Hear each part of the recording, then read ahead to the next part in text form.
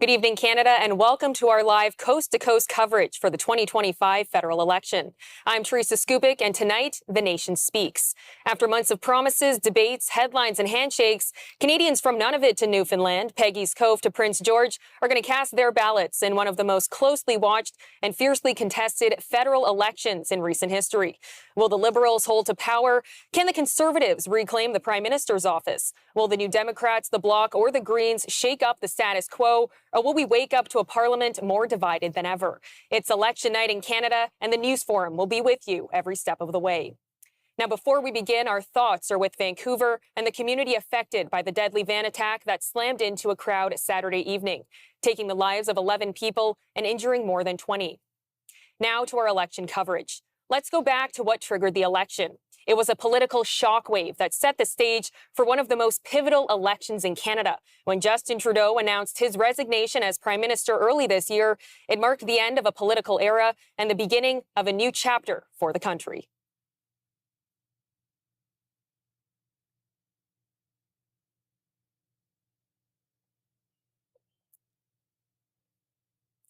Tonight, we're going to take a closer look at how Trudeau's resignation triggered the 2025 federal election and reshaped the political landscape. I'm now joined by Wyatt Sharp, Tanya Granick-Allen, Mickey DeJurek, and Anthony Fury. Thank you so much for joining me today. Thank you. We're happy to be here. We're super excited. Fior. he the was first running for city correction, councillor. the first correction of the night. Thank you. Okay, it's fine. Now, Mickey, I want to start with you. How significant was Trudeau resigning in terms of determining the outcome of this election, and what led to his downfall? It led to a pretty significant impact on this election. Pierre Poilievre, for the last 2 years, was riding high in the polls, was leading the Liberals by double digits, and he really was campaigning on everything is broken and essentially Justin Trudeau is to blame. He was so successful in his messaging that the Liberal caucus actually ended up revolting against the former prime minister because they didn't think that they would have any chance of winning this election with him. And we see in the polls, once Justin Trudeau resigned, the Liberal fortunes started to turn around. And the polls started getting higher and higher for the Liberals once he was replaced by Mark Carney. And then it went even higher after Donald Trump returned to the White House. So it really took away this argument that Pierre Poilievre has been trying to relay to Canadians about Justin Trudeau and he's to blame for everything. Well, he's no longer here.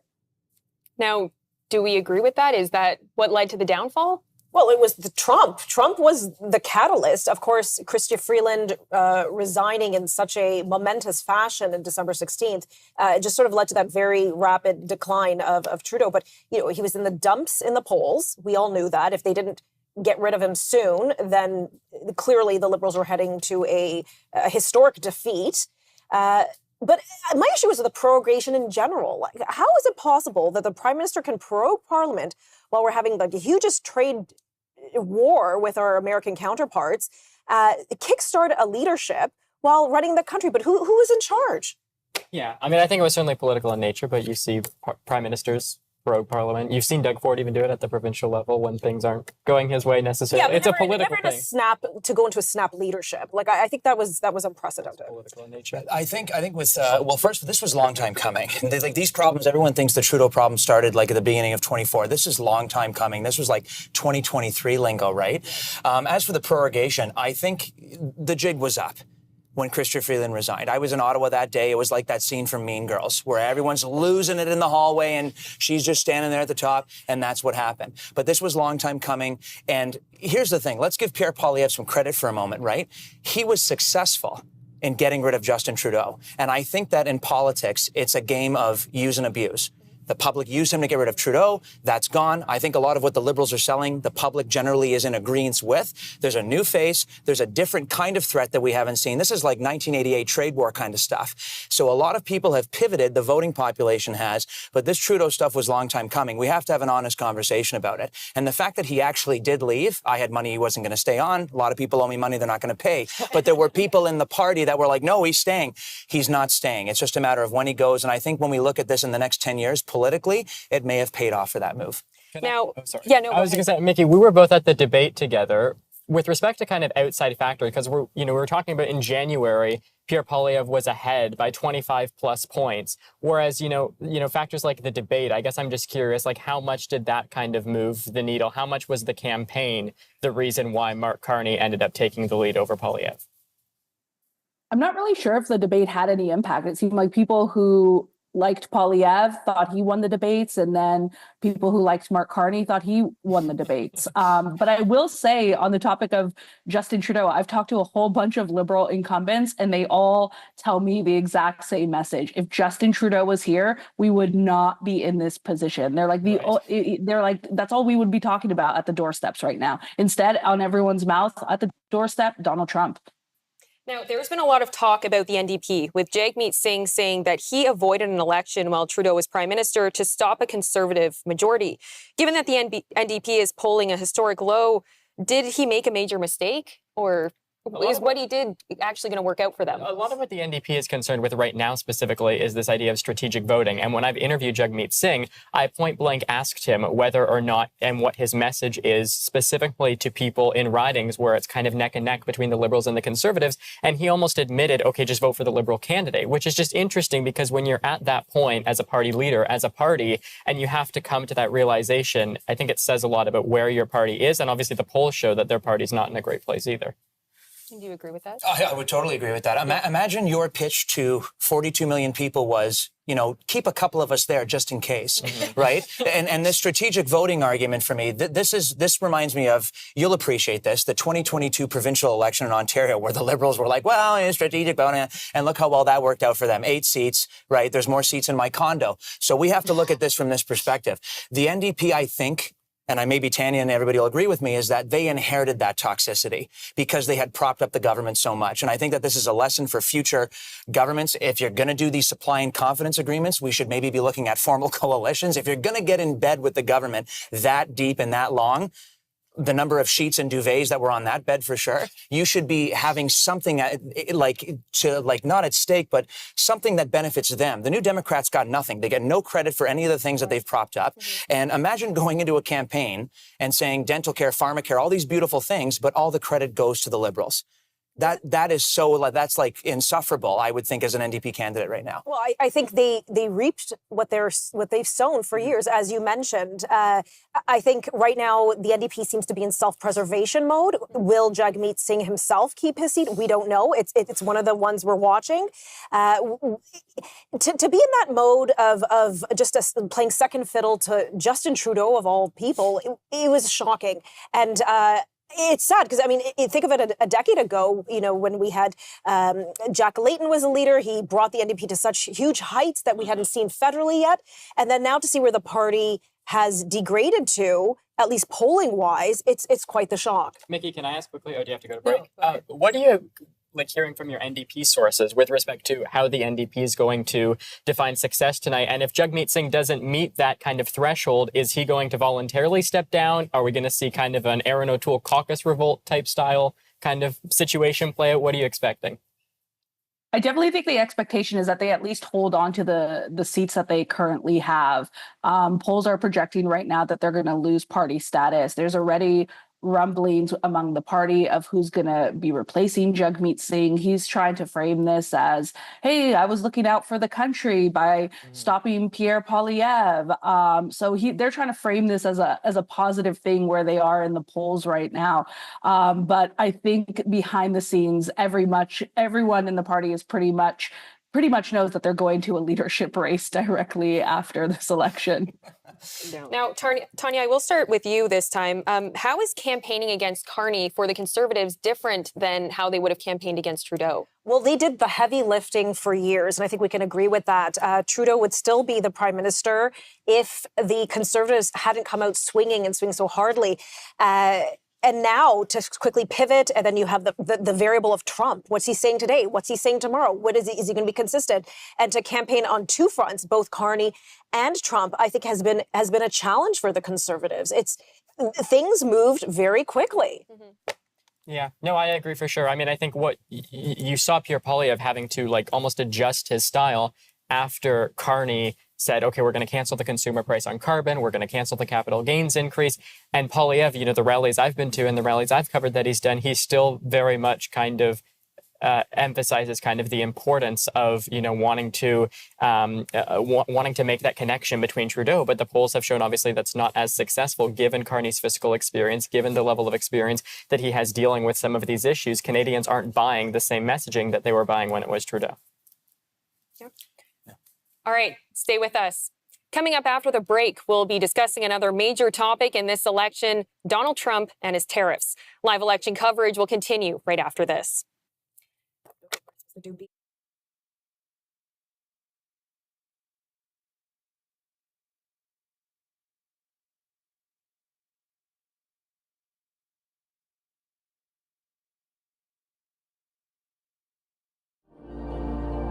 At the core of every good story is someone longing for answers.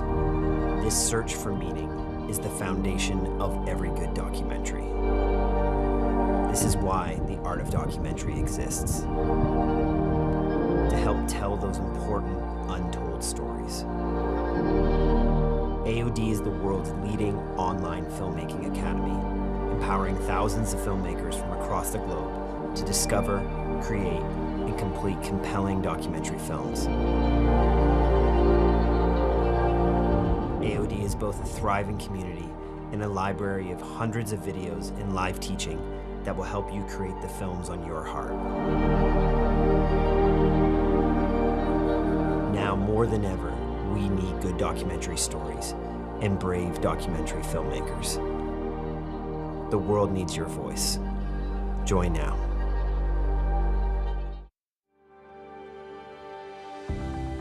Are you confused by which app to use to invest with? Perhaps a conversation with a professional is a better approach to investing for you. Our investment advisors are here to help you so that you don't have to invest alone.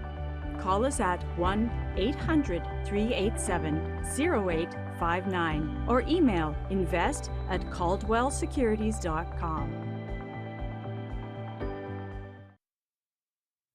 When it comes to parents and kids, the headlines are heating up. Many parents are pushing back at school boards, calling out what they see as ideological indoctrination.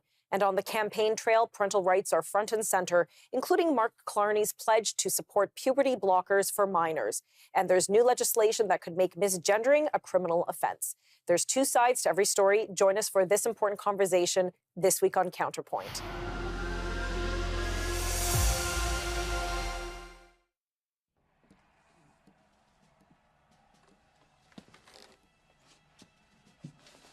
Wasn't easy growing up on Sargent Avenue. Bunch of Icelandic boys, nobody wanted around. But hockey was good to us. We're signing up then, George. Only if Carney here joins up with us. And the war came along. Broke up the team. But we were needed, and we went. It cost us. Too much, maybe. I don't know. But I do know one thing. We still got some fight left in us, right, boys? It's the game we've been saving it for. For us. For Canada. For the boys of Sargent Avenue. The Winnipeg Falcons served Canada in the First World War. Two teammates never made it home. The rest went on to win the very first gold medal in Olympic hockey. Hi, I'm Tony Clement, host of Boom and Bust. The stakes are high in one of the most important elections in our nation's history. Don't forget to vote on April 28th, because your voice matters.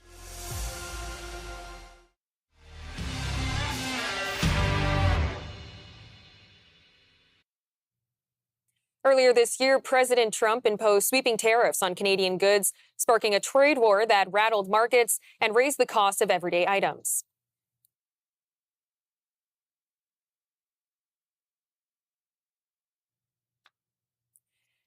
Initially, the Conservative Party, led by Pierre Poilievre, sought to center the election on domestic issues, including inflation and healthcare. But Trump's tariffs shifted the political landscape.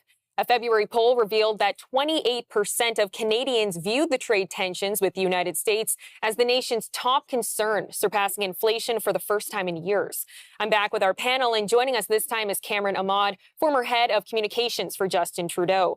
Now, it feels like all anyone's wanted to talk about is Donald Trump and his tariffs. So, Cameron, I'm going to start with you. How big of a role has Trump's tariffs played in this election? And do you think that it's carried as much weight as it should have, or did it carry too much? Hi, it's nice to be with you. And I missed the first part of what you were saying, but I think I caught the gist of your question there. So I'll just jump right in. I think tariffs and the threats from the United States carried an enormous amount of weight in this election, as they should have. I mean, this is one of the biggest challenges that our country faces in memory. It's a huge threat to our economy, to millions of Canadians, to businesses, border communities, really all aspects of Canadian life. And it's a relationship we've relied on for generations. So absolutely, it's something that should have drawn the attention of all party leaders. And I think what we've seen is an ability by the Liberal campaign to really capitalize on this issue by providing a clear message and providing a clear response to the threat, which is why Canadians have responded so positively to Mark Carney. Cameron, I first met you in the 2021 campaign during a press conference in which I was a little bit of a younger version of myself. But when I met you there, I mean, like the dynamics. I always knew you'd end up somewhere big, Wyatt. Thank you. But like when I think back to that election, obviously it was like looking at the polls then, like we had a decent idea of where it was going to go. And this time, like the polls are obviously hinting at a Liberal government, whether it's a majority or minority, we're not that sure as of yet. But the Conservatives, like they're still projected to gain seats. And it just seems like it's the first election in a while where quite literally anything could happen. What are you kind of watching for tonight as we kind of get closer to the first poll closings?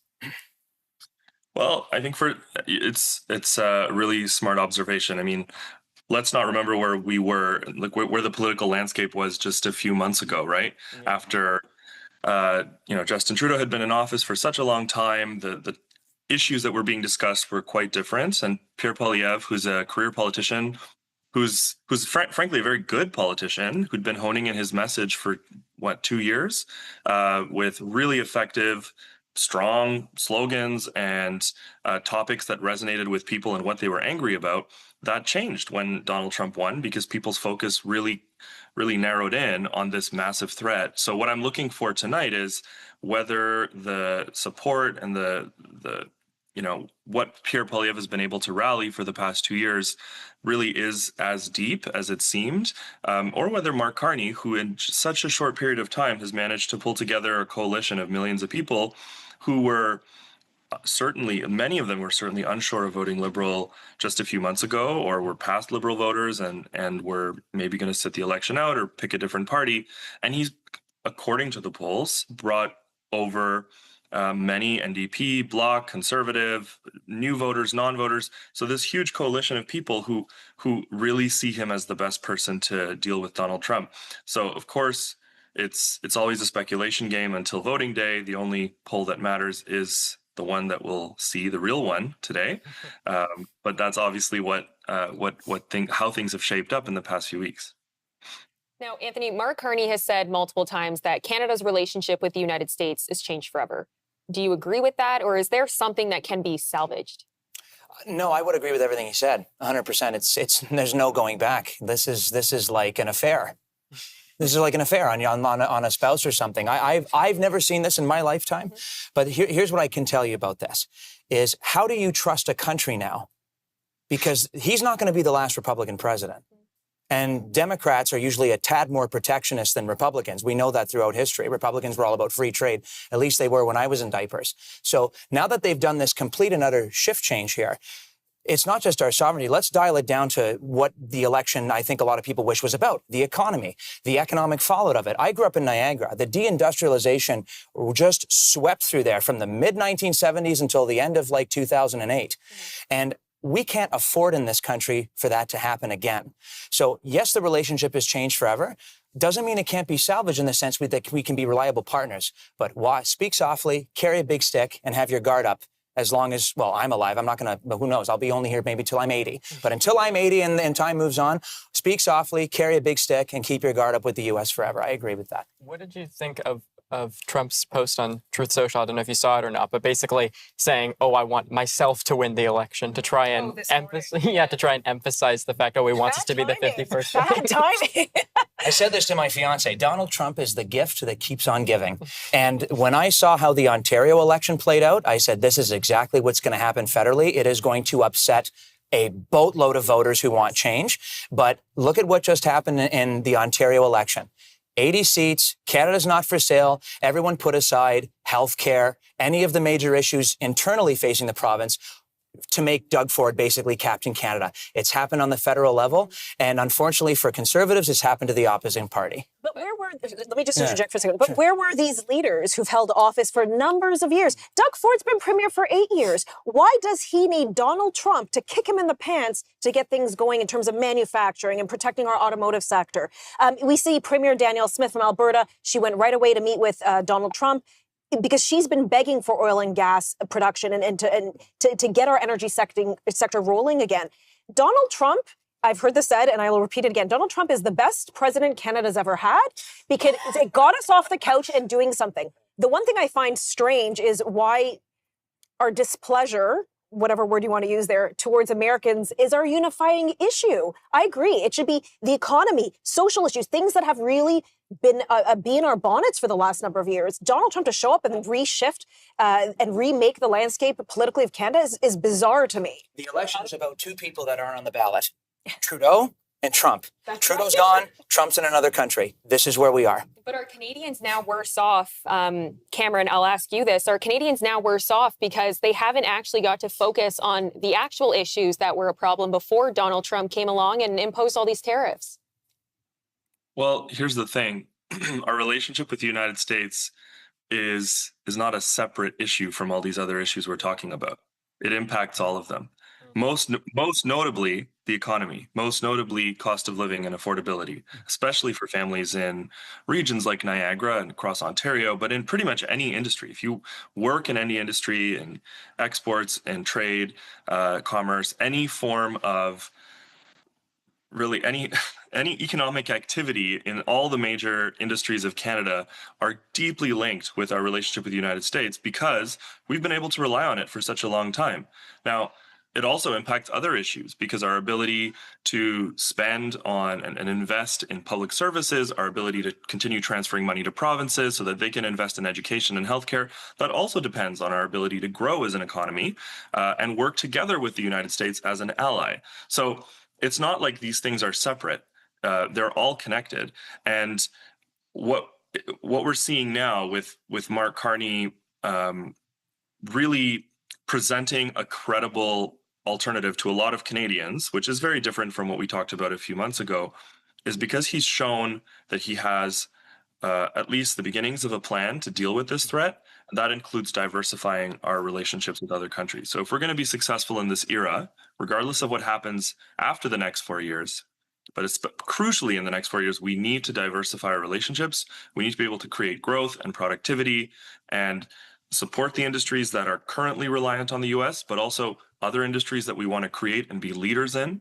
Yes. He's been able to talk about that in a way that the Conservatives have simply failed to do. Yeah. Like energy, lead in energy.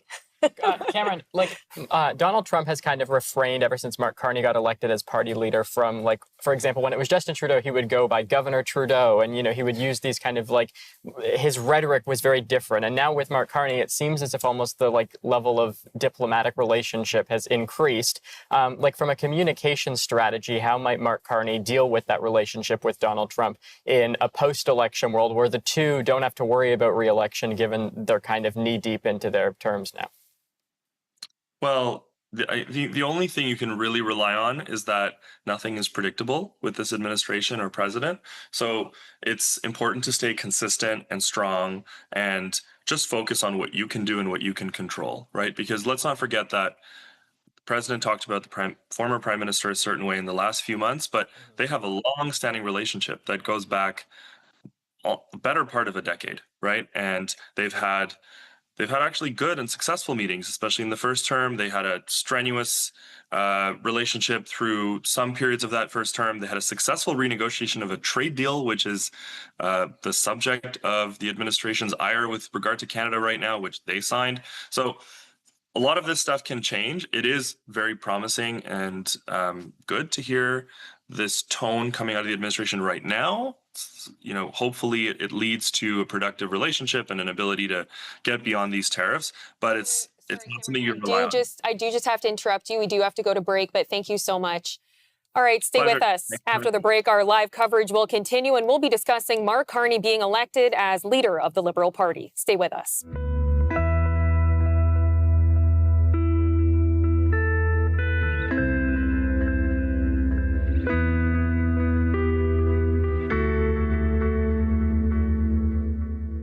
A lot of our homes are run on propane.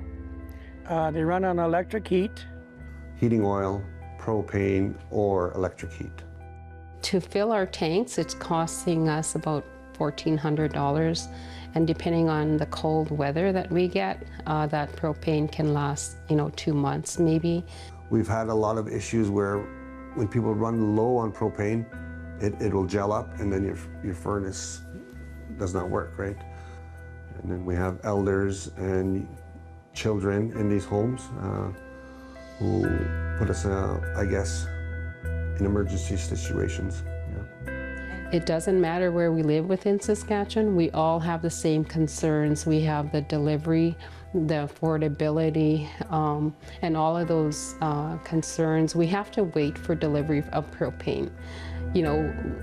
When you're out, you're out. So we have to get on a list of delivery.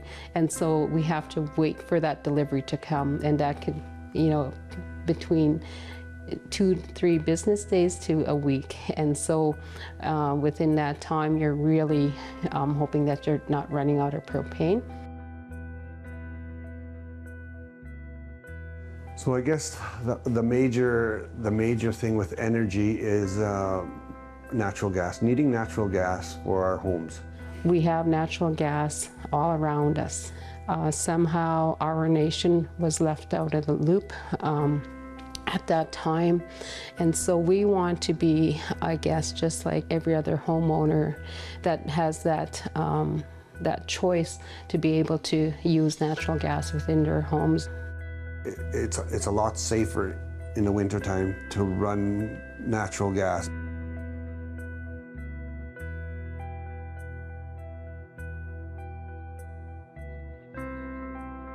So representatives of our nation went to NRCan. NRCan is not interested in funding fossil fuels. They're not interested in reducing energy poverty in our nation. Yeah, so I think that's the government's focus, is to go down a more greener infrastructure for the future. But how long is that going to take? 20 years of lobbying for natural gas, and it's time that it's listened to and that they take this seriously. Come to my nation and see how my people are living and the struggles that they have day to day out here because of the high cost of energy, electric heat, propane. Come and see for yourself. And you're telling me we're not interested in bringing gasification out here or to fund it because you're waiting for renewable energy? Doesn't sit well with me. We're just going to keep saying it over and over and over until it's done.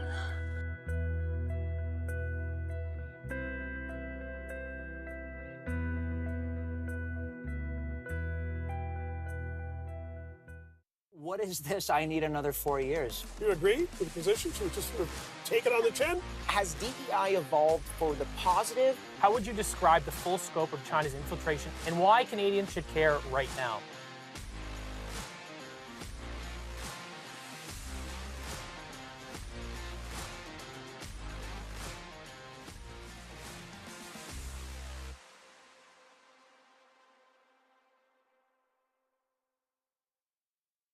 Where does a great idea begin?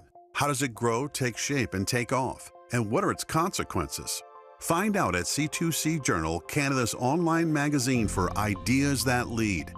Many Canadian media sources simply follow the herd and produce the same old tired storylines. Our writers are different. They're not afraid to chart new paths, to immerse themselves in their stories and discover new ways of looking at things, to shake off conventional wisdom and get to the heart of the real issues. It's a commitment that puts us at the forefront of finding solutions to our country's most vexing problems, and it's rooted in the foundational beliefs of Western civilization: individual dignity, rule of law, free markets, freedom of conscience, pluralism, family, and genuine tolerance. C2C Journal is proud to celebrate Canada's past as well as its ability to meet the challenges of the future. Subscribe for free and discover the stories that are changing minds across the country. C2CJournal.ca.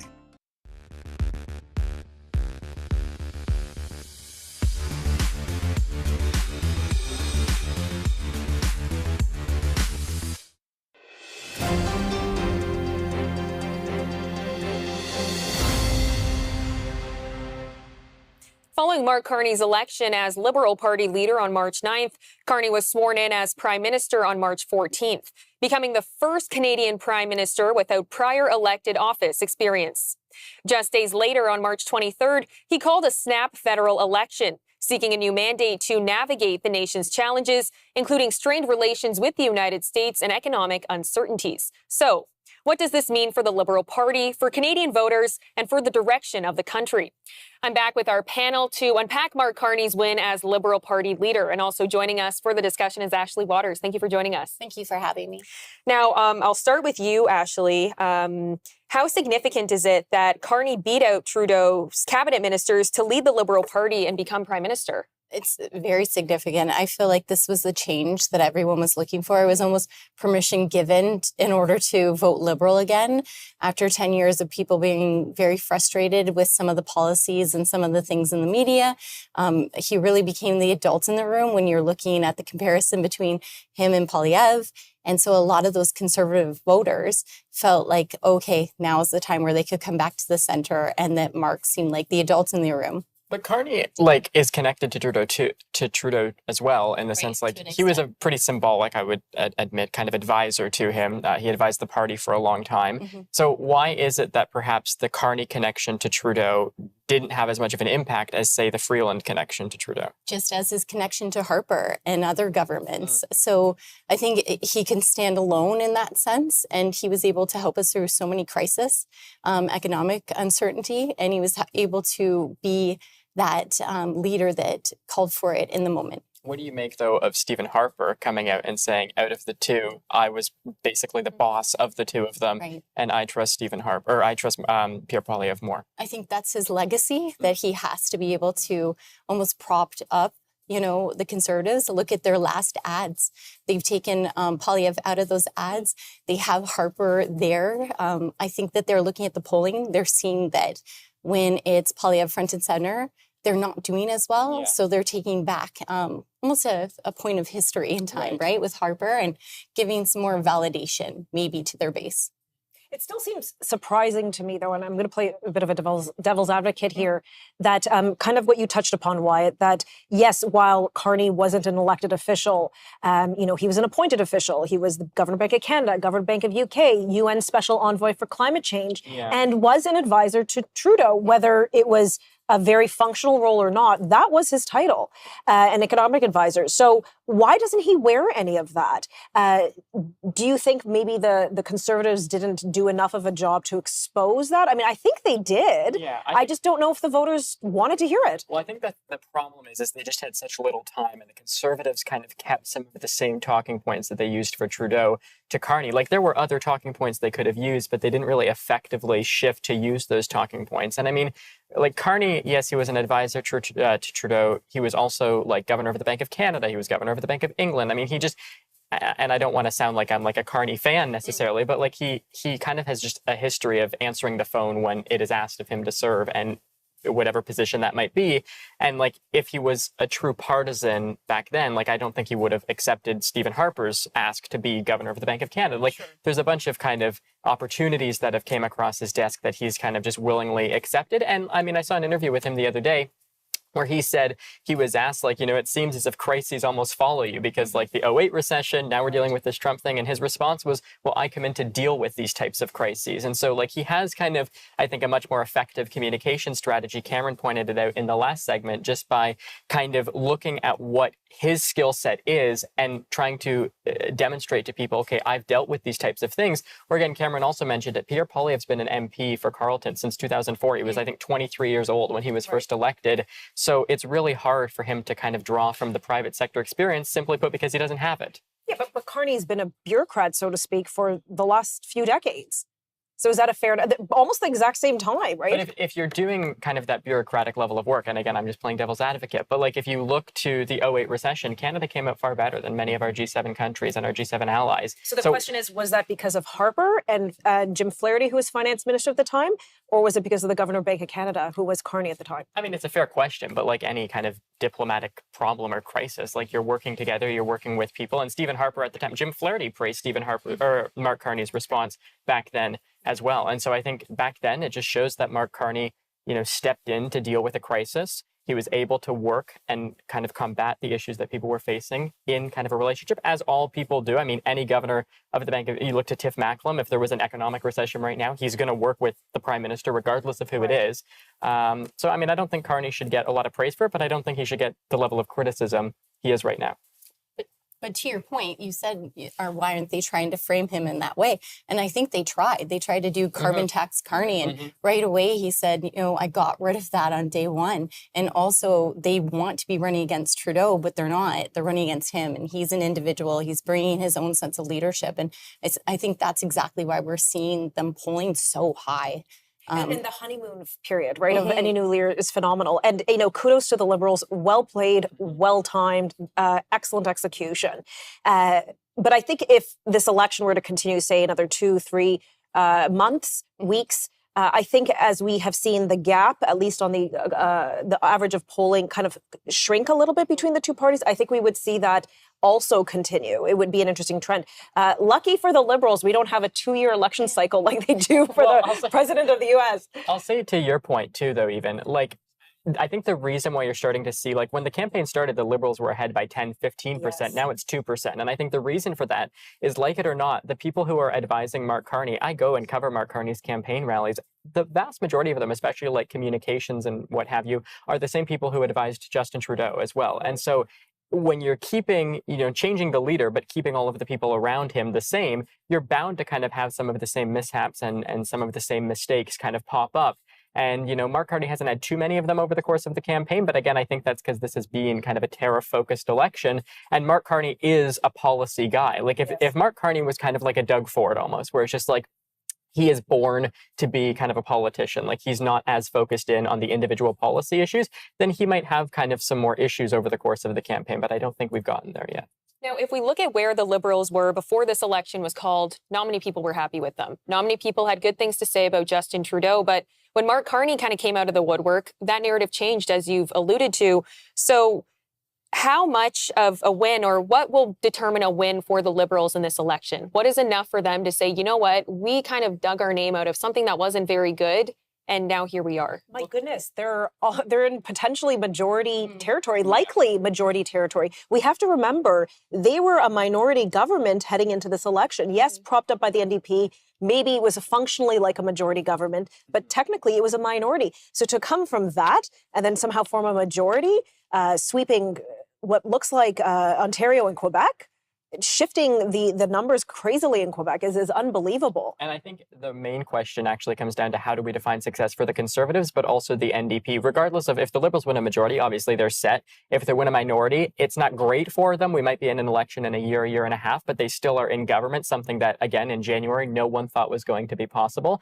But like for the Conservatives, if Pierre Poilievre doesn't win at least a minority government, but even if he does win a minority government, the Liberals aren't going to want to work with him. The NDP's not going to want to work with him. So he's still going to have a hard time. The question after the election, again, depending on how the Conservatives do, will be, okay, what is next for Pierre Poilievre? Again, are they going to lead a similar kind of revolt against him to what they did for Erin O'Toole? And then again, for Jagmeet Singh as well, the polls are showing he's going to be in single digits, possibly even lose party status, which if that happens, especially if he loses his own seat in Burnaby South, or I think Burnaby Central now with the redistribution, like the NDP was in a position to actually get things done in the last parliament, again, pharmacare, dental care, whereas their impact will be much, much smaller in the next parliament. And so Jagmeet Singh's going to have a lot to answer for. And I was talking to an NDP source earlier, and their kind of messaging to me was they think Jagmeet Singh will not go kind of willingly or voluntarily. They think he will, regardless of how many MPs they end up electing, have to be forced out by those MPs because he has kind of the mindset. And I've interviewed him. He's very kind of charismatic. He's a very nice person, very likable person. But he does have the mindset similar to what Justin Trudeau did, where they are, and even Joe Biden, where they think what they're doing for their movement is strong, and they're not convinced that someone else would be able to match their kind of commitment level to dealing with some of these issues. Now, Carney has called himself an outsider in a lot of this. I mean, we've already kind of talked about the fact that maybe he was, maybe he wasn't, but he's also really taken that Team Canada approach. He came out with the elbows up idea, the hockey jerseys, things like that to just unite Canada. How big of a role has that played when Canada was very divided and now seems more united than ever? But were we actually divided? Were we divided? I think so. Just because when you see so many people that were far right or going far left, and I think that's why, again, it's given us that permission to kind of go back to the center with Mark Carney. And when you look at those ads or Mike Myers, and I think it does pull on your heartstrings when you are Canadian and you want to protect your sovereignty. And I think that's exactly why the conversation can't move away from Trump. It can't move away from our sovereignty or the tariffs. And so many people that would have wanted to vote Conservative don't feel like they had that permission anymore because Poilievre has literally spoken those same speaking points the last 2 years that sound exactly like Trump.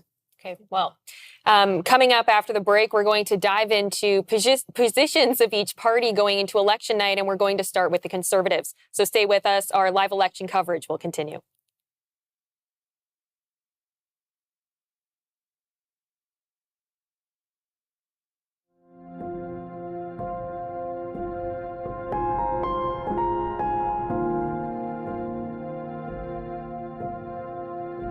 Unbankable is an investigative documentary that spotlights innovative financial initiatives rooted in Africa, alongside economic projects led by women's groups and the diaspora in Canada.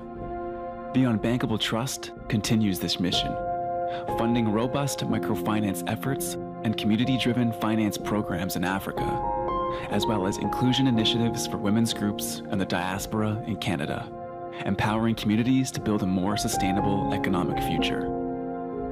To learn more about the initiatives featured in this film and to support the Unbankable Trust, please visit unbankablemovie.com.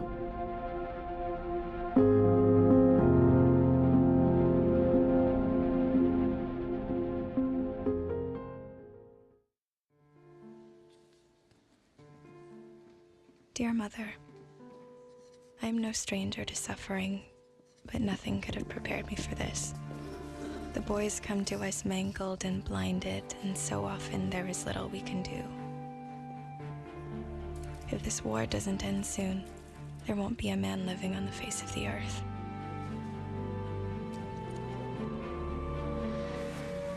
Air raid. But don't worry, we nurses continue. I continue. I'm glad I came, but I think very often how good it will be when it's all over and I'm returning to all I love most, home. Eleanor Thompson was awarded the Military Medal for her bravery that night.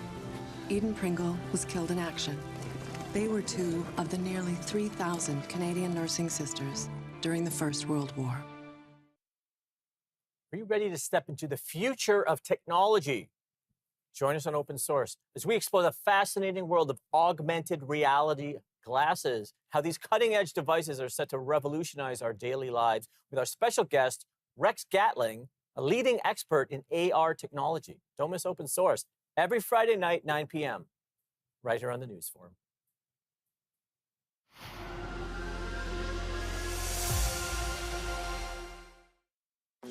You want to know where your produce comes from, if the beans used in your coffee are ethical, where your t-shirt was made, how the cotton was sourced. if the diamonds in your wedding ring are conflict-free. If oil and gas came with a label, you would learn Canada's industry is recognized as a global leader in environmental and social standards. This matters because oil and gas will continue to play a key role as renewable energy sources are adopted. Learn more at madethecanadianway.ca.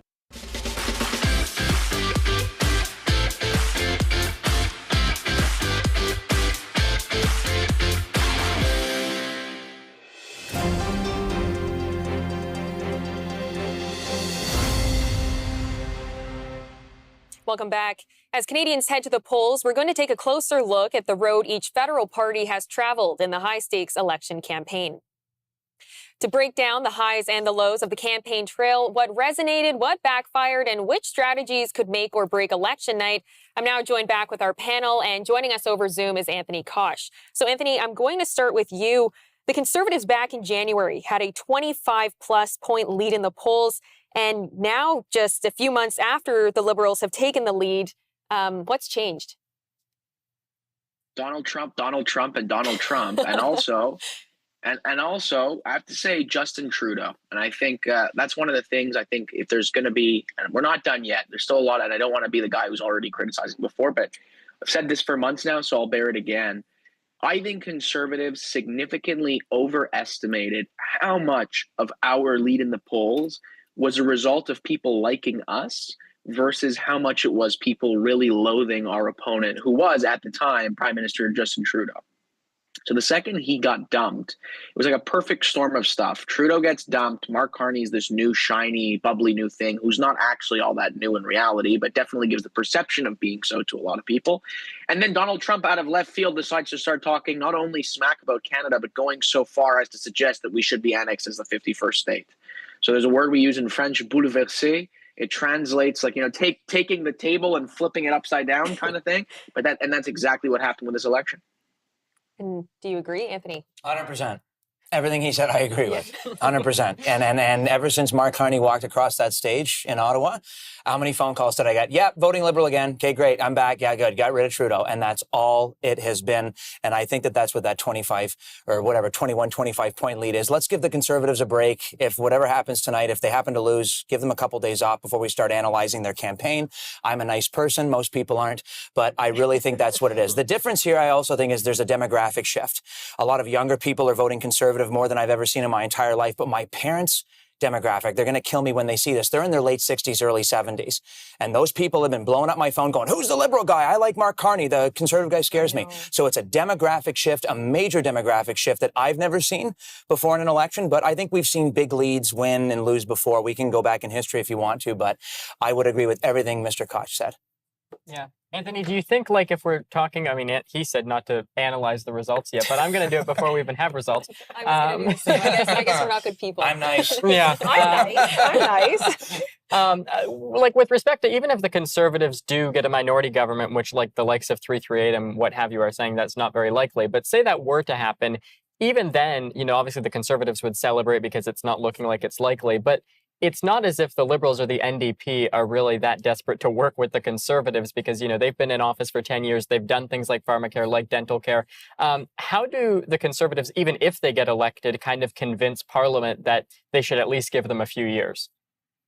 So here's the thing. Regardless, if this election ends up resulting with a minority party elected, regardless of whether that ends up being the Liberals or the Conservatives, the NDP is getting wiped off the map tonight. They're going to hold on to a smattering of seats, but the Greens are getting wiped, the NDP is getting wiped. So effectively, whoever in this hypothetical scenario where we have a minority parliament, whether it's the plurality of seats to the Conservatives, plurality of seats to the Liberals, the Bloc Québécois is going to hold the balance of power, which is why I say regardless, if we do end up with a minority parliament, that parliament will not last very long. This is not the same sort of thing that we've lived with for the last 3 some odd years plus, where you have this ideologically simpatico NDP that's very happy and tolerable to the public to prop up Justin Trudeau and the Liberals. This would be an altogether separate thing, with basically giving separatists the keys to the kingdom to decide what passes and what doesn't in our country. I don't think it would be very workable, regardless of who actually takes office. And I don't think that the Canadian public would be all too keen to watch that play out. So if we do end up with a minority parliament, I suspect it to be very short-lived. And I suspect we'll be back on a show like this in short order, analyzing new election results within the year. Wow, sounds like the early days of the Stephen Harper prime ministerialship. We were election after election after election. Consultants made a lot of money at that time. Yeah. Now, We're in the wrong business. what might the future for Pierre Poilievre look like, though, if the Liberals do win? Will he continue to be the leader of the Conservative Party? I think that's a question for Anthony. or a question we ask later. Maybe we should wait till some of the results come in. I don't want to start reading the tea leaves this early on. Yeah, I don't know. I mean, I think the question about Pierre Poilievre, I could see maybe the people thinking like, he deserves another chance given, again, in January, he was ahead by 25 plus points in some cases. But again, like Aaron O'Toole, people didn't waste any time trying to get rid of him after he lost in 2021/2022. So politics is politics. And I feel like people won't really care too much about emotions. I think Ben Shapiro, facts over feelings. I feel like that might be the case this time. And remember, Andrew Scheer, when he was running as leader, I mean, he won the popular vote. He increased the vote share for the Conservatives. And party members are not forgiving people. It's like you didn't deliver the goods, out with you. Yeah. What's Pierre Poilievre's campaign actually about? Exactly. Pierre Poilievre. What are Pierre Poilievre's polling numbers like for likability? Well, they're negative numbers. Okay, so but they like the wife. Amazing, but we're not voting for We're not voting for Pierre Poilievre's wife. We're voting for Pierre Poilievre, and I think that's what they've made it about. We're gonna let Anthony jump in. If you'll allow me to push back a bit, I think this is very much why the results are going to matter, because it is entirely possible that in terms of the popular vote, Pierre Poilievre will have the best result for a Conservative leader since Brian Mulroney. And he'll actually exceed the percentage of the popular vote that Stephen Harper received in 2011 when he won his majority government. It's just, this is this super weird election that is extraordinarily polarized between two parties. I think that's going to be the bigger question for the Conservatives, depending on how this plays out, which is how do we win in a scenario where we can't rely on the NDP getting 15 to 20% of the votes? If it really is one-on-one Conservatives versus Liberals, and now 40% is not enough, you need 45. Yes. How do you get to that 45? Well, and so Anthony, I'd be, I was going to say, but I've had this question I posed this question to guests I have, and they said, well, that is just simply the demographic or the political makeup of this country. We are a center-left country. So the Conservatives will never on their own get more than that, because that is the makeup of our electorate. What do you think? How do you respond to that? Well, I was going to say, back to your point, too, even, we were talking about this earlier, at least Poilievre's campaign is about something. Like, if you looked at Aaron O'Toole in 2021, it was, and again, we said this earlier, he was like, okay, we don't want vaccine passports. Actually, vaccine passports are popular. Or like carbon tax. And you said to me, you were like, we don't want a carbon tax. Actually, we want a carbon tax, but we want to change the mechanisms of how it's implemented. At least Poilievre seems to be a little bit more principled with what he's saying. And consistent. Can I ask Anthony a question? Am I allowed to? And now we're going to read the tea. No, I don't know. I'm just hanging out with you guys. Could there potentially be another fracture in the Conservative Party? I know now we're back to the tea leaves again. Could there be another fracture in the Conservative Party if they lose again with this? Like, could we see something like late 80s, 93? I don't think so. I mean, no, neither do I. I mean, this is like the classic every election. I was hoping we weren't going to have this conversation again, but it's always, Conservatives love to engage in this sort of activity, right? Which is, are we going to knife the leader? Are we not going to knife the leader? Are we going to have, and I can say, especially, I'm a part of the generation of people who grew up only knowing a Conservative Party. The PC reform divide means absolutely nothing to me. It's something that I read about in history books. It's cool. It really means nothing to me, to be honest. Yeah. It can be helpful in certain contexts, but I mean, man, like this party has been together for 21 years now, right? This is not, not to make people feel old watching at home, but I'm saying this is not a recent occurrence. And there's not only an entire generation, I'd argue there's probably two generations of Conservative activists, electeds, people who are involved in one way or another, who only know this united party and for whom the old PC reform divisions mean absolutely nothing. I think there is a concern that there will be growing discontent in some of our Western provinces about the fact that they keep getting stiffed and, sort of lack of faith in this idea, like was just said, this idea that Canada is a fundamentally unconservative country and will never be able to win an election again. And because of that, we need to start considering alternative political arrangements. I think there's a bit of a risk for that. I still think it's a little bit early. But no, I do not foresee, again, I always make this joke. There's about 12 red Tories left in the entire country. Most of them are voting for Mark Carney. But that sort of old fissure or that old dividing line, I know I'll say this and there's going to be 6 people on Twitter who are going to get very upset with me. Yes. But other than that, it's just not really that real. There's a whole slew of people that are conservative for any number of reasons. But that idea, like the people who missed the old PC party, are liberals who never voted for that PC party when they had the option to vote for it in the first place. So, Anthony, I agree with you there, but let's not forget the PPC. That it was a split. Maxime Bernier, a former leadership contestant, did split from the party. And in the last election, they garnered 2.3%. I'm sure this time they're polling like 0.9. Well, they're polling very low, polling very low. But what I'm saying is, I'm sure the conservatives would love that 2% if they're, and how many conservatives are just staying home and saying, you know what? None of these, this party doesn't appeal to me. I don't want to vote for this. I'm just disenfranchised. I mean, that is always the big variables. How many are just simply staying home and not voting? Yeah, and you can actually see that. Sorry, because that's a very good point. You actually see that in 2021, if every conservative or every voter that voted for Andrew Scheer in 2019 got out to vote in 2021, the conservatives would have actually won that election. So you can see in that case, in 2021, that argument that there was a bunch of conservatives who said, you know what, it's not worth my time. I'm not getting up and going to vote. That was a very real phenomenon. I don't think you're going to see that this time. I think we're going to see very high turnout. I think conservatives are quite motivated. In terms of the PPC, the problem with the PPC... I do just have to interrupt you. We'll be joined back with Anthony Koch and our panel right after the break. Stay with us. We'll have more of live election coverage right after this.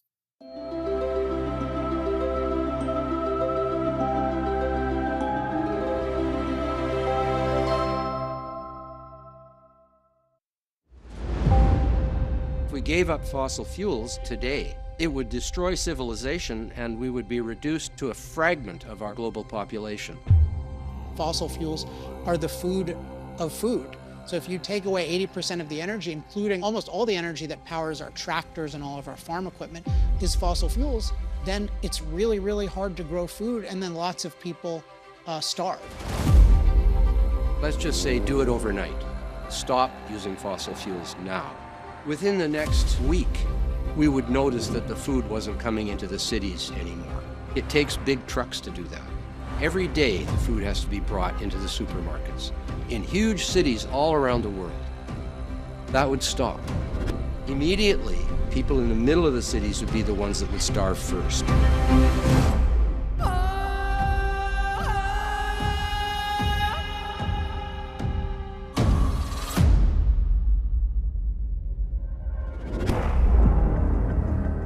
Developed world, we are telling the underdeveloped world, hey, don't use fossil fuels. That's a big message of ours, right? Somehow do sustainable development, but don't use fossil fuels. And that's a really cruel kind of thing to do. Canada could turn off the taps tomorrow, but it's not going to stop global energy demand. If Canadian energy resources can be produced in a manner that's responsible, why shouldn't Canadian energy resources be supplying that demand globally? Our goal is not to save the planet from human beings, it's to improve the planet for human beings. We need a perception change, that there is no them, there's no us. It's all we. We're all human.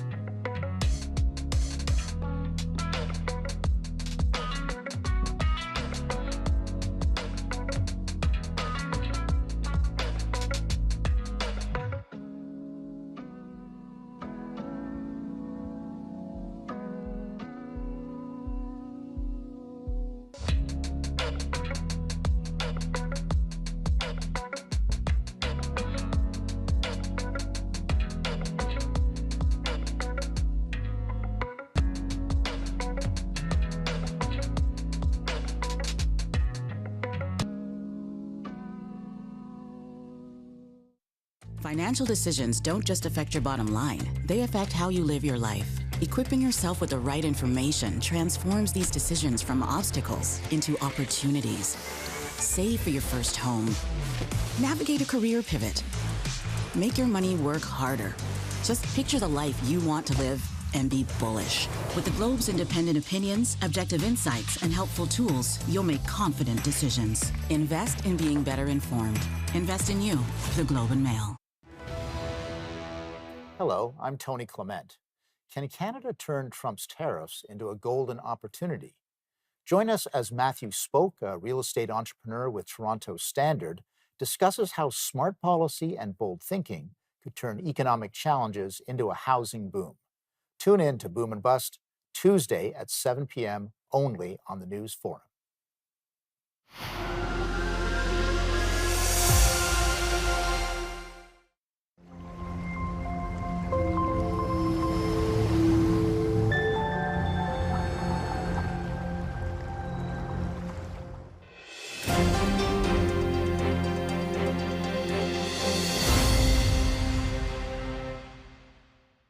The Conservative Party has positioned itself with a clear message. It's time for change. Led by Pierre Poilievre, the Conservatives have campaigned on a platform centered around affordability, economic discipline, and restoring what they call common sense governance. From cutting taxes and slashing government spending to scrapping carbon pricing and tackling inflation, the party has framed its plan as a direct response to years of Liberal leadership. Our panel is now going to break down what the platform really means and who it's speaking to and how they could shape Canada's path forward. We're also going to welcome Anthony Kosh back into Zoom. But Anthony, I'm going to start with you again. What was your overall take on the Conservative platform? Has it resonated with Canadians the way Pierre Poilievre had initially intended it to? Well, I wrote a piece in the National Post actually on this, and it's quite amazing to see. But we referenced it a little bit earlier in the show. There's a massive generational cleavage that's sort of cutting right down the middle of the electorate. And that generational divide has experienced the election campaign in very different ways. So if you're 55 plus, this election for you was 1,000%. For the most part, there's exceptions to every rule, but it was disproportionately about Donald Trump. That's what you were worried about. And the Liberal campaigning and advertising and policy promises were all very much in that vein. The Conservatives have been talking about domestic issues, the lost Liberal decade, the fact that for 10 years our country has been stagnating at best, regressing at worst. It doesn't matter whether you live in a city, whether you live in a rural area, whether you make a lot of money or whether you make nothing at all. Your quality of life has declined quite a bit. You know, unless you're a property owner who's enjoyed 10 years of massive asset price inflation, which is a whole other topic. But the point being, I think on that axis, on people that are voting primarily with domestic considerations in line, the Conservatives have been extraordinarily successful. But there's large swaths of this country, for better and for worse, who don't live the same reality as, let's say, people of my generation that are trying to get onto the ladder. If you're somebody who bought your house in the 1980s or the 1990s in a major city, you know, I like to disparagingly joke, but basically saying, you know, for a pack of smokes and a $5, and I'm exaggerating, obviously, but you get the point. And now you wake up and you've got a property that's valued anywhere between $1.5 to $3 million. When people start saying things about Canada being broken, you don't know what they're talking about because you live in a mostly nice neighborhood and you're doing fine. Your retirement account is flush with cash. I think there could have been more emphasis placed. You know, I just came from the BC Conservative campaign. I was the chief spokesperson out there. I think was probably the most right-wing campaign in Canada in a very long time. And we had actually a great degree of success in certain urban areas, and especially with different cultural communities, because we emphasized things like crime, drugs, you know, education in schools and stuff like that. Now, different jurisdiction. I know the Conservatives federally have put some emphasis on this, but I think, and I'm assuming Tanya is going to agree with me on this, that I think Conservatives in recent years, and in this election potentially a little bit too much, have overemphasized the economic message to the detriment of all others. And I think that in certain parts of the country that harms us a little bit. Yeah, no, I agree with you, Anthony. There you go. You were right. But look at the cover of Maclean's, for example, right? The rise of the conservative youth. He's bang on. We have people who are maybe still working, maybe running entrepreneurial things, but it's sort of in their latter years, latter generation of life, who are making decisions that are impacting the younger voter. And I know we have a whole segment on this later on. But when we have, you know, these kids, these young, maybe first-time voters who survived woke ideology, survived DEI in college and universities, who are now saying, you know what? I can't even afford a house. I'm now of marrying age, or should be. I can't even buy a home. I can't even secure a job. I work in now only a gig economy because that's all I can. Yeah, I think I'll just touch on that briefly. Like, I think if we're looking at why young people are trending more and more towards the right, I think you did definitely touch on it. I think they're more so concerned with wanting to be able to buy a home than some of the social issues that are certainly kind of occupying our media atmosphere right now. But I think more importantly is like looking at the reasoning for why this is. And I think a lot of it has to do with social media, because the rise of conservative youth is certainly something that is happening. But I think also on both sides, whether it's, pushing towards the right or pushing towards the left, and oftentimes now we're seeing it kind of where people are going towards two extremes, or, especially young people going all the way to the right or all the way to the left. And again, I think a lot of that has to do with social media algorithms that are kind of pushing people down certain rabbit holes. And it's not even just with young people. It's just people are kind of feeding into their beliefs. They're kind of living in their echo chambers, only listening to what they want to hear, which is obviously, it can be dangerous to some degree. You start to get kind of involved in kind of the atmosphere of misinformation and such, which I will say, like, we haven't really seen that playing as big a role in this election as we did in previous elections, even 2021, certainly. Like, I think there's a lot of conversations to be had, but especially with China interference. We can have those later. I want to bring up a topic that Anthony's spoken about, another guest actually talked about, and we've talked about on this panel, Donald Trump, and the fact that he played a huge part in the fact that the liberal polls shifted. So why did the conservatives not change their approach a little bit and talk about how they deal with Donald Trump? That was one party that really kind of stayed away from it. Let me ask Anthony too. Do you agree with Corey tonight, Anthony? Listen, I'll put it to you this way. Regardless of what anybody wants to say, I don't think when there's still soldiers in the field and the battle's still being fought in a general election campaign, I don't take pot shots at my team. There's going to be, and there's going to be plenty of time. Listen, everybody know I've come out against leaders of my party in the past and tried to get people dumped and all that. And so I'm no saint here either. But in every single time when I've taken a stand in disagreement with my political party, I've always waited until the election was over first, because that's the way you're supposed to do things. So we're going to have plenty of time to talk about what could have been done, what should have been done. But with regard to Mr. Tonight, regardless of how I feel about the strategic value of some of his analysis, I don't think the timing was opportune. But I will say this. I do think Mr. Poilievre, you saw even today, he had a very strong tweet against Mr. Trump intervening in our election. I think that some people thought this was going to be more of a blowing in the wind type moment instead of a mainstay, where we were going to have nonstop, week on week, Trump couldn't help himself making comments about Canada over and over again. And I think, yes, that the silence in those early few weeks definitely hurt. It allowed the Liberals to sort of take up the mantle of that issue and take it from us. Why? There's a whole bunch of questions. Why? I guess that'll be more for the post-mortem.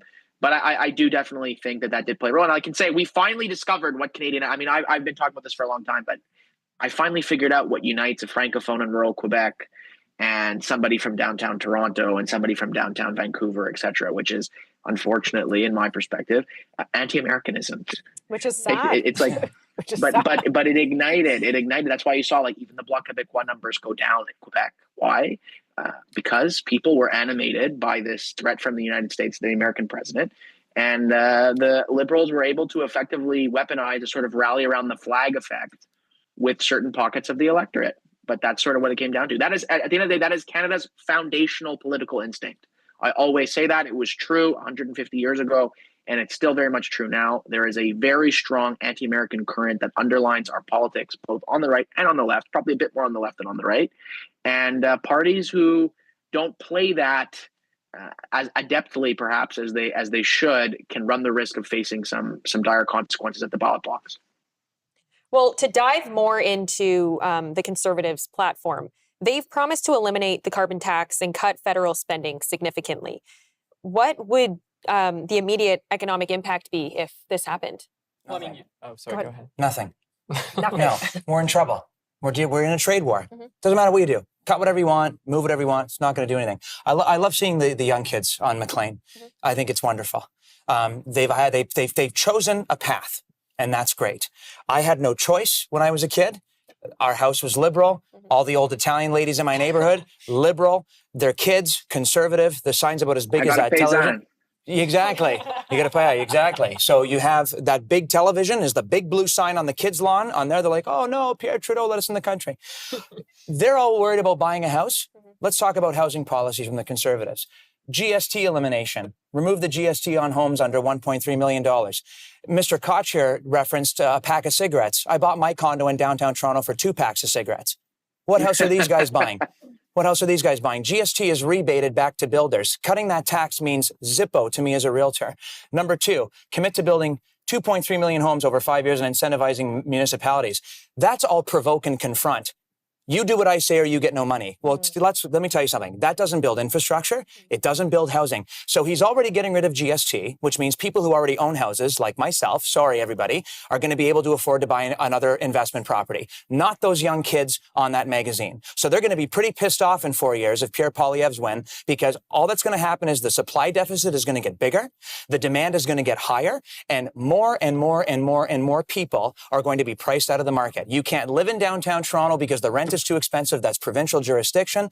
And the fact that we can't build houses is because for 40 years, we've significantly underfunded those files. And that's why we're in this mess right now. It's not only that, though. I'll say this really quickly. And I think this is the frustrating part. And people finally started to talk about it, liberals included. But the real reason our housing markets run out of control, and a part of it is that we don't build, you're correct. But a lot of it is that we have the highest immigration rate anywhere in the developed world. Okay. And it's like nobody wanted to touch that for the longest time because of the nasty implications that certain people take it in a direction that it's not supposed to.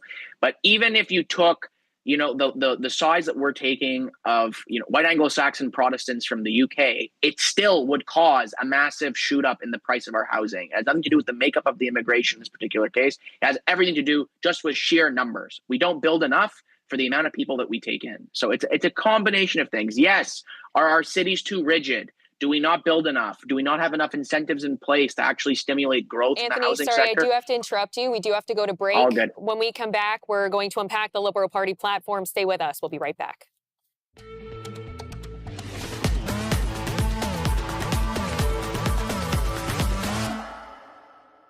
We take CO2 and we grow algae. We use 2 tons of CO2 to grow 1 ton of algae. Hi, good morning. I'm Grant Smith. I'm the CEO of Pond Technologies. We're located here in Markham, Ontario at our headquarters. So we use, like our tank behind us here, we use light. We use special LEDs to grow the algae, and we connect to an emitter stack. So any source of CO2, it could be a natural gas power plant, it could be a brewery, a food company, an ethanol facility, any source of CO2. We funnel that CO2 into the tank, we turn on the lights, and the algae starts to grow. And what we're finding is that there's many, many needs for algae now. In the nutraceutical space, pet food companies, wellness companies that are using supplements, and they put algae in there for the protein. But there's also a lot of pigments and antioxidants within algae that you can extract that are very, very valuable. There's a blue pigment called phycocyanin. There's a red pigment called astaxanthin. And these products work very, very well. And we can extract the natural blue color out of the algae, and it can be used in products that you might recognize here, like Smarties, so that the blue and the green that's in the Smarties is naturally colored using spirulina that's grown by Pond Technologies. We can capture that CO2 and we can grow a specific species of algae that maybe is high in oil and high in protein. So you take a salmon farm operation as an example. A lot of salmon are fed corn and soy, which are, land-based crops, but this is a predator that needs oil and protein. By adding even a small amount of algae into their diet, you're giving the fish the proper diet. Entrepreneurs are coming up with all kinds of interesting, unique ways to cut down carbon emissions while creating useful products.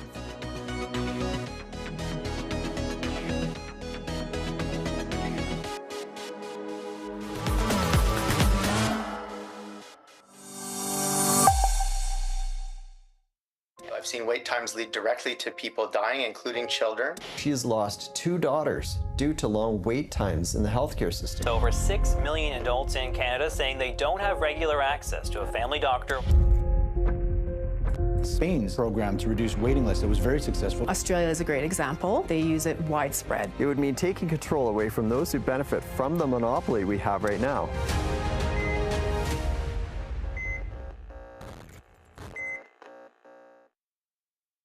Canadians take pride in our healthcare system, but what do you do when your doctors can't provide adequate solutions? This week, Kaylee Duggan shares her firsthand experience of navigating the system when a mysterious illness left her unable to function at the age of 19. Don't miss this eye-opening and inspiring conversation on A Healthy Dose, Saturday at 9:30 p.m.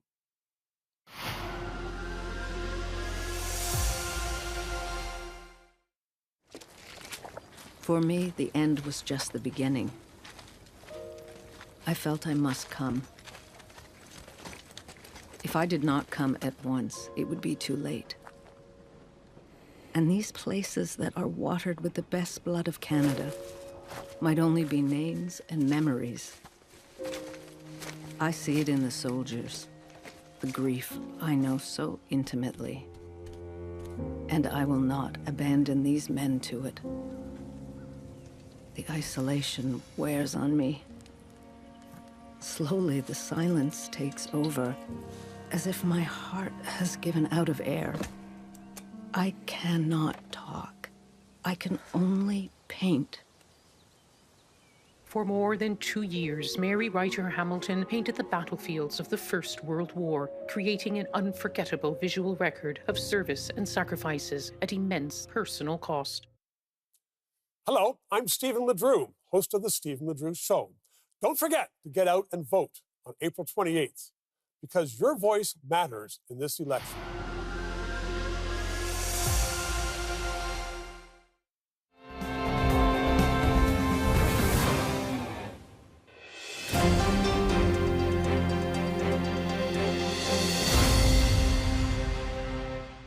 Welcome back. We're now going to turn to the Liberal Party. The Liberals are campaigning on a platform that blends experience with renewal.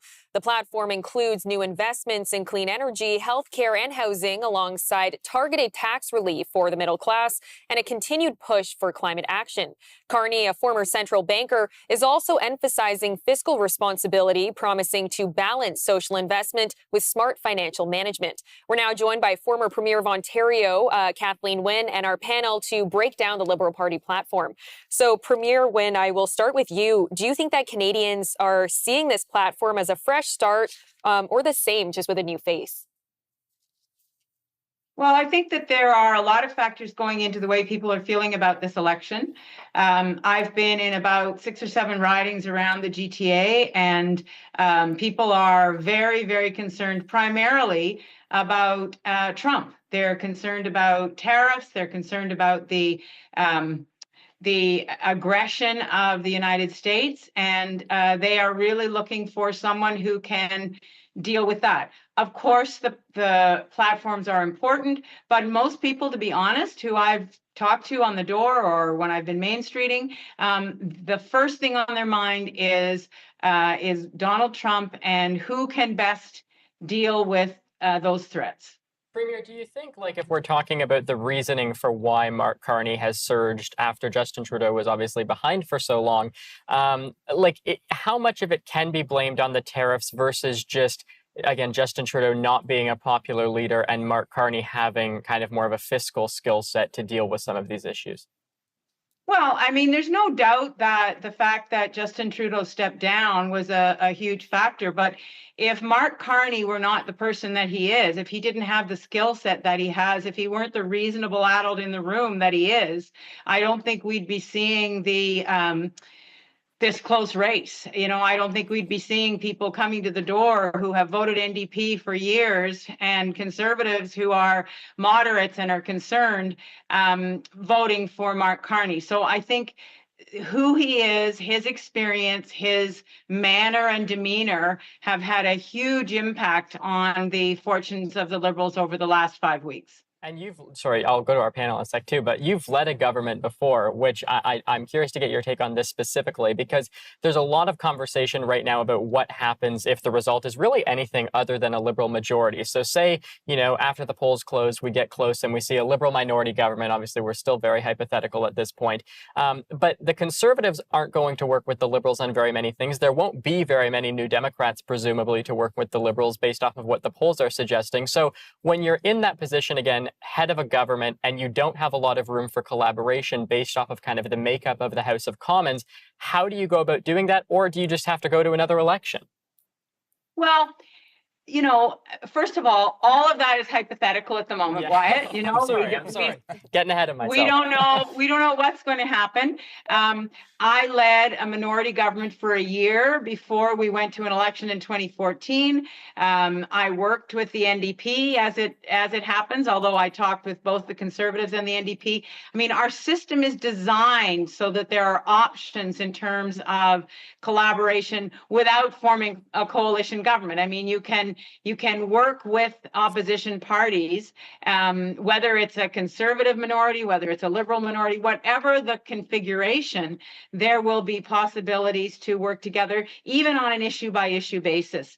And I'm not suggesting that the Liberals and the Conservatives would work together, but we just don't know at this point how many bloc members there will be. We don't know how many NDP members there will be.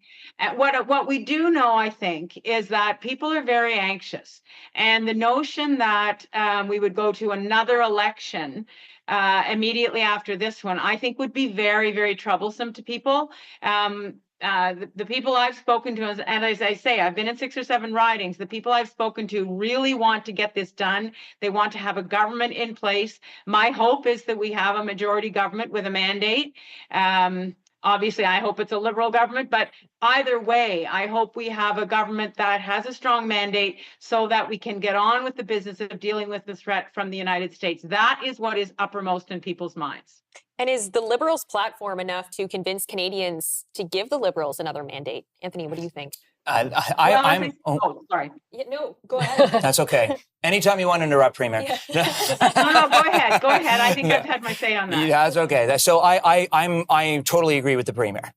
Everything she just said. No matter what you put in this platform, I don't think anybody's reading it.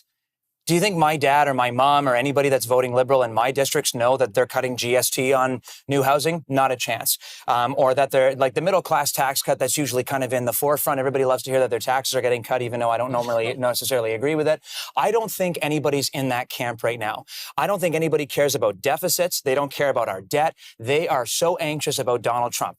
I talked to Tanya about this in the break. This is like 88 election trade war. But I think the anxiety levels are like 2021 COVID-19 kind of things, especially with the older demographics, because they've seen this before. They've seen what happens with this sort of like, you know, are we becoming too taken over by the United States? I think that was John Turner's line in the 88 debate was we did so much to separate ourselves from that. And that's where a lot of this anxiety is coming from. No one's talking about deficits. I did an editorial about this on my show. Do you think anybody watched about the deficit? They cared about what we were saying on tariffs. But that's a shame. It's a crying shame because just forget Trump.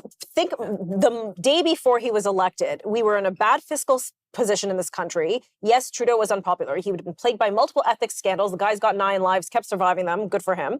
But we were in a bad trajectory economically as this country. Oil and gas is stuck in the ground. We're not exporting it anywhere. People want our oil, instead they're getting dirty oil. And then we had a government obsessed with like green energy and all sorts of things that is part of the reason why we are in such deficits. We had a growing bureaucracy that was growing by leaps and bounds. It's really a crying shame that Trump has eclipsed it. I agree with Premier Wynne that, yes, this is all people care about. But I think the young generation doesn't. I think they actually don't care about Trump because at the end of the day, they want a job and they want to be able to buy that house. They should care about Trump, though, and I'll tell you why. Because if his tariffs and plans severely harm our economy, what future do the young generation, all of those lovely little kids on the magazine, where are they going to live? They're back in mom and dad's basement, or they're going to be paying huge amounts of money in rent because interest rates are going to go through the roof again, and there's no rent control in Ontario. I don't want to talk about who did that, but there's no rent control, there's no provisions, and those kids are going to have desperately no future. It's not to underscore what you're saying, though, however. But I think Trump just kind of put us on warp speed toward that end, okay? But we were already on that path to begin with. I mean, no, maybe. I guess I'm hearing disagreement. I mean, sorry, I'm having trouble hearing. You're breaking up a bit. But Tanya, you were saying that Trump has put us on warp speed to what? To economic calamity, if you will. But I argued that we were already on very shaky ground to begin with. This has now become so accentuated, but we were already on a bad path forward, and we needed to correct course. Well, I suppose you can make that argument, but I live in Alliston now, and I can tell you that the arrangement, the integrated supply chain that we have in our auto sector between Ontario and not just the northern states, but states across the United States, that was not at risk until President Trump started to make these moves about tariffs. So the fact is, there are 4,500 jobs at the Honda plant in Alliston that were not at risk until Trump was reelected. So when you say we were on warp speed to some kind of dystopia, I just don't buy that. There was lots that was in place that will stay in place if we can have a leader who's able to find a way to navigate this next 3.5 years with Donald Trump. Well, Carney has said that the way he would like to navigate is through counter tariffs. That is the idea that he's laid out. But will that help the economy? Well, I mean, Carney has actually been very kind of directed in what he's saying. He said he doesn't want dollar-for-dollar tariffs because of the impact and because of the fact that there is a fundamental trade deficit between Canada and between the U.S. And if we put in place dollar-for-dollar tariffs, it's only going to weaken Canada's position. Well, I think he does still understand, though, that Canada needs to hit back against the United States when they are doing something that has not been done before and when they are hitting back against us, who are, I think now their second largest trading partner, but still kind of we're high up the leaderboard there. I don't think he understands how tariffs work. The reason why the U.S. is in a trade deficit is because their people spend a lot of money. A lot of money. And sorry, everybody, I was in Las Vegas 3 weeks ago, egg my house, do whatever you want to. I booked the trip before I thought Kamala Harris was going to win, and she didn't. Why are we in trade deficit? Americans spend money. Money they don't have, money they never will have. It's credit card, credit card, credit card. That is literally their economy, is mass consumerism. So if he starts to have a trade surplus, that means people in his country ain't spending money. And there's going to be a big problem there. The other thing is that take out oil and gas, they're in a trade surplus. They're in a trade surplus. I don't know what this is about. I don't think anybody knows what this is about. This is like when my mom used to pick dinner. Do you want pasta? You want this? You want that? And this isn't dinner. This is tariffs. I'll let the Premier go on. Well, I think there's another factor that we really have to pay attention to, and that is what is going on internally in the United States. When I was Premier in 2016, I know that it was a different situation, but we spent a lot of time, as Doug Ford has, talking to governors and members of of Congress about those relationships with the 20 plus I'm so sorry. I do have to interrupt you. I do have to interrupt you. We have to go to break. So sorry. We'll be right back. Stay with us.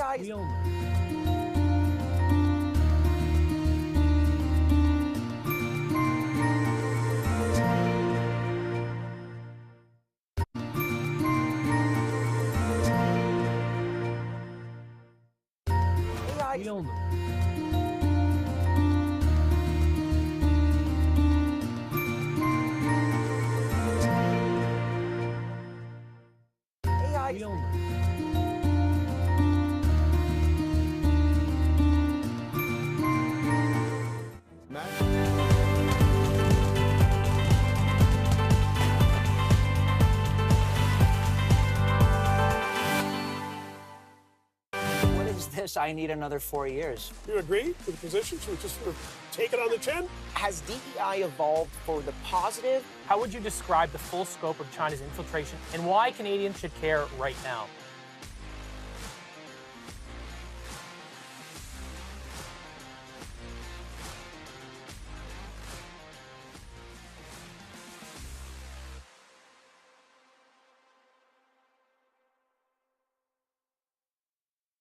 Where does a great idea begin? How does it grow, take shape, and take off? And what are its consequences? Find out at C2C Journal, Canada's online magazine for ideas that lead. Many Canadian media sources simply follow the herd and produce the same old tired storylines. Our writers are different. They're not afraid to chart new paths, to immerse themselves in their stories and discover new ways of looking at things, to shake off conventional wisdom and get to the heart of the real issues. It's a commitment that puts us at the forefront of finding solutions to our country's most vexing problems, and it's rooted in the foundational beliefs of Western civilization: individual dignity, rule of law, free markets, freedom of conscience, pluralism, family, and genuine tolerance. C2C Journal is proud to celebrate Canada's past as well as its ability to meet the challenges of the future. Subscribe for free and discover the stories that are changing minds across the country. C2CJournal.ca. Are you confused by which app to use to invest with? Perhaps a conversation with a professional is a better approach to investing for you. Our investment advisors are here to help you so that you don't have to invest alone. Call us at 1-800-387-0859 or email invest@caldwellsecurities.com. When it comes to parents and kids, the headlines are heating up. Many parents are pushing back at school boards, calling out what they see as ideological indoctrination. And on the campaign trail, parental rights are front and center, including Mark Carney's pledge to support puberty blockers for minors. And there's new legislation that could make misgendering a criminal offense. There's two sides to every story. Join us for this important conversation this week on Counterpoint.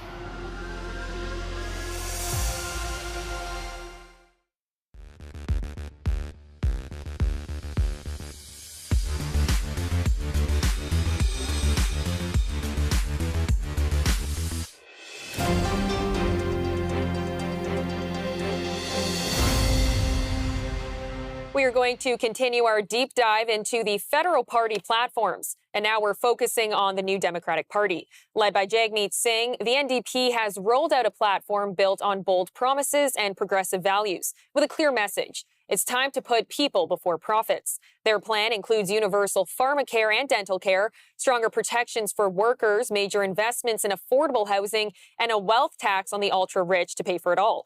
The party is also doubling down on climate action and Indigenous reconciliation. Singh has positioned the NDP as the party fighting for everyday Canadians, challenging both the Liberals and Conservatives as being too cozy with corporate interests. I'm now joined by Kim Wright and our panel to break down the NDP platform. Kim, thank you for joining us today. Thanks so much for having me. Now, how would you define the success for the NDP tonight? What does the election night need to look like for them to feel like they've gained a little bit of success? Look, let's just start with voters voting.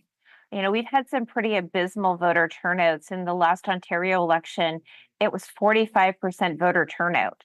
We need to get better at this. And how do we engage people where they're at and make it so that they feel that they should vote? And some of that is stop focusing on polling and horse races and focus on what matters to Canadians. And that's what you've seen a lot with Jagmeet and the campaign team focusing on, you know, those real issues, the reasons that I became a New Democrat, the ways in which we can help one another, regardless of what the mango monster to the south decides to do with us.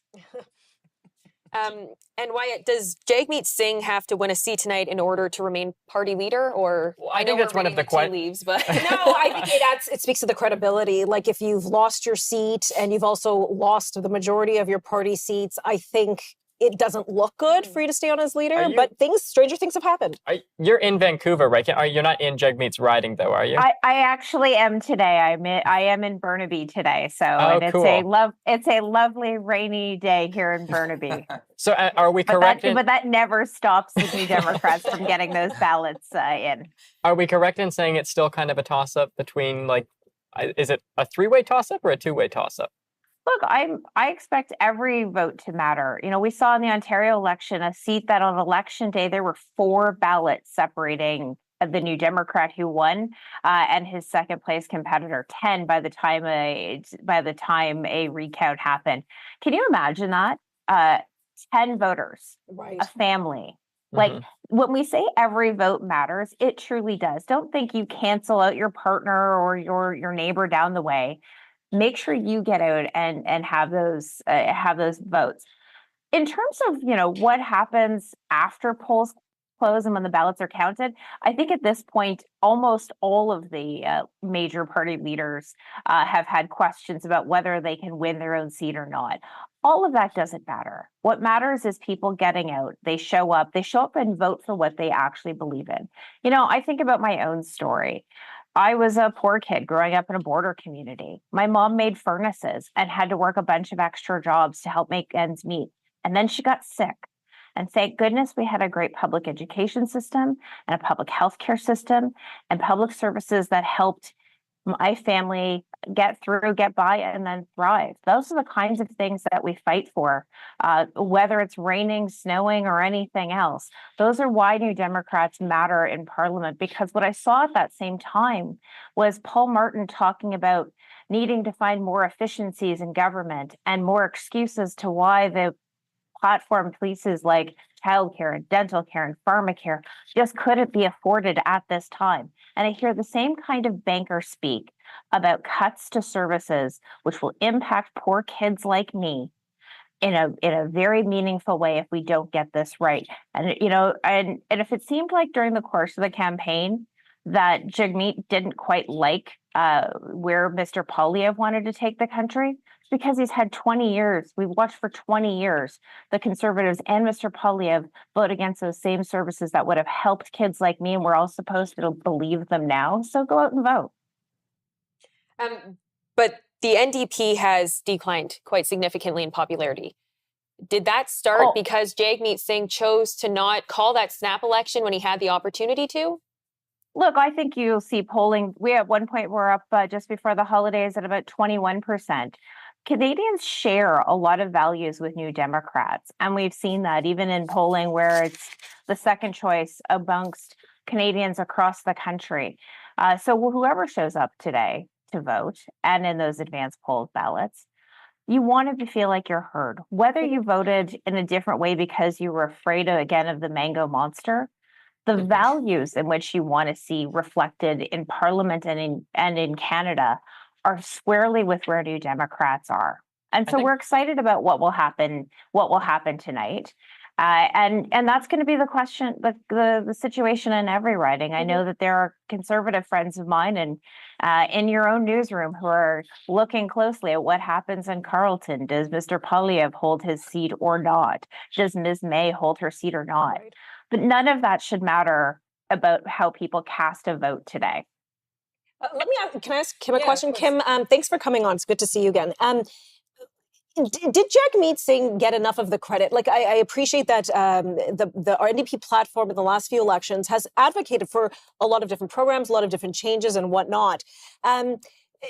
Not only our platform, but what we've actually accomplished in Parliament, in a minority Parliament situation, which, let's be honest, voters have sent back-to-back minority parliaments because they didn't want to give the keys to the castle to any one party. They said very clearly, Canadians said very clearly, all right, you knuckleheads, figure this out. How do we work with each other? How do we support one another? And how do we get those major programs like childcare to a place where it actually gets dealt with? You know, Mr. Chrétien back in the early 90s had promised it in his infamous Red Book. And then those kids had kids, and those kids had kids, and some of those kids had kids, and they still didn't have a child care plan because, oh well, efficiencies, can't do it this time.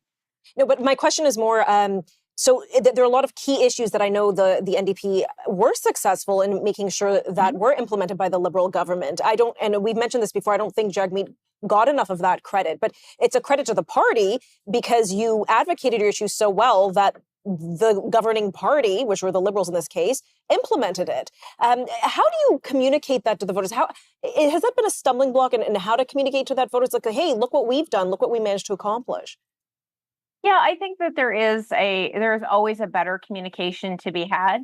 But again, this is how minority parliaments are supposed to work, how confidence and supply agreements are supposed to work, how you're supposed to be collaborative and find solutions that sit with the values of Canadians. And look, there were times Conservatives had said, well, let's do more tax cuts for billionaires. And that wasn't where New Democrats are going to be. You know, we also have heard Mr. Carney talk about all these tax havens. You know what I'd like to see? More people being able to weather the storms that we know are coming, weather the storms that will happen in these tariff wars, and that people will be laid off, people will be harmed. And how do we make sure that Canadians are taken care of? And so, yeah, is there a communications role for that? Absolutely. You know, it's that kind of political version of if a tree falls in a forest. But I think that also comes with making sure that people understand who your values are, And the flip side of that is, as that old cliche goes, when people show you who they are, believe them. Kim, can I ask you too, because when I interviewed Jagmeet Singh this election, I asked him about kind of this idea of strategic voting, because that's certainly one of the biggest questions he's been getting over the course of this election. And my question was, there's 343 ridings across the country, and in many of them, it's a neck and neck between the Liberals and the Conservatives. And the NDP candidate could kind of make or break the difference as to whether or not they elect a Liberal or a Conservative. And his message in response to that was kind of, the Liberals have failed, the Conservatives have failed, so it's not characterizing the issue in that way is suggesting that both the Liberals and the NDP are the same. What would be your response to that? Well, first, the Liberals and the New Democrats aren't the same. Yeah. And I think I've been clear about that in the course of this interview of why I don't think that they're the same. But let's start from the premise of we don't have a US two-party system. We actually have a multi-party system. And that's important because people's voices need to actually be heard and actively engaged. The other thing I'll remind viewers of is that strategic voting, as we know it in Canada today, was a marketing ploy that was started in the early 90s by the Liberals in order to shut down New Democrats and shut out New Democrats. We hear the most strongest arguments about strategic voting in places where Conservatives don't have a hope and creation of electing someone. I look at places like Spadina Harbourfront in the downtown core of Toronto. Those are places that Conservatives aren't going to win, but that's going to be where they do this because, frankly, Liberals realized in a marketing ploy of genius that's how you motivate people by fear. I also want to just say that if you're really worried about a particular candidate or point of view getting elected, as opposed to what are your values, then go out and work on campaigns. Go work for parties. Go find candidates. Run yourselves. There's a lot of things that will start. We often say in politics that the next campaign starts the moment this campaign is over. So tomorrow, if your favorite candidate didn't win, go help those campaigns. Go help those parties. If your favorite candidate did win, I'm so sorry. and I you're do have worried to that they interrupt you. won't, We do have to go go make to sure they break, get but involved. thank you so much for your time.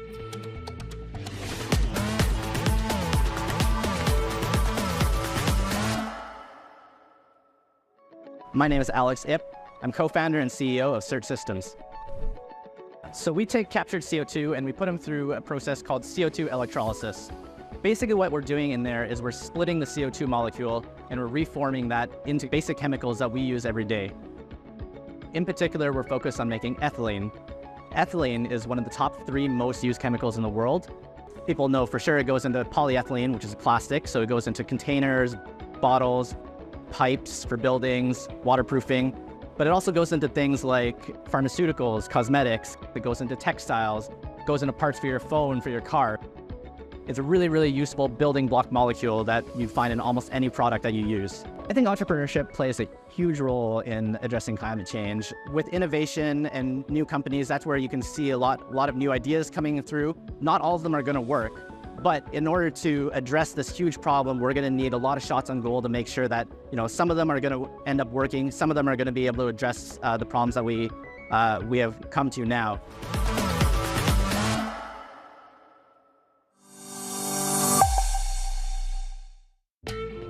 My dad was a railway porter.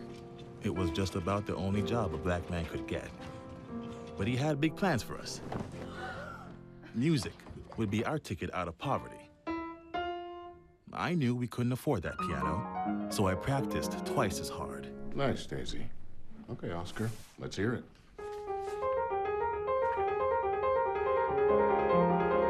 Turns out, I wasn't half bad. Then I found jazz, or it found me. It wasn't all easy, though. I faced a lot of hate, but I found my stage. They call me the man with 4 hands.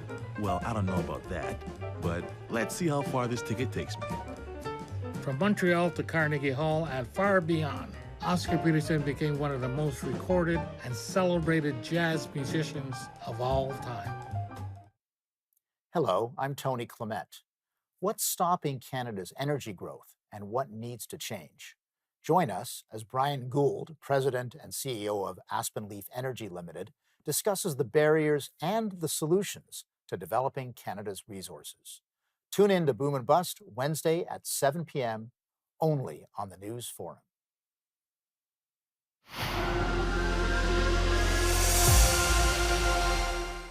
Imagine if the government started destroying cookbooks across the country because they didn't want the public wondering why so many ingredients were no longer available. That's just one of the stories that secondstreet.org heard when we interviewed Canadians who came from socialist or communist countries. We also heard about people risking their lives to escape such regimes, people being thrown in jail for protesting, and of course, long bread lines to get into government-run grocery stores. To hear more stories and see our research, please visit secondstreet.org.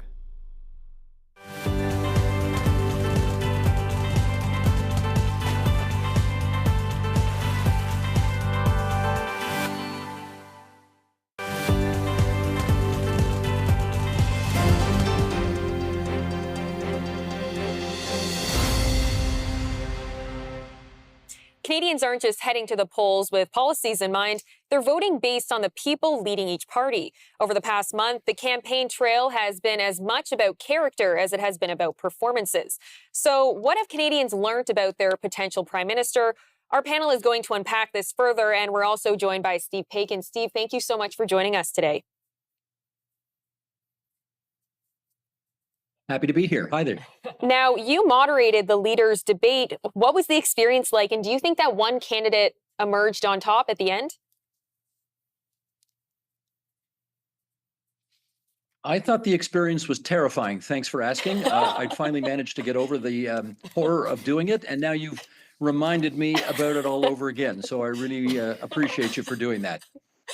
Of course. Steve, can I ask you, I saw something, I want to talk about the fact that you did this, but I saw, was it on the On Poly podcast with John Michael McGrath, or it was somewhere where you talked about the process of how you originally got asked to do the leaders' debates and moderate them? I think you had said it was 2004 or something, where you were in this meeting and there was a bunch of people and you ended up getting chosen. Can you walk us through that process? Sure. I got a call one day from a guy named Keith Bogue, who was, I guess, a journalist at CBC at the time. And he said, I'm about to go into a meeting tomorrow with all of the media and the political parties. And I got to take 50, 60, 70 names into a hat with me. And, can I put your name in the hat for a moderating position? And I said, sure, quite confident that nothing would come of it. Well, what do you know? 24 hours later, Keith calls me back and he says, okay, here's what's going to happen. We're going to do 2 debates. Trina McQueen is going to do the first one and you're going to do the second one. And I responded with a kind and said, are you out of your blankety blank mind? I've never done one of these things before. And Keith said, well, you can't back out now. You and Trina were the only names we could agree on, so you got to do it. And, I quickly realized that the reason that we got picked was, if somebody from CBC had been offered forward, CTV would have vetoed it. If somebody from Global had come forward, CTV would have vetoed it, and so on. TVO is just seen as being sort of inoffensive enough as not to be a threat to anybody. And so I got picked, and that was the first one. And I guess I've done 8 more since then. And I gotta say, Steve, you're an excellent moderator. Having been a candidate with you moderating, you were an excellent debate moderator. Steve, if I can jump in too here quickly, just like if we're looking at I'm sorry, we've got a bit of a glitchy line here, and I didn't hear that last line. No, I was saying, Steve, that I was a candidate when you were moderating one of the debates, and you did a great job. So I can attest to your skills as a moderator. Steve, if we're talking about kind of what each party needs to do in order to define I'm sure it was success, hysterical, but unfortunately, I'm not catching everything here. if we're looking at what each party needs to do in order to define success in this election, what are you kind of watching for? Maybe go through each of the parties and walk us through it. Well, Wyatt, I can read the polls as well as anybody else. And obviously, what constitutes success for the Liberal Party would be a majority government tonight. What constitutes success for the Conservative Party would be, at the risk of stating the obvious, a surprise upset. But if not that, then certainly a strong enough showing that Pierre Poilievre manages to maintain his hold on the party. For the New Democrats, it's saving the silverware, just, coming back with some kind of official party status. A choice of probably the most Quebecers. If they could win the most number of seats in Quebec, they'd be thrilled with that. If they come a close second to the Liberals, I suspect they'd take that as well. The Greens need to hang on to the 2 seats they've already got. I don't think they hold out any hope for anything beyond that. And that's sort of where things are at right now. The beauty of first past the post, and there aren't too many beautiful things about it, but the beauty of first past the post is that you just never know how the votes are going to split. It's entirely possible that Pierre Poilievre tonight could get 39.5% of the total votes cast and come second. In 2011, Stephen Harper got 39.5% of the votes, and that was good enough for a majority government. So these things, how efficient your vote is, how the votes unfurl, it's anybody's guess at this point.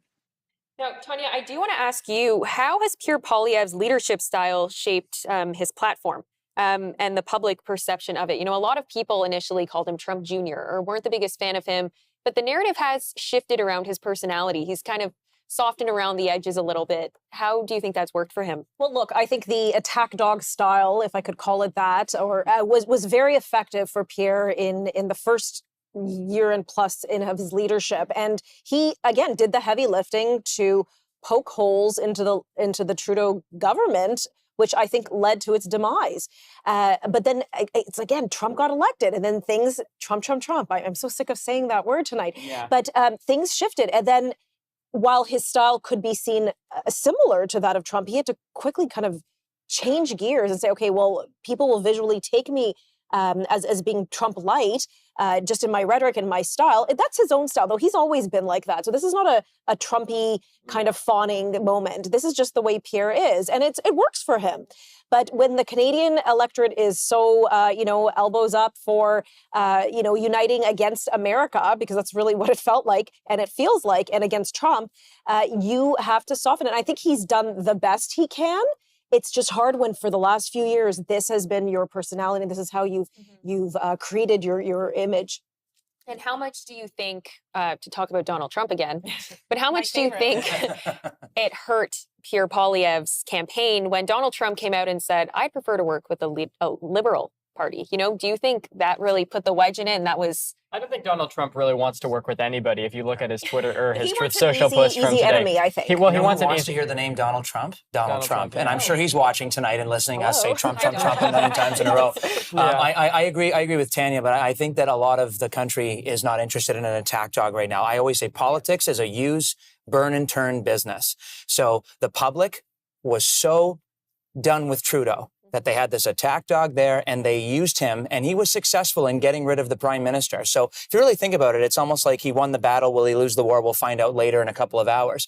And I think that was the appeal. The appeal to a younger generation for Poilievre. Yeah, we grew up in the social media age. We love all that social media, sound bites, clips. The older generation, I don't think they're interested in that. And I know that because I've had 55 plus blow up my phone, and they're like, how do I vote for the Liberal? I've never voted Liberal in my life. What do I do? Who's this person? Where's the poll? And I'm like, simmer.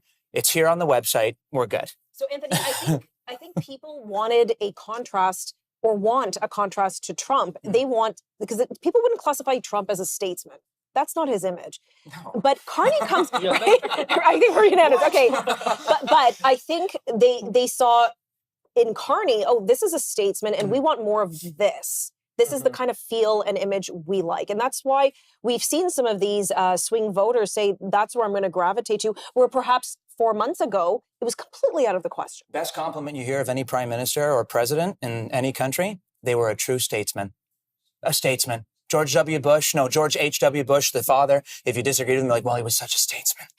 Pierre Trudeau, if you hated him in Western, well, he was a statesman. He represented himself well. So I think that's the word people like to hear. When Mark Carney was first elected, let's go over to him. There was a lot of buzz around his French speaking, and he took a lot of hate for that. But some argue that it's fairly so, because there were Liberal contenders that were disqualified because of their lack of speaking French. Do you think that Carney should have been allowed to continue in that path, with French being the struggle? Well, I don't know. The people who got disqualified, I don't know if they got disqualified because of their French. But that was the reason that he came out, or part of. Well, I mean, I think the people who were disqualified, the likes of Ruby Dalla or Chandra Arya, I think, a lot of people are kind of Ruby Della as an example, I mean, I don't recall the exact reason, but it was because she was like receiving funds from some entity that she shouldn't be getting funds from. Chandra Arya, there wasn't an official reason given. I would say maybe the more likely reason is that the party wanted Mark Carney to be able to run in Nepean. Like, I think there's a lot of kind of reasoning there. But yeah. Ask Quebecers how they feel about Mark Carney's French, and I don't think they care. I have the numbers in front of me. but everybody's French is never good enough. Justin Trudeau's French, he gets slammed for it all the time. They say, I've heard it. You speak to the French, or you listen to the French pundits. They can't stand his French. So if Justin Trudeau, who comes from a bilingual family, if his French isn't good enough, Carney's will never be up to snuff. I guess the question we need to ask ourselves is, I hate to say it because I really love Quebec, is does this actually matter? How does this factor in? It doesn't. Steve, what do you think? Do you think official bilingualism is as important as some people portray it as in an election? It depends. We are at an existential moment in our country's history right now as it relates to our relationship with the United States. And clearly, having a prime minister who is able to speak French decently is important, but it's not the most important thing. At least that's what the polls in Quebec suggest. So if we weren't perhaps in the midst of the most existential crisis in our country since the War of 1812, perhaps the capacity of one of the leading party leaders to speak French would be more important. But at the moment, I guess Quebecers are looking at other qualities that Mr. Carney brings to the race, and they're saying, his French is good enough. We like the other things on his resume more, though. Yeah. Well, Ruby Della actually said that her vote is going behind the Conservative Party. Oh. What do you make of that? Bye. I don't think any. Bye-bye. I don't think she was going to be receiving very many votes to begin with in the Liberal leadership I race. think a lot of candidates on all parties have been burned by their own management from their own party, so I'm not surprised. Yeah. There's a lot of bitterness after this election. All right, well, coming up after the break, Tanya Granick-Allen and her panel will unpack each party leader and their policies. Stay with us. Our live election coverage will continue after the break.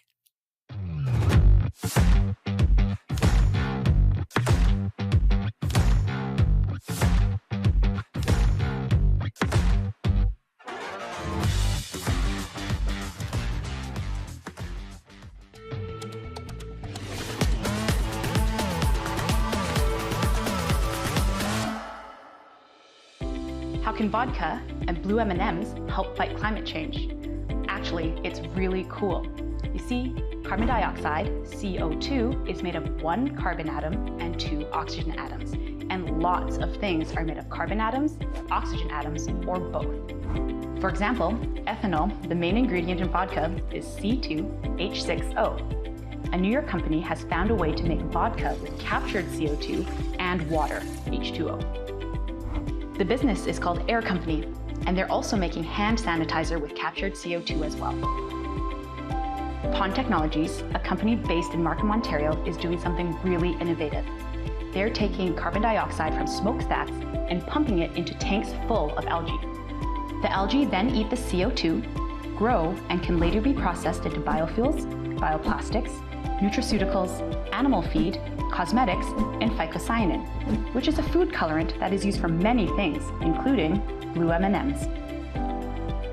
In Calgary, a company called Carbon Nova is building a facility to manufacture carbon nanofibers using CO2 from the air. Carbon nanofibers are a material that is lighter, stronger, and more flexible than steel. It is currently used in everything from badminton rackets and bike frames to batteries and the sensors that sit beneath intersections. Another Calgary company, Clean O2, is capturing carbon dioxide from building heating systems and turning it into soap. Calgary-based Expedition Air is selling all kinds of products online that are made from CO2. Crayons, planters, and coasters, to name a few. Their sister company, Carbon Upcycling, is taking captured CO2 and creating a concrete additive that makes cement 40% stronger.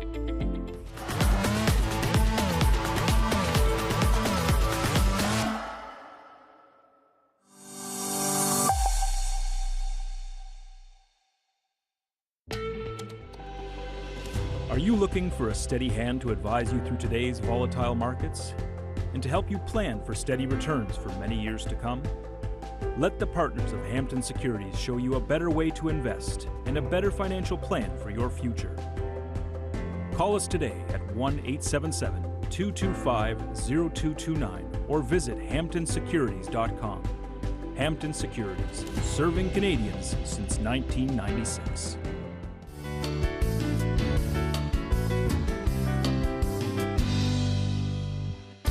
What a perfect sunset and sunrise.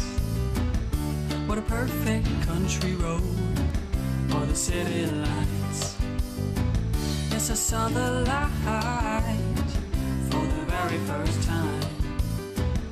On a perfect morning or on a perfect night.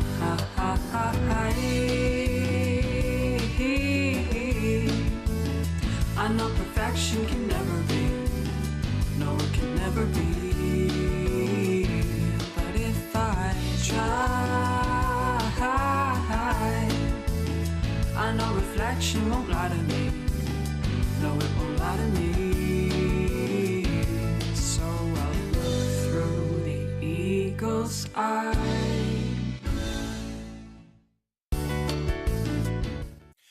Join us on the next episode of Opinionated, where I duke it out with Sam Yele in a battle royale about the election results, who's going to win, and whether or not Canada is on track or already becoming the 51st state. It's going to be so much fun, and Conservatives and Liberals just might come together. We'll see you next week.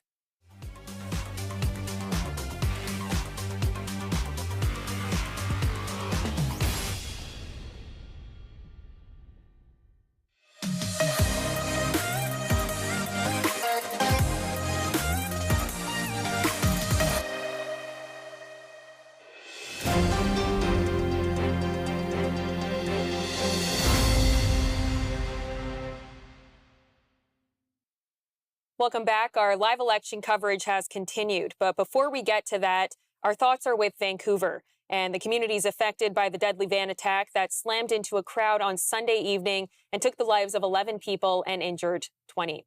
We're now going to hand the reins over to Tanya Granick-Allen, who's going to lead this panel. Tanya, it's all yours. I'm going to start by reminding the viewers, we love that you're watching this live coverage, but if you haven't voted yet, go out and vote. If you don't know where, if you don't know what ID to bring, and you don't know what time it closes, go to elections.ca, go to the federal website by Elections Canada, and please go out and vote. Your vote does matter. We heard from Kim Wright, one of the NDP strategists, how some ridings in the previous Ontario provincial election were decided by fewer than 5 votes. So get out and vote, please. Did I pitch enough? Yeah. No, as long as they bring their phone with them and watch you while they're voting. Yes. But you cannot take a photo. But you cannot take a photo of the ballot, even if you're in Pierre Poilievre's riding where you have 90 candidates running. I think you need like 3 screenshots for that, right? We don't do that. Poor guy. No, they did that in the last provincial election too in Ontario. Can we actually talk about that for a second? So is because somebody said this happens that this happens every election. I said maybe I've been asleep at the switch or I've been hustling or scrutineering. But is this thing? This is a thing. The first time was provincially at the last Ontario election, I believe, and another province they tried it. But it worked so well for them that now they're doing it federally. And they're just years ago there's something called with this weird party called the Hump Party. That's what it was. And they just were going in there to disturb things. And that's what these people are doing. And, it makes it tough because if someone's looking there, they go, whoa, all these names. There's 110 names. How am I going to figure this out? Sounds like some people want electoral reform. Oh, yes, that's right. Be careful what you wish for because there may be 1,000 names then. Yes, well, hey, it worked in Toronto St. Paul in the by-election. Right. Leslie Church lost and Dawn Stewart won. How many names were on that? What was it, like 80-something names? So is she going to win tonight? Absolutely, she's going to win. Can I say something on Toronto St. Paul's? I think just for people watching at home who don't necessarily understand the dynamics between all of the ridings. Yeah. Toronto St. Paul's very interesting. It's obviously a Liberal riding. Carolyn Bennett held it for a very long time. And then in the by-election, which was I think in January or February, it went to the Conservatives and Dawn Stewart. And then tonight, obviously we're seeing a lot of ridings where the polls are suggesting it could go Liberal. But Toronto St. Paul's has a very large kind of Jewish voting bloc, which are obviously fed up with the Liberals, especially under Justin Trudeau, maybe not as much with Mark Carney, but it just kind of is an in to kind of the dynamics at play with respect to how one riding might not carry the same kind of trend as the rest of the country. And the boundaries of St. Paul's have changed in the last few years, because at one time, years ago, it was a solid Tory riding. It was always conservative, and federal minister there, and then it went all Liberal. But, so you're right about the big Jewish vote, and there are not going to be very many Liberal voters in that big Jewish community. But there's an NDP community to the west that was not there before, has now been brought in. So, again, like many ridings tonight, it could be anything going. Am I correct in saying Leslie Church was also Chrystia Freeland's chief of staff? Yes, Yeah. you are correct. Yeah. And then she didn't lose by much. She lost by, like, what was it, like 400 It was votes? very close. 400 votes. I think if Leslie is successful tonight, I hope that she or my friends that live there working hard on that campaign don't hate me. I think it'll be by like 2,000 or 3,000 votes. Maybe I could be wrong. I've been wrong before. But why is that? Why is it that? Well, no. Why is it that one riding that has been Liberal for the past, I don't even know how long, at least since 2015 and before then likely as well. Carolyn Bennett's been there a long while before she stepped down. So I mean, why is it that Toronto St. Paul's would have a very different trend than the rest of the country? Well, incumbency matters. Incumbency matters huge in elections. It absolutely matters huge. Okay, so provincially, I grew up in Niagara Centre, Welland Thorold. Everybody knows that. It looks like somebody squeezed orange juice on top of the map. It's orange as the day is sunny, okay? And it didn't matter who the incumbent government was, who was running, change election. Peter Cormos walked across that stage, okay? And then all the people that follow him, Cindy Forrester and now Jeff Birch, it's just NDP. I think, she had a lot of work to do, rebuilding it from the loss, building her name and showing the community that she was the choice. Is that going to happen? I don't know. But I mean, like, that's labeled as a safe Toronto riding in this election. The other factor, though, of course, and you mentioned it, was the heavy concentration of Jewish voters. Yes. And what the Jewish community has been under with this Liberal government. And there are very few people. There's Senator Grafstein, who's now 90, who's been a Liberal since he was 9 months, will probably still vote Liberal in that riding. But he'll be the only one. Everybody else I know in that community is saying, what, we have not been Liberal for a long time because of the policy. So that is unique to that riding, as opposed to any other riding. To your point, he is right about the boundary changes. I went to return suits at Eglinton and Allen. NDP on the one side. I know. Just up and down What the are street. you saying that I am right about the boundary changes? Was there a doubt in your mind? Never. Okay, but can we talk? I've been looking forward to you getting here. Okay, actually, this is a complete departure from what I thought we were talking about. But let's talk about some of those boundary changes. I mean, we've seen a lot of gerrymandering, a lot of redistribution. No, adding not in our Canada. No gerrymandering. Alas, here too. So, look at Niagara South. Are there any other ridings that you feel that the redistribution or the change of the electoral map may benefit one party over the other? There's one that's really interesting, and this is just because, it's local to me, and it's one that comes to mind. In Bowmanville, Oshawa North is the new name of the riding, but they took the NDP portion of Oshawa that always votes with the NDP provincially in Ontario elections, and they made that go alongside Bowmanville, which always votes Conservative, or at least has in recent elections, where Jamil Javani has, of course, been the MP for some time. And so now the two are kind of going against one another. Durham has always been Conservative, and when there's been any type of a competition, it's been with a Liberal. And then the NDP, in Oshawa, the NDP has always held that, at least provincially speaking. And then federally, of course, you had Colin Carey, who was there. Yes. And it's just kind of this big back and forth. And I think a lot of people are wondering why that is, or again, you mentioned gerrymandering. We see it in the U.S. too. They just redistributed a bunch of seats there. I mean, I think it's just it's an interesting. I think once the polls are all in, those of us who stay up till 3, 4, 5 in the morning to go and look, I would like to place the new ridings and the redistributed ridings over the existing seats and see where the overlap happens. I'm going to defend the bureaucrats and the judges who are involved in the boundary changes, because by and large, they do try to even it out. They do not try to load it. Gerrymandering was, I think, Governor Jerry of Maryland, who went all over the place bringing in his votes. And there are little peninsulas on the map. By and large, it's a decent process in Canada. There's not much of that gerrymandering. It's just by virtue of population changes and by virtue of the densities, when you put up 10 condos somewhere along a line, then it's going to make a big impact. It's interesting you mentioned that too. I was just going to say quickly, I was talking to someone from Poilievre's campaign, a conservative source earlier, and they said, like, there's a lot of talk, obviously, about Carleton. Is Poilievre going to lose his own seat? No one thinks that's going to happen, or anyone, reasonably speaking, think that's going to happen. But it's interesting because they had pointed out that with kind of the redistribution and with the census, they've really made the riding of Carleton, in essence, based off of voter trends, more conservative.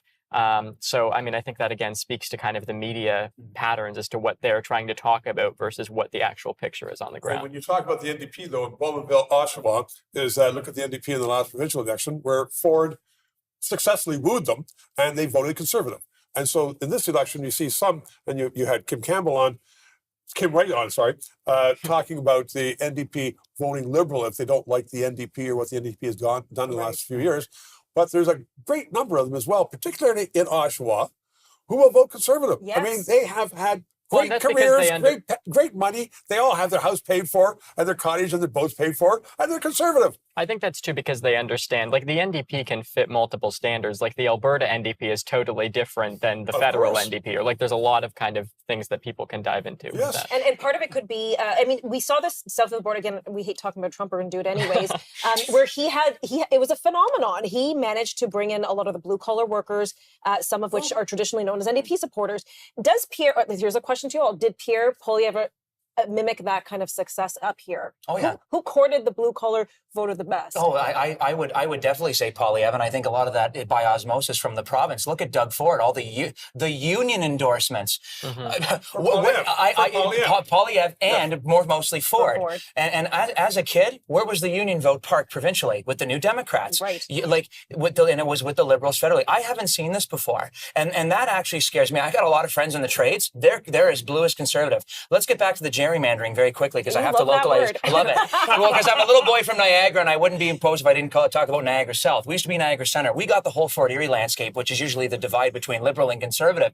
But we lost South St. Catharines and West St. Catharines, public sector workers, nurses, teachers. There's a couple of cops that live in there, so there's a Conservative poll somewhere in Western Hill. I think he has a bone to pick. Maybe.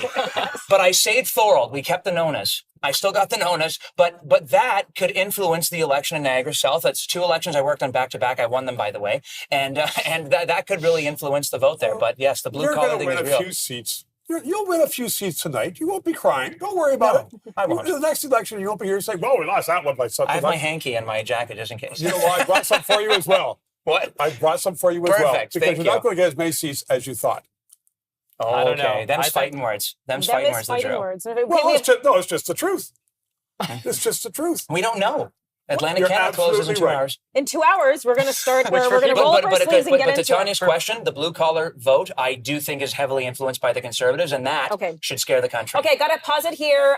Look, we'll be right back. We're going to take a look at some of the recent polls and see how, and we're going to have a robust discussion and see whether or not they will affect the results. Stay tuned. We'll be right back.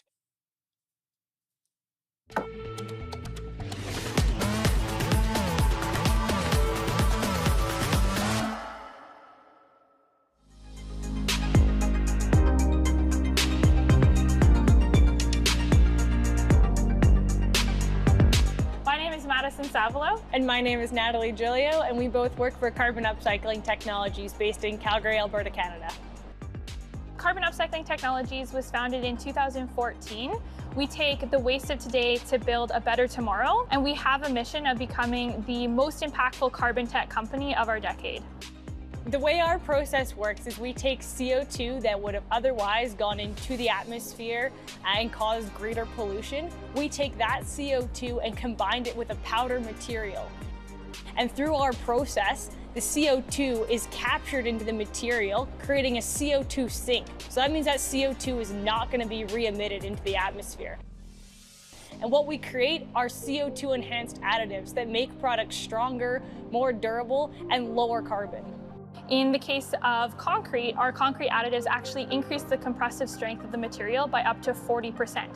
So not only do we have a very appealing low carbon alternative, but we actually create better performing materials. After we finish our carbon utilization process, we end up with a raw material that can then be used in many different consumer products, including yoga mats, concrete coasters, and crayons. There's a number of other carbon tech companies in the ecosystem that produce things like soap or even vodka.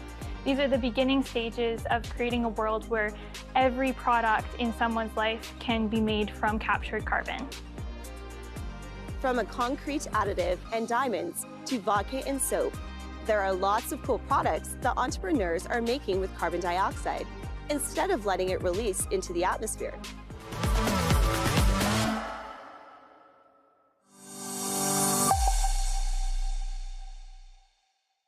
This is a message from Canada Action. Canada needs a stronger economy, and the world needs more natural resources, supporting 3 million jobs, accounting for more than 1/5 of our economy and half our exports. It's time we get behind our natural resources sector and the people who work hard in energy, forestry, mining, and agriculture. With growing global demand for all of the above, Canadian families benefit when our natural resources sector is strong. Get your free stickers at buildcanadaup.ca. What is this? I need another 4 years. You agree with the position? Should we just sort of take it on the chin? Has DEI evolved for the positive? How would you describe the full scope of China's infiltration and why Canadians should care right now?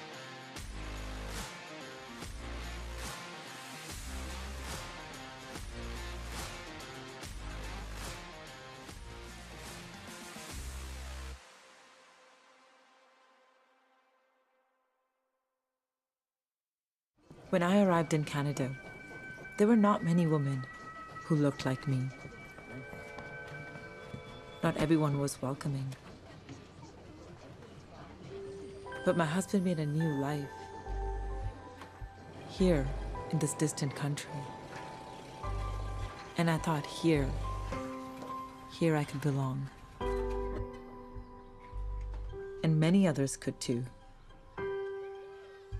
As the years went on, our town flourished. Our community worked together and took care of each other. Our children grew up with a true sense of belonging. Here in Baldi, we built our home, and we wanted others to do the same. Established by South Asian immigrants in 1917, the mill town of Paldi, British Columbia was one of Canada's first inclusive multicultural communities. I'm Anthony Fior, host of Opinionated. And my name is Samuel Miele, host of My Generation. And there is a very important election on Monday, April 28th. Canada's future depends on it. Anthony, what? Get out and vote? Don't forget to vote. Don't forget to vote.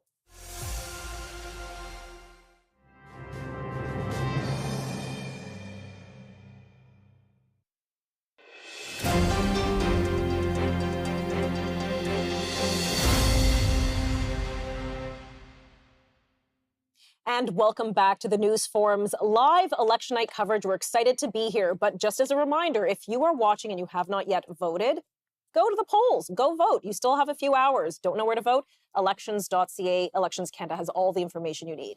Okay, we're going to shift gears now and talk about one of my favorite things, which is polling. And we've got a couple guests with us joining us over Zoom. We have Michael Diamond, who is the principal from Upstream Strategy Group. And we also have a pollster himself, Kito Maggie. Kito from Main Street Research, thank you both so much for joining us. Maybe we'll start with Kito. Can you please just walk us through where are the polls as we head into here election night? Yes, I can only talk about my polls. I know there's some polls that are a little bit different out there. Last night, our final poll, we had it 43 Liberal, 41 Conservative, with the NDP at 6%, the Bloc around 6%, Green, People Party, other slivers, 0.6 to 1%. It's a very, very binary election. This is as close to a U.S. election as we've had here in Canada in terms of that binary choice. And I do have to give the advantage to the Liberals in that in the current state. I know there are other polls that show a bit of a wider lead. At times we've shown the Conservatives leading on popular vote. The seat efficiency for the Liberals with their vote share in Quebec, in Ontario, and Atlantic Canada should be enough to deliver the majority. And we've seen, again, the Andrew Scheer election where he won the popular vote, the majority of votes, and yet they failed to even receive a minority government. So we know things are very different. And yes, you're right, there's a very binary election, go figure. Michael Diamond, what are your comments on the shift in the polls from the start of the campaign to now? What is your interpretation of this? Well, look, I mean, it's not really the shift in the polls since the beginning of the campaign because I'd say, and there's been variance, obviously, but it's been fairly steady through the entire campaign. And Keto's polling is one of the more favorable ones for the Conservative Party of Canada. But, the massive shift from January, if I woke up in a hospital today and was just lifted out of a coma since December, I'd ask to be reinduced if I was handed a newspaper today. Like, it's just completely Sorry, shocking. I don't want to laugh about that, but yes. But that we're at an election. This election was not supposed to be competitive. This election was supposed to be, we weren't supposed to talk about were the NDP going to have official party status. It was were the Liberals going to have official party status. So this, if we think back to that December, Monday in December when Chrystia Freeland sent off her missile and which ultimately took out Justin Trudeau. What a shift we've had, and the polling has certainly picked that up. There was, I think, a lot of early hope that Mark Carney, it was a notion, it was a honeymoon period. Well, that honeymoon period lasted long enough that at the very best case scenario, this is a incredibly competitive night, and it never was supposed to be. Stephen, jump in here because this is, it's fascinating to analyze the polls and to see, again, how the shift with the Conservatives and the Liberals switching places. So sneaky Liberals, those sneaky damn Liberals did it again by dumping their leader, dumping their Minister of Finance, and putting somebody in who's clean and saying, oh, the last 10 years, it's all different. We're all different right now. But I asked Michael about where those polls are, talk about the voter efficiency, and I understand from Keto that it was a nationwide poll. So there's still opportunity, I guess, from you as a Conservative to see some wins in the GTA in Toronto, which is vote rich. Well, look, absolutely. And the Conservatives do have some seats in the GTA and have in the case of, Oshawa, which is absolutely a GTA riding, have had seats in this region for 20 years in opposition and in government. So, I mean, there's definitely a hope and a need to grow on the current GTA holdings. I mean, one thing, in the last election and the last two elections, actually, the Conservatives won the popular vote while not winning the plurality of seats in Parliament. I do think, although the Liberal vote has traditionally been more efficient, today it will be less efficient than it had been because they're going to win some downtown Toronto ridings with just massive pluralities. Not that it's I'm not going to say that that's going to mean that they're going to be less efficient than the Conservative vote, but their voter efficiency will catch up to them today because of that complete plummet of the NDP vote. Well, what about the generational differences? And both of you, I don't know who wants to answer it first, because we keep hearing, and I hear it anecdotally, that people 50, comfortable, they own their homes, they want that government check to still come in and they like what's going on, while people under 50 are saying, hell no, we want more affordable housing, we want good jobs, we want to have Canada that is researching and getting good jobs out there in industry. Well, first of all, I'm offended that you're referring to 50 as old because I'm catching up to it. So just you've got a few years on you. Watch your tone, sir. But no, look, I mean, I'd say there's been quite a variance in the polling as well. That if this youth quake for Conservatives is real, we'll see how that pans out tonight. One thing that's certain, the Conservatives were obviously picking up in their polling that there was some vulnerability with older demographics. The golf course ad, I think, was product of a perceived voter vulnerability in what should be, rich white golfers, should be older, should be a bedrock Conservative constituency, not one that needs a ad to appeal to them. Keto, do you want to deal with that generational deal? For sure, we see that very different. Under 35, very different than 35 to 49, and certainly the 50 and over 50 divide is absolutely there. Male versus female, the males more than a 10-point lead for the Conservatives among male voters, massive lead among female voters for the Liberals. Lots of that to talk about, but I guess not to make fun of Michael, but I think some of that 905 competitiveness that is a bit wishful thinking. I've been looking at, we've been doing 3-day rolls, but also roll-ups, the entire week or back since the beginning of the election when we've been polling. And it's not really up to unfortunately for Pierre Poilievre, it's not really up to him. The NDP is so low in the 905 where it used to be, depending on the region, where the Durham region, Peel, York, 12 to 14%. Today, they're at 3% in the 905. And so you're going to have a lot of conservative campaigns that are going to perform very, very well. They're going to set new records, 44, 45% of the vote, and they're still going to lose pretty badly because that NDP vote is a sliver of what it was, and Liberals are going to get over 50% in a lot of these ridings. So that's what I expect. So, Kito, let me ask about that, the NDP factor. We know in 2011, when Harper formed his majority, the NDP surge was a huge factor in making sure, enabling that win. Is Canada, based on your demographic and polling research, has Canada shifted? Are we more of a center-left country now? Do we need an NDP surge in order to guarantee a CPC win? Yeah, absolutely. You do. I'm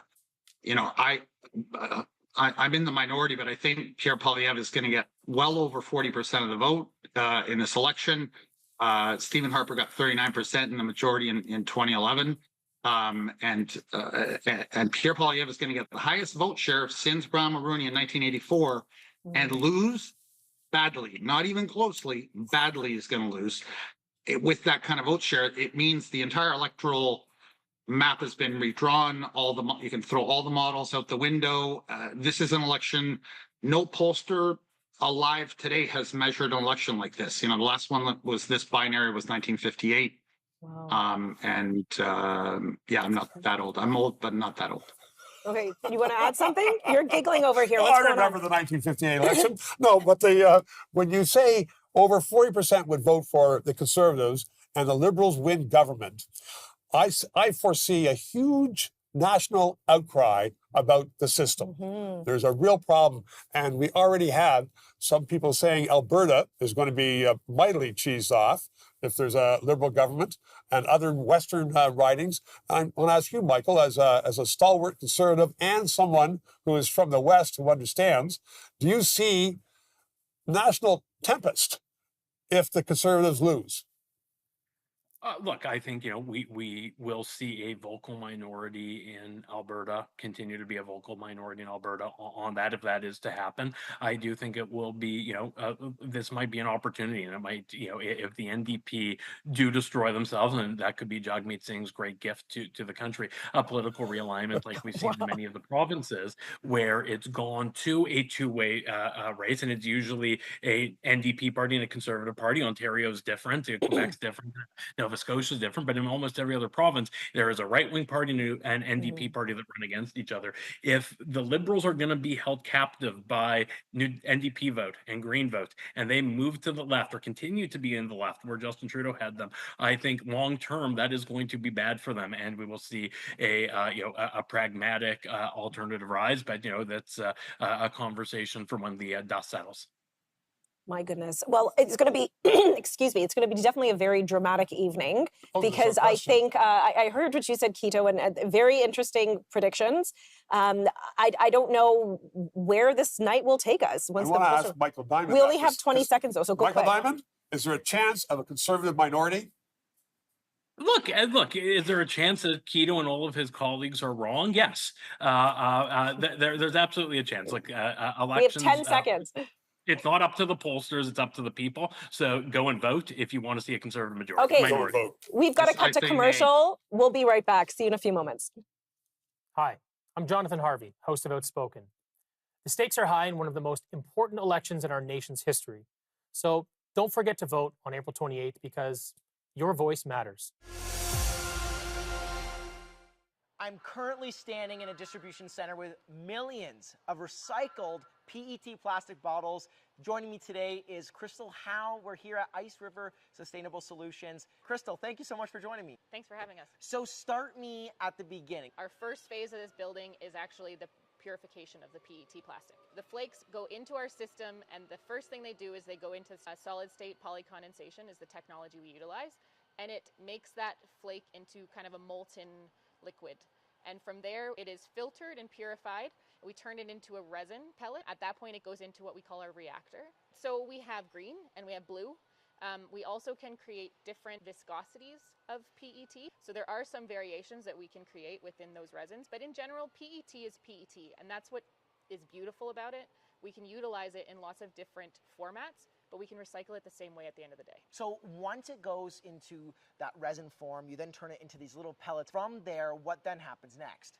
So those nerd pellets are what we call like rPET resin, recycled PET resin, either goes into a super sack and is sent off to our other facilities where they bottle across Canada, which in that case reduces the fact that we don't have to ship water all over the place. It's a heavy product and that's a lot of trucks. Right. If I can ship 1 load of resin, it's like shipping 50 loads of water and taking all those extra trucks off the road. It's much more efficient and it's way more sustainable for the environment. Way more sustainable.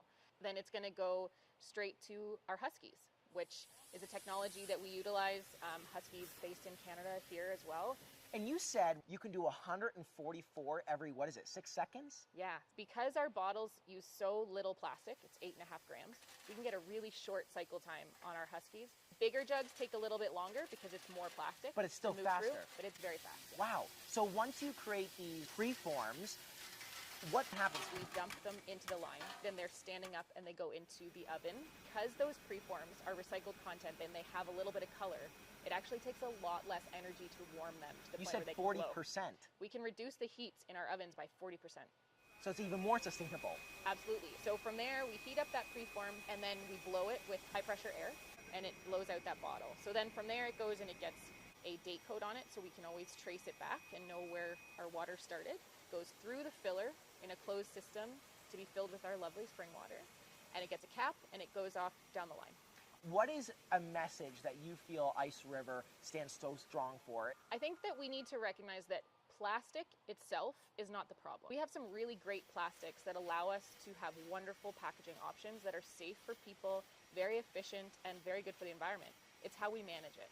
So if we can use that plastic appropriately, it's actually the best thing that could possibly happen for all of us. To have the ability to use our PET, recycled PET, utilize that same plastic over and over again, and just use it right. Where did this passion come from for you and your family? I think it comes from farming, actually. So we run an organic farm with about 4,000 acres. So it's very important for me to leave the earth better than when I got here. And that helps my kids and their kids and every generation after that. And hopefully we can continue to spread that message with 100% recycled bottles as well. Absolutely.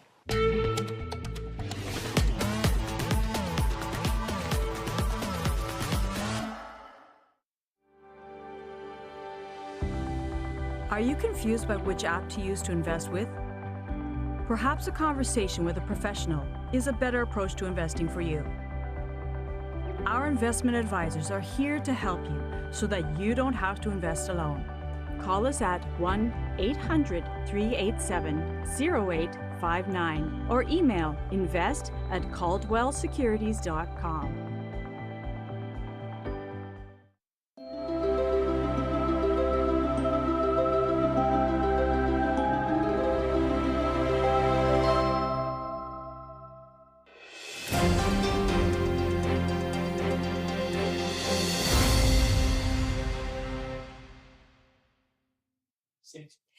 So a lot of interesting issues have percolated in this election, and one of them has been the role of AI. We know this is a burgeoning issue. What role has AI held in this election? Well, we're joined by a very special guest here via Zoom, Murray Simpson, who's going to talk to us about some of the trending topics in this election, including AI.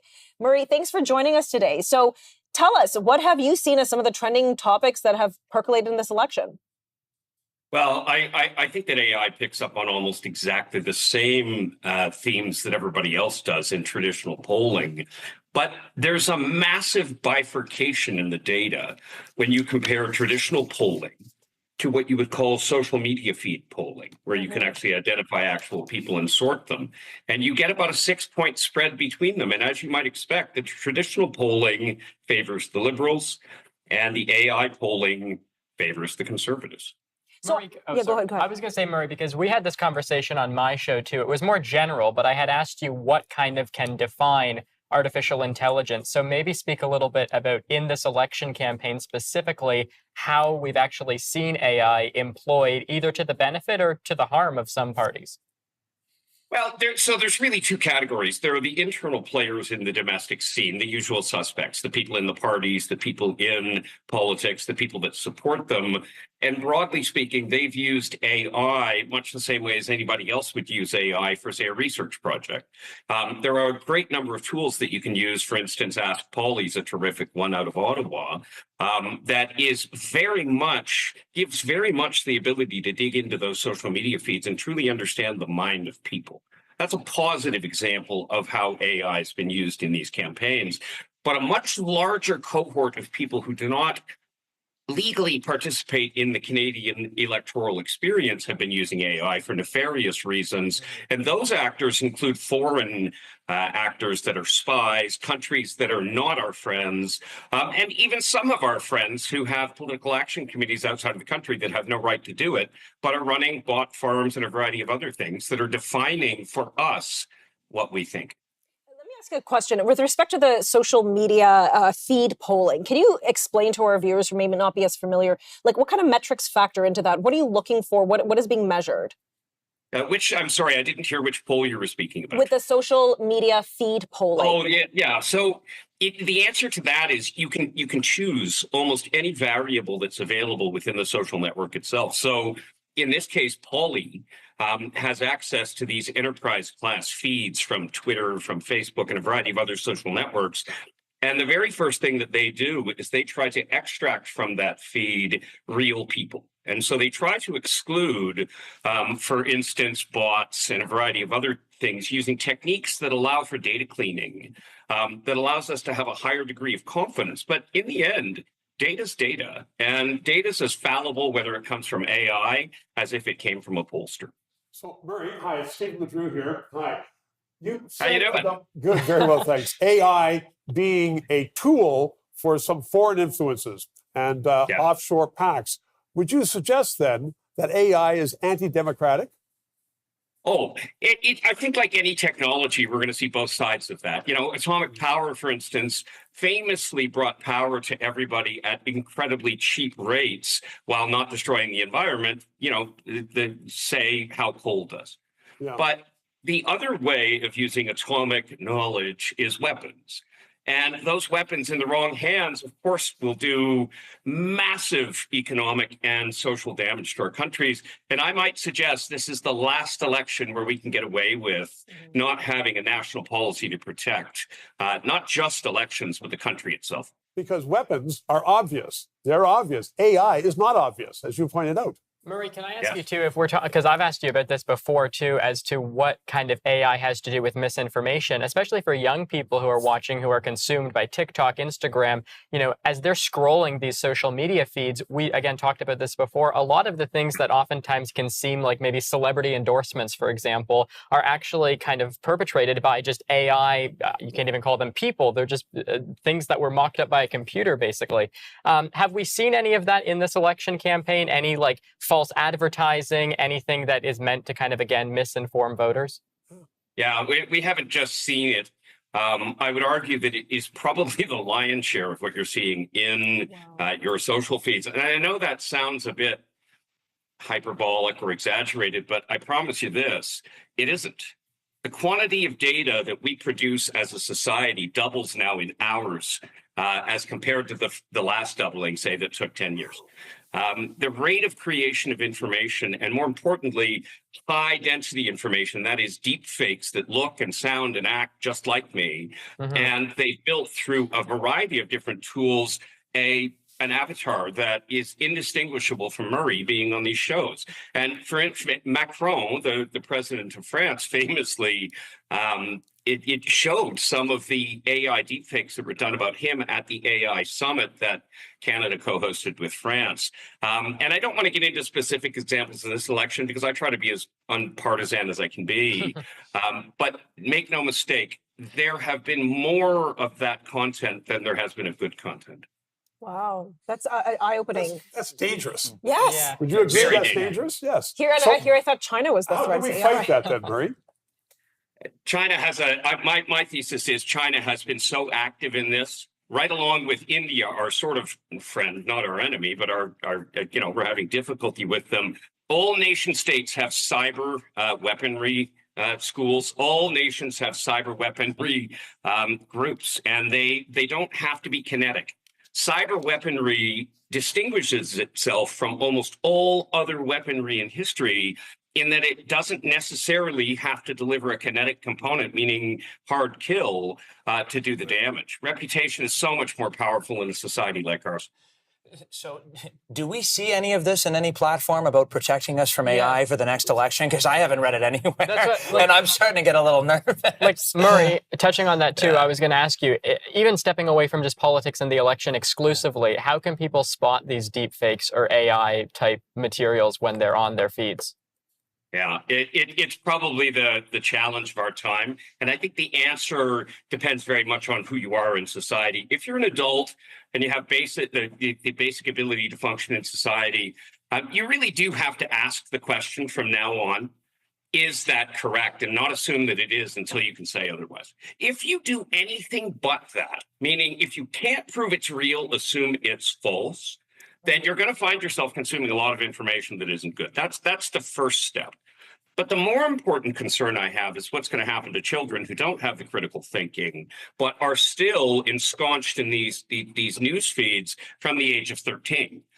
From 13 to 18 years old, you can completely modify a person's perception of, say, patriotism or the policies that they want to support without even having to be obvious about it. The dangers are legion. What does that suggest with respect to regulation? And you hear this about every issue now that comes up in the public eye. Does that suggest it's time to regulate these AI technologies, or do we just let them roam free and do kind of whatever they're meant to do? Well, my sort of thesis is you regulate people, don't regulate technologies, okay? Until you have a use case where a technology is used for really bad things, what you first should do is regulate the harms they do. So, the corporations that deploy AI technologies that do reputational harm are naturally going to be, the liable party for a defamatory lawsuit. So if an employee of your company does this, you're in trouble. But it's not so clear when you have a third-party actor or somebody who's abroad who you can't say take to court. And what do you do in those circumstances? And that's where we need a national policy to protect the kids and the people who don't necessarily have the time to have to worry about, is everything I'm looking at on my phone good? But Murray, what could that policy be? Because you're dealing with really smart people offshore who are infiltrating Canada, and are our regulators smarter than them? In many cases, they are not going to be. Yeah, I mean, you and I both know that we can barely regulate bad telemarketers. How are we going to imagine we're doing this? I mean, it's almost a fool's errand to think that we're going to be able to regulate those that are abroad. You almost need a more proactive approach to dealing with those types of people. And this is why I talk about the best defense being an offense, especially when it comes to cyber. Murray, remind me of the name of the international organization based out of Montreal that is supposed to be the working group coming up with international regulations on AI. Do you remember the name of this group? I don't actually have the name of the organization, but it's an extended UN body. Right. Well, I thought they were kind of leading the charge to get the world on board and sign on to these international rules and regulations. But as Murray said, I actually do know what they're about. I just don't remember the name of the thing. The truth is that's probably going to fail. Okay. It is an attempt to respond to the politics that are domestically causing these issues. So when bad stuff shows up on the internet, people get angry about it, okay? Particularly if it touches on all of the nasty stuff like racism and sexism and the stuff that really gets under our skin. If you can't deal with telemarketers, as you point out, Murray, if you can't deal with telemarketers in offshore places, how are you going to deal with really smart AI operators? Just lastly, we need cyber offense, my friend, cyber offense. And preventing kind of the same fallout, because I think it'd be very easy to see a similar type of fallout that we saw with C11, C18 when dealing with AI. So preventing that obviously important. Okay, very interesting segment. Learned a lot. We're going to be right back with our live election coverage. Please stick around. The Canadians who've chosen to be in the military live a life of service. They serve Canada. Canada would not be the country we are without their willingness to serve, to even give their lives as needed. But the people we don't often remember are the families of those servicewomen and servicemen. And the Together We Stand Foundation honors the families. What most Canadians don't realize is that military families serve too. and their service comes with sacrifice. Isolation from loved ones, forced moves every 2 years, little to no on-base housing, no access to healthcare or limited childcare, single income homes that cause financial distress. They volunteer for this. These families stand for our freedom. Now it's our duty to stand for them. Because after all, freedom isn't free. And these families are paying the price. So, if you know someone who serves in the military, thank them. If you know their families, thank them, whether they're active now or whether they're retired for the military. The personal effort that goes into that helps Canada make it the country that it is. Together, we stand.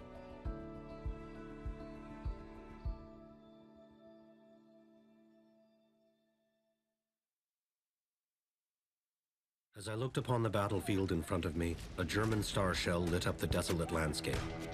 I watched as a bullet smashed through the bridge of my nose and left me to the mercy of the darkness. I worried I would be dependent on others for the rest of my life. But Sir Arthur Pearson and the staff of St. Dunstan's had other plans. With their help, I knew I could be self-reliant, and I wanted to bring this idea home to Canada. I wanted Canadians to know that we could hold jobs, that we could contribute, that regardless of sight, all would read, that we, the blind, would shape our own lives, our own destiny. Blinded by a sniper's bullet in 1915, Edwin A. Baker went on to co-found the Canadian National Institute for the Blind, shaping a path forward for the blind across Canada for generations to come. Canadians take pride in our healthcare system, but what do you do when your doctors can't provide adequate solutions? This week, Kaylee Duggan shares her firsthand experience of navigating the system when a mysterious illness left her unable to function at the age of 19.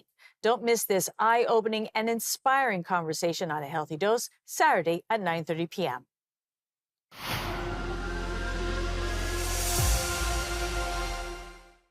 You want to know that your cosmetics are not tested on animals, that the diamond in your engagement ring is conflict-free, where your produce comes from, if your coffee beans are ethical, and how that business treats their people. If oil and gas came with a label, you would learn Canada's industry is committed to producing cleaner energy through clean technology, investing more than $1 billion annually. This matters because oil and gas will continue to play a key role as renewable energy sources are adopted. Learn more at madethecanadianway.ca.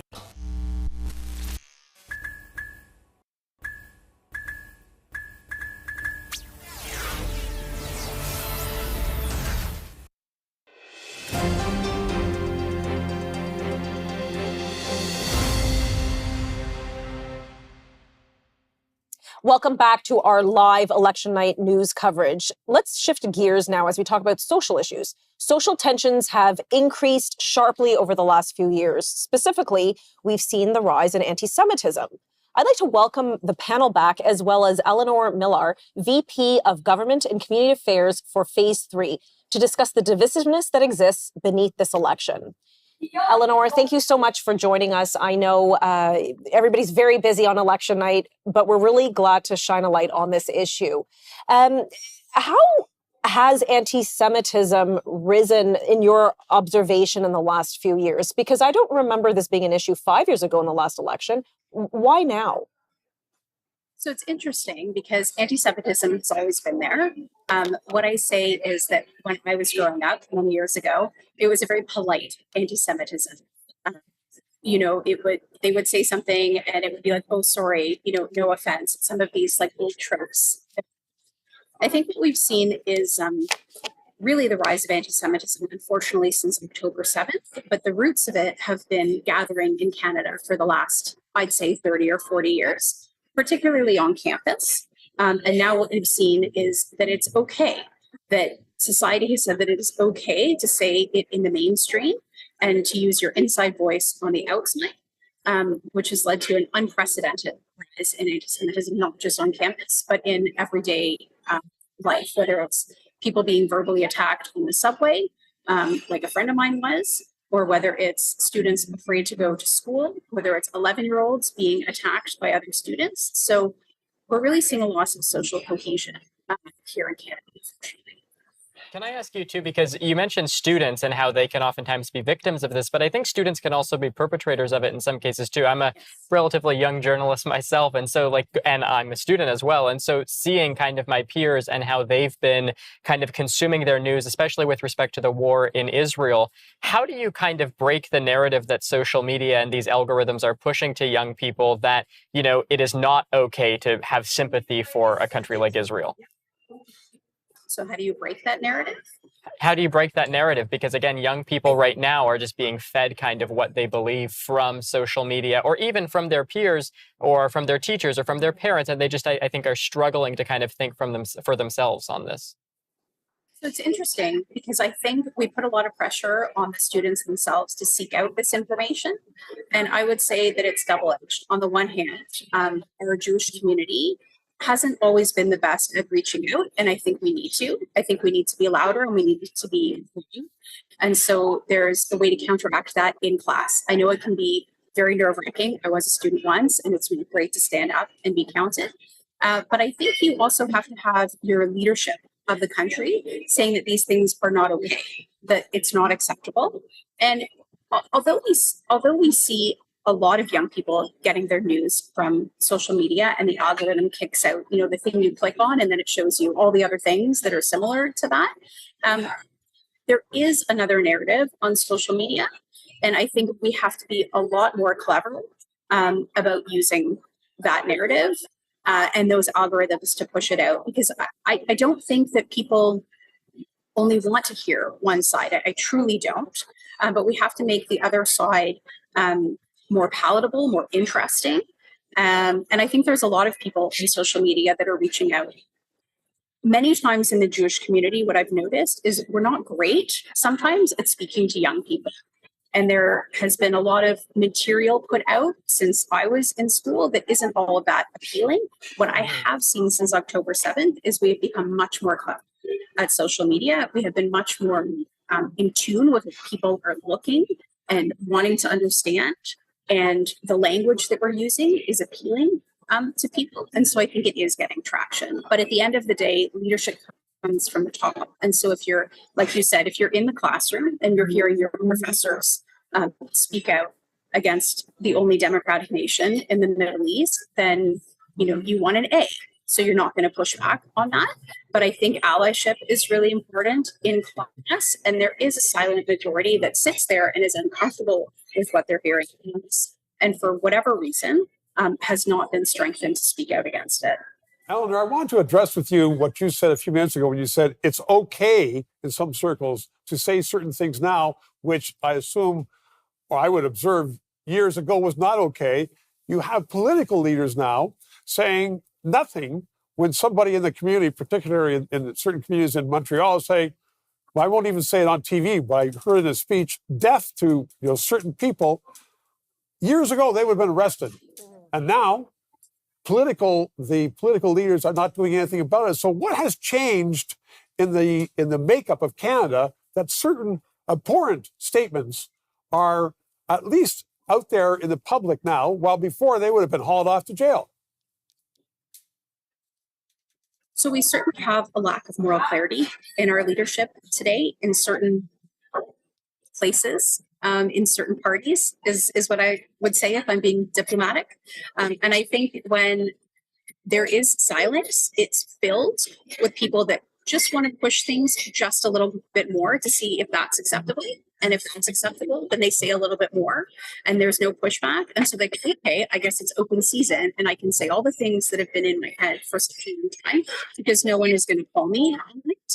I think you've seen, particularly in places on campus, for example, some presidents have been excellent at dealing with this and some have backed away from a louder opposition, not a bigger opposition, a louder. And I have a good friend of mine that works in this space. And what he said that we need to do is we need to insulate Canadians and the leadership against the noise because it is very loud and it can be very intimidating. So people don't want to push back against it. But at this particular moment in Canada, I'm fairly confident to say that it is just noise. And if we don't push back against the noise, then the noise potentially turns into something else that is more scary and a lot more violent. And Tanya, I mean, Eleanor mentioned it too, but I think it's interesting because right now we're seeing in Canada, and we've been talking about it ever since we started our broadcast here, the defining issue of this campaign has been tariffs, it's been Trump, and it's kind of distracted from other important issues like anti-Semitism. So, I mean, I guess I would put it to our panel here. How do we, once Parliament actually starts, once the cabinet is sworn in, redefine it so that we actually get to other important issues other than just the guy south of the border, or as Kim Wright had said, the orange man south of the border? I mean, how do we redefine this? Mango monster. I I don't think it's actually not high on the priority list. It's probably not nationally, but I live in Toronto, and I don't know where you live, Eleanor, but I've seen this really change how people feel about the incumbent government. And I've seen a lot and spoken to a lot of people in the Jewish community who are voting conservative in this election because they feel abandoned by the incumbent government. And I don't think that this issue is swept under the table, not locally especially. Like my riding's Toronto Centre. I'm a block away from University Rosedale. I can throw a football and hit Toronto St. Paul's. This is a huge issue in that part of the city that I think has garnered attention, but I think for the wrong reasons, because they feel abandoned. They don't feel like their voices are heard. And I think the question I would ask is, what are the next steps? Well, I think just to jump in here, I think there's a void, and I think you've touched upon this, Ellen, a void in moral leadership on this issue, on many issues. Look, I'm not here to advocate for cancel culture, quite the opposite. But and of course we want free speech. But how do we navigate these waters? It almost seems there's a void. There's no leader that's saying, hey, we need to do this. Why is that acceptable now? Because years Precisely. ago, there wouldn't have been a void. If somebody had done some of these, mentioned these things or done some of these acts going on in Toronto right now, there would have been politicians out there saying, this has got to stop. Now, it's acceptable for some reason. Absolutely. And on campuses, my goodness, everything's been eclipsed with Trump, but on campuses... You're actually seeing, and I hate to go back to the United States here, but I'm going to do it because you're seeing kind of the Trump movement really get divided over this issue in particular. You had, for example, Candace Owens come out just a few days ago and praise Harvard University over Donald Trump, not something you would have expected her to do, someone who's been like the most loyal to the president amongst anybody. And so again, it just speaks to the power of how divisive this issue has become. Even within Justin Trudeau's own party, you had the likes of Anthony Housefather from Mount Royal in Quebec, who came out and basically openly criticized. It was almost, I remember asking Justin Trudeau about this at the time, because there was questions about, would you throw Anthony Housefather out of the party simply because he was questioning your viewpoint on this issue, which just seems like fascinating to me that Anthony Housefather, one of the most unifying MPs in that party's caucus amongst like his constituents, certainly not within the party, was even thought to have possibly been getting kicked out of the party, which I think, again... now Cotler, the former Liberal Justice Minister, is supporting the Conservative against Housefather. Wow. So the politics are messy. I know Eleanor would agree with that. It's very, very difficult. It is messy, but I would take objection with one thing that was said. There are politicians that are speaking out against this and being very clear on it. And I think the Jewish community, in fact, I know the Jewish community is responding to that. You know, when you have a leader that took a few minutes out of his time in a debate to look directly at the camera and condemn anti-Semitism and call for the return of the 59 hostages that are still there, and not in a perfunctory way, I think that is a leadership tone. You know, you have some exceptional leaders at the municipal level who have done the same thing. And it saddens me that the governing party at the moment, the party in power, who knows what's going to happen tonight, gives sort of a perfunctory comment on it. And okay, Eleanor, I'm sorry. We're right up context of against a other commercial break. Thank you so much for your time. We'll be right back after this break. Considering all the taxes that you pay and all the power that the government has over your life, why on earth wouldn't you want to vote? This coming Monday on Election Day, don't forget to get out and vote.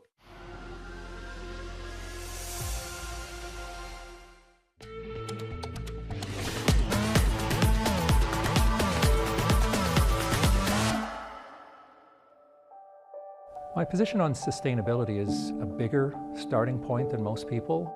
The issue I think we face as a globe is that we have 2.5 times the people we had 50 years ago, and consumption rates per capita have gone up 13 times.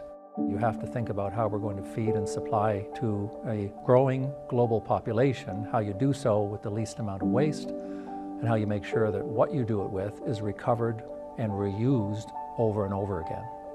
I think the world sees plastic as a problem. PET, on the other hand, is one of the most sustainable materials. It's a material that is inert, that is safe, and we should think a lot about food safety as well. What a lot of people don't know is that when a PET bottle is recycled, it has multiple end uses. That bottle could be turned into carpeting that we walk on, the sweater that you're wearing, or it could go back into another bottle. PET is the #1 recyclable material in the world.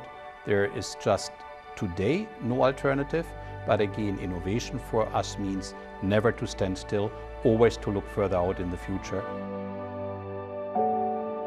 They'll find the solutions. I'm very confident of that.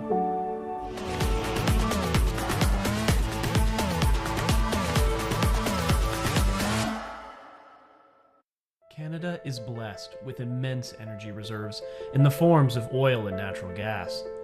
But the energy industry is so much more than that. It's our standard of living. It's hundreds of thousands of careers. It's an industry working to change the world for the better. Let's harness this potential and celebrate the amazing opportunities the Canadian resource industry has in front of us.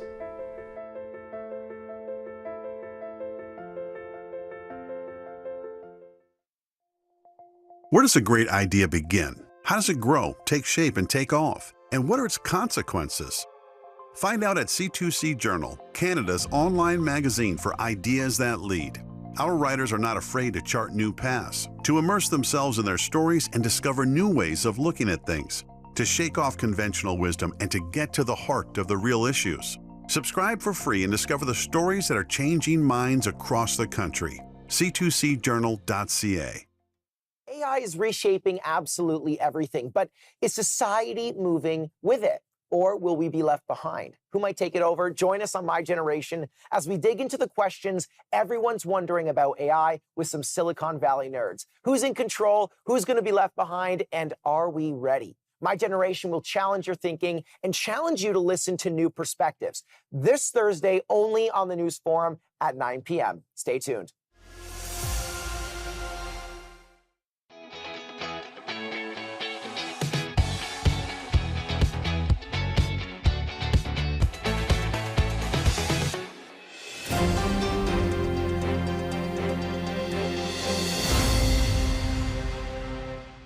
Welcome back to our special election coverage. I'm going to go back to the panel here in a moment. We're talking about Trump's tariffs and kind of the geopolitical impact, but more specifically, the impact it's had here in Canada. I do want to remind you, though, we're just not that far away now to the first poll closings in Atlantic Canada. So if you're in line, make sure to go out and vote.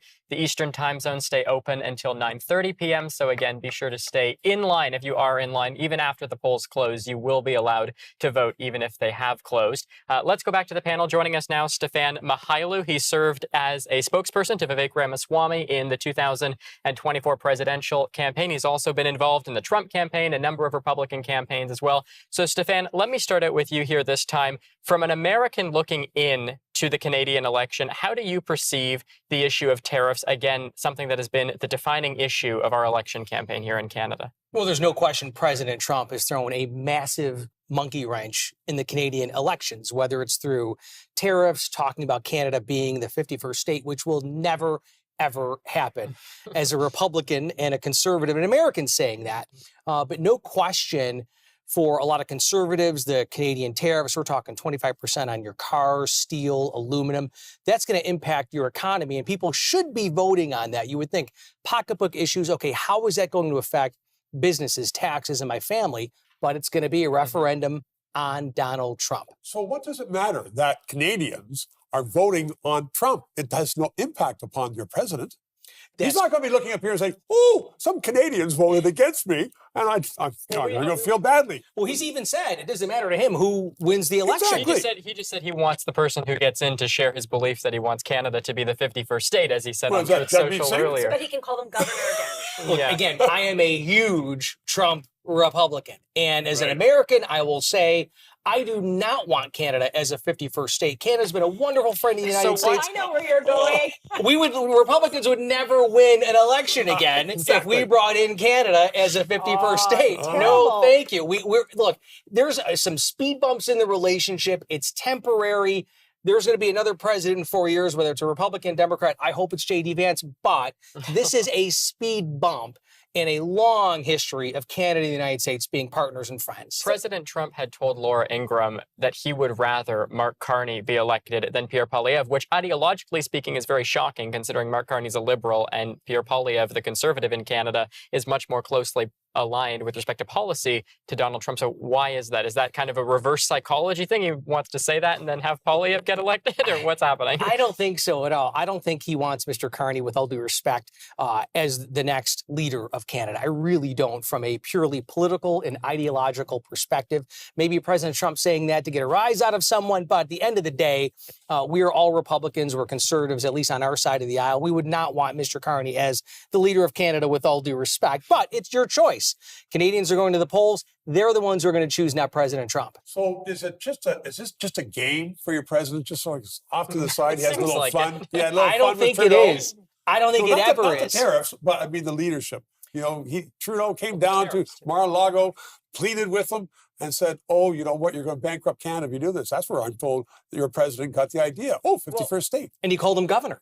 Yes, Governor Trudeau. Let's get back to the policy, though, for a second on the issue of tariffs, because that's kind of what I want to get at. And if we're looking at what Canadians are trying to say, Canadian officials specifically, in response to these tariffs, they always cite the fact that these tariffs are not only going to raise the cost of living for the average Canadian, but also for the average American, maybe even by $900 a year was what a minister said on television just the other day. So again, back to Stephen's point, like, is this a communication strategy? Is this like an optics thing? Or why is it that he seems so focused on tariffs and we don't have that much time? Because it's an America first policy. For so many years, the United States have been hurt by tariffs that were just out of whack.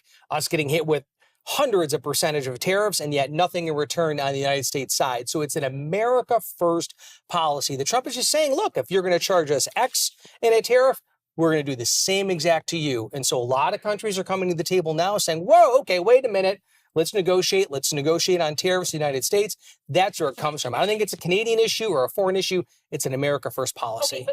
Okay, but in his last term, we renegotiated NAFTA, USMCA, whatever. Why not go through that normal avenue where we bring everybody to a table and have a legit, level-headed discussion? Like, what's the end game here? Well, I can understand the tariffs on China, but why Canada? I think it's exactly what's happening. President Trump is treating everyone with the same broad brush. It's going to be reciprocal tariffs. You're going to charge us this.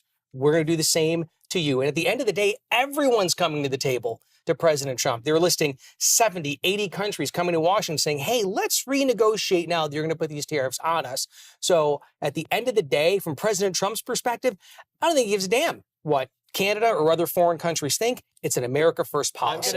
I'm going to be really mean and make you defend something that you might not be able to defend. I would never think you're mean. Throw it my way. When a bunch of people I know who were part of the press conference at the White House when Donald Trump was unveiling some of these tariffs, they sent me a photo of the list of all of the countries, and one of them was quite literally an island where no people live, only penguins. Like, and David's got to pay their fair share. But David Pakman was on my show, and he said that he thinks the administration generated the list of countries for these tariffs based off of generative AI. What's your response? I don't think that's the case at all. America is not engaging in foreign policy based on AI. It's a very strategic perspective, and it's very simple.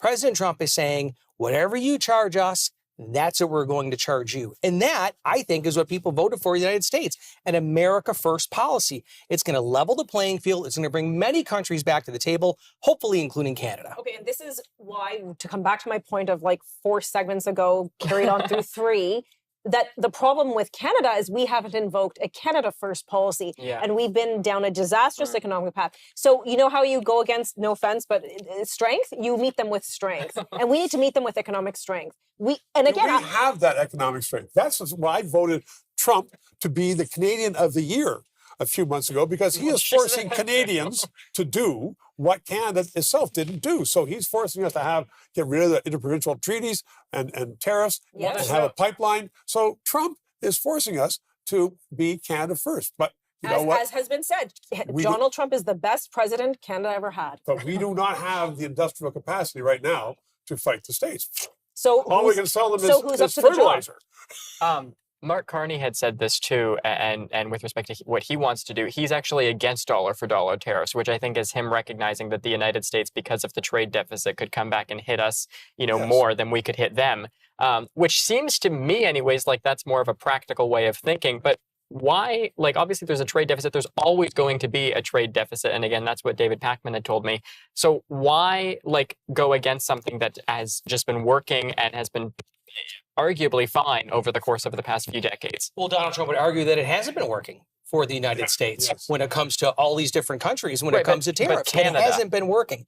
Well, again, you treat one the way you treat all. And President Trump really, in my humble opinion, can't cherry pick when it comes to, okay, we're going to have reciprocal tariffs on every single country in the world. He's laying down the law. This is what you're charging us, and this is what you're charging you, including Canada. But at the end of the day, we are friends.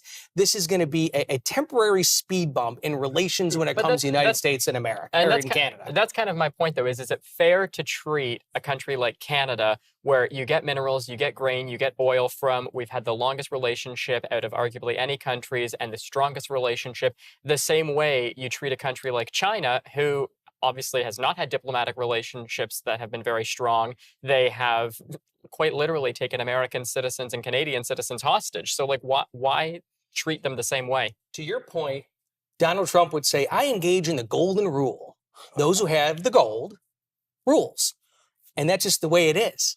That's the philosophy of Donald Trump, the golden rule. He who has the gold rules. And like it or not, that's exactly the United States foreign policy right now, is that we are a superpower. We're going to behave like it. And if we upset the apple cart in Canada or whatever foreign nation, so be it. Or in America, because the apple cart will be upset in America. If we start tariffing, Canadians, here's the question. Do Americans recognize at the very least the short-term pain that is coming to them if these tariffs get imposed? Or do Americans even want, how many people when Donald Trump was running for president said, I'm voting for him because he is going to put tariffs on Canada? They voted for him because they said it's time to put America first. And it's time to basically even out unfair tariffs that the United States has been hit with generationally. So it's time to basically say we're going to have reciprocal tariffs. They voted for him to say we're going to put America first. And we hurt Canada's feelings or China's feelings or France or anyone else. Too bad. It's a long-term play. There is going to be temporary pain with tariffs. And even the Trump administration has said so. There is going to be temporary pain, but the long-term goal is America's going to be on strong financial footing. But you also have midterms in a year and a half, less. I'm going to be working on them. Don't remind me. But I'm saying, how long is that going to last? Well, there's got to be progress between now and the midterms. I think it will. I think we're already seeing progress, that so many countries are coming to the White House and saying, let's negotiate. We apologize. Let's get down to brass tacks. Let's have new tariff deals. I believe it will be done by the midterms. If not, you're going to see a massive, massive turn when it comes to the House and Congress going to the Democratic side of the aisle and not the Republicans. Okay. Well, we will leave the conversation there. We'll pick it up right after the break. Be sure to stay with us for more continuing election coverage. All right.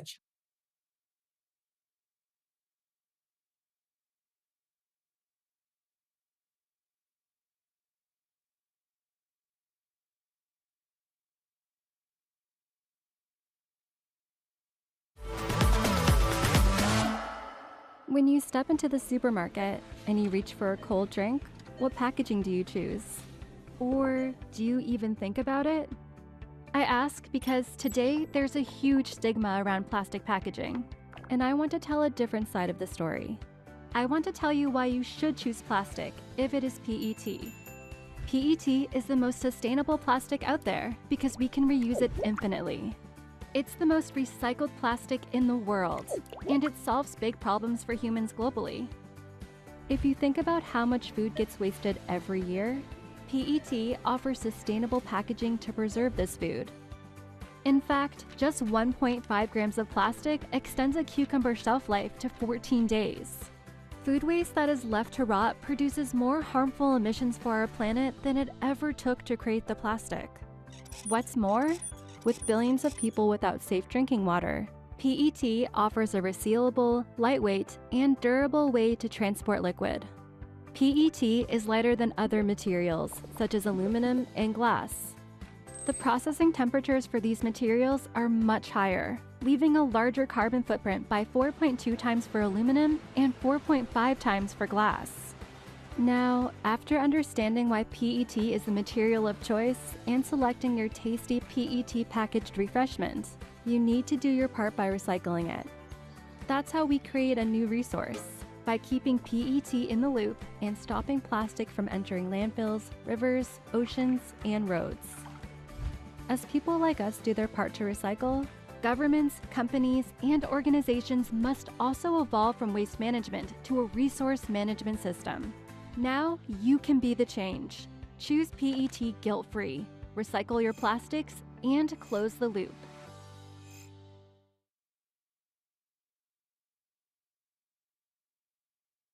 Hydrocarbons. Tiny but mighty molecules. They are the energy we need to drive, to fly, to stay connected, to cook our food, to stay warm. It's only when our energy is put at risk do we realize how important safe, reliable, and affordable energy is to each of us. And here in Canada, not only do we have the best in the world energy made from hydrocarbons, but we have a chance to lead the world in an energy transformation. Are you ready to step into the future of technology? Join us on Open Source as we explore the fascinating world of augmented reality glasses, how these cutting-edge devices are set to revolutionize our daily lives, with our special guest, Rex Gatling, a leading expert in AR technology. Don't miss Open Source every Friday night, 9 p.m., right here on the News Forum.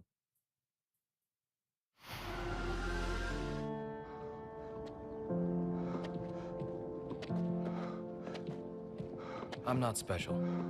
Cancer happens to people all the time.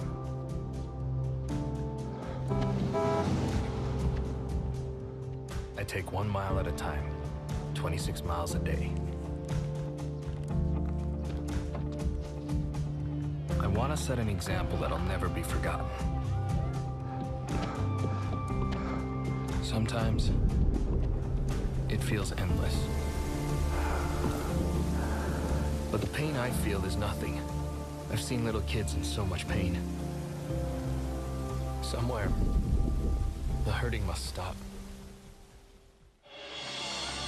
Terry Fox ran more than halfway across Canada to raise money for cancer research. Every year, millions of people around the world continue the marathon of hope in his name.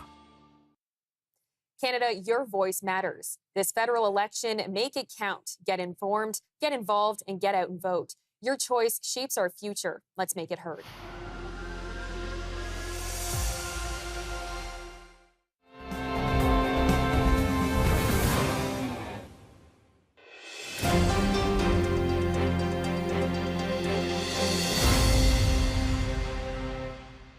Welcome back to our live election night coverage. As we await polls to close and results trickle in, we're going to talk again about tariffs. We know that tariffs have and will continue to cause a lot of turmoil and unrest in Canada's economy, but the challenges go back much further and are much deeper than Donald Trump. We'll discuss the issues impacting our economy and who is best positioned to get us back on track. Well, joining us also as part of this panel right now via Zoom is Jocelyn Bamford, who herself is a host of this network, but also a small business owner. Jocelyn, thank you so much for joining us today. We really appreciate your insights. So share with us, because you have business, correct me if I'm wrong, on both sides of the border. How is this Trump tariff threat impacting you? Well, it's made it confusing because we don't know what's in or what's out, and sometimes it's one thing and sometimes it's another. So we're very much trying to navigate our way through this tariff with very little help from the government on all levels, I might add. So we're trying to figure it all out. We understand the reasons for it. I wish Canada had a better strategy for it. If I had one customer that I had 76+% of my business with, and that customer got a new president and the president wanted to renegotiate the deal, You better believe I'd be down there renegotiating the deal because that's my biggest customer. And I know people talk about, well, we'll get new customers. Well, sometimes that's not so easy. And sometimes it's farther away and it's not so profitable. So we need to understand what the problems were and negotiate a deal so that we can get back to business of being each other's largest trading partner. Stefan, I want to ask you a question, just picking up on Jocelyn said that had the right person, or we had maybe a different strategy right when Trump was elected, when this first became an issue. Do you think a different cast of characters, was there a better strategy Canada could have employed in those very early days that could have stemmed or held back this tide? Not in the Trump presidency, from my perspective, not at all. I mean, look, business owners have been hurting all over North America, Canada, the United States, and that's why you saw such a monumental shift when it comes to folks who voted for Democrats and Joe Biden, and the massive electorate that went and voted for Donald Trump and Republicans in the House, and then taking over the Senate. And huge races in Montana, Ohio, flipping the Senate towards the Republican Party. At the end of the day, folks, whether you're in Canada or the United States, they're going to want an elected official who's going to cut their taxes, going to secure their border. Obviously, a bigger issue in the United States when it comes to securing the border. And I don't think, regardless of attack on the Canadian side of the aisle, when it comes to, as President Trump had famously said, Governor Trudeau, President Trump is his own man, and he's going to govern the way he wants, regardless of who's in office here on this side of the border. I'll just say very quickly, we have our first results of the night too coming in from Newfoundland. They just closed after 7 o'clock, so we're seeing a small conservative lead, but nothing. I mean, very early, so we'll see. Closing? A few polls, yeah. So we'll continue to keep an eye on that. But Jocelyn, if I ask you a question here quickly, I'm curious as to your experience now on both sides of the border, because we've been talking about how Americans are perceiving this versus how Canadians are perceiving this, but you're involved in both sides. How would you kind of characterize that? Yeah, I think that I'll start off by telling you the difference of running a business on this side of the border versus on the Canadian side of the border. We are right now expanding our plant in Suffolk, Virginia, and when we were going through the motions of trying to expand our plant, they weren't putting us through months or years of study. They were saying, yes, you can do it. We'll give you approval, but you have to have your shovels in the ground by the end of June. They wanted that to happen fast because they understand how important it is to have jobs and the economy, and they want to help businesses grow. That for them is more taxes, more jobs. In Canada, if I tried to expand my plant in Toronto, it would be years. It would be $500,000 at the very minimum, probably more than that, and it would be obstructionist the whole way. So it's pretty sad that in Canada we don't appreciate entrepreneurs, we don't appreciate growth, we don't appreciate jobs, and that comes from the top. That's directed from the top. I know they talk about jobs and entrepreneurship, but they do absolutely nothing to help you along the way. That's a very, very good point. Yes. And where the Canadian business owner, who is also in the States, is saying American government wants businesses to grow and they do it fast. And she's just saying if she tried to do in Toronto what she is doing in the States, of course, it would take years and years and years and billions of dollars. Yeah, bloated bureaucracy, big government, that's the problem. What businesses need to grow, whether you're in Canada or the United States, is an easy flow to say, I want to open, here's my dollars, this is what I want to do, and let me have it. And that should be the role of government. Again, on either side of the border, is creating a culture where it is easy for businesses to not just survive, but to thrive. That's what you want in your elected officials. Make it easier for me to grow my business. I can hire people. It's better for the economy, and it adds jobs. Are you going to send Musk up to Canada?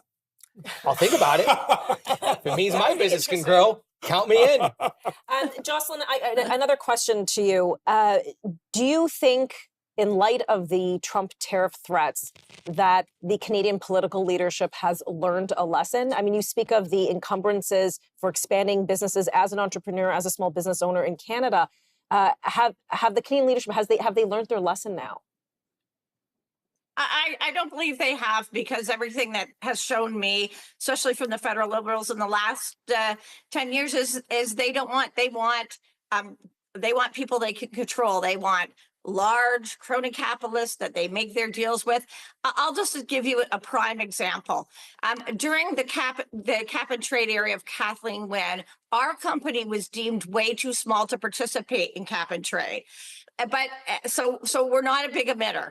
However, my carbon tax on my Enbridge bill today is $18,000 a month for carbon tax, $11,000 for nat gas. So I'm paying almost double for carbon tax as I am for the service. It's outrageous.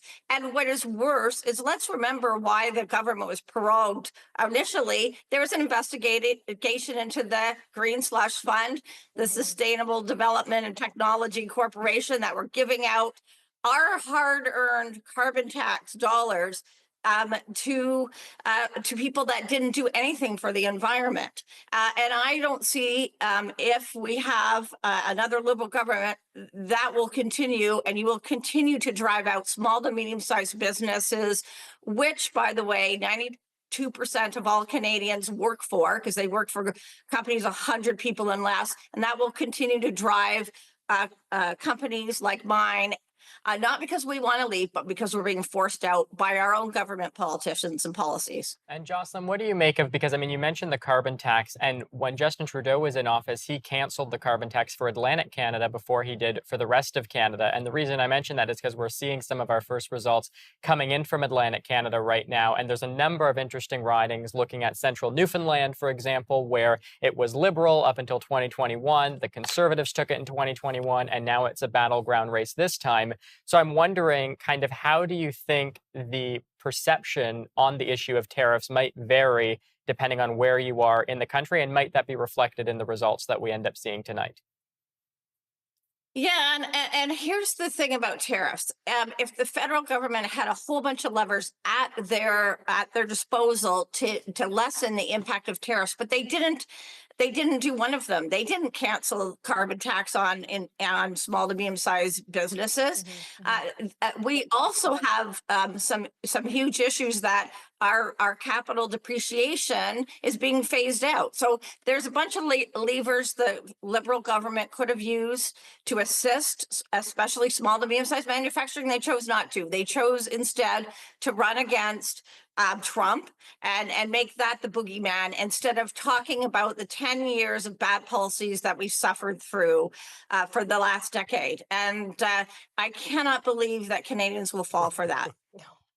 Wow, some strong words. And I mean, we're talking about, just again, to make it kind of clear for people at home, we're talking about some of these results right now. We have, I think, about 500 or so votes counted overall. So we're not anywhere near, just very early. Yeah. So we're going to get into kind of more of the results as they kind of, again, start to trickle in more. So, and we're looking at a lot of battleground races. I mean, only Atlantic Canada's in right now, but, you know, 9:30, once that comes around Eastern time, when the polls close in Ontario, that's certainly where a lot of the battlegrounds will be. Quebec as well, British Columbia. And then also, you know, I'm watching for how many seats can the Liberals pick up in Alberta. And the reason why is because, you know, if they can get upwards of 3 to 4 seats in Alberta, that's likely going to suggest kind of stronger results for them nationally, because right now they only have 2, and that 2 was enough to get them a minority government overall. You know, if we think about 2015 rather, when they got more, you know, they had like Edmonton Centre back then, they had some in Calgary, that was enough to get them a majority government. So people are kind of underestimating it, but where Alberta goes might actually be a strong indication of where the country is going to go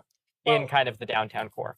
And of course, Jocelyn, it's going to be interesting to see if small businesses put their vote where their money is, because obviously this is costing a lot, not just the Trump tariffs, but all the bureaucracy and all the hindrances. Lots to discuss especially as we welcome in the results coming in. So when we come back, we're going to discuss other issues impacting our economy and which party's policy will help us get back on track. Lots to go through. The night is still early. And don't forget, if you still haven't voted and you're allowed to, go hit the polls.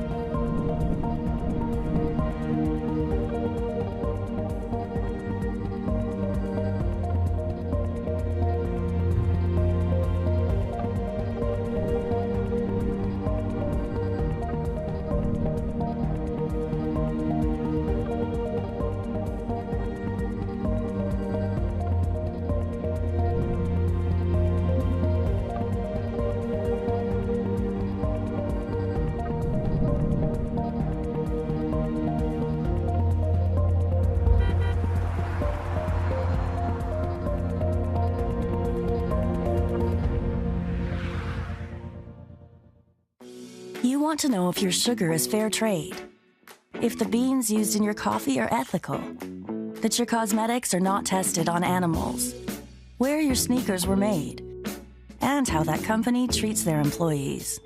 If oil and gas came with a label, you would learn Canada's industry is working to reduce greenhouse gas emissions through innovative technologies. This matters because oil and gas will continue to play a key role as renewable energy sources are adopted. Learn more at madethecanadianway.ca.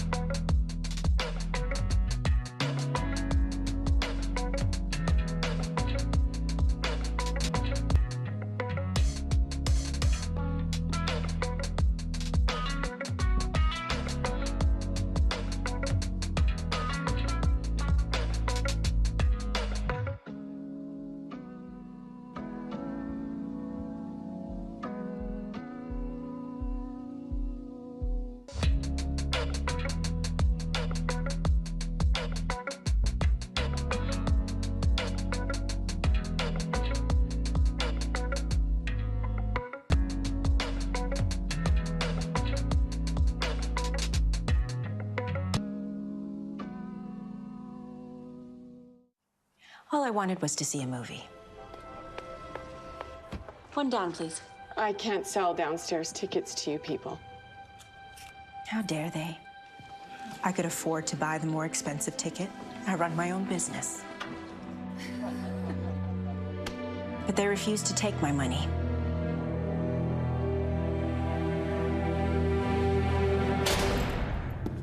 They left me there all night. On what charge? They said I didn't pay the theater tax. But it was really about color. Sister Desmond, appeal this conviction and your community will stand behind you. Do you have any idea what this will do to us? So what are you going to do? Make it right.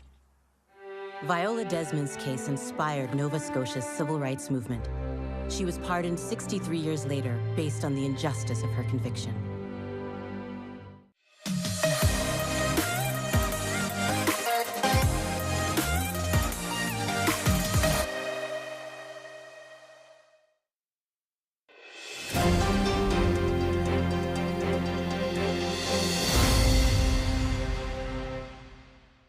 Welcome back. We're continuing with our live election night coverage as slowly little polls in the East Coast kind of trickle in, and we're going to get numbers for you in a bit. We're going to shift gears and talk about the cost of living, a weak dollar, high taxes. The list of economic issues facing our country are plenty.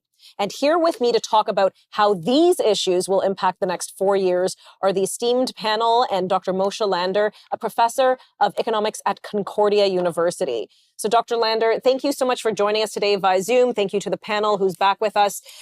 So what is the state of our economy as we are making cataclysmic decisions today for the next 4 years? Not good. It's not as strong as it could be. Look, Canada should be growing about maybe 2.5% per year. We've been growing slower than that for some time now.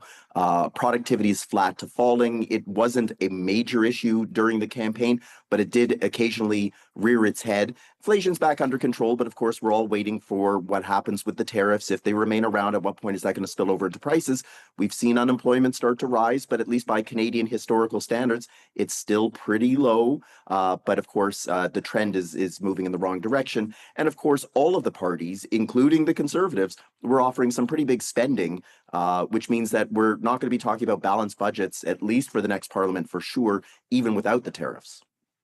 I want to ask you, Dr. Lander, I mean, we're on the cusp of what will be 15 years, essentially, regardless of who wins, without a balanced budget. How long is this sustainable given the debt to GDP ratio we already have? So the key is the economy growing faster than the debt? If the economy can grow fast enough, then the debt to GDP ratio would maintain a stable level. Even if it increases marginally, it's still starting from a low level. I think that the disconnect that we have is that when we obsess on talking about balancing the budget, Politicians have fed us this story that we balance our budgets every year, so why wouldn't politicians and government do the same? The myth, though, is that we don't balance our budget any year. For the first 20 years of my life, I ran colossal deficits. Thankfully, the bank of mom and dad were able to finance that. During the productive working years of my life, I tried to run a surplus, but in years when I bought a home, I ran a deficit. And when I reach retirement age, if I reach retirement age, I'm planning on running deficits for the remainder of my life. So there's nothing that says that the government has to balance its budget. The key is, if you're running a deficit, are you spending it on something that boosts the productive capacity of the economy? Are you spending it on something that's going to provide long-term benefits to Canadians? Or are you splashing out on something that helps people today, but doesn't add to the capacity of the economy going forward? But would the counter to that not be that debt servicing is going to eclipse essentially every other major aspect of government spending, and that there does come a point where there has to be a plan to at least start to reduce it or pay it down? Otherwise, debt payments end up being more than the military, more than healthcare. It doesn't have to be that way. Again, it matters how fast the economy is growing. So let's say that you're borrowing at 5%. That means then that whatever your size of the debt is, you're paying 5% of that in interest costs. But if that debt as a proportion of the economy is shrinking or flat, then relative to the income of the economy, and therefore the tax base of the economy, 5% would be sustainable. It will become a large component, but it already is a large component. I don't think that we need to obsess, though, about balancing the budget. Again, it really does come down to what are you using that money for? If I can give you a bad analogy, if I'm going to run a deficit this year and I'm going to use that deficit to improve my education or to upgrade my home and make it more energy efficient, that's good deficit spending. If I'm going to do it, though, to blow out on a big vacation in Vegas with all of my friends, while that might be fun, it's not going to add to my productive capacity. That would be a dangerous deficit. I feel attacked. Sorry, Anthony just did exactly what you said we shouldn't be doing. Bad. I'm not running a deficit, Dr. Lander, I promise. I actually have a question for him. So in this case, thank you for getting rid of that old age thing about how household budgets and government budgets are the same, because they never have been and they never will be. I appreciate that. I hate that analogy. So I guess my question is now is what should we be spending money on in this country? Because there's a lot of tax cuts in these budgets, and it's a little feather in my hat, or whatever the word is. And I'm getting a little upset here, because if we're running massive deficits, how can we be cutting taxes and maintain all this program spending? Yeah, that's the, what did they say during the debate? Harry Potter maths? I mean, that's exactly what we're seeing, right? You can't cut revenue, maintain spending, or increase it, and somehow decrease the deficit at the same time. It's just mathematically not possible. Tax cuts by themselves are okay, again, if it boosts the productive capacity. So let's say that maybe I don't want to work as many hours as I otherwise would because of high marginal tax rates. If you're decreasing my tax rate and that incentivizes me to work more, that boosts the productive capacity of the economy. The unfortunate part is there's not a lot of statistical evidence that suggests that tax cuts really change labor supply in any meaningful way. So really all you're doing is you're giving cuts to people, and often it's to the higher income people. And if you're giving it to lower income people, like all of them were suggesting, by raising the threshold of the minimum tax bracket or cutting that minimum tax bracket, the problem there is that I think for most Canadians, the $800 that's being promised for a couple amounts to less than a small Tim Hortons coffee, whatever jurisdiction of Canada you're in, per day. That's not the difference between survival and falling irrevocably behind. So to make the tax cuts meaningful enough, you'd have to break the bank. And I think that governments are kind of pinned in that position where we need to be seen to be doing something, but we can't do the thing that we actually need to do. The earlier question that you asked about what's really the key here, it's you've got to unlock productivity. You've got to find a way to restore people's purchasing power. And the only way that's possible is for people to be able to boost their productivity in a way that their wage increases will exceed inflation by whatever that productivity gain is. That gives them back purchasing power. But that could take years, certainly longer than one term of parliament. How did we get into such a terrible state where I understand our productivity is less than that of the state of Alabama, which is around low in the United States? So how do we get to this low state, and how do we get back up? So this is something that's happened over 40 years. Do not listen to what Pierre Poilievre was saying, that the 10 years of the Trudeau government were what put us in this position. It was Trudeau, it was Harper, it was Martin and Chrétien, and it was even to some extent Mulroney. Back in the day, in the 1980s, the 1990s, the Competition Bureau in Ottawa would have scrutinized any merger that was taking place. And if you remember back in the Paul Martin days, when the Big Six wanted to merge their way down to the Big Four, Martin jumped in as the finance minister and said, not happening on my watch, because it doesn't justify the cost to consumers in terms of whatever cost savings you think or synergies you're going to get as businesses. Since then, most of Canadian competition policy has been putting the onus on the government to try and explain why a merger is a bad thing, rather than putting the onus on the companies to explain why a merger is a good thing. What we now have awash in Canada is a bunch of non-competitive industries: airlines, banks, cell phone service providers, food processing, grocery stores. We could probably make an alphabet out of everything. The problem that we have then is, if you don't have genuine competition, if your company is not worried about somebody and taking your business, what incentive do you have to make sure that your workers have the best technology, the best workspace, work environments, and encouraging them to boost their productivity? So it's not fundamentally that Canadians are lazy, far from it. It's just that we work in industries where we don't have an incentive to be more productive. So I think what you have to see then is a reversal in the way that governments just wave through any merger without any questions asked, and maybe ask more difficult questions about what exactly makes this good for the consumer. And that competition that would be unleashed would be the type of thing that creates innovation and would expand the productive capacity of the economy. But isn't the other side of the equation on competition increasing access for foreign and international competition? You look at anything, grocery stores, banks, the food supply, specifically supply management. We're talking about industries that are incredibly consolidated, very tightly controlled, often have foreign ownership restrictions at 51, 52, 60, et cetera %. Is that what needs to be tackled in order to unlock productivity, or in order to unlock consumer benefit? Sorry, I think we saw a clear difference between Mark Carney, the politician, and Mark Carney, the economist central banker, because as a central banker, he would have understand full well that supply management has got to go in this country. Yeah. But Mark Carney, the politician, was all too clear that this is absolutely a non-starter. If I were going into negotiation with Trump, I'd put that on the table and say, oh, if this is what you want removed, you got it. Give us something back, like, say, get rid of the tariffs. And that's win-win for Canada. Dairy consumers in this country pay way more than they have to for dairy products to prop up dairy farmers. The thing is that dairy farmers are an extremely effective lobby. And just think about that the next time you're watching the hockey game and you see some commercial pop up promoting the dairy farmers and what wonderful things they do for us, like charging us 20% more than we would otherwise have to pay. And Mark Carney wants Quebec, so he can't do that. And you saw in the French debate, it was a very different sort of approach than in the English debate. And the way that he approached the farmers, he knew full well that he needs to steal bloc support to be able to get that majority. And so there is no way that he's going to go out there and inflame the Quebec views or separatist views. And so he understands then that the politics are going to trump, pun intended, the economics aspect of it. And that's what we see now with politicians, is that even when they're economists, they're not behaving like economists. They're behaving like politicians, as they should. But it's our failing as the population that doesn't understand what good economics is. And so we allow them to run circles around us. Okay, well, we're just about to go to commercial break, but I guess, David, I'll ask you, in the wake of Trump tariffs and the threat of this, is it even possible for our economy to grow? I mean, it's a good question. It would be if we had someone who would possibly go to the Trump administration and say, I'll meet you at zero. But there doesn't seem to be political appetite for that. Okay.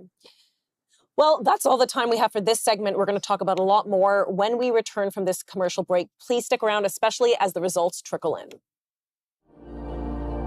At the core of every good story is someone longing for answers.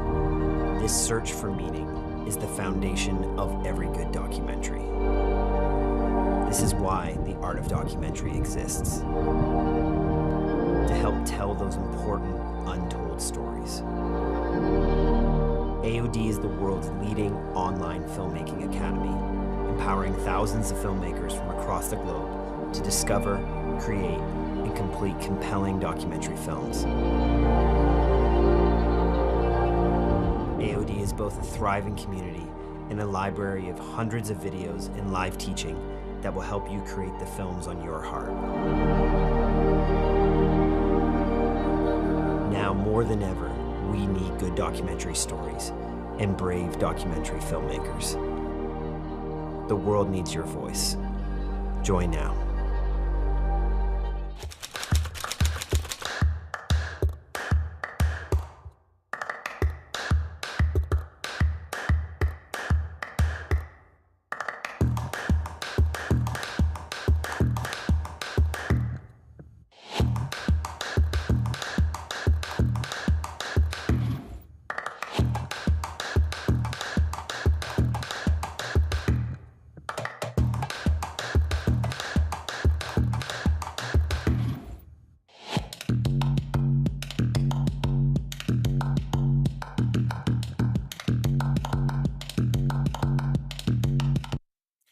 Join us on the next episode of Opinionated, where I duke it out with Sam Yele in a battle royale about the election results, who's going to win, and whether or not Canada is on track or already becoming the 51st state. It's going to be so much fun, and conservatives and liberals just might come together. We'll see you next week.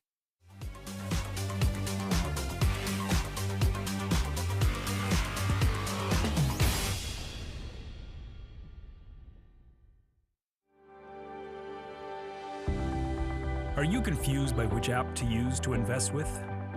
Perhaps a conversation with a professional is a better approach to investing for you.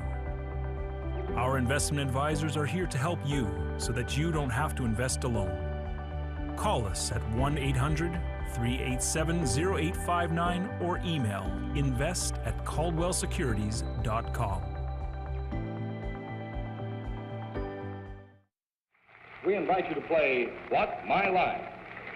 Welcome, Mrs. Baker. Those folks over there need to guess your extraordinary occupation. Are you an entertainer, Mrs. Baker? Yes. Do people come to watch you perform? Yes. Do you travel for work? Yes, I do. Do you ever wear a special type of costume? Yes.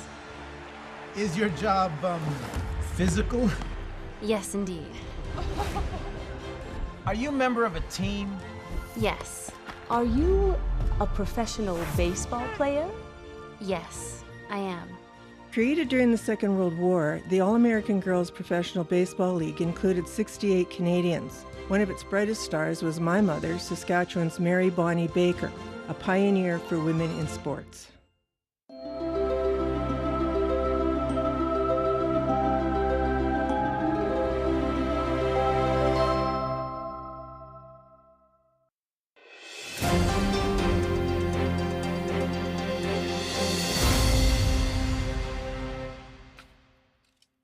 Welcome back to our election night coverage. We're looking at the state of Canada's economy as we gear up for the next 4 years. Joining the panel again is Dr. Moshe Lander, a professor of economics at Concordia University.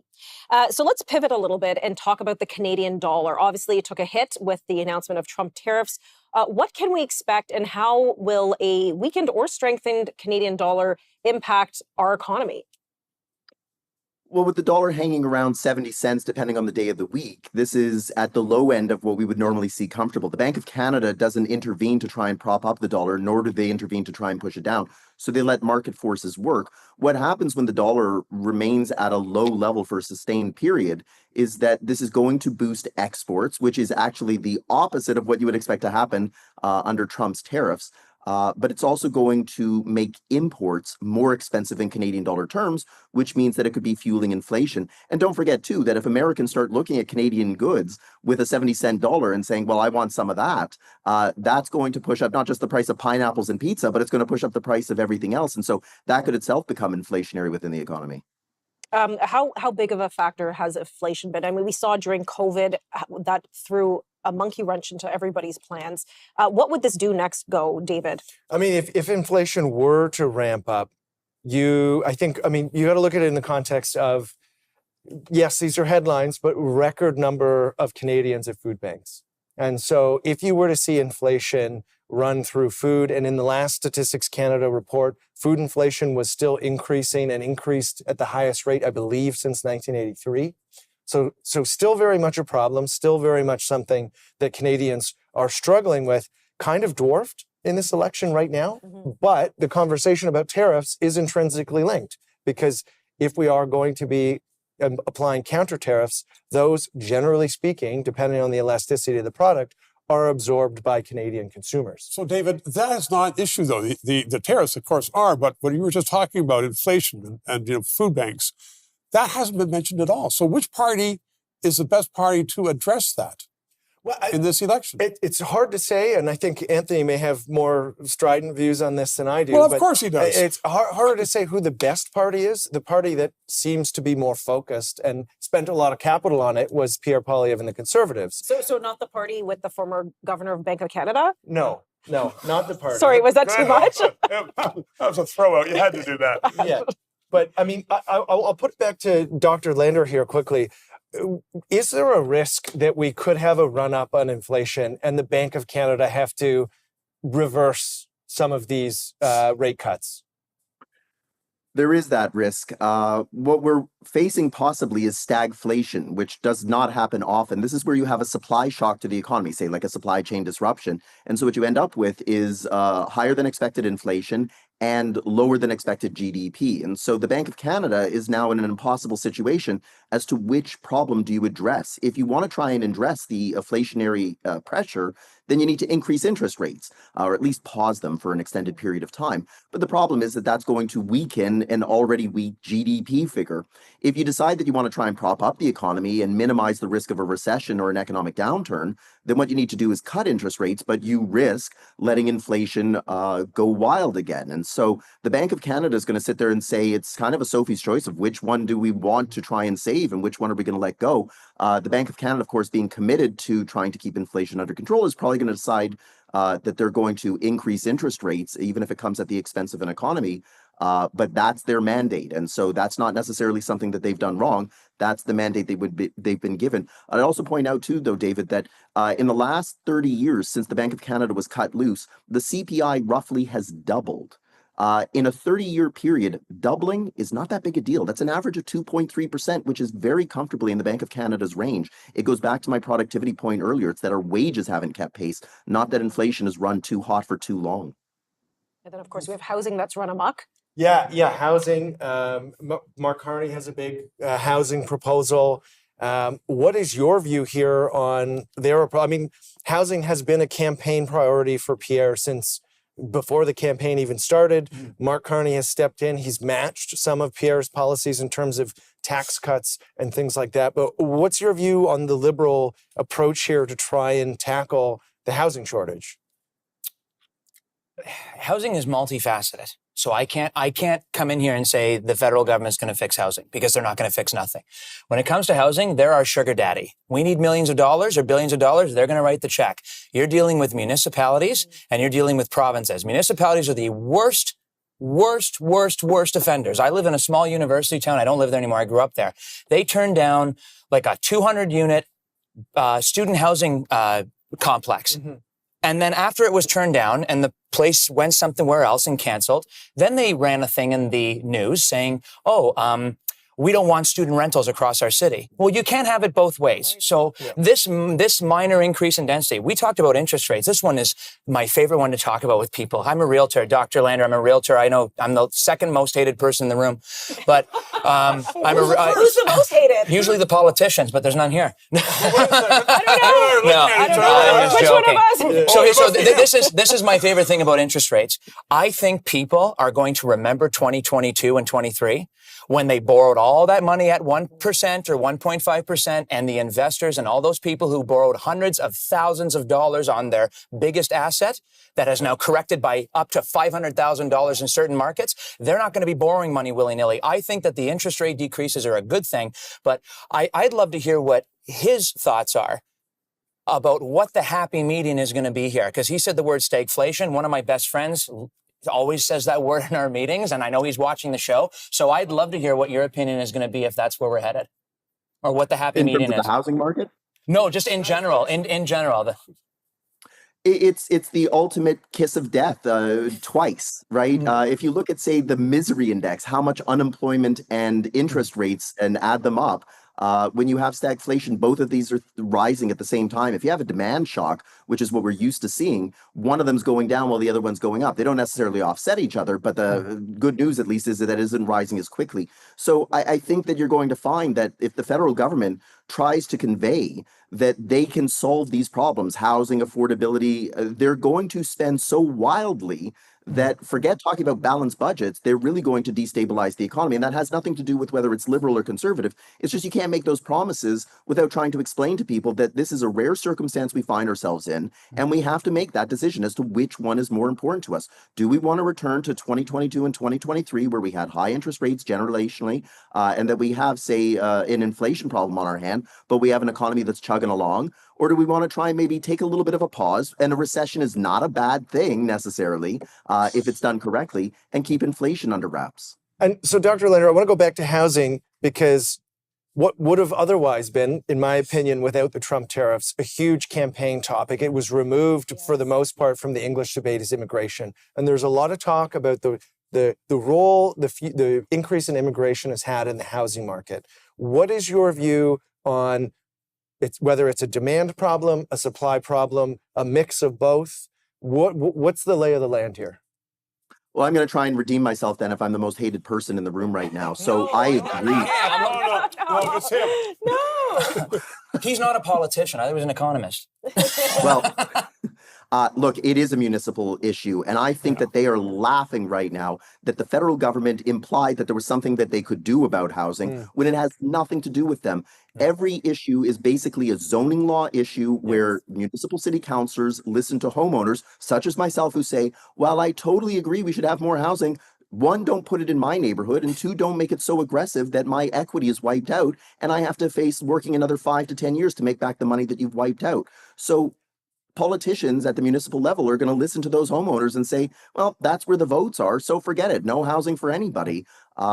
If you're going to be a renter, you don't vote in the same numbers and you're more mobile. So you don't build those roots in the same riding year after year or in the same municipal ward year after year. So politicians say, hey, if I try and satisfy you today, you could be gone tomorrow. But that person with a 30-year mortgage, they're not going anywhere, or the likelihood that they're going anywhere is much less. So I'm listening to them and I'm going to block housing. The federal government cannot make municipalities build housing. They don't own the shovels. They don't own the bulldozers. And home builders would love to be able to build homes because it's so profitable. If the federal government wants to do something, hand over a huge wad of cash to the provinces and tell them, make sure that this goes towards increasing the number of tradespeople. It's not an immigration problem. It's a bad planning problem. Can I, you asked about the housing policy. These are the two biggest policies the Conservatives and Liberals have. We're going to cut the GST on new homes. Let's hold up the magazine again, maybe. Are any of these kids on this magazine buying a brand new house? Zero are buying a brand new home. You know what this GST exemption is going to do? It's going to open up the market for wealthy land speculators and or people who can afford to buy rental properties. That's all it's going to do. And by the way, when my condo finished in downtown Toronto, I love Toronto. It's a beautiful city. It is a beautiful city. It's a terrible city. It's a wonderful these city. days. When I got the keys to my condo 6 months later, guess what I got in the mail? An HST rebate. What's in there is the GST portion, which was rebated back to the customer. This is a tax that's already partially rebated back. You're voting NDP, aren't you? I'm not telling you. I wonder who I'm voting for. I wonder. Oh, but you know what? Everybody's right, though, when you say it's a municipal issue and the feds have nothing to do with it. I would be doing a dereliction of my duty as a realtor to endorse and those housing policies. And the provinces run the OMB. Okay, when we return, we'll get our first update on the polling numbers as they've started trickling in. That and take a look at business climate in Canada, and our election coverage continues.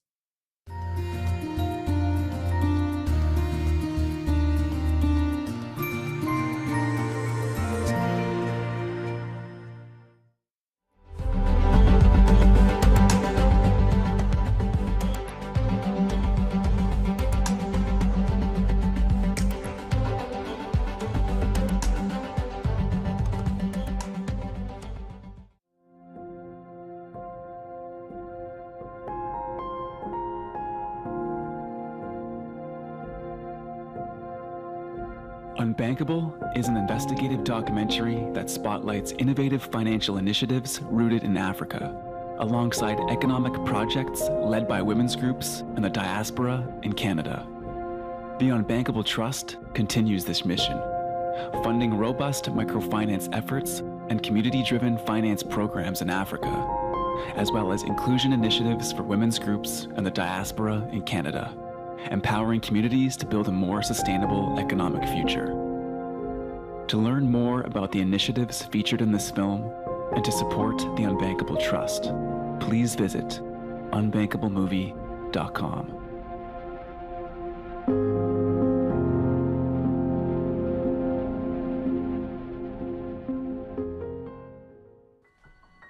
Take a moment and imagine energy. What does it look like? Sound like? When was the last time you even thought of it? Can you see it? Can you hear it? It's hard to notice energy. It is so integral to our lives. It doesn't stand out because it is everywhere, making everything possible.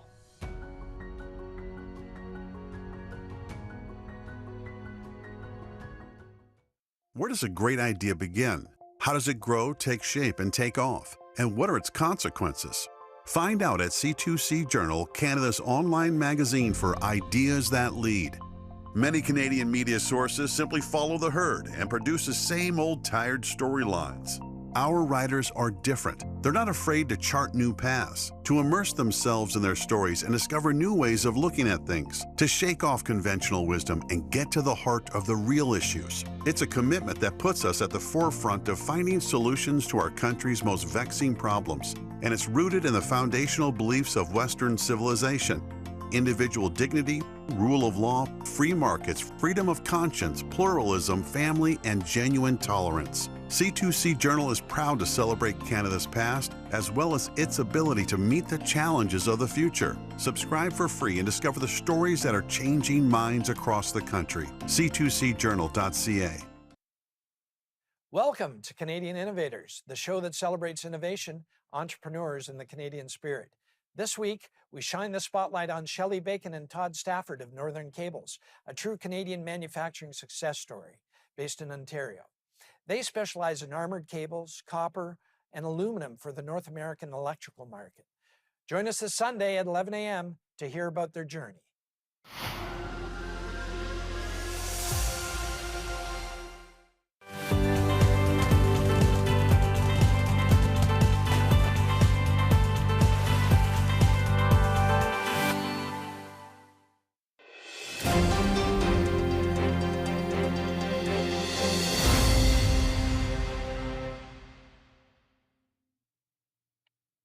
Welcome back to our election night coverage. So we just started getting results. Wyatt, what are we seeing right now?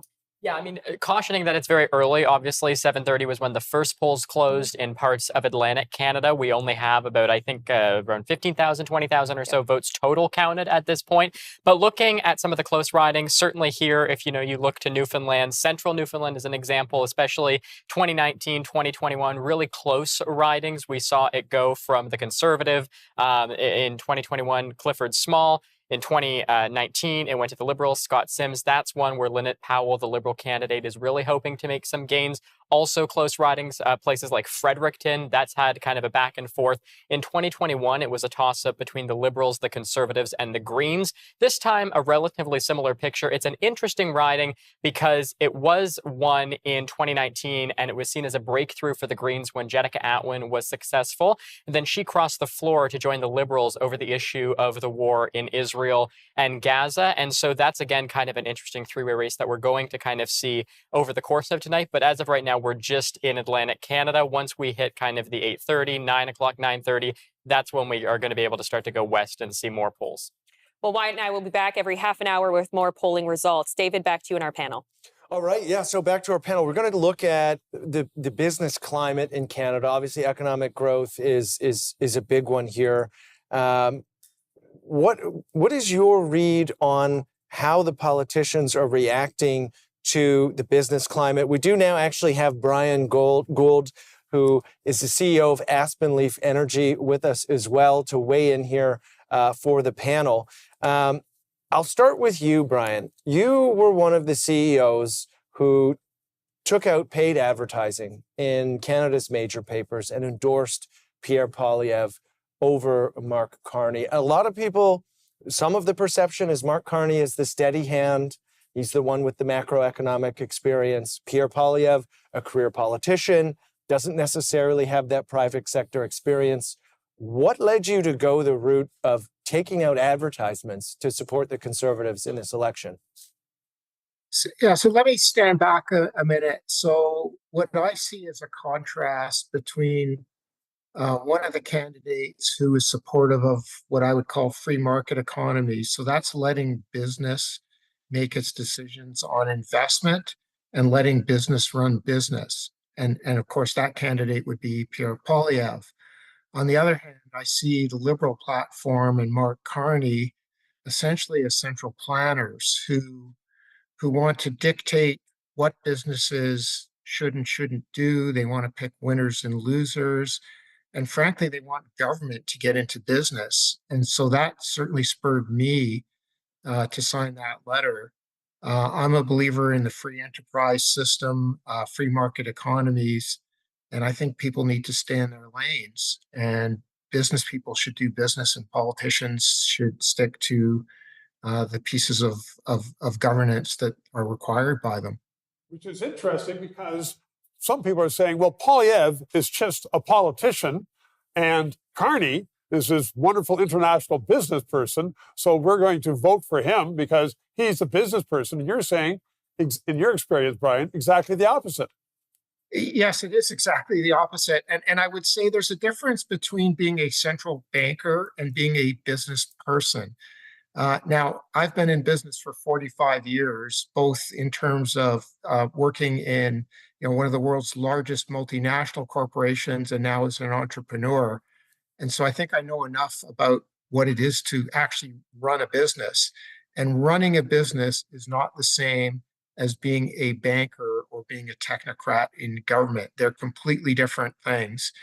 And I would argue that Pierre Poilievre has a better handle on what it actually takes to be an entrepreneur and run a business than does Mark Carney. Yeah, but one of the big things this election obviously has been Trump's tariffs. That's something that impacts your industry specifically. Some of the narrative has been that Mark Carney would be the better option in terms of navigating the relationship with Trump and trying to at least salvage something out of what is an incredibly fractured relationship right now. What would you say to people who hold that view? I actually see it as the opposite, and I understand why, at a superficial level, one might take that stance. But again, I've negotiated many deals in my career, and I would personally bet on Pierre Poilievre and the team that I think he would build around him as being far superior negotiators than what I see with the Carney government and the cast that he's put together. Now, I believe that there is a deal that can be done with Trump.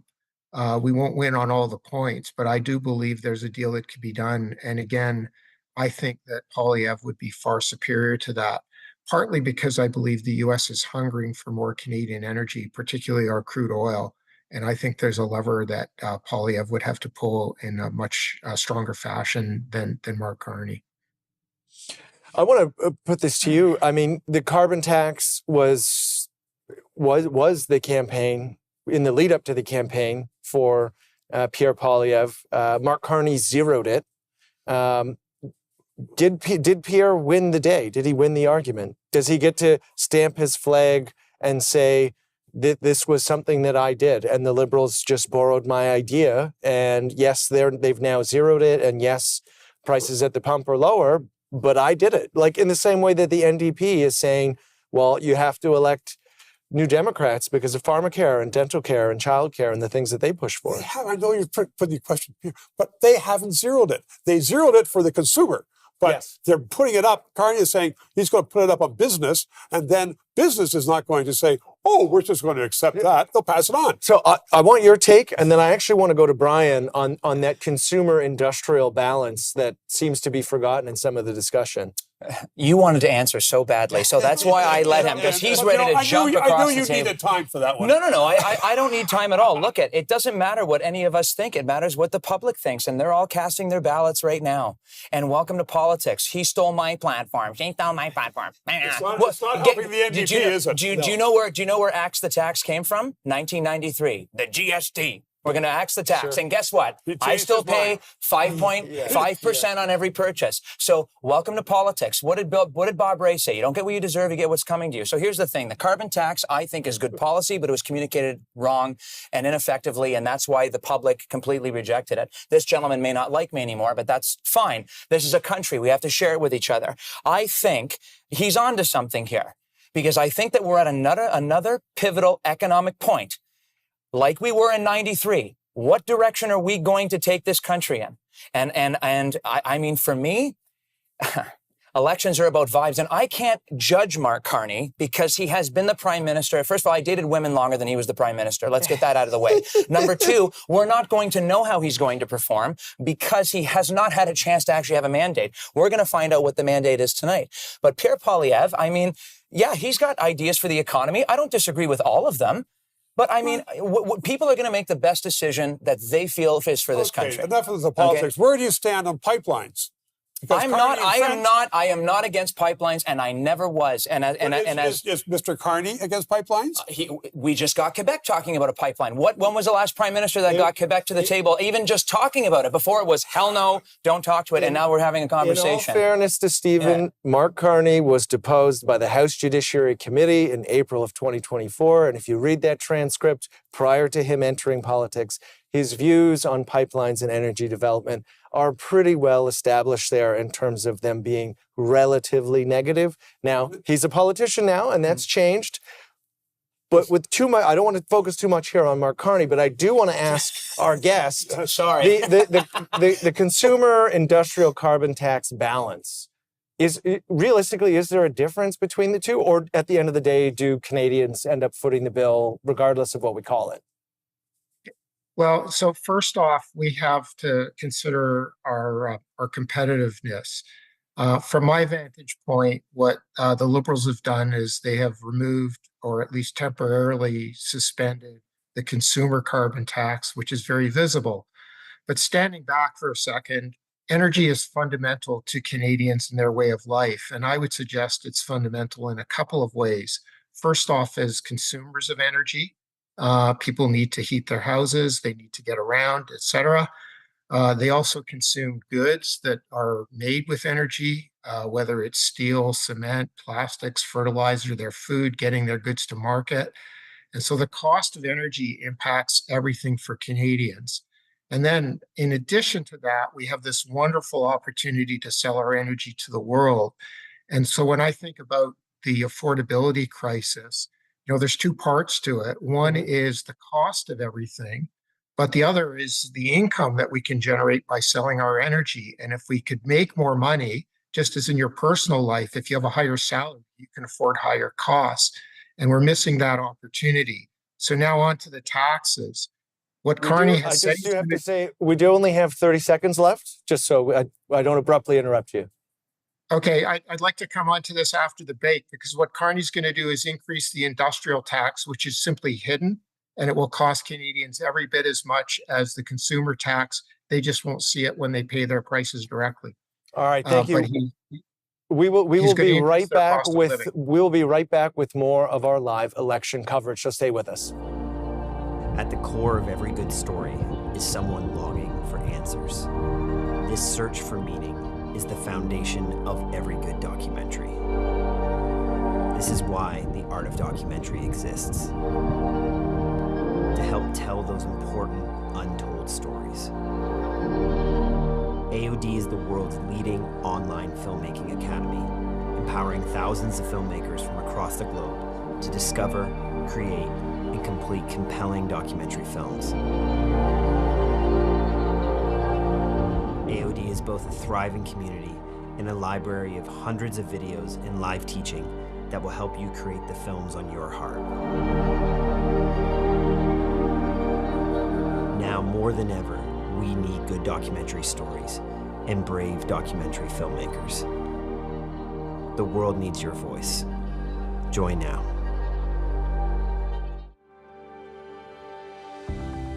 Are you confused by which app to use to invest with? Perhaps a conversation with a professional is a better approach to investing for you. Our investment advisors are here to help you so that you don't have to invest alone. Call us at 1-800-387-0859 or email invest@caldwellsecurities.com.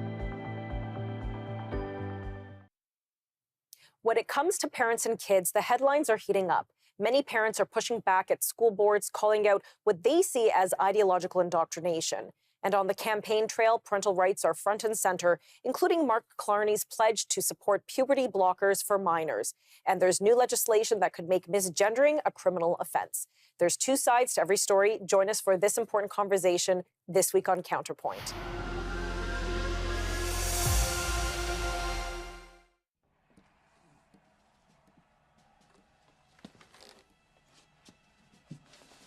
Wasn't easy growing up on Sargent Avenue.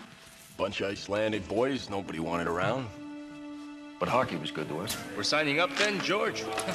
Only if Carney here joins up with us. And the war came along. Broke up the team.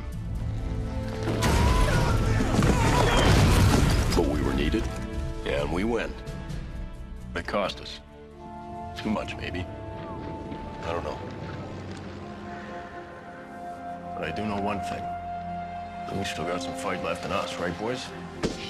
It's the game we've been saving it for. For us. For Canada.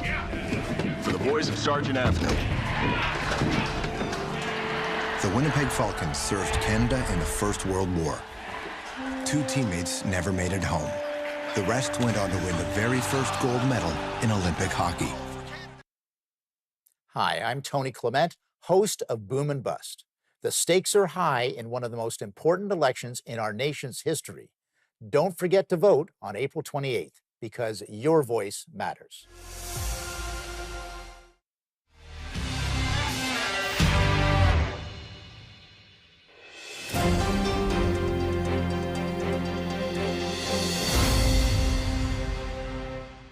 Welcome back to our election night coverage. We're joined by Brian Gould, CEO of Aspen Leaf Energy. Brian, before I rudely interrupted you before the break, the question, industrial carbon tax versus the consumer carbon tax, one is more visible, but do Canadians end up footing the bill regardless? How much of that is traditionally passed on, whether it's seen or not, in that final price? So there's actually 3 carbon taxes. There's the consumer tax that everyone's familiar with. There's the industrial tax that people are somewhat familiar with. And then there's the clean fuel standards that I think people are generally not aware of. And that is a tax that basically the refiners pay. And that gets passed on to the consumer as well. So my view is this is a bit of smoke and mirrors, where you remove the visible consumer tax, you replace it with these invisible industrial taxes, and that simply gets passed on to the consumer. And that will get passed on to the consumer 100%. They just won't know that it's done in the form of a tax. And then just if I may, to add insult to injury, in order to maintain competitiveness, because if you think about it, if you tax Canadian producers, that would give exporters into Canada an advantage. So now what Mr. Carney's talking about doing is putting in a border adjustment tax, which is de facto a tariff.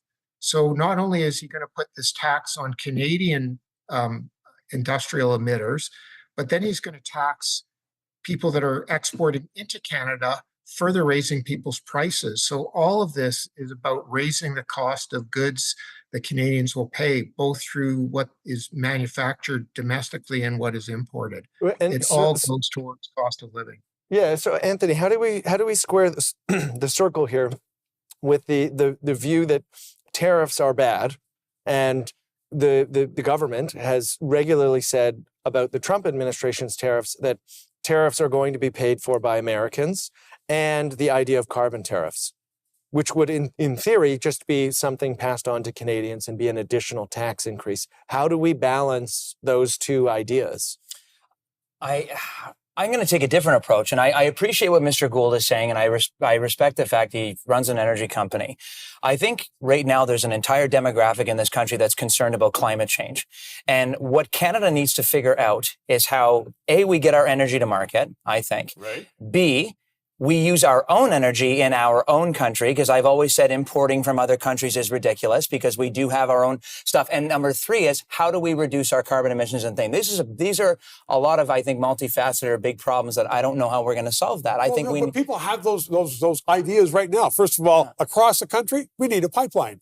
We're crazy to be importing oil and gas to Atlantic Canada from the Middle East. But let's put it to Brian, because he's in the business about carbon reduction. People in the business have lots of ways to deal with that. Is that not the case, Brian? Well, so what I say is we have reduced our emissions, but I stand back from this and say, this is a global issue.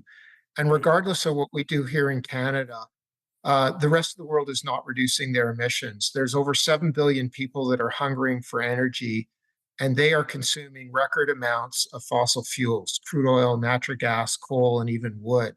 So this concept of energy transition, net zero, is not happening. It's not going to happen anytime soon. It just can't happen. And I just don't understand why we want to self-annihilate our own economy to virtue signal on this front. So, we are not going to make any dent in global emissions here in Canada. And I think it's a false premise.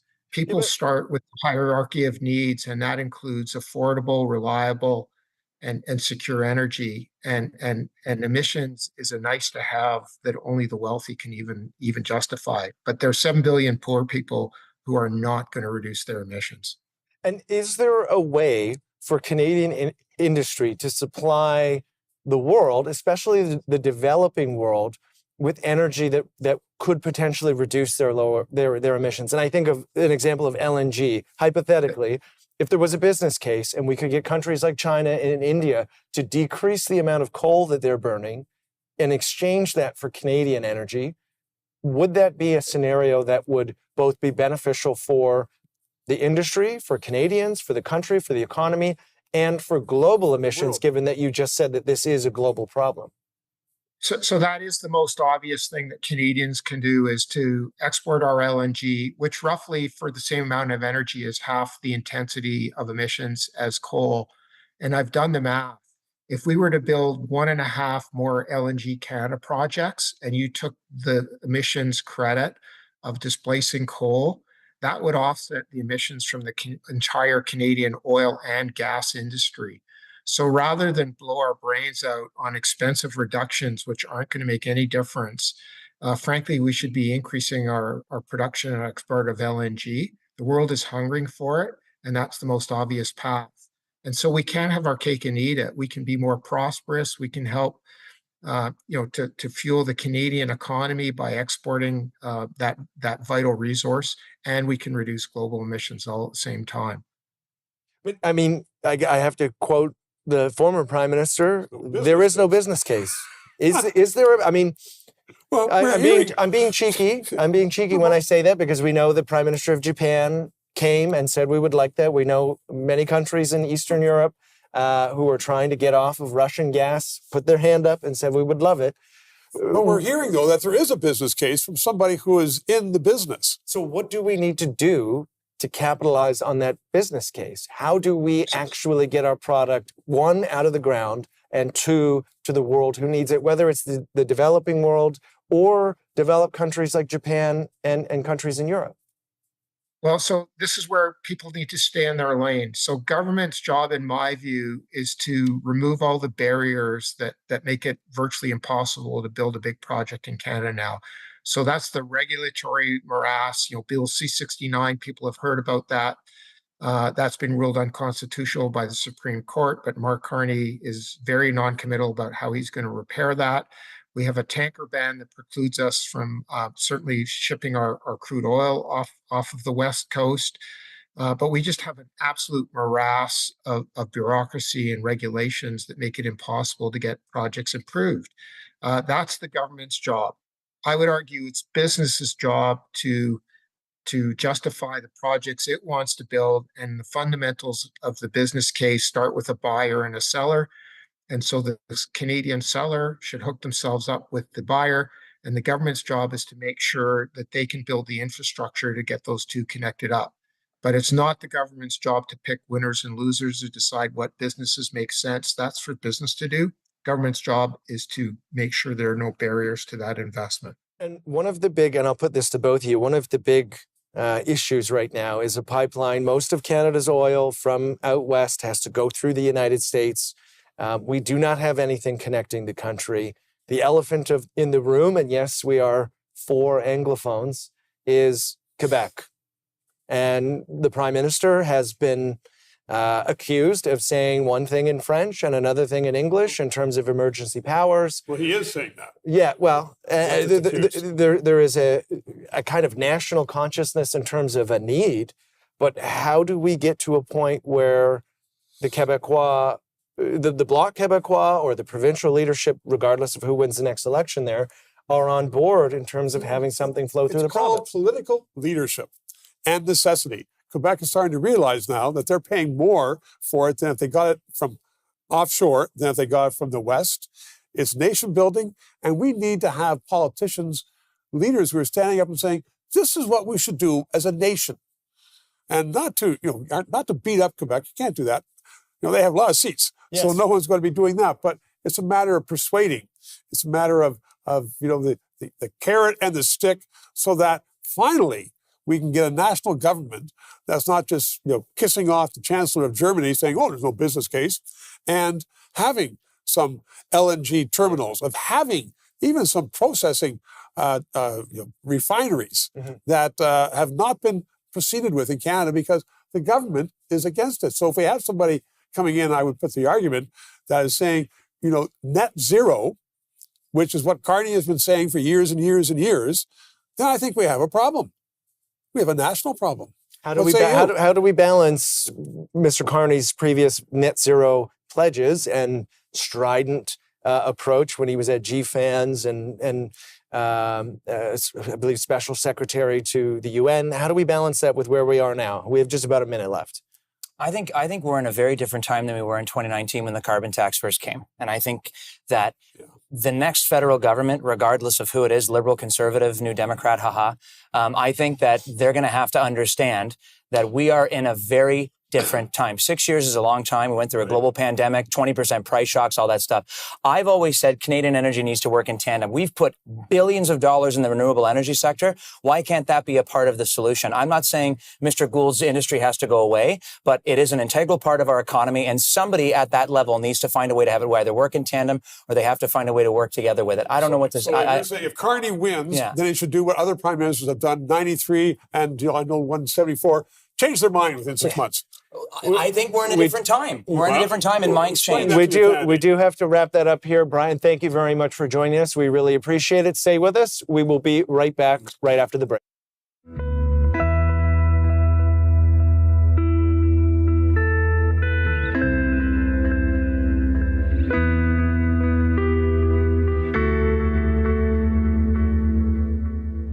A lot of our homes are run on propane. They run on electric heat. Heating oil, propane, or electric heat. To fill our tanks, it's costing us about $1,400. And depending on the cold weather that we get, that propane can last, 2 months maybe. We've had a lot of issues where when people run low on propane, it'll gel up and then your furnace does not work, right? And then we have elders and children in these homes who put us, in emergency situations. It doesn't matter where we live within Saskatchewan. We all have the same concerns. We have the delivery, the affordability, and all of those concerns. We have to wait for delivery of propane. When you're out. So we have to get on a list of delivery. And so we have to wait for that delivery to come. And that could, between 2-3 business days to a week. And so within that time, you're really hoping that you're not running out of propane. So I guess the major thing with energy is natural gas, needing natural gas for our homes. We have natural gas all around us. Somehow our nation was left out of the loop at that time. And so we want to be, I guess, just like every other homeowner that has that choice to be able to use natural gas within their homes. It's a lot safer in the wintertime to run natural gas.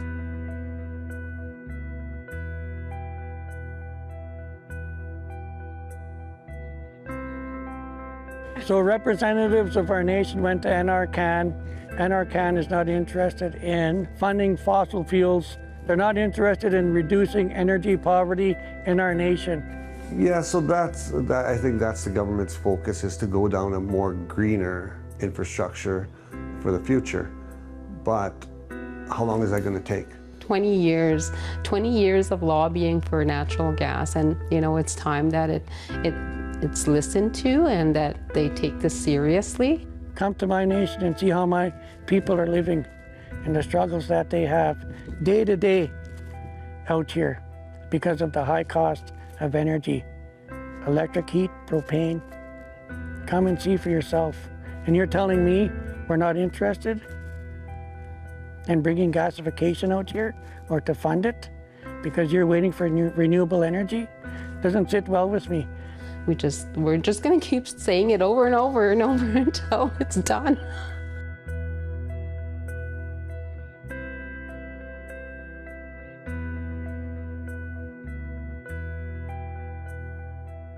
What is this? I need another 4 years. You agree with the position? Should we just sort of take it on the chin? Has DEI evolved for the positive? How would you describe the full scope of China's infiltration and why Canadians should care right now?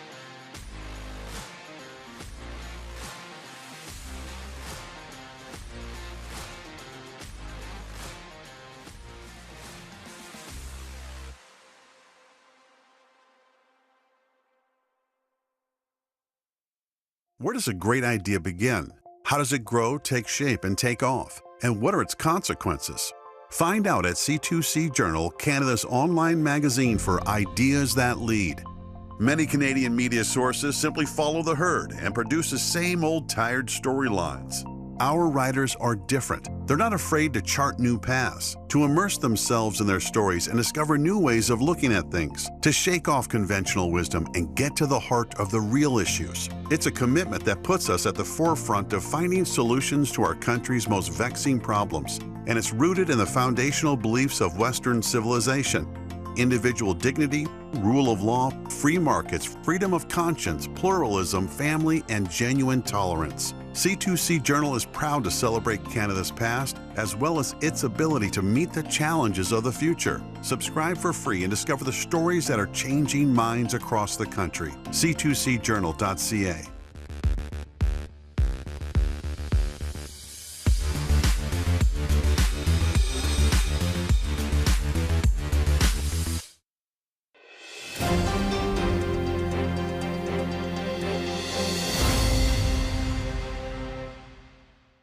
Welcome back to our election night coverage. Wyatt, now we're seeing more results coming in from Atlantic Canada. What's going on? Yeah, so the first polls in Atlantic Canada closed at 7:30, as we talked about last time. To really zone in on what people are seeing here on the bottom of their screens, this is the ridings in which each of the individual parties are either leading or elected, and kind of important to make that distinction. Out of these numbers, 5 of the 16 for the Liberals are ridings in which they are elected. 1 out of the 9 are ridings in which the Conservatives are elected. And so if we kind of zone in more specifically on what we're seeing in Atlantic Canada, I mean, we mentioned this earlier, in a place like central Newfoundland, that's going back and forth between Clifford Small and Lynette Powell. If you look also to here, I mean, there's also ridings like in New Brunswick, for example, where we're seeing in Fredericton kind of a back and forth, obviously, between the Liberals, the Conservatives, and the Greens. But what's really interesting about Fredericton is there's also someone named Dominic Carney on that party's ballot. He was a former cabinet minister in New Brunswick provincially for the Conservatives. He got kicked out of the party and now started his own party called the Canadian Future Party, which hasn't been receiving a lot of attention this campaign, but certainly something to note that even if he only gets 2 to 3% of the vote in that riding solely based off of name recognition, that could be enough to maybe tip the scales in favor of the Liberals again in Fredericton Orkmont, which is the name Now, of that. I want to touch on voter turnout. In the past elections, both provincial and federal, it's been pretty low. How's it looking for this election? And that's something we're going to kind of have to wait and see as time progresses. Certainly in the advanced polls, we saw 7.2 million Canadians get out and vote, which is something we haven't seen for quite a while. We're on track, if those voting trends continue, to have the highest voter turnout since 1993 and maybe even 1984. So certainly that's something to watch out for as well as we kind of start to see more results come. So any surprises so far? Is this where you expected the trend to go in Eastern Canada? Certainly, yeah, and we were talking about it earlier. I think Atlantic Canada, generally speaking, is relatively liberal, so we're not seeing too many surprises. But as we start to get into the Ontarios, the Quebecs, the British Columbias, that's really when we're going to potentially start to see some more interesting results come out of this. Right now, it's either the incumbent is leading or elected, or we don't have enough results in certain ridings to reasonably make a projection or kind of a reasonable analysis at this point. Okay, thank you, Teresa Wyatt. So business owners have been facing a lot of challenges in recent years with the pandemic and supply chain issues.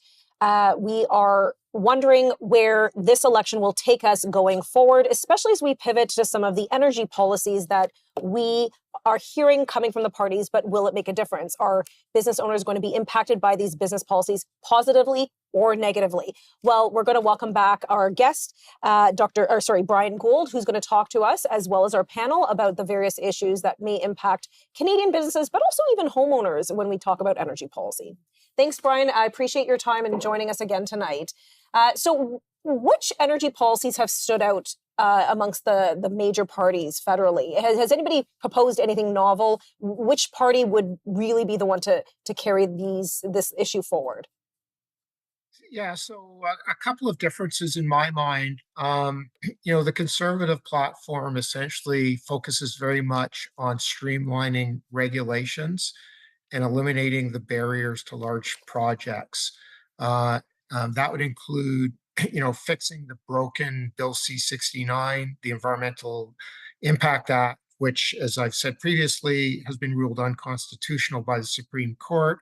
They would eliminate the tanker ban off the West Coast. They would get out of the business of industrial carbon taxes and leave that to the provinces. And so they would, in my view, create a much more optimistic view for investors to come in and invest in energy projects. The Liberals, by contrast, will continue with the same policies, not just the same policies, but are talking about putting in larger industrial carbon taxes, border adjustment taxes, and I fear even more regulations, the worst of which is what they call an emissions cap, but would really be a cap on production of Canadian oil and gas. So not only would it not permit growth of the industry, but it would cause a retraction and a shrinking of that industry. So in my view, a very stark difference in approach to at least oil and gas from the two parties. Brian, I want to ask you about permitting, because that's, for the average Canadian, they really have no idea what this process looks like. Can you help conceptualize what the permitting process is actually like and how it could be different or how it should be different? Like how much time, energy, resources, capital is spent just applying to be approved? So in a major project, I'm talking about the big projects, whether it's a big, like an oil sands development or a pipeline, you're looking at multiple years gathering data. If you were to look at an environmental application, you probably would have a stack of binders about 20 feet high. So it's a massive amount of gathering of data, answering all kinds of questions. The cost of these assessments runs well above $1 billion. So you imagine you're in the business world and you have to invest over $1 billion, not knowing whether your project has a chance of being approved or not. And in the case of some projects like Northern Gateway, the projects actually were approved, and then the approvals were withdrawn. So quite frankly, no one in their right mind, given this current situation, would go through all that, years and years of work and labor, huge amounts of investment, only to not even know what the rules of the game are and whether your project will be approved or not. Wow. And then when we think about the Trump tariffs and the threat from America, I look back in the last 10 years. Have we really capitalized on our oil and energy gas sector, on our energy sector?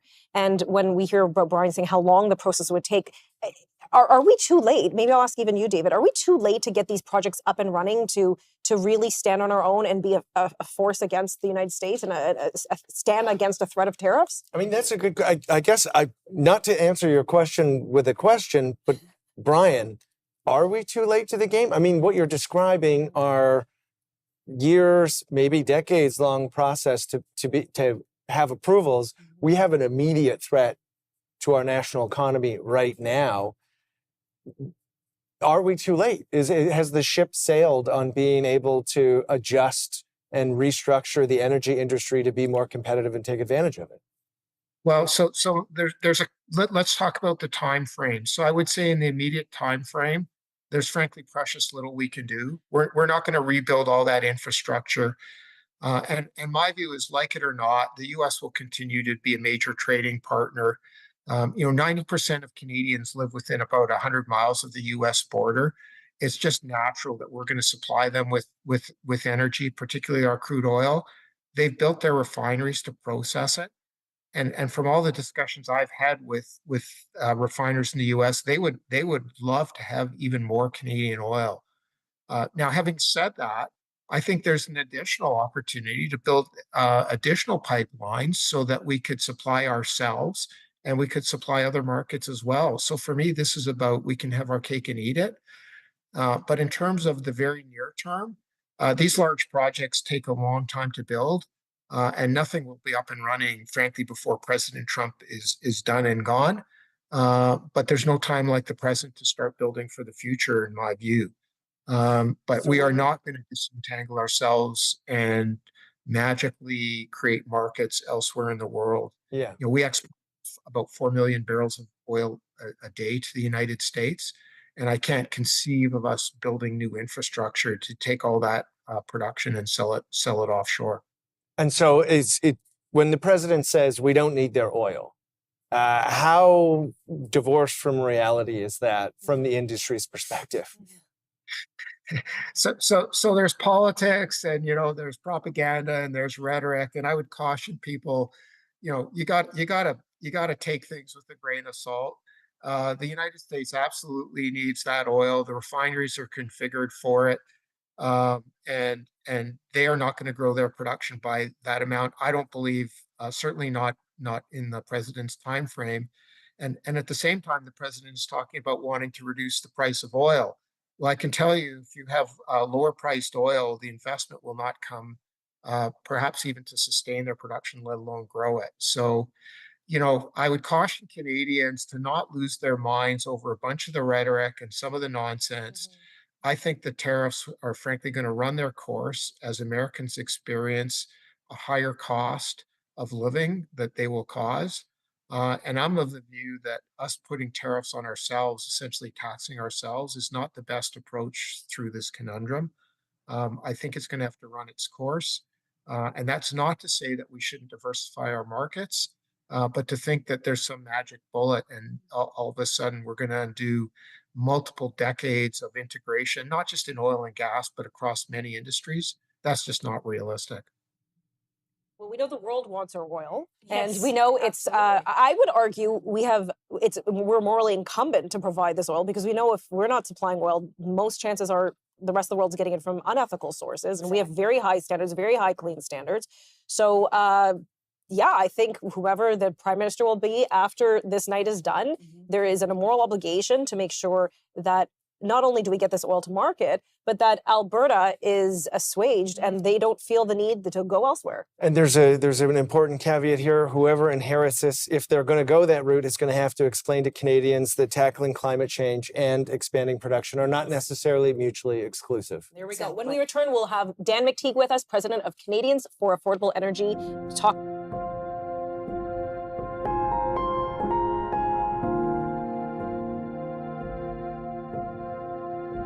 Unbankable is an investigative documentary that spotlights innovative financial initiatives rooted in Africa, alongside economic projects led by women's groups and the diaspora in Canada. The Unbankable Trust continues this mission, funding robust microfinance efforts and community-driven finance programs in Africa, as well as inclusion initiatives for women's groups and the diaspora in Canada, empowering communities to build a more sustainable economic future. To learn more about the initiatives featured in this film and to support the Unbankable Trust, please visit unbankablemovie.com.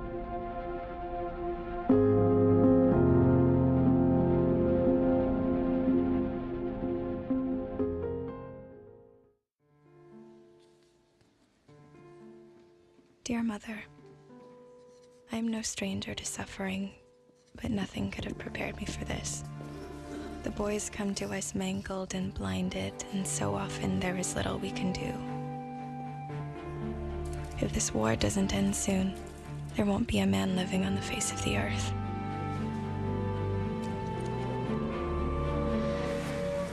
Air raid. But don't worry, we nurses continue. I continue. I'm glad I came, but I think very often how good it will be when it's all over and I'm returning to all I love most, home. Eleanor Thompson was awarded the Military Medal for her bravery that night. Eden Pringle was killed in action. They were two of the nearly 3,000 Canadian nursing sisters during the First World War. Are you ready to step into the future of technology? Join us on Open Source as we explore the fascinating world of augmented reality glasses, how these cutting-edge devices are set to revolutionize our daily lives, with our special guest, Rex Gatling, a leading expert in AR technology. Don't miss Open Source every Friday night, 9 p.m., right here on the News Forum.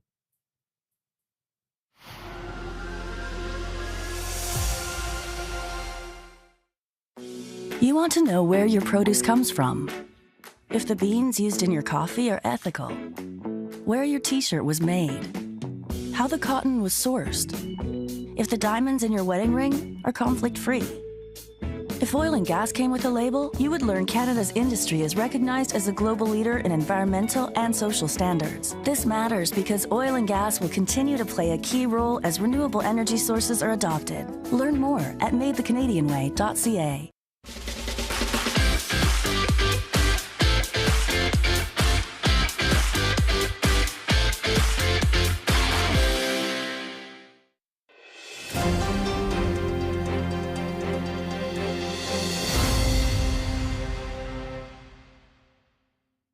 Welcome back to the News Forum as we share with you the live election results as they occur. And joining us now to join our discussion on energy is Dan McTeague. He's president of Canadians for Affordable Energy. And we're going to talk about more what's at stake for Canada's energy sector and in tonight's election.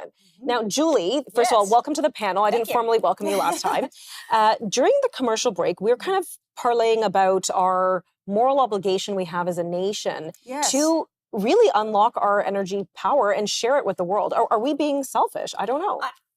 All the conversations I had about energy with several people, especially in February, I really discovered I think we are. I think we're being morally selfish, and we think we're being a little bit maybe self-righteous in that we're doing a good job and we're hiding, keeping our energy back. And when you talk about energy poverty, and I think that's something that Canadians need to know more about, is that there's a great energy poverty out there.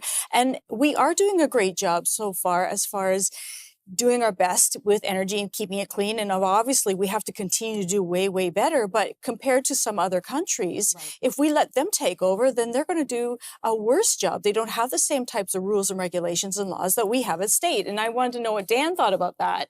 Do we as Canadians have this responsibility not only to have clean energy and to take care of our oil and gas properly, but also to supply this better energy that we have to those that are so deprived of it and are using coal and are burning wood and stuff that is way less Yeah, I think we do a disservice to the world. You make a very good point. I mean, yes, we have responsibilities and we have to meet those obligations, but we are hurting parts of the world that desperately want Canadian energy versus how others derive it or make it, and with no political strings or no environmental strings attached. I mean, oil and gas aren't the perfect, form of energy, but without it, the world will continue to falter. With it, it will continue to progress. And I think the experience over the past 10 years has taught us that we can't take for granted, nor does the rest of the world expect us to walk away from, what has been our bounty, what has been a gift given to us, and that we have to use responsibly. And I think that's part of the message I think that we're hearing. Certainly, I heard the door, some of the canvassing I was doing, where people were saying, it's enough to talk about this. We did this in 2015, we did this in 2019, we did this in 2021, where we kept, slapping our heads on the proverbial table, saying we're really bad when it comes to energy. And yet 12 of our leading nations came to us saying, can you spare us some more natural gas? Can you spare us some more oil? Heck, the Americans buy our oil for $3 a million cubic feet and then sell it in the LNG form to Europe and to Asia for $16, $17, $18. So we're not just denying the rest of the world the energy that we have. And we have a lot more of it than the Americans. I know they like hearing us say that. Alex Epstein put something out very interesting today. But at the end of the day, it's time to stop navel gazing. Let's be proud of what we do and let's make sure we get to the rest of the world because they desperately want it. In places like Africa, where they're burning dung and other products and coal, we are a solution to many parts of the world. And that's not to say we're the only ones, but we're far more advanced than others. And I think we are very much leaders when it comes to our energy, how it is managed, and we're very good stewards when it comes to the environment. And Dan, what's the data on how much LNG we actually have underneath our feet? What exactly is the opportunity? Because for the average Canadian, this is a concept, right? They don't. Like 170 billion barrels, 170 billion barrels. The world uses about 100 million a day. So it gives you a pretty good idea. If 170 billion and we use 100 and change million per day? Well, yeah, we're using about, we produce about 4.5 million barrels a day, and not just of any energy. I mean, heavy oil. You can't run economies without heavy oil, and you need heavy oil because it can do a lot of other things. Don't take my word for it. Most American refineries in the critical U.S. Gulf Coast, home to 50% of all the energy production in the United States as far as natural gas and oil is concerned, as well as the U.S. Midwest, have reconfigured their refineries to take heavier slates of oil. Why? It's nice to have light, tight shale oil, but you can produce wonderful gasoline. But diesel is the global workhorse, and without heavy oil, you can't make diesel. Therefore, you can't run your economy. So when Mr. Trump talks about that we can do without Canadian oil, he's dreaming Technicolor, among other things. And by the way, my years at Gas Buddy and working in the United States with the American media there, best thing to do is what I think we should have been doing at the beginning of this campaign, well before it turned the volume down. What about electric vehicles and the electric policy? I know, Dan, I've had you on my show before. We hashed this out. What are the concerns, especially as we compare party platforms, with the electrification of our grid, with the incentives for purchasing electric vehicles? Is this going to continue, or in this new post-Trump tariff world, we see things differently now? It ended, and you and I talked about this when Trump's first decision wasn't tariffs, it was actually ending the EV mandate. 90% of all we produce in Ontario and much of Canada that goes to the United States was intended to be for that market. And that's why we were trying to beef up the battery and EV production and incentivized a number of manufacturers to go that way. Not my old company, by the way, Toyota Canada, little tiny company, happens to be the #1 exporter and isn't going down that rabbit hole. But for good reason. I think we're seeing examples of these companies that are falling well short. Now, while the federal government currently, we'll see what happens in the election tonight, still has an EV mandate in Canada, which means by 2035, no internal combustion engine can be built. The automotive sector is saying that's not realistic. People want those things. They're being done more efficiently. We can have electric vehicles, but we can't subsidize them. We have no money for that. How are you going to subsidize the infrastructure? How are you going to electrify everything at the cost of $2-3 trillion? And that's not my words. That's the RBC. And I think at the same time, the world is simply saying, when it comes to EVs, I hate to say this, and I know this is probably not good for my old neighbor, Doug Ford, who I grew up with as a young boy. China can make EVs faster, better, more reliable, and at a much greater cost than we can in Canada. So, having tariffs put on Chinese EVs only gets us tariffs back on canola. We're doing far more damage to ourselves because we're not being realistic about this. We can take it one step at a time, but our bread and butter continues to be internal combustion engines and making it more efficiently with less emissions. And what about the grid? Because there have been a lot of questions about the power grid. I mean, Spain's power grid in Portugal failed this morning. Still working through the details on why. There's a lot of speculation. But it does beg the question, what can our power grid actually maintain if consumers, whether they're subsidized or not, or whether industry is subsidized or not, what can the power grid sustain as consumers or if consumers shift to EVs? Yeah, no, David, it's a good point. We have, of course, plenty of production, but we don't have the ability to get specifically to certain areas. St. Thomas, Ontario, the Volkswagen EV plant doesn't have enough capacity, electricity. The Vic Fideli, the minister responsible at the time, said, yeah, we can build these small modular nuclear reactors. Those don't exist yet. I mean, we're close, but we're nowhere near being able to bring them out for prime time. So I think we have a very serious problem in terms of our infrastructure. And it isn't that we don't have the ability. The technology isn't quite there yet. How many years is it going to take to build out the kind of electrification that we need, not just for EVs, but for AI? We have other factors that we have to consider if we want to remain competitive and robust. I heard no politician talking about, although they provincially, they're certainly ahead. And I could say Alberta's further ahead in Ontario when it comes to, conditioning our grid to accept what is the real moneymaker, which is the real curve of the future, and that's artificial intelligence and the technology and the industrial needs around it.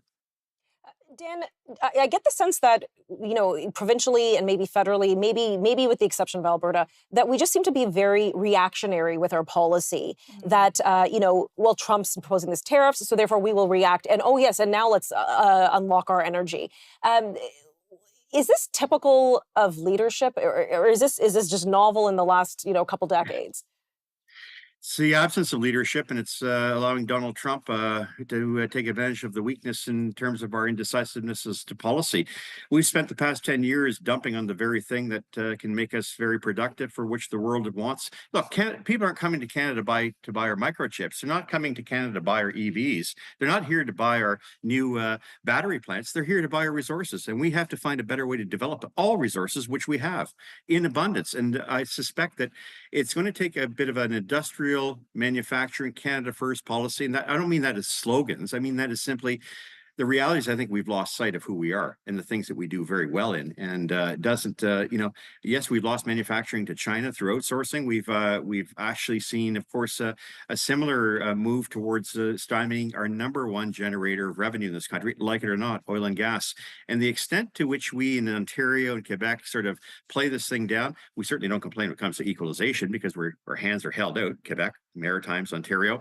But when it comes down to things that the world needs, Canada's got to get its act together and say, these are the priorities of the world. This is how we're going to meet them. And if we have some kind of grandmaster strategy, it's about time that we start talking about them rather than finding cute, trendy ways to dumb down Canada or deal with someone else's agenda saying we should leave it in the ground. How ridiculous is that? You're sitting on a pot of gold and you want to keep it in the ground while the rest of the household is starving. That makes no sense whatsoever. And I don't care if it's my old Liberal Party that's saying this. I don't care if it's the NDP or the Conservatives. It's bad policy because it doesn't really think through what makes Canada important, what makes it prosperous, and what makes these kind of elections that much more dynamic. Okay, thanks, Dan. Lots of interesting points brought up here. Nothing too surprising. Dan's obviously come on many of our shows and shared this with us. I think whomever is the prime minister at the end of tonight, maybe they should sit down with Dan for a few minutes. And the big question... And not offer either or solutions to our energy problems or our environmental concern. I think that's been forgotten in the conversation. Yes. Love you, Dan. Okay, we're going to be right back with some election results. See you in a moment.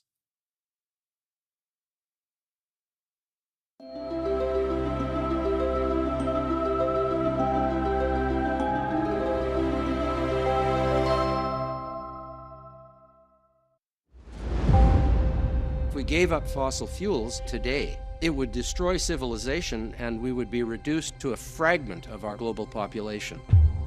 Fossil fuels are the food of food. So if you take away 80% of the energy, including almost all the energy that powers our tractors and all of our farm equipment, is fossil fuels, then it's really, really hard to grow food. And then lots of people starve. Let's just say do it overnight. Stop using fossil fuels now. Within the next week, we would notice that the food wasn't coming into the cities anymore. It takes big trucks to do that. Every day, the food has to be brought into the supermarkets in huge cities all around the world. That would stop. Immediately, people in the middle of the cities would be the ones that would starve first.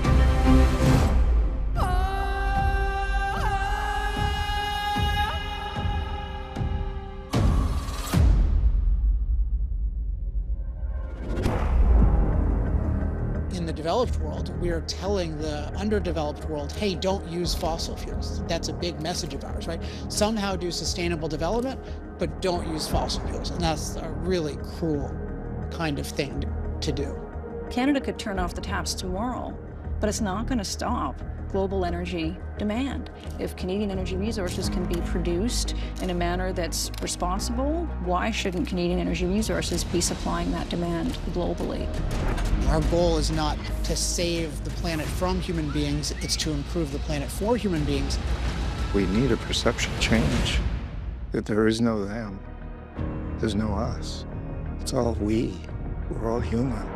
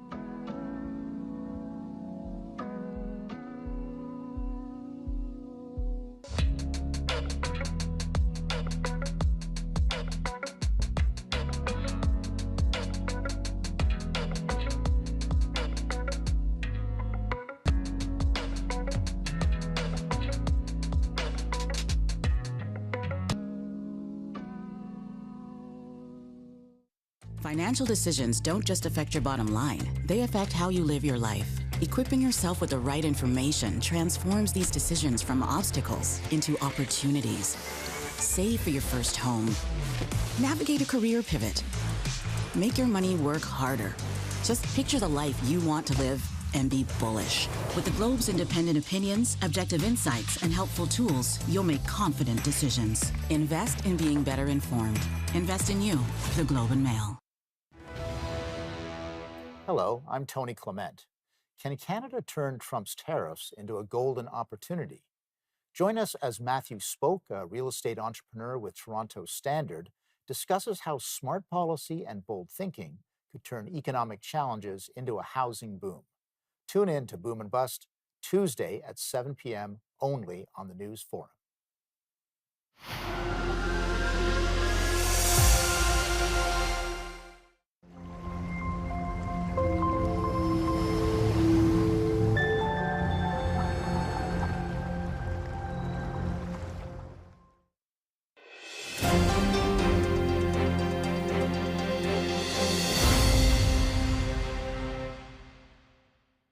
Welcome back to our election night coverage. Now, Wyatt, there's a lot of close ridings going on in Atlantic Canada right now. Can you unpack that for us? Yeah, let's look first to kind of Nova Scotia. I mean, you're seeing all of Atlantic Canada here, but if you look to Nova Scotia, there's a number of interesting ridings, starting out with a place like Central Nova. We're going to have Peter MacKay join us over the course of the next few hours here. He actually held that seat before for the Conservatives. Right now, it's held by Sean Fraser with the Liberals, and it's interesting because he originally was going to bow out of federal politics, and then once Mark Carney was elected Liberal Party leader, he did a reversal and said, okay, I'm actually going to run for the party.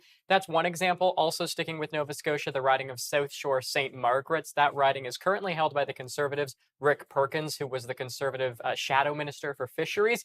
Before that, it was held by Bernadette Jordan for the Liberals, who was actually the minister for fisheries, oceans, and the Canadian Coast Guard. Those are some of the ridings where right now we're seeing under 1% with respect to the difference that is making, the difference between the Liberals and the Conservatives. And then also just to point out quickly for people at home right now, we've changed our kind of board here. So right right now what you're seeing, these are the candidates who have officially been elected in Atlantic Canada. And then, of course, as we get the results over the course of the rest of the night, it will change and reflect that as well. So we have 15 elected for the Liberals, 5 for the Conservatives. I would just underscore as well, Teresa, briefly here, the NDP really, I mean, people going into tonight knew they weren't going to be that successful. Not only do they not have any on the board right now, but they're also only at about 4.5% of the popular vote. By this point in 2021, they were at about 17.8% of the popular vote. So again, just kind of underscoring how disastrous it already is, and we're only in Atlantic Canada. And with some of the early results we're seeing right now, what are some issues in Canada that you would say are influencing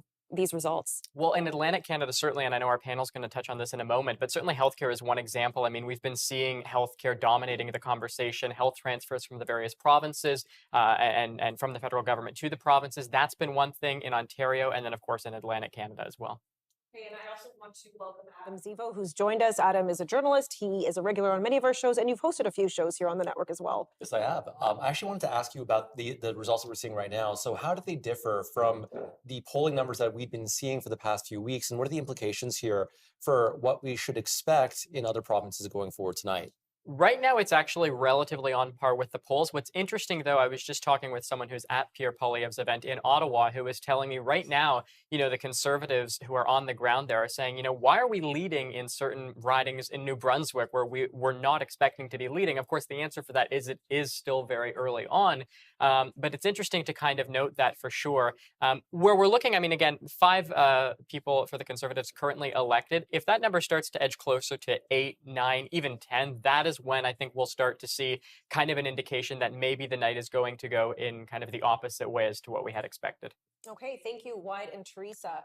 So Canadians take great pride in our public healthcare system, but in recent years, the system has been under enormous threat and a lot of pressure.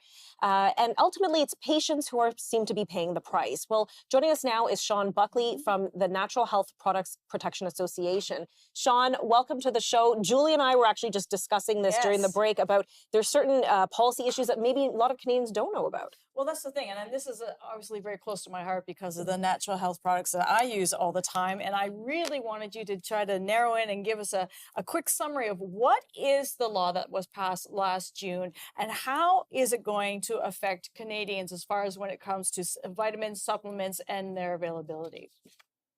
Well, there's lots of things happening. And you know what I find interesting is, you know, we're having in this election campaign, all three parties or main parties saying we need to train more doctors. We're having a doctor shortage. And they're all wanting to address that in different ways.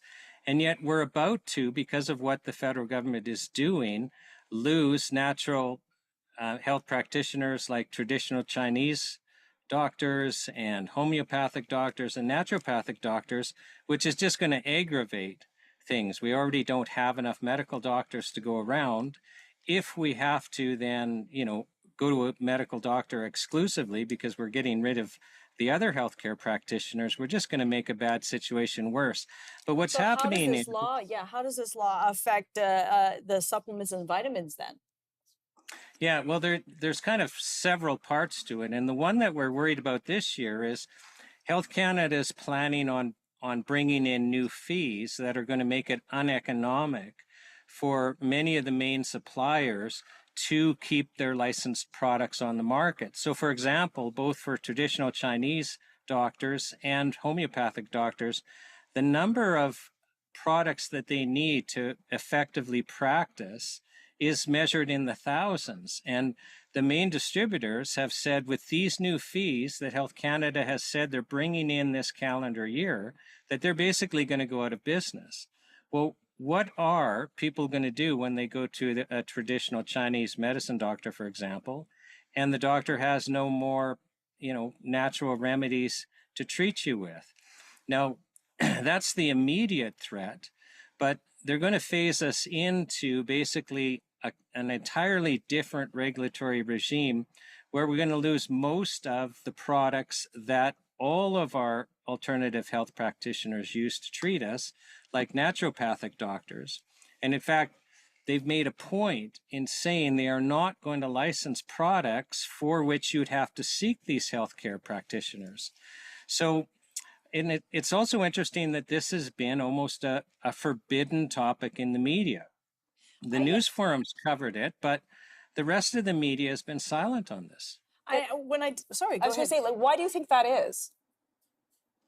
Oh, well, I mean, I would just be purely getting into speculation. I mean, I have no idea why it hasn't hit the mainstream media, but just so your viewers are aware. So last Parliament, we had 338 MPs, and just the NHPPA alone, the organization I'm with, I mean, we can easily track probably about 3.3 million communications sent to MPs, most of them paper communications, saying, listen, we want you to protect our access to natural health products. We've literally had MPs send us photographs of, closets filled with letters and the like that people have sent.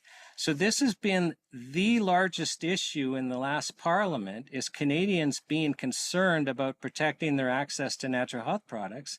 And yet the mainstream media has been completely silent. And I have no idea why, but they're really missing a story. And I think it's important for people to understand, because I've talked to you before about the self-care framework and how it's set up for issues that are 30 to 60 days, and then you shouldn't need the product anymore. Whereas if it's something that that you may need every single day that keeps you healthy and keeps you off of drugs, that is something that may be more difficult to get. And I know you mentioned also about the multi-ingredient products, that they may be more difficult. They explain that a little bit more so that people understand what the challenge is.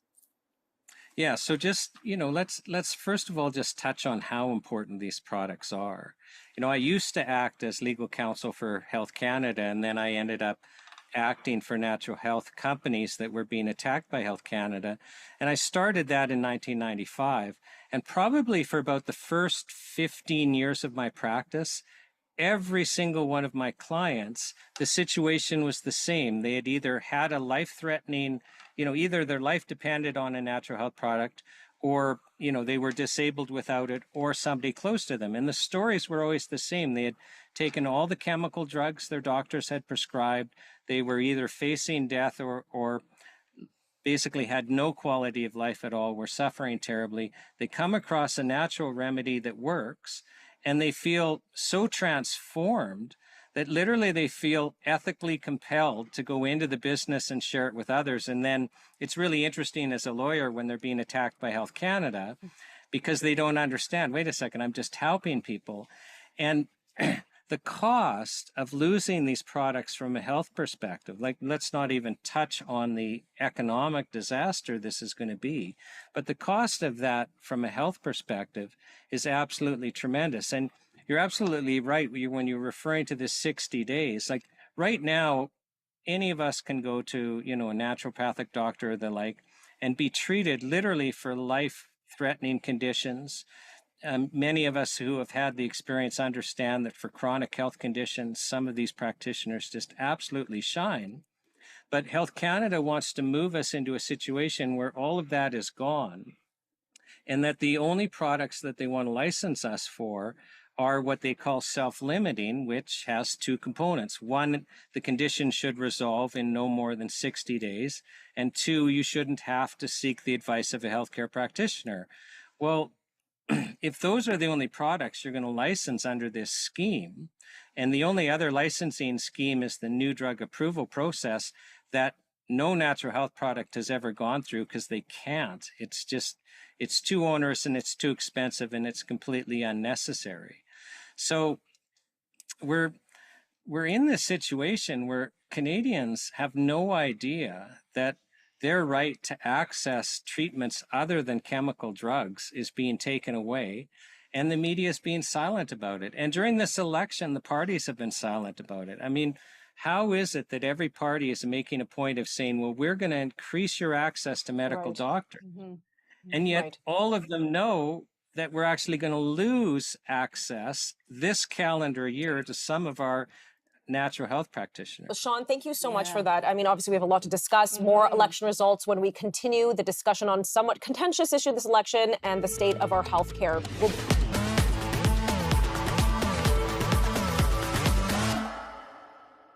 We take CO2 and we grow algae. We use 2 tons of CO2 to grow 1 ton of algae. Hi, good morning. I'm Grant Smith. I'm the CEO of Pond Technologies. We're located here in Markham, Ontario at our headquarters. So we use, like our tank behind us here, we use light, we use special LEDs to grow the algae, and we connect to an emitter stack. So any source of CO2, it could be a natural gas power plant, it could be a brewery, a food company, an ethanol facility, any source of CO2, we funnel that CO2 into the tank, we turn on the lights, and the algae starts to grow.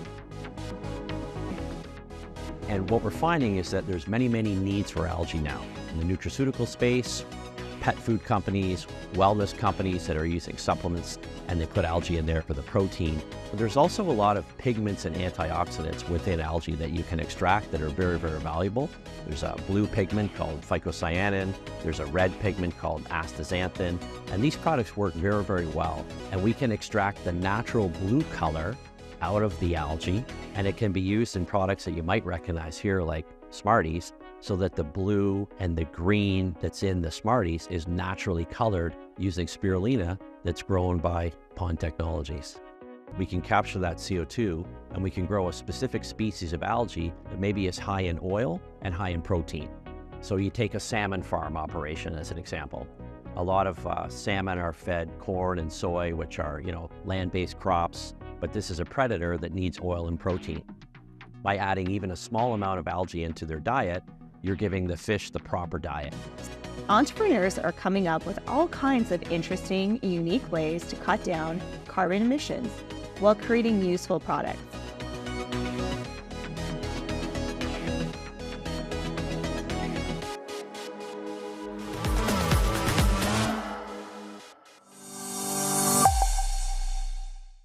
I've seen wait times lead directly to people dying, including children. She's lost 2 daughters due to long wait times in the healthcare system. Over 6 million adults in Canada saying they don't have regular access to a family doctor.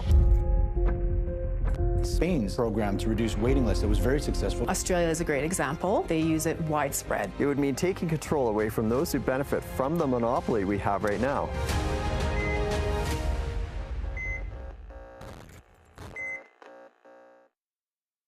Canadians take pride in our healthcare system, but what do you do when your doctors can't provide adequate solutions? This week, Kaylee Duggan shares her firsthand experience of navigating the system when a mysterious illness left her unable to function at the age of 19. Don't miss this eye-opening and inspiring conversation on A Healthy Dose, Saturday at 9:30 p.m.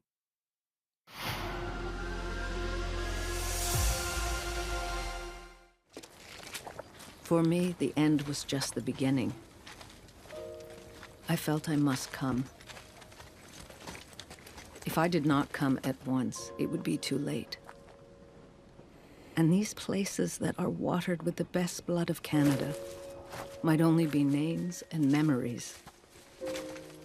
I see it in the soldiers, the grief I know so intimately.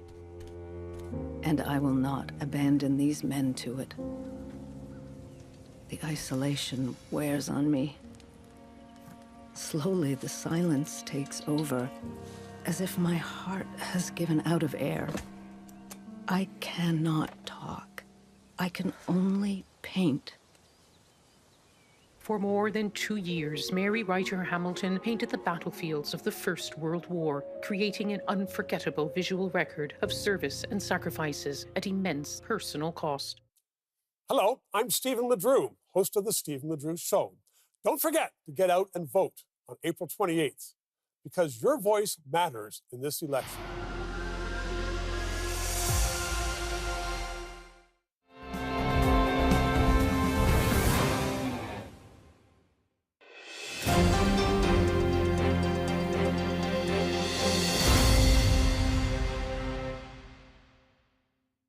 Welcome back to our election night coverage. Now, Wyatt, I want to talk about the Conservatives in Atlantic Canada. Yeah. The word has been surprising. I mean, the number that they're holding right now, and it is still early, but What do you make of that result so far? Well, just to be clear, back in 2015, when of course there was a Liberal majority, I remember going back, obviously I was quite young at the time, but going back and kind of watching the election coverage from back then and seeing how the results played out then, there was like 0, 1, 2 seats for the Conservatives by this time in Atlantic Canada. Keep in mind, this is only elected. They're leading right now in 4 additional seats, putting them at 10 total in Atlantic Canada with respect to leading or elected. In the last election campaign in 2021, they ended up getting 8 seats in Atlantic Canada. So if they're looking to a number like potentially 10 or 11 seats in Atlantic Canada, the last time they got that number, actually Stephen Harper got a majority government. So I don't want to necessarily say or draw any conclusions as of yet, because as we've been saying, and we're going to sound like a broken record, it is still very early, but it's just very important, again, to make that distinction and to make that call out that the Liberals, if these kind of trends hold up for the rest of Canada, as again, we start to go west and the Liberals aren't able to make more gains from what they had in 2021, I don't think it's as likely that we'll be looking at a Liberal majority. And again, in regards to the results that we're looking at right now, is there anything else that's surprising you or that may have been different than the last federal elections we've seen in recent years? Yeah, I mean, there's some other ridings that we can mention. I mean, I mentioned some of them last segment. If you're looking to a riding like Miramichi Grand Lake, that's another close one that has a history of kind of going back and forth between the Liberals and the Conservatives. But again, I mean, we're looking to Newfoundland. We actually have Labrador now that's been called for the Liberals. No surprise there. But the really close ones in Atlantic Canada are the ones that I've mentioned. But also if you look to a place like Prince Edward Island, it's interesting, not because it's necessarily competitive, but even a riding like Melpeck, for example, in PEI, that has a kind of a reputation of being a toss-up, certainly in 2021, between the Liberals, the Conservatives, and the Greens, sometimes even the NDP, so a 3-4-way toss-up. So I'm watching that riding too to kind of see how does the kind of idea of strategic voting, we've been talking about that a lot over the course of the night. The NDP, again, they're only at 5% right now. By this time in 2021, they were at about 17, 18%-ish. So if the NDP doesn't start to make inroads and their voters start to go towards the Liberals, it's kind of, I think, more likely that the Liberals will be more successful based off of that. And sorry, just to rehash one more time, these numbers that we see here on the board, these are projected or they're actual? These are projected elected MPs who have been elected in their respective ridings. So you see 19 for the Liberals. Those are elected. If you count the ones where they're leading but have not yet been declared elected, there's actually 22 for the Liberals. If you look to the Conservatives, 6 where they have been declared elected, 4 additional ones, meaning 10 where they are either leading or elected. And then for the Bloc Québécois, given that we actually have polls that have closed in Quebec right now, we don't have any where they've been officially declared elected, but we do have 2 where they are leading. The Bloc Québécois, very interesting. You know, if you look to ridings like Trois-Rivières, for example, in Quebec, that's very interesting because you have the likes of Ruth Ellen Brosseau, who was an NDP MP in 2015. She lost her seat in 2019, who has since come back and is running for the party once again. And I don't seem to see it on the map here, but it will kind of populate momentarily, I'm sure. But that's interesting because although the NDP isn't having as kind of successful of an election night so far as they were hoping for, they were able to kind of still get some star candidates, so to speak, again, with the likes of Ruth Ellen Brosseau and some others even as well across Canada. Okay, thank you, Wyatt and Teresa. And I appreciate you clarifying those numbers because I know some people are saying, oh, well, they're not as high as the... Well, we're dealing in actuality. Correct. And I like accuracy, so I appreciate that. Yeah, that's very important to know. That's very important to know because we don't want to make a projection or a call and then have it switch back the other way. And so that's kind of our way of keeping stability throughout the night as well, is if we had leading on the board, then it would be going kind of up and down, up and down. The ones that are on the board right now, 100% for sure are in the column for that party. Excellent. Okay, well, thank you both so very much.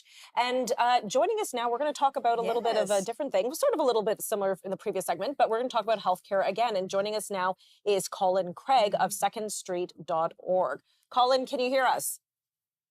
I can. How are you guys doing? Thank you. We're doing well. You're in Alberta, I take it? Yes, okay. At home here in Calgary. Okay, polls haven't closed there yet, like they have in Eastern Canada? I think we got about 10 minutes. I did the advanced polls, so I don't have to worry about rushing off to the polls once we're done here.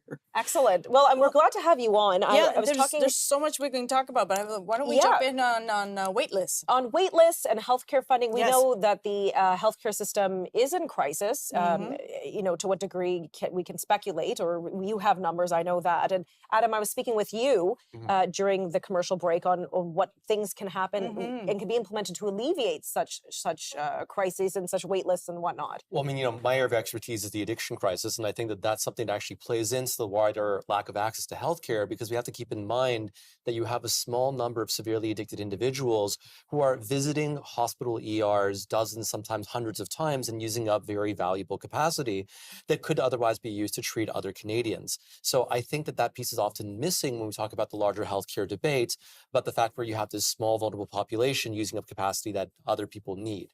So, Colin, does that ring true in your research? Because I know you guys do a lot of interesting research. How bad are the healthcare wait times?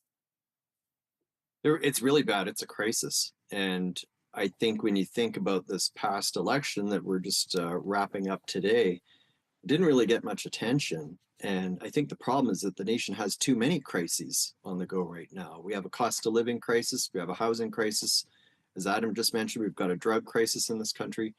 We've got arguably an economic growth crisis. We've got a crisis, some would say, with our neighbor to the south, who President Trump, who's been causing problems, needless to say.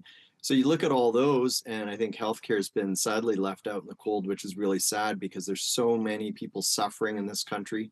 We estimate about 5 million people, about 1 in 8 Canadians, on a waiting list right now for surgery, diagnostic scan, meet with a specialist. And every single year, there's thousands of people that die waiting for treatment before they even get a chance to, get their hip fixed or their knee, or even life-saving treatments such as heart and cancer treatment. So it's really bad, but I don't think it got the attention it deserved. And I know you've talked a lot about Debbie's Law. Tell us a little bit about that and why that is being fought for. Yeah, so Debbie's Law came as a result of a problem in Manitoba where basically a patient, Debbie Fuster, she's a mother and grandmother, she was told she needed heart surgery within 3 weeks. She ended up waiting about more than 2 months before she sadly passed away. So she was never given a date for surgery or anything like that. She was just left to languish on a waiting list. So we've been working with the family to suggest Debbie's Law as a solution, which would require health providers to tell patients right up front roughly how long their wait time is and how that compares with the recommended wait time. So patient could see right off the hop if the healthcare system is putting their life at risk or not. And of course, if we want to decrease our wait times, we have to increase our healthcare capacity, but that's not an easy fix. I mean, we can try to recruit more talent from abroad, but it takes a while for them to become properly licensed. We can also, of course, try to outsource some of our work. And that means, for example, sending some of our patients to the United States, which does happen. And then, of course, some people take it upon themselves to travel to countries where healthcare is less expensive and much more accessible and get the care that they need over there. But I think it's depressing, for example, when some people have to go and travel to the United States or, to India to get necessary life-saving care. Exactly. Yeah. And I think one of the things that really bugs me is that one of the stories that Colin actually shared about is this Scottish nurse that was asked to come to London, Ontario, to be a neonatal nurse, and then had to go through the exams that in order to become a nurse, and run into trouble because you had to have a general knowledge of everything. Where she was brought over to be specifically a neonatal nurse, and now she's a dog watcher. And why is this happening? Like, when we want people, we need people, and then we make it difficult for them to be able to assimilate and become a part of our medical society. Well, I mean, so I was going to ask Colin, so comparing the different parties, has there been a party that has released a platform that has been stronger on healthcare than another? What can we expect as the results trickle in?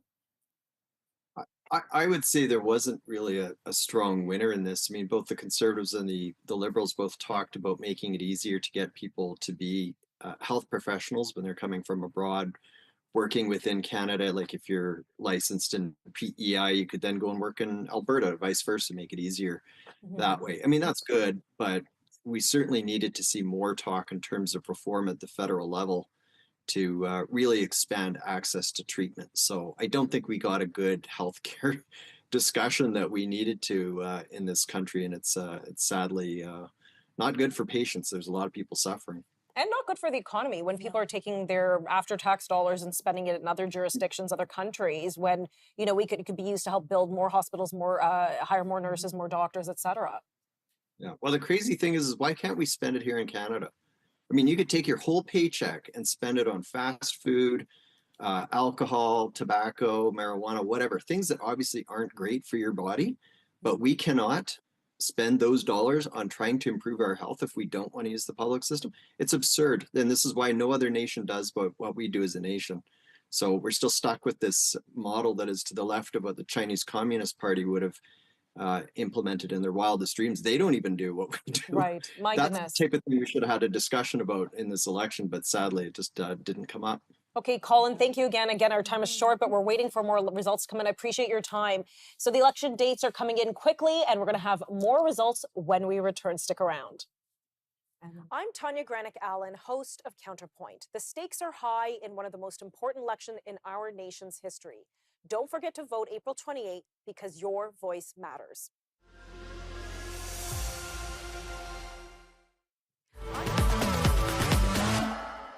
It's familiar to all of us. We're standing at the reverse vending machine with a bag full of PET bottles until finally bottle after bottle disappears into the machine. But where do our bottles go to then? Into the sea? The incinerator? Of course not. PET bottles are recycled, i.e. reused to produce new bottles. A closed loop whereby we save resources and energy. How does that work? And what happens to the PET bottles once the machine has swallowed them? They are compressed on site so that as many as possible will fit on a truck. And where does that journey lead? To the recycling plant, where the bottles are sorted according to color, ground, washed, melted, and processed to what's known as regranulate. This regranulate is then so clean and pure that new PET bottles can be manufactured from it later. So, by recycling, we save valuable crude oil, the stuff new PET is manufactured from. Today, on average, more than 25% of these new bottles are composed of recycled bottles. From the remaining regranulate that is not processed into new bottles, trainers, fleece shirts, or even parachutes, for example, are made. And finally, filled with delicious drinks and labeled. Subsequently, the filled PET bottles arrive in the retail store, where us consumers look forward to them. And the loop begins again from the start. In total, around 98% of PET beverage bottles make it to the recycling loop that begins with the reverse vending machine. So we're on the right track. By recycling PET bottles, we save on CO2, and by doing that, we protect the climate and the environment. And they thank us for it. AI is reshaping absolutely everything, but is society moving with it? Or will we be left behind? Who might take it over? Join us on My Generation as we dig into the questions everyone's wondering about AI with some Silicon Valley nerds. Who's in control? Who's going to be left behind? And are we ready? My Generation will challenge your thinking and challenge you to listen to new perspectives. This Thursday, only on the News Forum at 9 p.m. Stay tuned. We all know that energy matters, but do we all understand its true value? All around the world, countries are noticing how unreliable their wind and solar energy sources are. Skyrocketing costs, gas shortages, in these ever-changing times we live in, do you notice how reliable your energy is? Energy is what keeps you and your family safe. Let's make sure Canada has enough affordable energy from reliable oil and gas for a brighter future.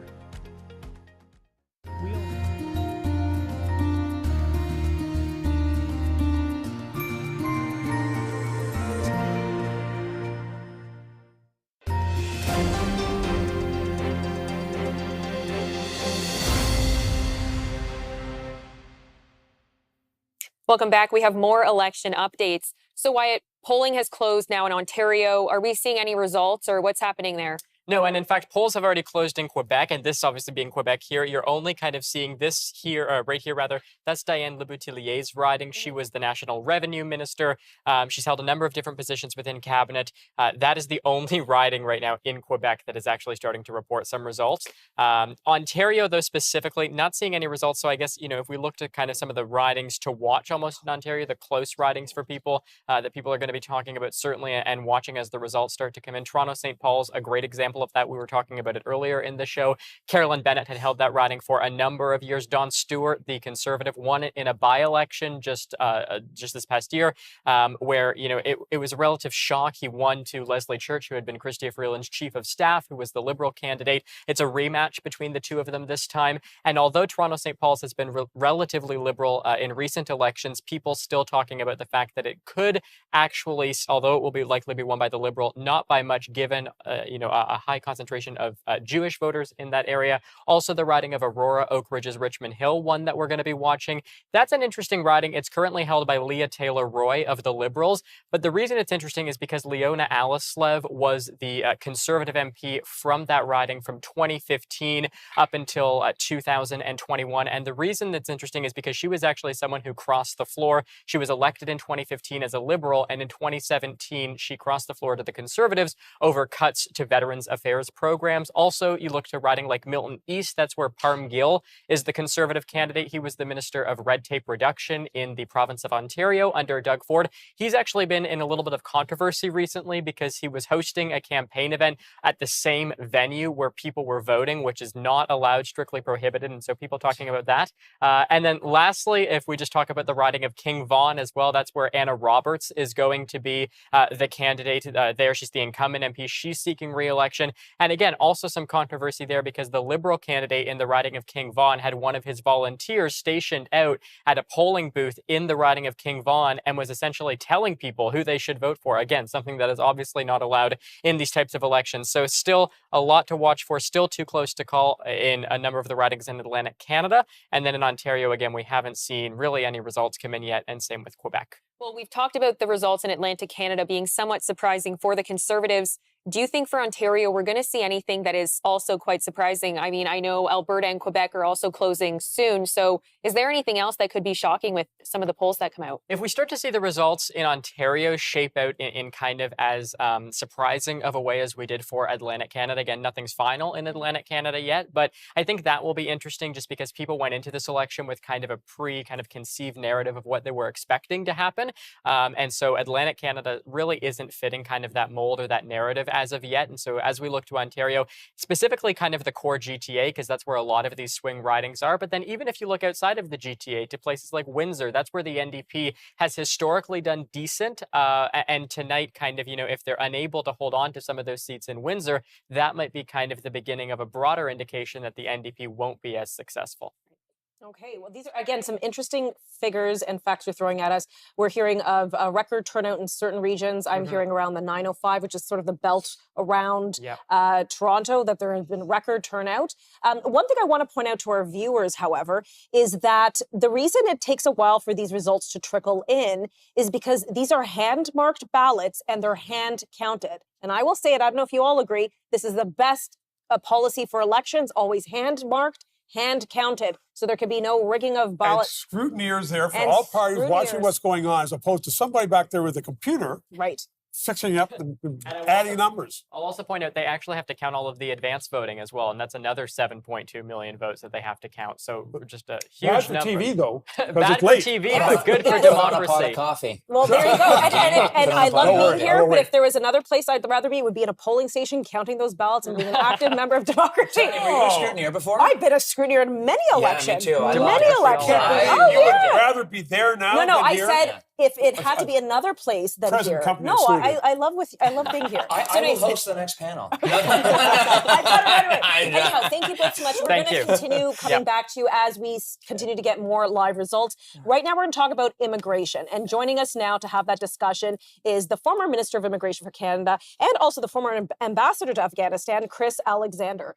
Chris, thank you so much for joining us, former minister, former ambassador. Appreciate your time today.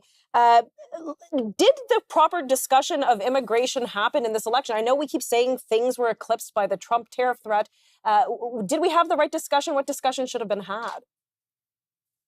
Yeah, I don't think we had quite enough. I did see more in newspapers, on television, on blogs than we've had, say, in the last two elections. But it didn't really come onto the national party's radars to the extent I wanted to see, and I think many Canadians wanted to see, or into the leaders' priorities. I mean, something's gone really wrong with immigration. We had a good system. We had a bipartisan consensus. We had growth that was both driven by immigrants and benefiting immigrants. And then around the time of COVID and afterwards, things went off the rails, backlogs, too many asylum seekers, a huge influx of temporary foreign workers, more international students than our communities could handle. And that consensus started to break down. The Liberals started to take steps to rectify the situation. Was it enough? That didn't really come out in the election campaign. I didn't think it was enough, but Canadians are going to need to know more if we're going to rebuild this consensus. Chris, Stephen LeDrew here. I'm just going to ask you, it seems that everybody has a concern or a complaint about immigration in Canada over the last few years for many very different reasons. So why, can you explain to me as a conservative, didn't the Conservative Party prosecute that case when they know the Liberal government was failing on it? Well, I think it's been seen as a third rail in the past. You'll remember, Stephen, our 2015 campaign when a migration crisis was underway in Europe and Syrian refugees became a flashpoint. And the Liberals, who were the third party at that time, managed to portray us, and myself included, as being somehow unwelcoming to refugees and immigrants, and to really distort the issue, I would argue. I think Conservatives today were worried about those risks, worried about appearing to support some of the excesses that we see south of the border. I mean, you can put a system back into working order, a system like ours, without violating people's rights, without disregarding court decisions, as President Trump has been doing recently. So it's a minefield. I think the decision was to focus on other things. Also, Stephen, look at the list of priorities that Canadians had. This was an issue-rich campaign. Affordability, housing, cost of living, Trump tariffs, the general direction of the economy. Immigration was up there, but it was definitely number 6, 7, or 8 on the list. Now, Chris, I mean, we know that a significant number of the people who were coming into Canada were international students, and a significant portion of those international students, if not the majority of them, were not students at all. They were simply abusing the system to get easy access to this country under the belief that once they completed their degrees, they could get permanent residency. Obviously, there was a backlash against that, and there were some attempts to mitigate some of this fraud. But in your opinion, do you believe that these new measures have been effective or sufficient? Not yet. And we see some of the results of that ineffective response, I think, in the results so far anyway in Central Nova. Sean Casey, who was one of the ministers responsible for that era in immigration, may not get back in. His performance is not seen to have been very strong. And I think you're quite right to note that the real concern from Canadians was mostly on the non-permanent migration side. People are pretty happy with our points-based system, economic immigration. They probably wanted to see the numbers ratcheted down a bit. That has happened. But on the international student side, temporary foreign worker side, asylum seeker side, numbers really got out of control. It hit our housing market. And this fraud issue, which was particularly around international students, is toxic in politics. People do not want an immigration system that is vulnerable to fraud on a large scale. It's always a risk. We had to deal with cases, but it became a much bigger phenomenon in recent years, and that's unacceptable. Do you think, regardless of the outcome, whether it's PC, Liberal, majority, minority, do you think this issue will be tackled and will feature prominently in the next 4 years? I do. I think the sort of complacent, steady as she goes approach we had for the last 9 years, and especially the last 4 or 5 years, is over. Any government, either party, if they form government, is going to have to focus on integrity, tackling backlogs relatively quickly, sustainable numbers of temporary migrants and permanent residents, notably through our economic programs, and on making sure that there's Former integrity. Minister, Ambassador, thank you so much for your time. I appreciate that. We're going to be right back with some live updates on the numbers. Stick around.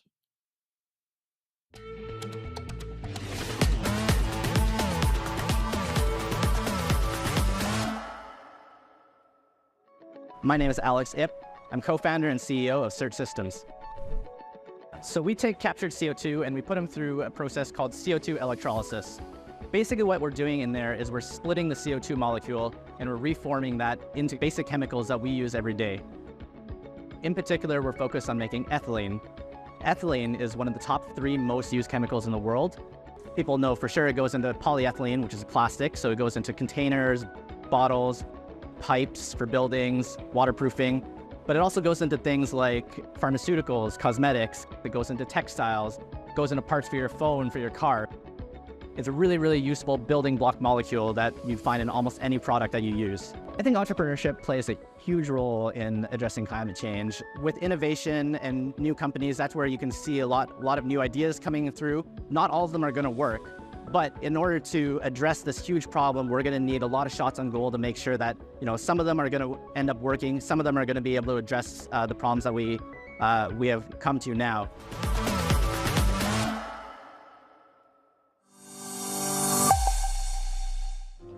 My dad was a railway porter.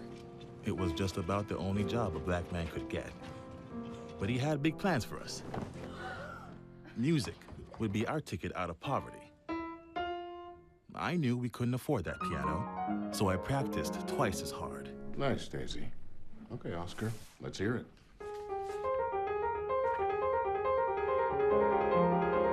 Turns out, I wasn't half bad. Then I found jazz, or it found me. It wasn't all easy, though. I faced a lot of hate, but I found my stage.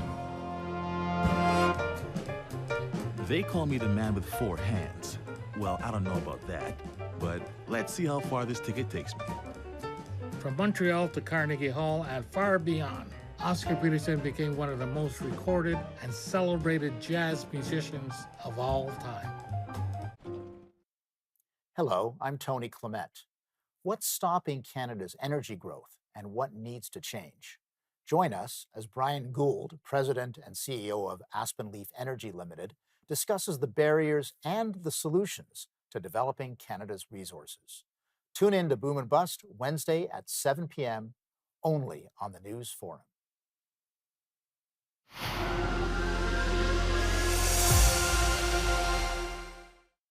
Imagine if the government started destroying cookbooks across the country because they didn't want the public wondering why so many ingredients were no longer available. That's just one of the stories that secondstreet.org heard when we interviewed Canadians who came from socialist or communist countries. We also heard about people risking their lives to escape such regimes, people being thrown in jail for protesting, and of course, long bread lines to get into government-run grocery stores. To hear more stories and see our research, please visit secondstreet.org.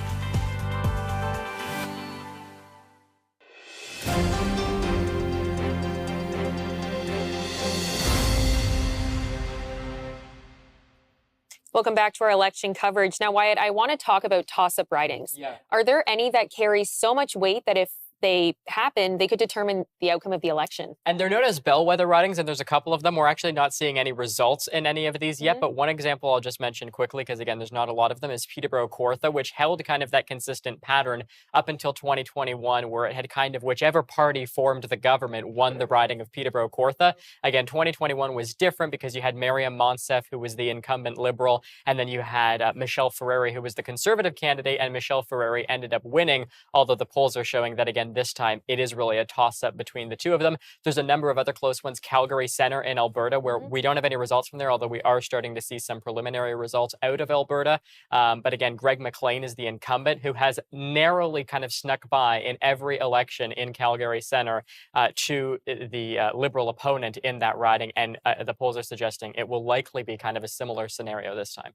And when we did our last update, it was too soon to see what was going on in Ontario, but what are we seeing now? Yeah, a lot of kind of interesting results. So, I mean, if I look here specifically, I mean, if I go to like a riding like Ajax, for example, that's where you have Jennifer McKelvey, who is the Liberal candidate, who is actually a former Toronto City Councillor. She is the Liberal candidate there. She's considered one of their kind of star candidates. But the Conservatives have a star candidate too, in Greg Brady, the former radio host on AM 640, who I remember being interviewed by him on air thinking, oh my God, he's a Liberal. He even emceed various events for the Liberal Party at their AGM that I attended. And so it's interesting to kind of see the dynamic between the two of them. You look there, we literally only have 1 out of 226 polls reporting in that riding. So that's not likely to hold. I mean, the gap between the two of them will likely shrink. Mark Holland had held the riding of Ajax for quite some time. He was decently popular in the riding, although he was a minister and not that popular across Canada. He was the Minister of Health for much of COVID-19, and so naturally kind of not as popular as you would expect. Now, I want to talk about the NDP. We focused a lot on the Liberals and Conservatives, understandably so, but with the NDP, is there anything that's surprising? Yeah, I mean, not really, because again, we don't have a lot of results, but if we're looking at what we should be expecting over the course of the night for the NDP, more specifically how they might define success, it's looking at kind of these key ridings that, I mean, you can even just pick kind of a random example. Here's one, Battleford's Lloydminster, where Rosemary Falk is a candidate for the Conservatives. She's been the MP there for quite some time now. Saskatchewan, obviously very conservative, but the NDP in the election in this riding last time around had, I think it was 12% of the vote. Now they're only at 3%. And so this isn't a great example necessarily because the Conservatives always win by a lot. But if you were to kind of just hypothetically imagine that the gap between the Conservatives and the Liberals was much, much tighter, that even 3% could still make up a pretty significant difference. And that difference could be whether or not the Liberals or the Conservatives win. Again, that's kind of the conversation about strategic voting that we've had and that we'll likely have over the course of tonight as well. Awesome. Okay, lots to discuss, especially as we see some of these polls. I'm getting excited. I don't know about all of you. I am. But we're going to actually pivot in a moment to discussing a very serious issue. We've had a salad of issues, if you will, throughout this election. But one that will definitely resonate with a lot of our voters as the polls close center in West and in Ontario is the fentanyl crisis. And Adam, we've talked about this before. Of course. I mean, the fentanyl crisis has killed tens of thousands of Canadians since 2016. And unfortunately, our federal government is not adequately responding to it. And you can see that the Liberals are embarrassed with their record because when you look at their platform, they completely ignore drugs. I mean, they mentioned that they'll put in $500 million into treatments, although the fund that they want to put this money into isn't actually focused purely on treatment. It also has a whole bunch of harm reduction stuff, but they don't mention anything about safe supply. They don't mention anything about decriminalization. They don't mention anything about supervised consumption sites, all policies which are very contentious and which they previously championed quite aggressively and tied their brand to. Now they're trying to sweep it under the rug. And make that part of a past administration, perhaps? We don't know, right? So, I mean, I would imagine that they're just going to maintain the status quo if they're not able to define what an alternative pathway would be. So it seems as if they want to maintain the status quo without explicitly saying so. Well, I want to join as part of our panel Kevin Vuong, who's the former MP for Spadina, Fort York, who's going to share some of insights on this issue. Former MP Vuong, thank you so much for joining us today. Appreciate your time. Thanks for having me. Please we're talking a whole host of issues. We talked about immigration. Right now, we're talking about fentanyl. Do you have any insights on this issue? Do you think it should have featured more prominently? I know things were eclipsed with the Trump tariffs. I hate saying that phrase, but it's true. What could have been done differently, and what should we look to in whoever forms government? I agree with you that I think both whether it is the fentanyl issue or a whole host of other local domestic issues, those should have been the top priority and really what was driving the election, that unfortunately Donald J. Trump really just completely swept everything away. If we had an election based on the liberal record of the fentanyl crisis and their failure to deal with the fact that there was a Canadian that dies almost every single hour, I think we would have had a very different result than even what we're seeing. Although the night's not over, I think in Toronto, I can tell you as someone who represented a riding that was really the ground zero for the failed fentanyl policies of what was the Trudeau government, and frankly, the fact that the Mark Carney cabinet is 87% of the exact same people in the Trudeau cabinet. That's the exact same team, the exact same MPs. That we would have had a very different result, and I think that would have drove results very differently on the ground in Toronto. As someone who's knocked on doors for, albeit conservative candidates, the discourse and what were the key issues should have been the fentanyl, should have been safety, car theft, and so on. And unfortunately, it really centered on down south.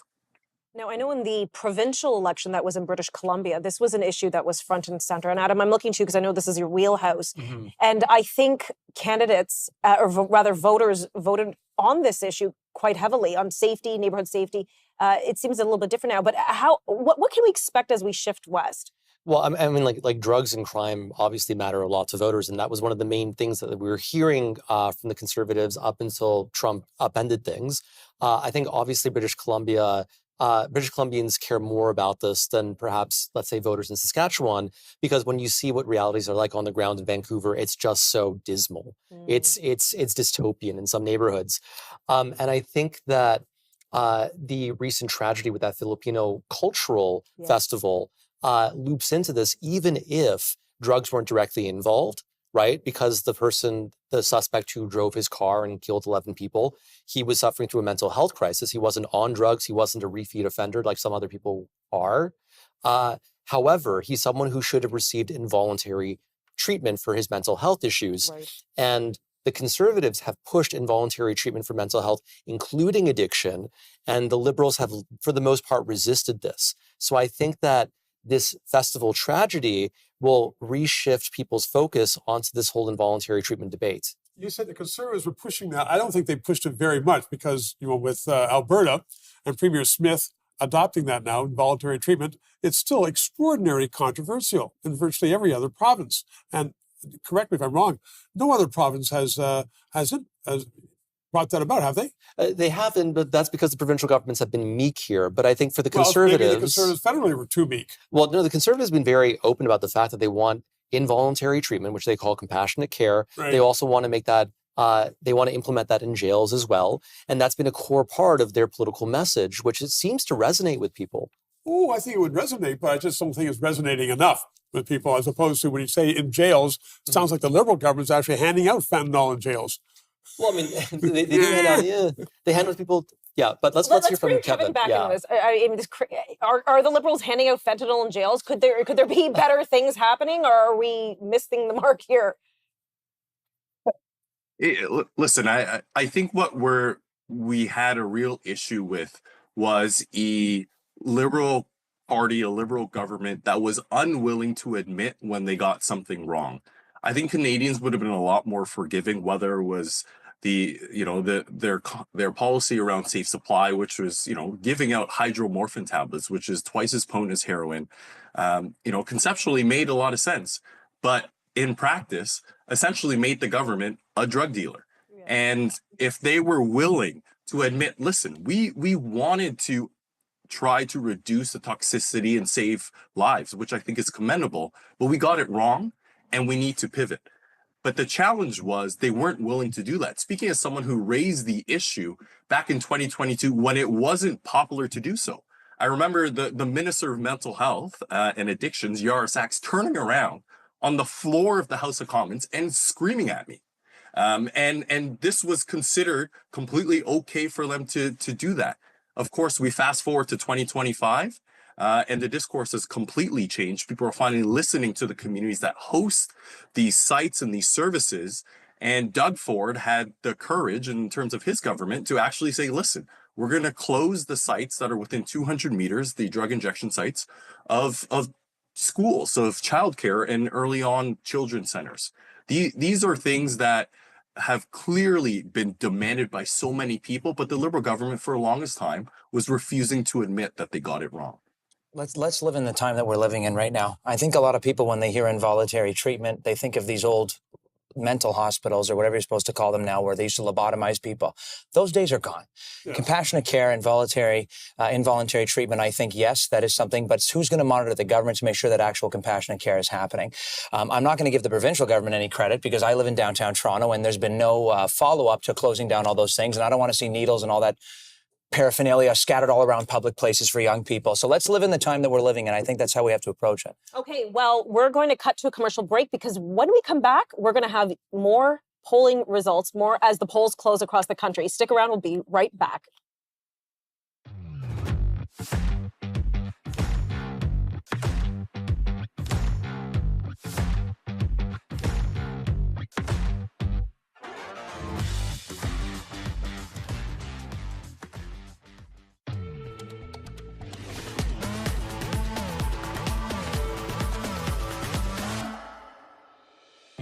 How can vodka and blue M&Ms help fight climate change? Actually, it's really cool. You see, carbon dioxide, CO2, is made of one carbon atom and two oxygen atoms.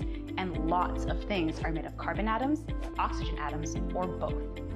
For example, ethanol, the main ingredient in vodka, is C2H6O.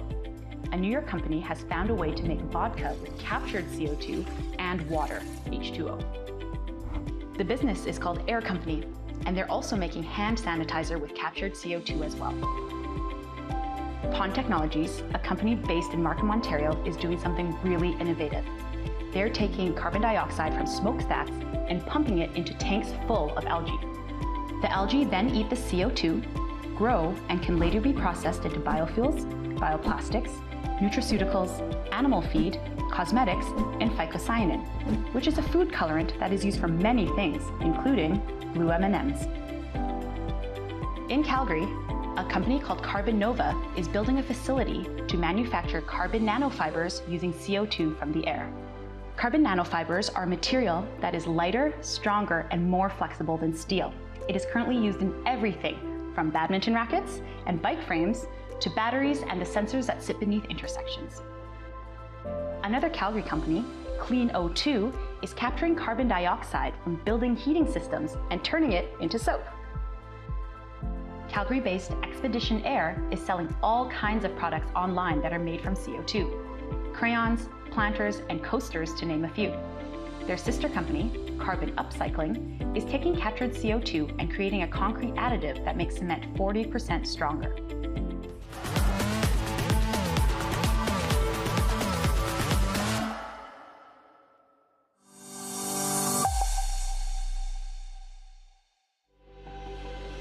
Are you looking for a steady hand to advise you through today's volatile markets and to help you plan for steady returns for many years to come? Let the partners of Hampton Securities show you a better way to invest and a better financial plan for your future. Call us today at 1-877-225-0229 or visit hamptonsecurities.com. Hampton Securities, serving Canadians since 1996.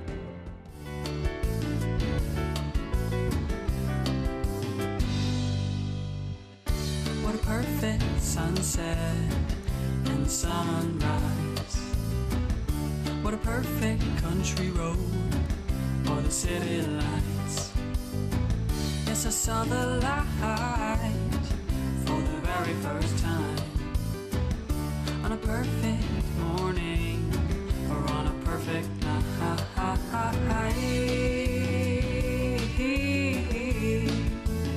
I know perfection can never be, no, it can never be. But if I try, I know reflection won't lie to me, no, it won't lie to me. So I'll look through the eagle's eye. Join us on the next episode of Opinionated, where I duke it out with Sam Yele in a battle royale about the election results, who's going to win, and whether or not Canada is on track or already becoming the 51st state. It's going to be so much fun, and Conservatives and liberals just might come together. We'll see you next week.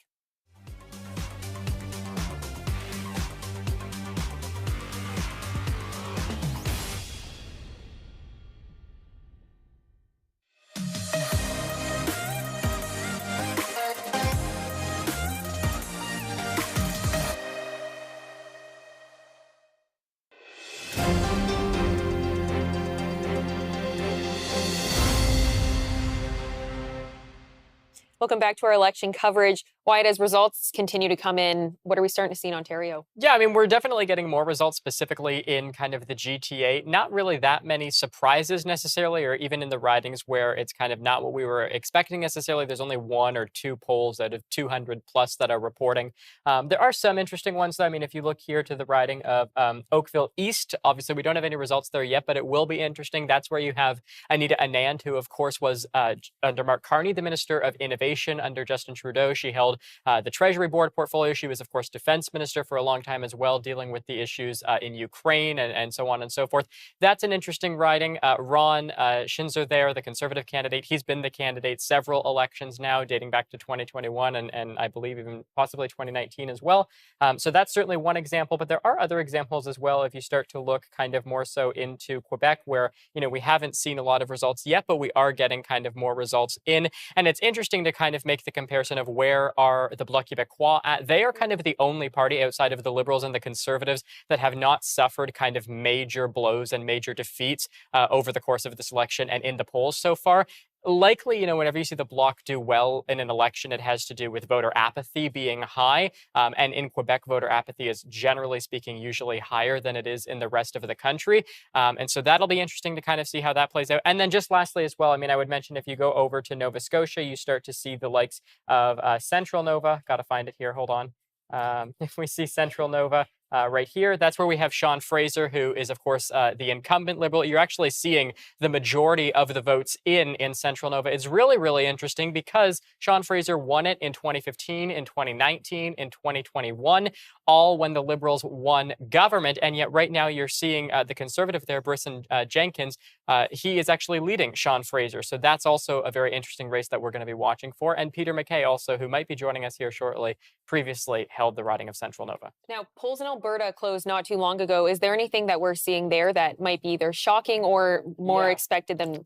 I mean, we can definitely look to Alberta. Not a whole lot, although this one might be a little bit interesting. This is held by Mike Lake right now. Again, just because we are so early in, the NDP is up right now in the last election. This is a newly kind of districted riding, but this kind of same area in the last election was a two-way race between the Conservatives and the NDP. So no one is expecting Mike Lake to lose his seat. He was the MP for Edmonton, Wetagaswin, I think, in the last election. So we're going to kind of see how that plays out. But again, no one's really expecting this to shake up or to shape out any differently than a Mike Lake victory.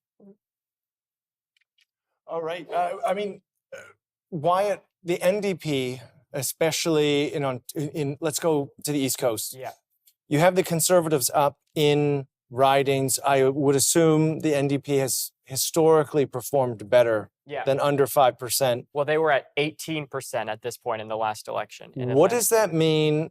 It's still early, but what does that mean for the potential in the 905 for the Conservatives to overcome the collapse of the NDP? Well, actually, let's go to the 905 and let's kind of zoom in here and look at a riding like Oshawa right here, right? This is Oshawa. This is where you have Rhonda Kirkland, the Conservative. Again, only one poll reporting, but if this type of kind of dynamic was to shake up and continue for the rest of the night in that riding, usually this is a two-way race between the Conservatives and between the NDP. That's where you're seeing the NDP candidate, Sarah LaBelle, very far behind right now at 9.5%. I'm from this area. Sarah LaBelle spent like tens of thousands of dollars on advertising, on radio, even outside of her own riding, on broadcasting stations, KX96, broadcasting her messaging there across the evening. And so Rhonda Kirkland, the Conservative candidate, she's kind of been making a lot of efforts to try and get her message out there. Pierre Poilievre went and visited her in Oshawa and campaigned for her. So that was interesting as well. She was there and kind of helping to get her name out there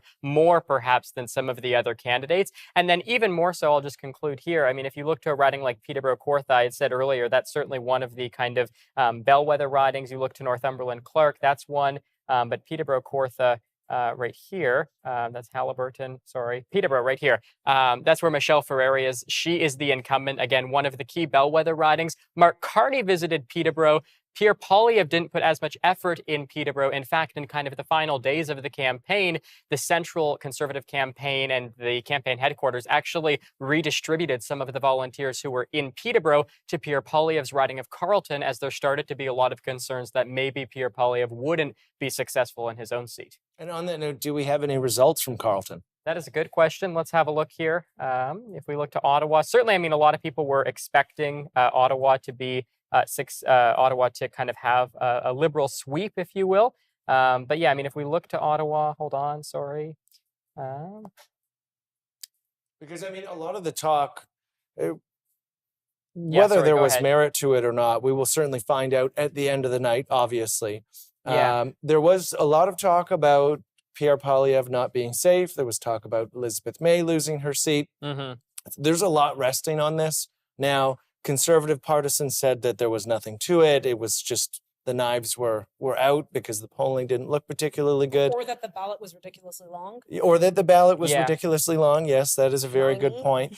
Yeah, so it is going to be something. We don't necessarily have to go to it now, but Yeah, we'll look for Carleton in a second here. But there is a lot on the line here. Carleton is interesting, yeah, because as Tanya pointed out, really long ballot. And you see that in a lot of races, specifically in by-elections as well, where, you know, people try and get as many names on the ballot there.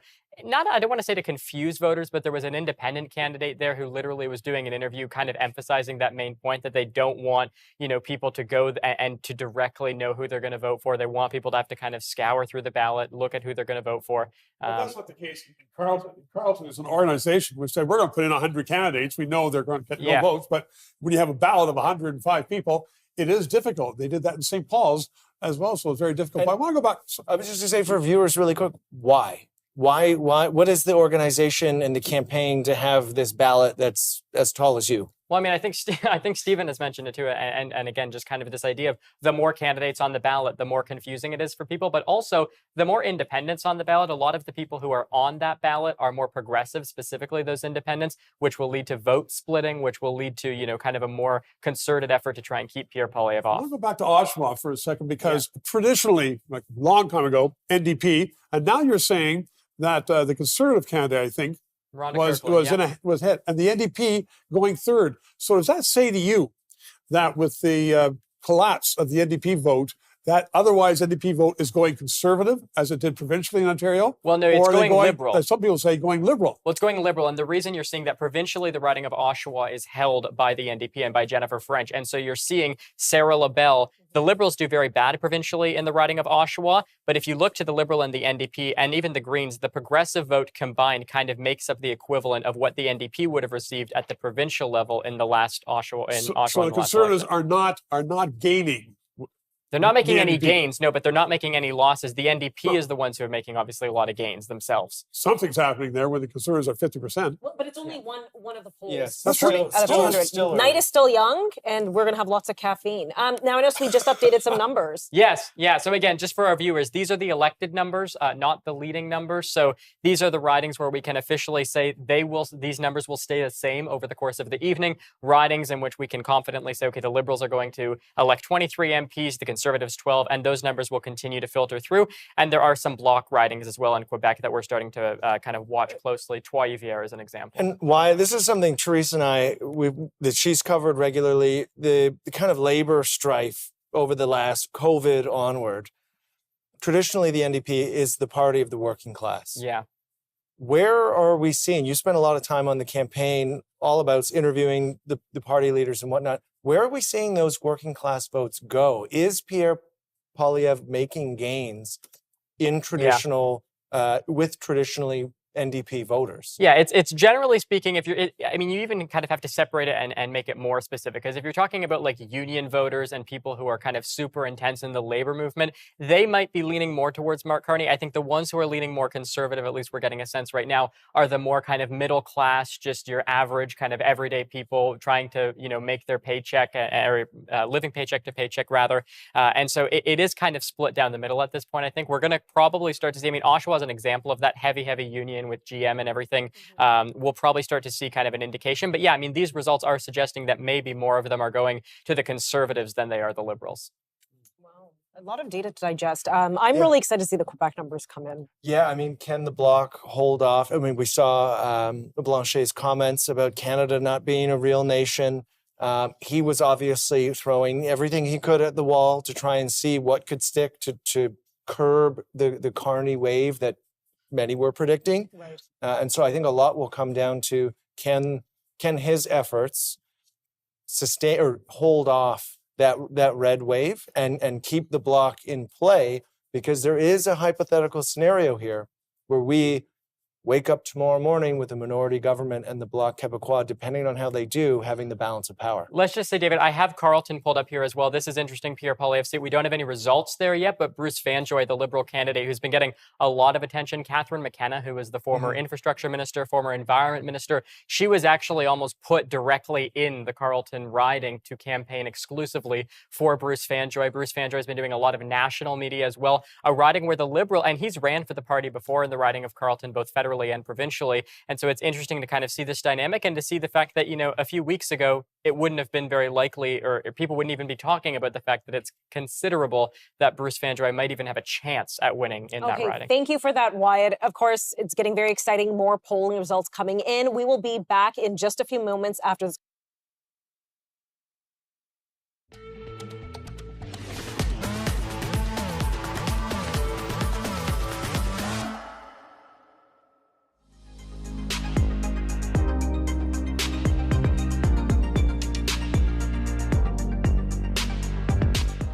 Madison Savalo. And my name is Natalie Giglio, and we both work for Carbon Upcycling Technologies based in Calgary, Alberta, Canada. Carbon Upcycling Technologies was founded in 2014. We take the waste of today to build a better tomorrow, and we have a mission of becoming the most impactful carbon tech company of our decade.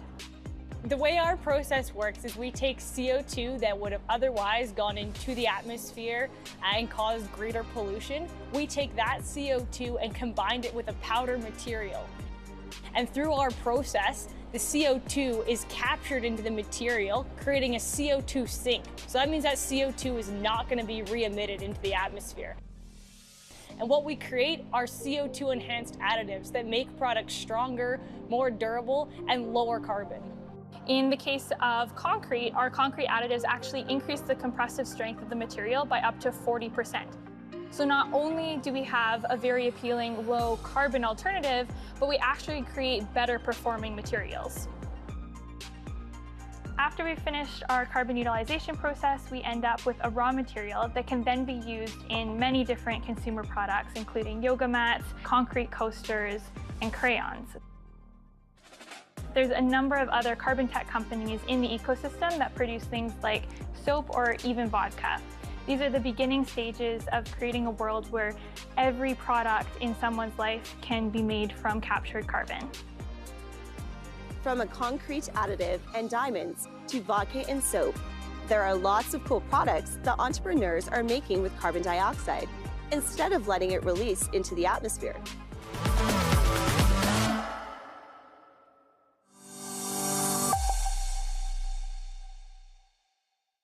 This is a message from Canada Action. Canada needs a stronger economy, and the world needs more natural resources, supporting 3 million jobs, accounting for more than 1/5 of our economy and half our exports. It's time we get behind our natural resources sector and the people who work hard in energy, forestry, mining, and agriculture. With growing global demand for all of the above, Canadian families benefit when our natural resources sector is strong. Get your free stickers at buildcanadaup.ca. What is this? I need another 4 years. You agree with the position? Should we just sort of take it on the chin? Has DEI evolved for the positive? How would you describe the full scope of China's infiltration and why Canadians should care right now?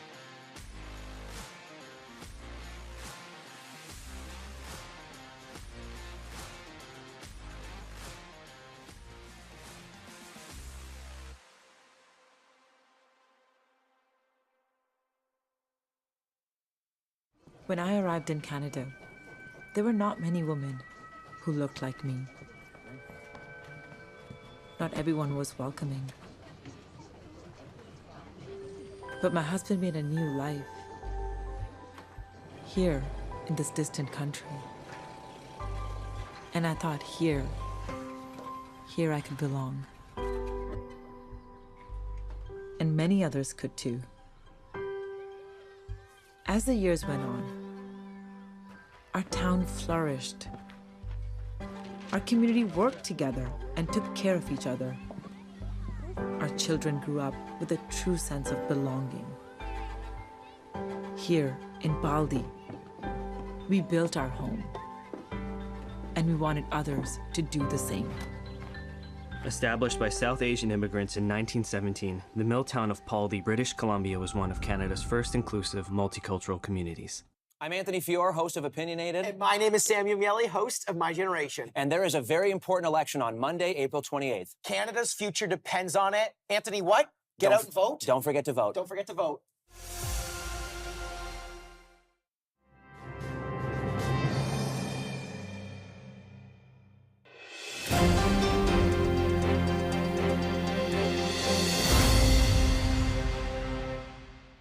Welcome back as we wait further election results, which again, I'm getting super excited for. It's a very exciting night. We want to talk about a very serious topic, which is defense spending. And again, like many other issues in this campaign, I feel like defense spending, while I thought it would feature prominently at the beginning of the campaign, sort of got eclipsed. You thought wrong. I thought wrong. We all did. Who thunk it? I did. David, I know perhaps there was a missed opportunity for a lot of discussions on defense, but this is a serious issue, especially when we're hearing threats coming south of the border and from China and in our Arctic and from all over the world for that matter. Yeah, I think the big one here is Arctic sovereignty. It can't be a concept or a talking point anymore with the amount of traffic that could potentially be flowing through our Arctic waters. We know the Chinese have regularly had incursions there. We know the Russians as well. So we have to have a conversation as a country if we're going to take that seriously and be equipped to deal with it. Rather than have 100 Canadian Rangers, as they're called, they're using World War II rifles up there. Okay, I'm going to pause you here. Sorry, we've got an important update. I want Wyden and Teresa to take it for a moment. Just very important to note, many news outlets, including us here at the Newsroom, are now projecting a Liberal government. We're not ready to say whether it's a minority or a majority, but we have enough numbers in to say that it will be a Liberal government. You know, you're starting to look, we don't have the numbers up here just yet, but with respect to where they're leading, with respect to the trends from previous elections, all of that data kind of combined together is enough to say that we will have a Liberal government after tonight. That is the projection. It is the projection. Okay, do we want to take a moment and talk about that? Yeah, I mean, I don't want to take away from defense. This is important, but well, no. I mean, I think we're going to need a better defense for the government. Yeah, I think the kicker here is minority versus majority. Yeah. Who has the balance of power right now? It certainly doesn't look like it's going to be the NDP, so it very well could be the Bloc Québécois. What does that mean? And I'll put this to you guys. What does that mean in terms of dealing with Trump? There are a lot of protected industries in Quebec, supply management being one of them. How does a Liberal government negotiate with Trump, knowing that they need the Bloc Québécois support? Those two things may be at odds for what will be Mark Carney's term as leader of a minority government. my gut reaction here is a minority in any way is a disaster right now, because we have to come out strong in negotiating with Donald Trump. We have some serious issues here, and we need a party with a clear mandate. And maybe this is because there was that snap leadership, liberal leadership, and Canadians didn't get to know one versus the other. Things got eclipsed. Trump really took over the election without saying very much. He said enough, but he wasn't. I'm sorry, I'm still in shock here. I think that with either liberal or conservative minority, let's say a liberal minority right now, I think Canada is in peril. Not that we're going to be a 51st state. That's just baloney. Yeah. But I think our economy is in serious shape, and we need a strong mandate. And then, as you pointed out, who's going to hold the balance of power? The NDP probably or could have 7 or 8 seats. So it could be the Bloc. The Bloc that said just the other day that they aren't part of Canada. And Quebec's not part of Canada. So, I mean, we have a sharply divided country. And again, let's not forget about the West, where we have thoughtful politicians in the West saying, if there's not a conservative government, we're going to think of separation. So we are on the cusp of something. I'll put this back to you. How do you get a pipeline east-west with the Bloc having balance of power. That is an incredible challenge for Mark Carney to inherit when he not only tries to negotiate with Donald Trump, but is also trying to create this vision that he's mapped out. It's a mess. It could be a mess. It is a mess. It's a big mess. Wyatt, Teresa, I know we've kind of grabbed this conversation here. Is there any indication as to a majority, minority? Well, we're kind of starting to see that, yeah, but I would also just point out we're getting actually our first results from Mark Carney's own riding of Nepean, where obviously he's ahead by quite a lot. We're not expecting it to go for the Conservatives. Mark Carney's likely to win his own seat there, even provincially for the Liberals.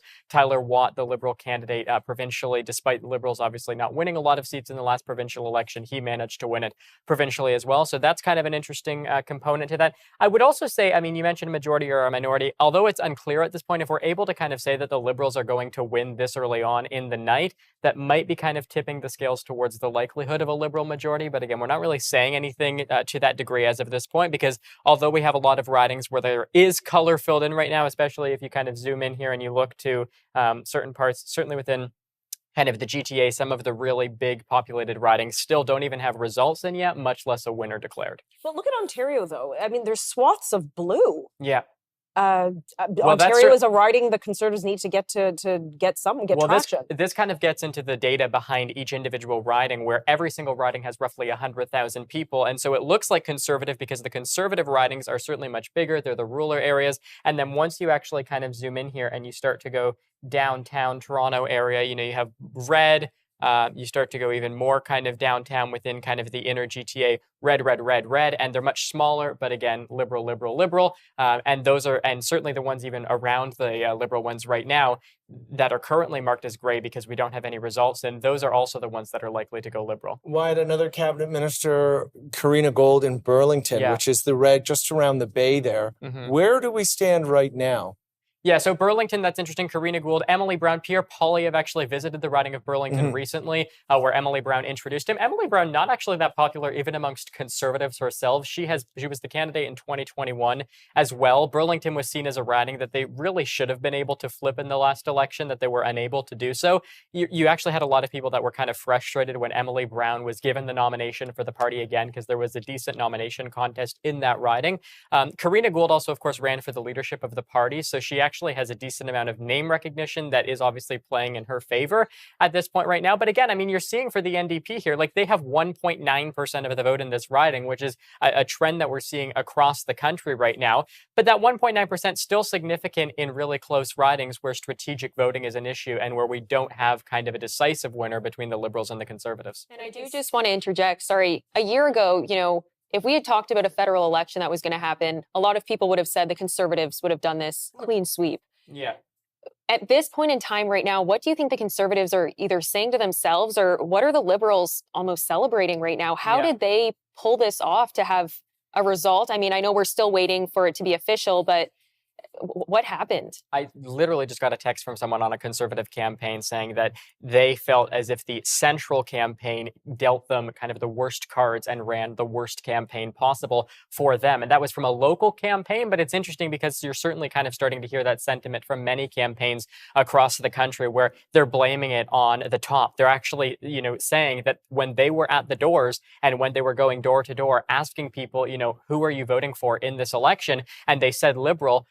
An increasing number of people said they're not voting Liberal solely because of the tariffs. They're voting Liberal because Pierre Poilievre is too far to the right for them. And I mean, you have this kind of conversation that happens every election. You had Conservatives saying, Erin O'Toole was too progressive for us, but Pierre Poilievre is too far to the right. So I don't want to read too much into these types of conversations, but they're conversations that are bound to happen and that are necessary to happen in order to kind of gain, a certain level of reflection within the party. And that's likely to come as well. Certainly Pierre Poilievre likely will face some questions about his leadership as well after tonight. You saw Erin O'Toole after 2022, where the Conservative Party led a caucus revolt against him, where it was a secret ballot and MPs basically voted, no, we don't want you to be the leader anymore. They elected an interim leader, and then they had the leadership contest that resulted in Poilievre being elected. And earlier in the night, I'll open this up to our panel. We had actually talked about what's next for the Conservatives if this is the outcome. And Tanya, initially you were like, we don't want to read into the tea leaves. It's too early to get into this, but what could this mean for the party? Yeah, I mean, if I go back to the Harper majority, this is the weird paradox of this race. because you could have a situation where the Conservatives are going to outperform the Harper majority vote, but they may still lose and lose to a Liberal majority. How do you read into that? That's an incredibly difficult task because under normal circumstances, the NDP is at 18, 19, 20%, depending on the leader, depending on the election. Without that, and without that split, Burlington, Oakville East, Milton, those are very difficult ridings to win. You can still get over 40%, which is unprecedented, and still lose. Well, and it's interesting. I was just going to say, Stephen, it's interesting to mention, too, because even if you look to Main Street's projections going into the night, although they were projecting a Liberal majority based off of their seat projections, they were still saying the Conservatives were likely to gain, in some cases, 15 plus seats, which again showcases the decline of the NDP. We're in for a mess, I think, not only as far as the economic issues, defense we were just talking about for a second, but look at it in a few days when it's very clear what the results are in every seat. We could be in another election in a year. In 2 months. That too. Months. And then Let's what hope also not. the Tories, what are the Tories going to do to Poilievre and to Jenny Byrne, who was running the campaign? Yep. I think as far as running this campaign, many will say that was a crappy campaign. That doesn't mean you get rid of the leader. And there's not somebody to my mind, off in the shadows on stage left saying, I'm going to be the next leader. The Ford is already managing his campaign. Danielle he's Smith's name is. illegal. You know what? Anything goes these days, it seems. But with Doug Ford chomping at the bit to run for that leadership, I think Danielle Smith's name has been floating around. The question comes down is, do they have an appetite to get rid of Pierre Poilievre if that is the path forward? Beyond that is, who is the NDP leader? And is that person Who wants to leave that party? No, but is that someone who's going to resurrect the party and then maybe give the Conservatives a fighting chance in the next election? We'll see. Anyhow, I'm going to pause it there. We're going to come back with more results as this election night progresses. We'll see you in just a few moments. Hi, I'm Jonathan Harvey, host of Outspoken. The stakes are high in one of the most important elections in our nation's history. So don't forget to vote on April 28th because your voice matters. I'm currently standing in a distribution center with millions of recycled PET plastic bottles. Joining me today is Crystal Howe. We're here at Ice River Sustainable Solutions. Crystal, thank you so much for joining me. Thanks for having us. So start me at the beginning. Our first phase of this building is actually the purification of the PET plastic. The flakes go into our system, and the first thing they do is they go into solid state polycondensation is the technology we utilize, and it makes that flake into kind of a molten liquid. And from there, it is filtered and purified. We turn it into a resin pellet. At that point, it goes into what we call our reactor. So we have green and we have blue. We also can create different viscosities of PET. So there are some variations that we can create within those resins. But in general, PET is PET. And that's what is beautiful about it. We can utilize it in lots of different formats, but we can recycle it the same way at the end of the day. So once it goes into that resin form, you then turn it into these little pellets. From there, what then happens next?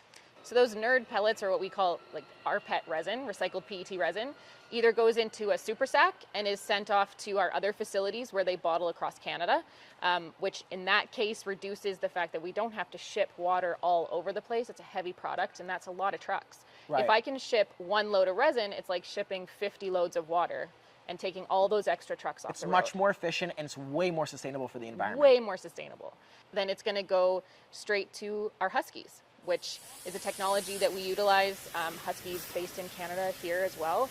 And you said you can do 144 every, 6 seconds? Yeah, because our bottles use so little plastic, it's 8.5 grams, we can get a really short cycle time on our Huskies. Bigger jugs take a little bit longer because it's more plastic. But it's still to move faster. through, but it's very fast. Yeah. Wow. So once you create these preforms, what happens? We dump them into the line, then they're standing up and they go into the oven.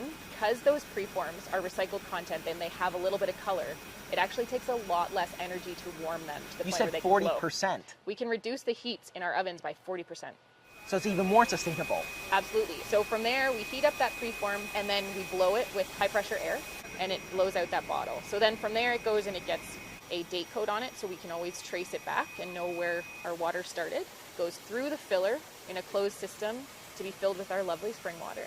And it gets a cap and it goes off down the line. What is a message that you feel Ice River stands so strong for? I think that we need to recognize that plastic itself is not the problem. We have some really great plastics that allow us to have wonderful packaging options that are safe for people, very efficient, and very good for the environment. It's how we manage it.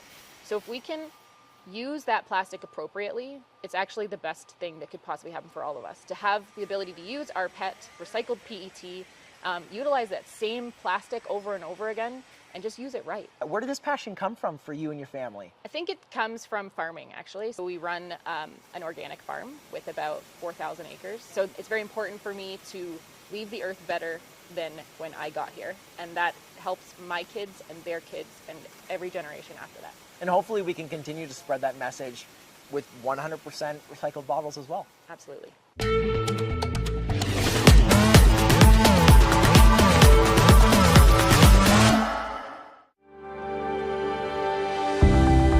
Are you confused by which app to use to invest with? Perhaps a conversation with a professional is a better approach to investing for you. Our investment advisors are here to help you so that you don't have to invest alone. Call us at 1-800-387-0859 or email invest@caldwellsecurities.com.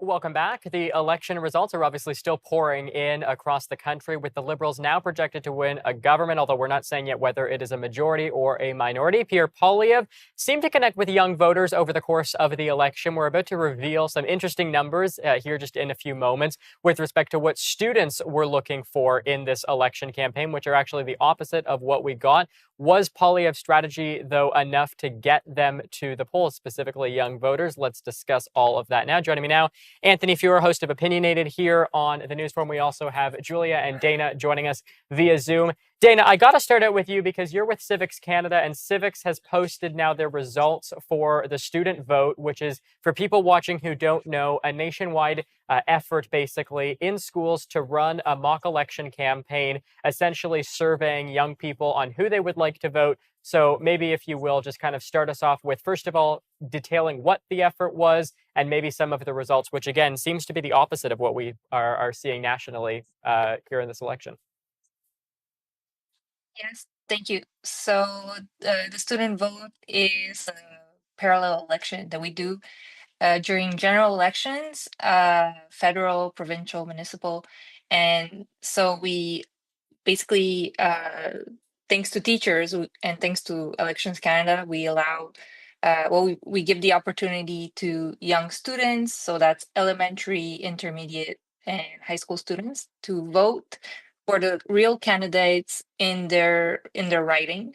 And the idea is to, well, give them a chance to practice the act of voting, to learn about politics, democracy, and basically, sorry, to really develop the skill of being an active and informed citizen. So right now we have the results of what is over 900,000 students across the country in every riding in Canada. And essentially young people across Canada voted for a conservative minority government, unlike the adults. Okay, Julia, let me go to you because I met you at the Canada Strong and Free Networking Conference, which, for people who don't know, is an unofficial conference that is put on. It was originally orchestrated by Preston Manning. And at that conference, it was interesting. It was during the election, and there were a number of kind of like-minded young people who were at that conference, you obviously being one of them. What do you make as to what your peers decided based off of the student vote that Dana outlined, but then also kind of what the rest of Canada decided to reward the Liberals with presumably 4 more years? Well, I think young people are especially voting Conservative because we need a change. It's so clear. We've had too many Liberal terms at this point, and it seems to be the case that housing is an issue, immigration's an issue, affordability in general is an issue, and these were all under, the Liberal government. And so I think a lot of young people are coming out to vote, especially conservative. I'm actually at a polling station right now in Cambridge, my first ever time here, because I was scrutineering. So if you hear people in the background, I just want to mention that, yeah, All it's good. because I'm here. Yeah. Anthony, if we're looking at kind of what this election means, because you had a lot of people, pundits, people in the media talking about how this election was a foregone conclusion just a few months ago, the Conservatives were going to win it. What does this say as to the power of campaigning, but also the fact that Gen Z, while they might not pay attention during kind of like just a generalized time period, they actually do plug in, pay attention, and listen during an election? Well, I think it's great that they run these programs. None of this happened when I was a kid. The question I have is, did they actually think the mock election was the real one and they forgot to go back and vote in the real election? Because I've been a kid too and I forgot about stuff. But all kidding aside, I'm impressed to see them actually pay attention to the issues. Like normally, I've worked on 5 federal elections. This is the first one that I haven't worked on, but I've said, I'm confident that they're actually watching the issues going on in the country. It's just, are they going to vote for the person who has the right solution? I don't know what the right solution is. Nobody ever knows. You have to pick and follow your heart and do the best thing. We have these magazines in front of us where there's a bunch of kids saying the conservative youth vote. Let's just show this show it to the watching. audience. Yeah. So they've got a bunch of kids saying on here and they're saying, oh, this is the conservative youth vote, and they're all worried about housing. I read all of the housing policies. None of these young women that I'm looking at on this screen are going to be affected by these big changes.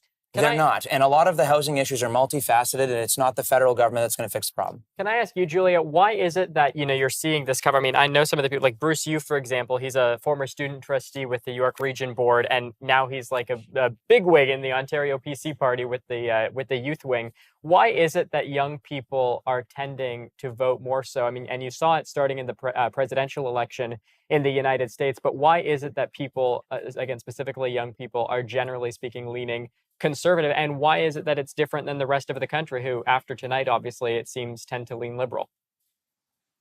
Well, I think it's safe to say that Trump changed politics for maybe forever. The Liberal campaign really focused on identity politics and culture wars. And I think that was extremely divisive and essentially what really caused the divide between who's voting Liberal, who's voting Conservative. We see it. Sorry, there's people behind me. We see it with, men tending to lean conservative. We see it with women tending to lean liberal. That could be just because of empathy. Maybe women feel more empathetic towards the culture wars kind of scene, the identity politics kind of thing. But yeah, I mean, right now we see a lot of people voting conservative because, I hate to bring this up again, it's the easiest and most obvious answer. Liberals been in power for too long and nothing seems to be working anymore. And so young people are getting out to vote, hopefully. Why is it, Anthony, that you think, based off of what Julia said, it's not working anymore? Clearly, some part of the population thinks it is working based off of what we've gotten and based off of the results tonight.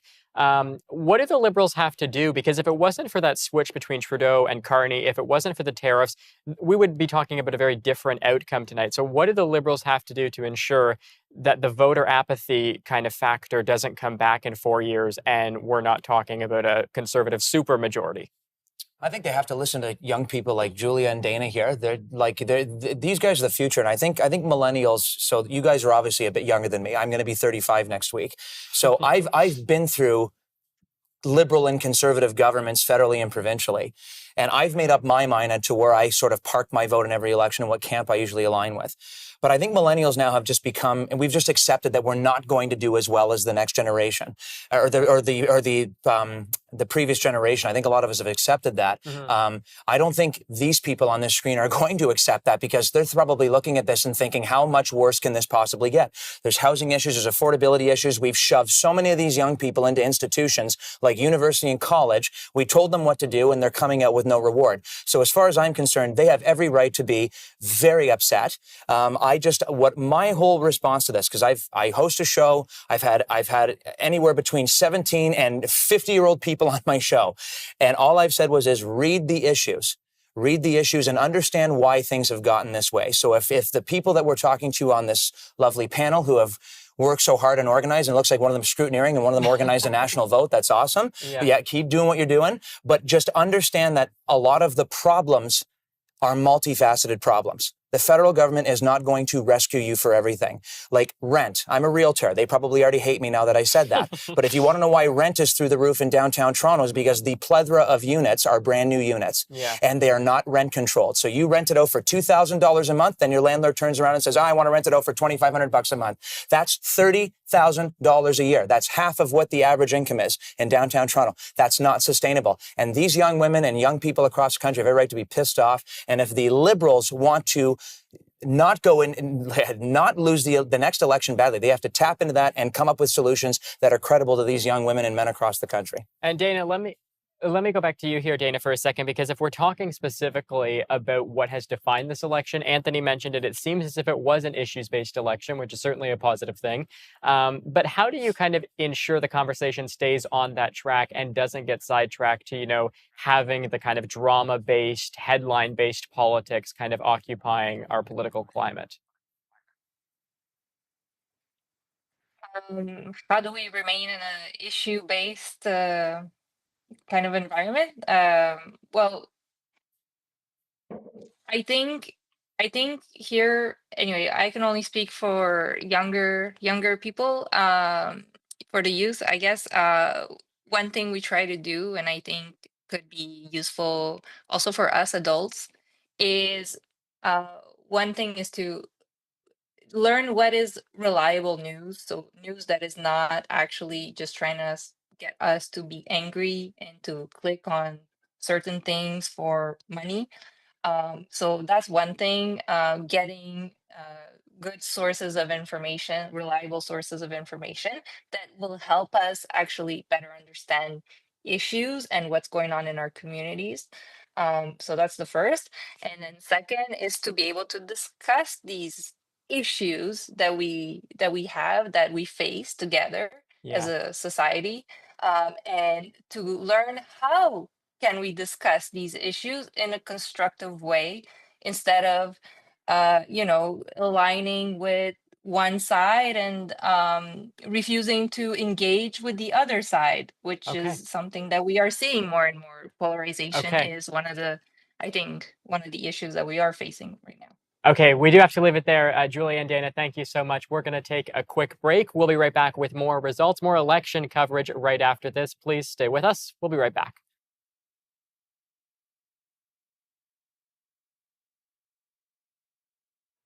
The Canadians who've chosen to be in the military live a life of service. They serve Canada.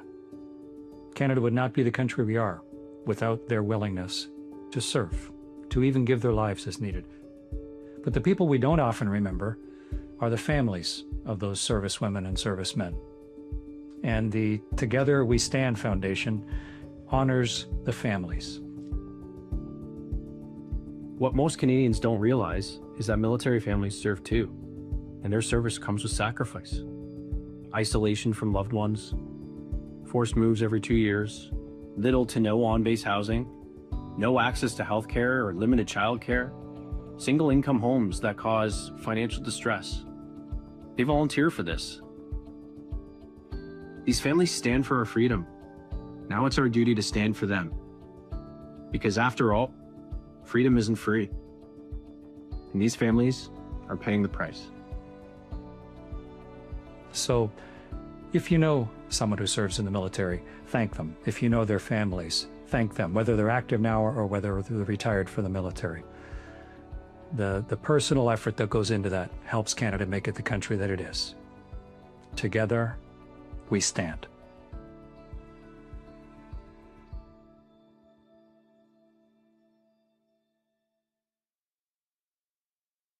As I looked upon the battlefield in front of me, a German star shell lit up the desolate landscape. I watched as a bullet smashed through the bridge of my nose and left me to the mercy of the darkness. I worried I would be dependent on others for the rest of my life. But Sir Arthur Pearson and the staff of St. Dunstan's had other plans. With their help, I knew I could be self-reliant, and I wanted to bring this idea home to Canada. I wanted Canadians to know that we could hold jobs, that we could contribute, that regardless of sight, all would read, that we, the blind, would shape our own lives, our own destiny. Blinded by a sniper's bullet in 1915, Edwin A. Baker went on to co-found the Canadian National Institute for the Blind, shaping a path forward for the blind across Canada for generations to come. Canadians take pride in our healthcare system, but what do you do when your doctors can't provide adequate solutions? This week, Kaylee Duggan shares her firsthand experience of navigating the system when a mysterious illness left her unable to function at the age of 19. Don't miss this eye-opening and inspiring conversation on A Healthy Dose, Saturday at 9:30 p.m.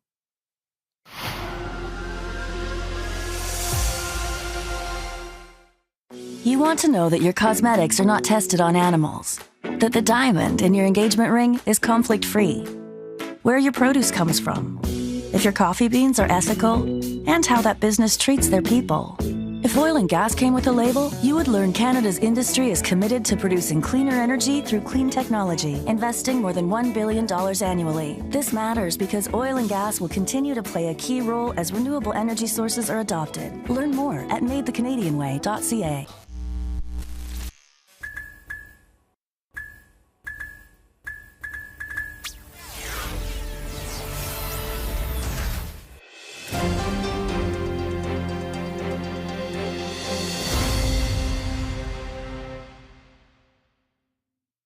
Welcome back to our election coverage. Now, Wyatt, earlier we spoke about the fact that the Liberals look like they're going to form the next government.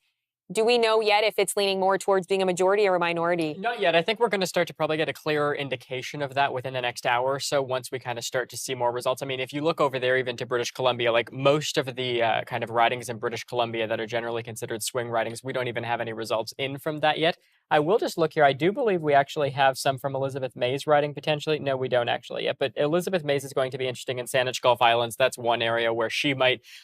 It's likely she's going to keep her seat because of, name recognition, but the Greens not doing too well. It's usually kind of a three-way race between the Liberals, the Conservatives, and the Greens there. So that's certainly one area. Nanaimo Ladysmith, I mean, I'm kind of staying on Vancouver Island here. That's a riding where the Greens have held it before. It went to the NDP last time. The Conservatives have a chance. Vancouver Island's interesting again because it's generally a 3 or 4-way kind of toss-up in a lot of these ridings. And you're seeing kind of our bottom ticker here being updated. Again, these are the ridings where MPs have been declared elected. If you kind of start looking at where they're leading, it will become even greater.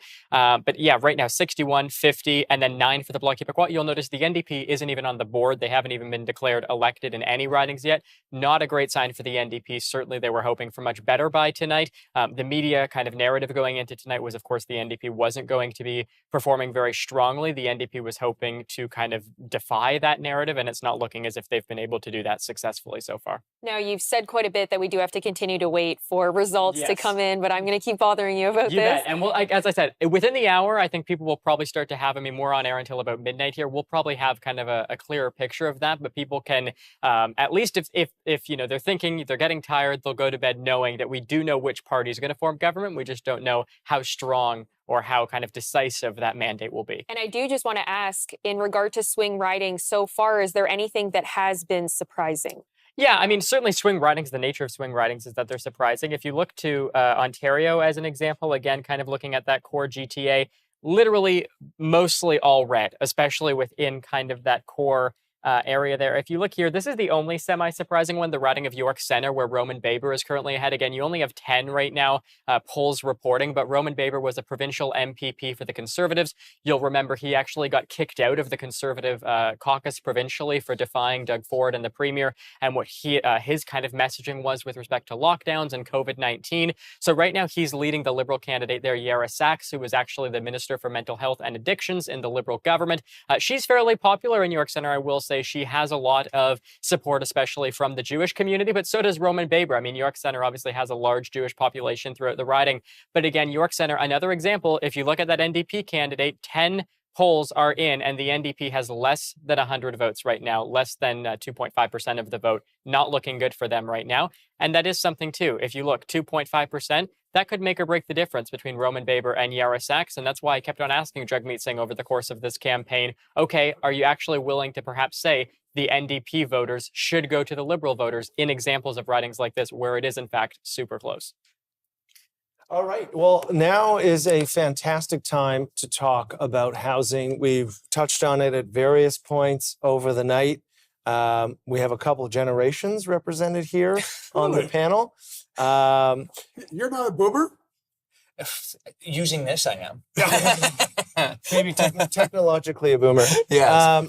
Housing platforms, affordability. I mean, for my generation, millennials, this is a huge issue. For many of my cohort, they kind of bore the brunt of variable rate mortgages. They're the ones who are maybe still living with their parents when they don't want to be. That, of course, delays the formation of family. It erodes disposable income for everything else. Where do you see, you're in the industry, where do you see part of the solution in terms of housing being? Like where does this stack up and what's next? So we have to be building it to even be talking about it. And we are on the cusp of what I think, based on the numbers, based on the number of canceled projects, worst housing starts in Ontario since 1955. My dad was born in 56. So we were building more houses before my father was born than we are today. That is obviously in a broad scale. So we have to be building them to be talking about them. So we're going to be in the midst of another supply crisis in the next 2 years. Why? Why? Because we're not building housing. Why not? Why not? Because we have 3 levels of governments, sometimes 4 if you count the regions, that do not work together. And one of them is the worst offender that kiboshes all the other 2 from working together. Municipalities. Yeah, but doesn't the federal government have strings that they can pull in terms of funding to say, and this was the Poilievre campaign, was you have to increase density, you have to meet housing targets, or we pull our federal infrastructure funding. Is that not a way? It's not a carrot. It's different than the Liberal approach, but it is a stick. Well, it's a stick, but I don't think you want to beat anybody with it, because I don't think you want to be holding back money for infrastructure projects, including ones that are already underway and in the ground, right? Because they don't want to lose votes. It all comes down to votes. That's where we are here tonight talking about votes. I made my living as a land development lawyer. And years ago, there were so many developers and builders who wanted to build housing. There was lots of it. But now municipalities, and you were talking earlier about the rules and the, all the shadows and then the money that municipalities, they look at housing as a cash cow. If they are lacking some money or they want more money for some library, they get it from builders and developers. That's why housing is not being built. So the federal government does have tools at its disposal. There are negative ones, or actually, during the early 80s, the federal government had money to hand out to cooperatives, and that created a lot of housing. But the biggest thing right now is the municipalities, and they don't own up to it. And people, the biggest complaint, and an election comes along, it doesn't matter. Don't worry me about jurisdiction. Don't worry me about whether you're a federal government or if it's a municipal government. People are worried about gun control. They say, you, Mr. Mayor, do something about gun control. So here's a question for both of you. Is the jurisdictional issue over? Dental care, potentially eroding provincial jurisdiction. Childcare, potentially eroding provincial jurisdiction. Is the argument that it's not the responsibility of the federal government now stale because the Overton window on what the federal government is perceived that they can do is different than it was 10 years ago? People don't give a damn about jurisdiction. Not at all. In other words, if you're complaining about potholes and it's a federal government election coming up, you, federal government, do something about those potholes. And the same thing, Toronto used to be a nuclear-free zone when people were worried about World War III. You know what? Really, it's ridiculous, but that's the way it goes. So what do you make of Carney's 500,000 home a year pledge? Because that one is, it's a big number. It's very interesting. But what's your take here? Do we have the tradespeople? Do we have the labor? This is what I mean by multifaceted. I make this joke all the time. We're not playing SimCity.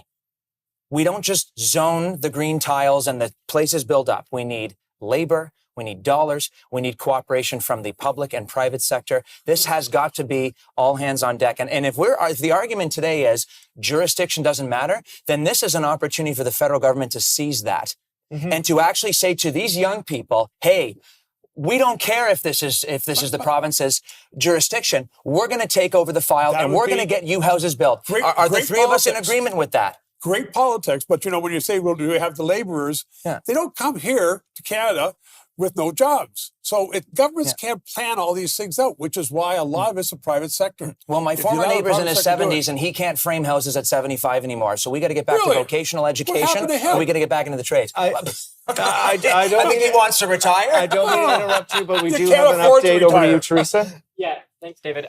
We're looking now, based off of what we have, we're saying a liberal minority, not just us, many other news networks officially projecting that. This is going to create a lot of problems, not just for the Liberals, for all of the other parties as well. There's a Liberal minority. The NDP doesn't really hold the balance of power. Perhaps they might, but it's not looking too well. It's looking as if the Bloc Québécois will actually be the ones holding the balance of power, which is a complete disaster. I mean, you look at some of the disagreements that they have on a number of policy issues with the government. I mean, you guys can talk about it even on the panel as well. You were talking about pipelines earlier. That's certainly one issue of disagreement. I was interviewing the Alberta Premier, Danielle Smith, and, kind of point blank asked her, with respect to the Energy East pipeline, the Bloc Québécois obviously strongly against that. That's just one example of a policy issue where the Bloc does not see eye to eye with the government, with provincial premiers. It's going to be an interesting little while, and I would bet only an interesting few months potentially before we're in another election. And leading up to this election, as the campaigning went on, the Bloc made it quite clear that they weren't really fans of Mark Carney. And Blanchette spoke out multiple times about the fact that he wasn't a fan or was supportive. So how much of a divide do you think that's going to create with the balance of power there? It is a tall task. Congratulations to Mark Carney on winning, let's say, a minority government. But I am not envious of the position that he is going to be in, given that he is negotiating with a very strident, very steadfast leader of the Bloc Québécois. And David, let me just say, David, I am actually willing to predict right now that based off of what we're seeing, the same voter apathy that people had towards Trudeau, once they realized that a lot of the policy advisors around Carney are the exact same people that were around Trudeau, covering Carney's rallies, being there, seeing every single one of the people at his rallies are the same as every single one of Trudeau's people. I think, eventually the general public will start to realize that. They'll start to form that same voter apathy And that they had towards Trudeau. so what we have is a Liberal minority government, possibly with the Bloc having the balance of power, and maybe a minority or potential election coming up very soon. We'll stay with us because we're going to be right back after this commercial break. Considering all the taxes that you pay and all the power that the government has over your life, why on earth wouldn't you want to vote? This coming Monday on Election Day, don't forget to get out and vote.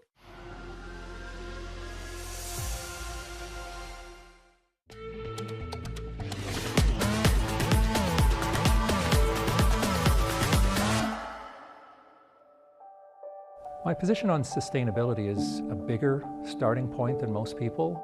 The issue I think we face as a globe is that we have 2.5 times the people we had 50 years ago, and consumption rates per capita have gone up 13 times. You have to think about how we're going to feed and supply to a growing global population, how you do so with the least amount of waste, and how you make sure that what you do it with is recovered and reused over and over again. I think the world sees plastic as a problem. PET, on the other hand, is one of the most sustainable materials. It's a material that is inert, that is safe, and we should think a lot about food safety as well. What a lot of people don't know is that when a PET bottle is recycled, it has multiple end uses. That bottle could be turned into carpeting that we walk on, the sweater that you're wearing, or it could go back into another bottle. PET is the #1 recyclable material in the world. There is just today no alternative, but again, innovation for us means never to stand still, always to look further out in the future. They'll find the solutions. I'm very confident of that.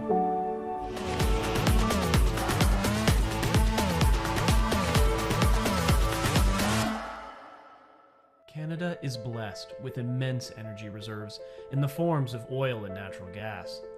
But the energy industry is so much more than that. It's our standard of living. It's hundreds of thousands of careers. It's an industry working to change the world for the better. Let's harness this potential and celebrate the amazing opportunities the Canadian resource industry has in front of us.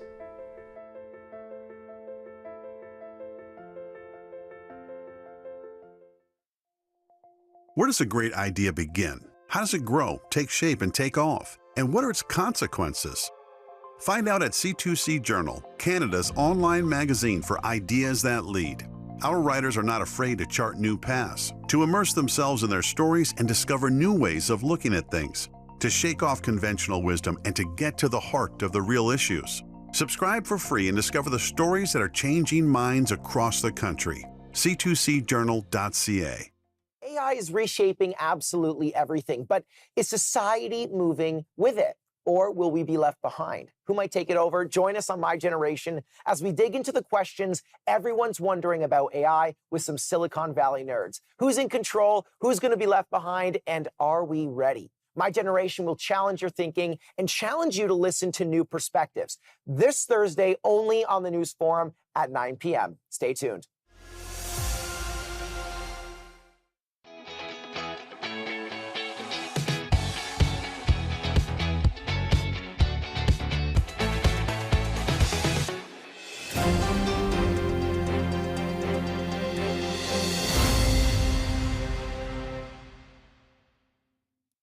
Welcome back. We'll continue to update you on the election results as we get them in. Just a reminder, we are now predicting a liberal minority government. But first, let's look at what the future holds for our relationship with the United States. Certainly, that was a defining issue of this campaign. I'm back with our panel, but also joining us this time is Asa Hutchinson, former governor of the state of Arkansas and former presidential candidate in the 2024 presidential primary. Governor, I've talked to you about tariffs a number of times before. I'm curious what you make of the fact that we are predicting a liberal minority government with Mark Carney, who was, of course, governor of the Bank of Canada, governor of the Bank of England, quite well known on the geopolitical stage. What do you think the dynamic might be of a liberal government with Mark Carney and how that might how that relationship might play out with Donald Trump?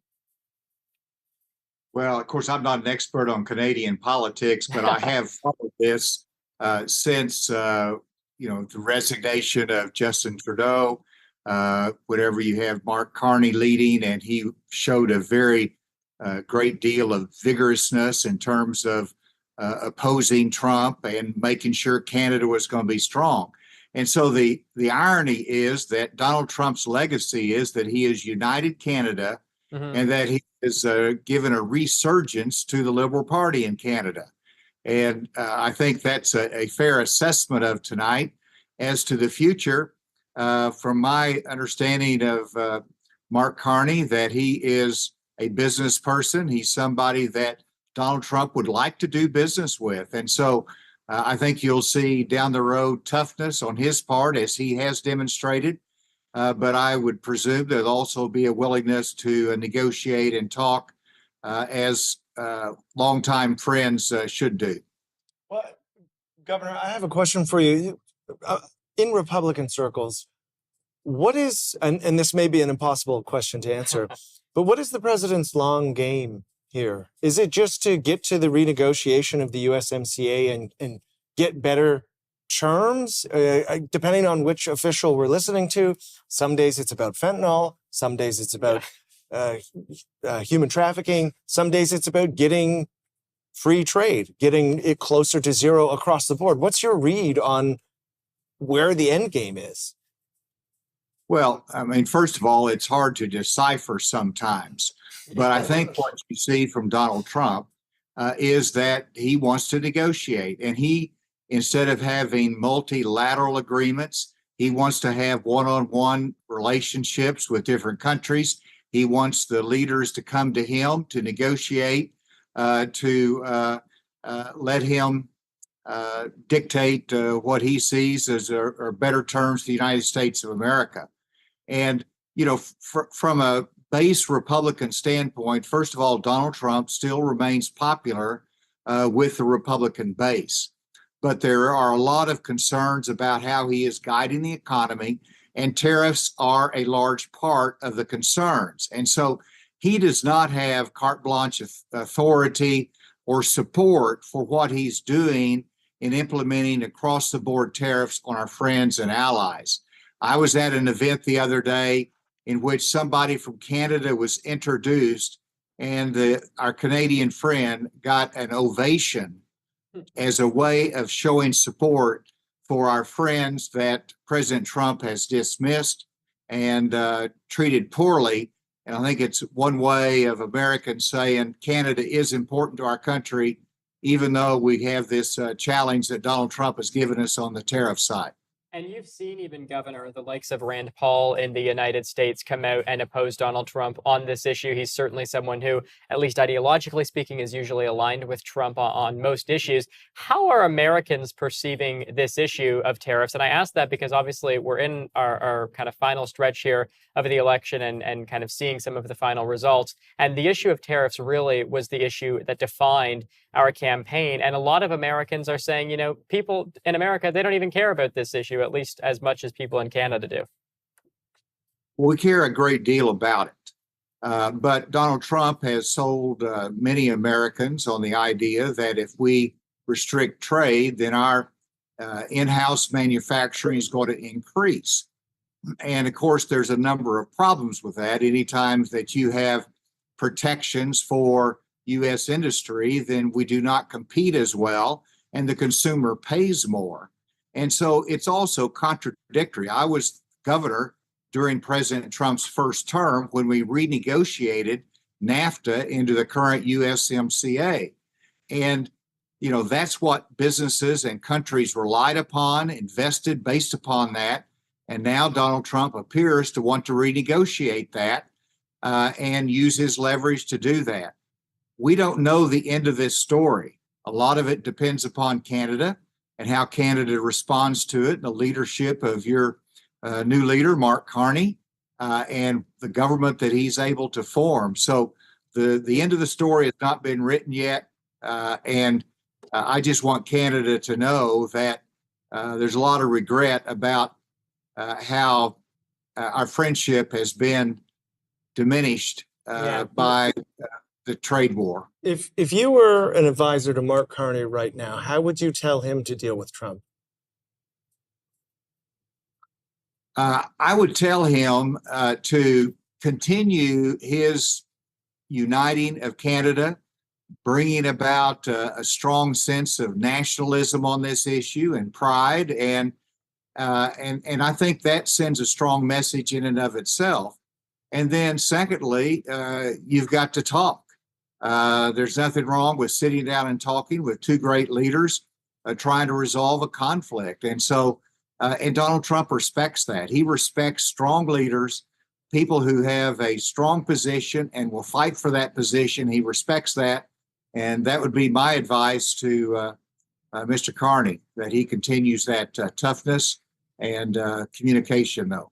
But Governor, how do you refocus the attention? I mean, I'm not saying Canada necessarily shouldn't be the focal point of what Trump's doing, but certainly countries like China should play or should be kind of a greater subject of some of the attacks from Donald Trump. Certainly, you know, if you look to China, a country that quite literally takes Canadian and American citizens hostage, should be a bigger focus than the country who is currently the second largest trading partner of the United States. And Donald Trump would have full support of his base, of even independents, if his target was simply China. Yeah. And we understand that, even though I do think it should be more targeted. But the way we're going about it now is that it's forcing Canada, it is forcing Europe to spend more time focusing on trade with China, saying if we diminish our trade with the United States of America, we've got to make that up somewhere. And so we're losing on that point. Our focus should be on China. Our focus should be on bringing manufacturing from there back here, but not penalizing our North American partners that we've built strong relationships with and that we've integrated our economies. And so there is a missed opportunity there, but Donald Trump got elected president of the United States, and he believes fundamentally in tariffs and the power of those, and he's pushing the envelope to the limit that he can. Yeah. I mean, I guess another question for you is, could this backfire and we have the Democrats retake the House, possibly legislative efforts in Congress? Senator Rand Paul has been in the forefront of this, to retake the power in regards to tariffs. Is this something that could shift when the tariffs have an economic impact, where we see Democrats make gains and possibly take the power away from Donald Trump to be able to kind of cast this wide net of tariffs on allies, adversaries, you name it. Certainly. And Rand Paul is not alone in expressing concerns about the tariffs. But he has been vocal, whereas other Republican leaders have concerns about it, but have not expressed themselves yet. And so as time goes on and the harm continues, I think you'll see more Republican leaders say Congress needs to have a role in tariffs. President Trump does not have sole authority to control tariffs. He's tried to use the national security provision that gives him that authority, but Congress will assert themselves. That's one thing that you're going to see. You asked the question about the Democrats. Obviously, they have an advantage. You know, the party out of power in a midterm election usually gains seats. And so even if they gain one house, that is significant and could change the dialogue. That's one of the reasons Donald Trump is moving very quickly. He knows he has one term, and he knows he has the midterm elections coming up. Those things are going to collide because the senators and members of Congress are running for re-election as well, and they're going to be more vocal, as you see in the coming months. Yeah. Interesting. Well, certainly a lot to mention, and we're going to stay focused on this issue. The midterms coming up, just next year. We'll see. Is it going to kind of continue with that same shift that we saw based off of kind of the? Or as some people would say, who cares about the midterms? Because Trump does all of this through emergency executive orders. He has passed, written, or signed something like 5 times the normal number of executive orders. So he'll just say, heck with the House of Representatives. Okay, Done. we're going to go to break. Okay, we'll be back. We'll pick up the conversation, and we'll have more results for you as well right after the break. Stay with us.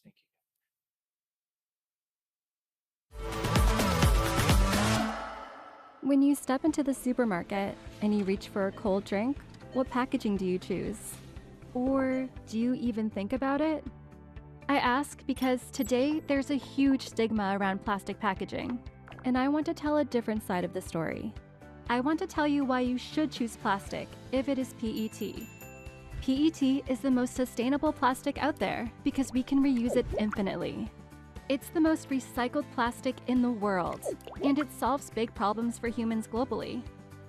If you think about how much food gets wasted every year, PET offers sustainable packaging to preserve this food. In fact, just 1.5 grams of plastic extends a cucumber shelf life to 14 days. Food waste that is left to rot produces more harmful emissions for our planet than it ever took to create the plastic. What's more, with billions of people without safe drinking water, PET offers a resealable, lightweight, and durable way to transport liquid. PET is lighter than other materials, such as aluminum and glass. The processing temperatures for these materials are much higher, leaving a larger carbon footprint by 4.2 times for aluminum and 4.5 times for glass. Now, after understanding why PET is the material of choice and selecting your tasty PET packaged refreshment, you need to do your part by recycling it. That's how we create a new resource, by keeping PET in the loop and stopping plastic from entering landfills, rivers, oceans, and roads.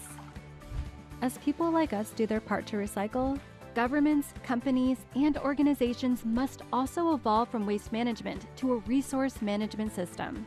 Now you can be the change. Choose PET guilt-free, recycle your plastics, and close the loop.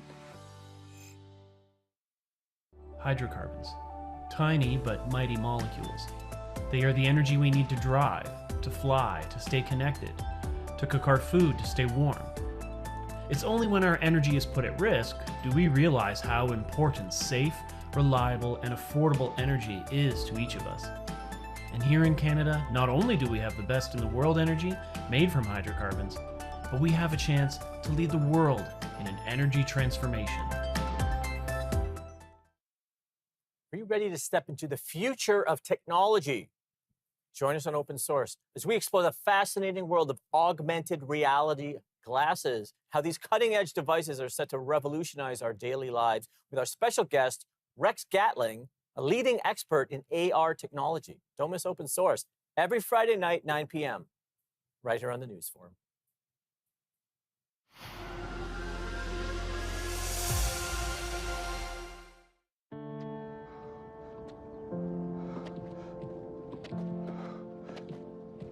I'm not special. Cancer happens to people all the time.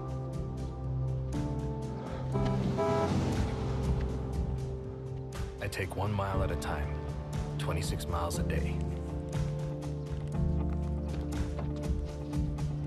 I want to set an example that'll never be forgotten. Sometimes it feels endless. But the pain I feel is nothing. I've seen little kids in so much pain. Somewhere, the hurting must stop. Kerry Fox ran more than halfway across Canada to raise money for cancer research. Every year, millions of people around the world continue the marathon of hope in his name. Canada, your voice matters. This federal election, make it count. Get informed, get involved, and get out and vote. Your choice shapes our future. Let's make it heard.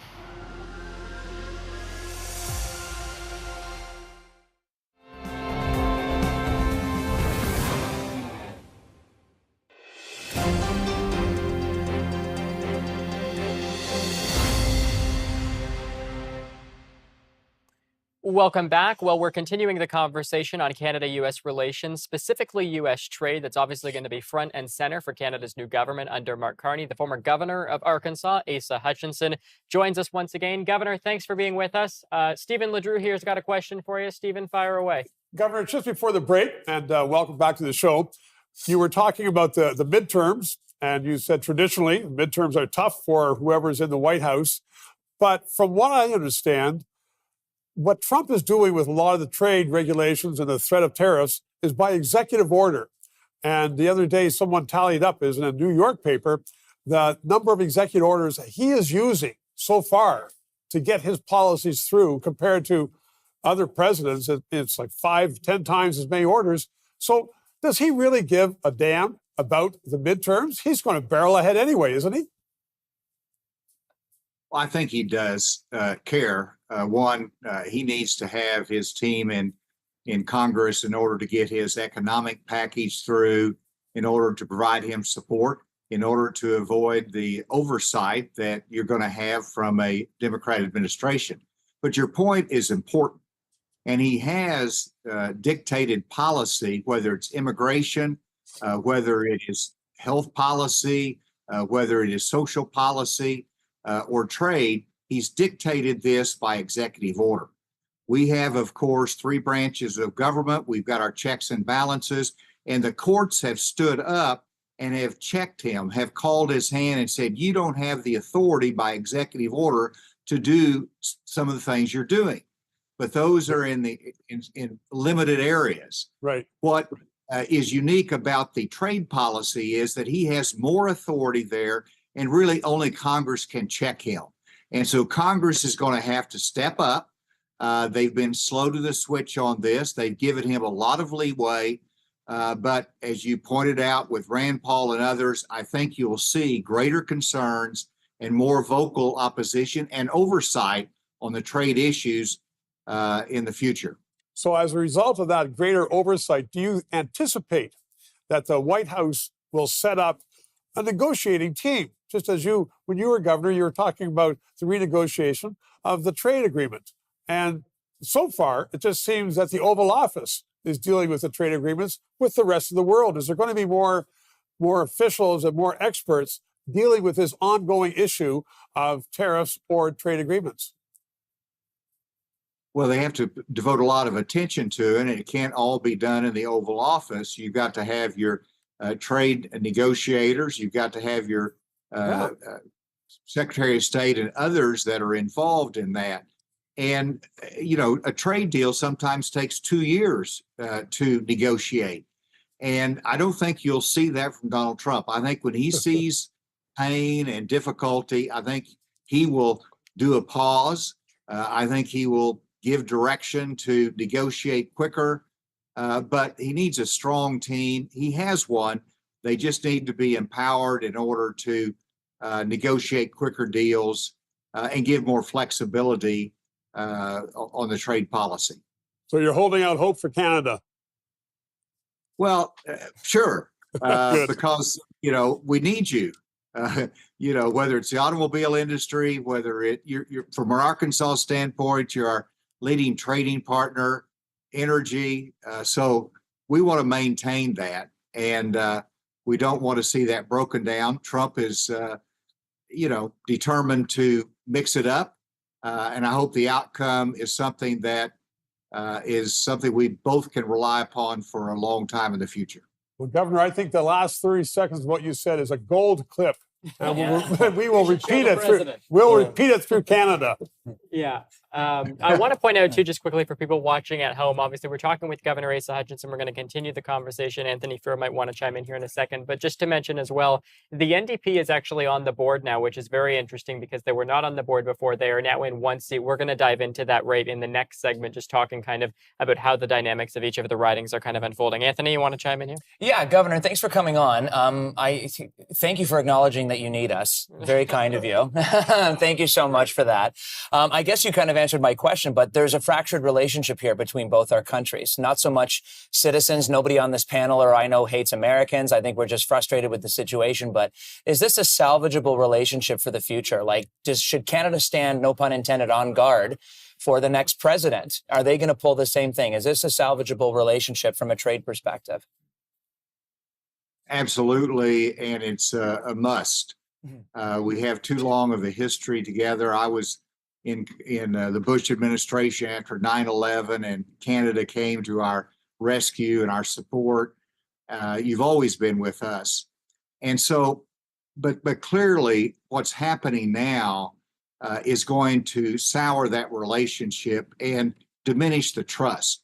And so, whoever leads us down the road in the future has got to rebuild that trust, rebuild that confidence. And so we've got to look beyond our leaders sometimes and understand how Americans are fond, have a love, a regard, high regard for Canada. And I think it's vice versa, but it's strained now. There's no doubt about it. And I expect it to continue to be strained for some time, but we'll see where Canada goes. But Canada does need the United States in terms of trade, but you're going to have to look for filling the gap somewhere, and that will be diminishing the relationship with the United States and to our harm. So we need to think about it, as I know Canada will be thinking about it very hard. Do you think, I know we're being hypothetical here, but if the next prime minister, it's Mark Carney, if he renegotiates, I'll always call it NAFTA, just because I don't like the other name they gave it. I'll always call it NAFTA. When we renegotiate that trade deal, is this something the Trump administration can accomplish with a Carney administration? Can he rebuild this relationship in the next 3 years? The answer is yes. And I'm a little bit with you. I don't mind calling it USMCA, but, do we have to renegotiate this every 3 or 4 years? That's a lot of destabilization of our respective economies when we do this and we change the rules. But the answer is absolutely. And I think Trump at some point will look for an avenue out and where he can declare a victory. Where he can say, we modernized it, we got this, we got that, it's going to be better. And I just hope that he can see a victory whenever it is on his horizon. I mean, the president has a wide array of grievances that he said, but what is victory? What would it be where he could have an off-ramp in negotiations with Canada and say, I've achieved X? Because for Canadians, a lot of us are wondering every day, every week, it kind of shifts and changes, and federal policy shifts and changes. We put more people on the border. But what exactly do you think would be a win for the president in any potential off-ramp? Or furthermore to that, does he even know what he would want a win to be? Like, what is he classifying a win for himself? Well, to me, the win is that when General Motors expands and builds a next facility, or Ford Motor Company does, they build it in the United States of America. versus building it in Canada. That is the design of his tariffs. That's to have industry rethink the integrated supply chain and be more dependent upon the United States industry versus Mexico or Canada. Now, again, I think that's short-sighted. I don't think that's necessary because you don't want to build your industry based upon protectionism. You've got to be able to compete. But that's what he would consider a win. But that comes at a big cost. Yeah. Well, it sounds like the governor is Republican classic, free trade. There's no doubt about it. I want to redefine the Republican Party, but right now Trump has defined it, and we're trying to reclaim it. Yeah. I mean, is there a path to zero? Could a conversation happen where the Trump administration, and I ask this because at several points Howard Lutnick has hinted at it briefly and said, well, if they bring it to zero, we'll bring it to zero. Is there any room in the policy discussion between both parties to actually get tariffs closer to zero and to have a freer trade deal at the end of this?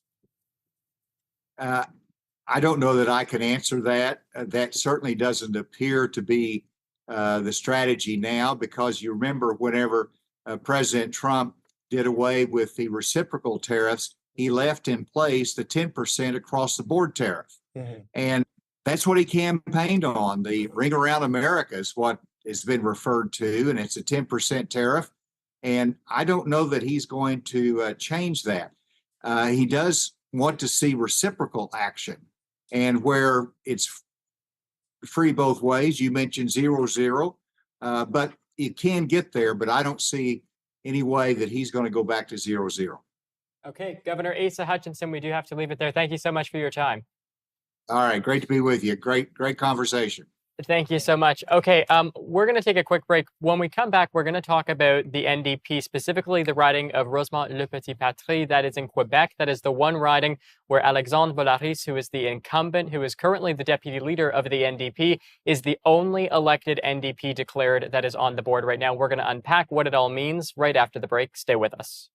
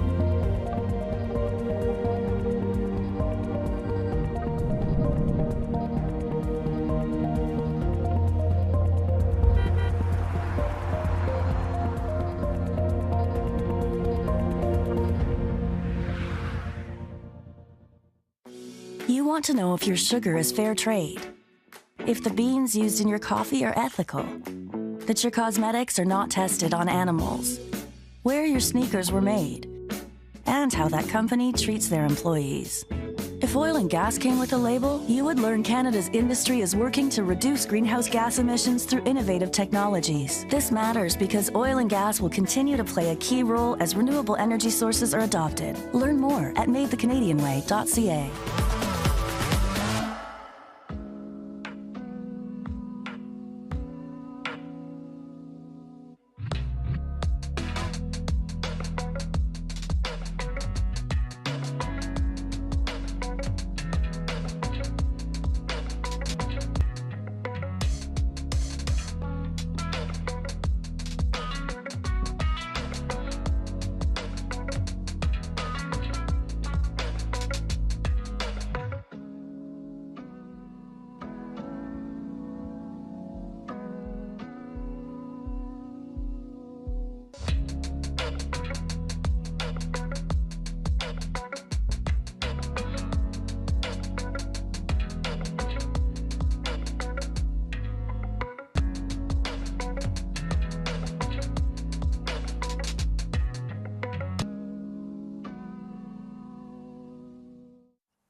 All I wanted was to see a movie.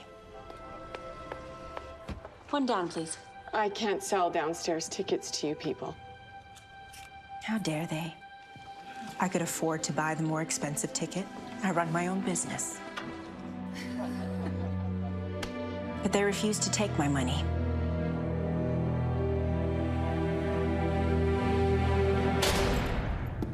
They left me there all night. On what charge? They said I didn't pay the theater tax. But it was really about color. Sister Desmond, appeal this conviction and your community will stand behind you. Do you have any idea what this will do to us? So what are you going to do? Make it right.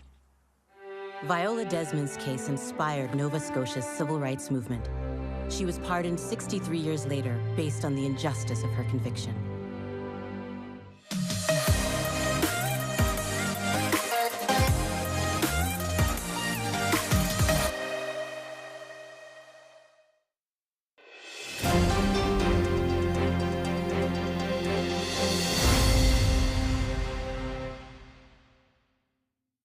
Welcome back to our election coverage. Now, Wyatt, before the break, you had touched on the fact that you wanted to talk about the NDP and what they've accomplished or lack of accomplished tonight. Yeah, I mean, it's certainly very interesting. If you look to the riding of, here, I'll pull it up for our viewers, the riding of Rosemont-Le Petit Patrie in Quebec. That is where we have the NDP and Alexandre Boulari's, who has won tonight. Not that close if you look from the NDP to the Liberals. They're certainly doing decent there.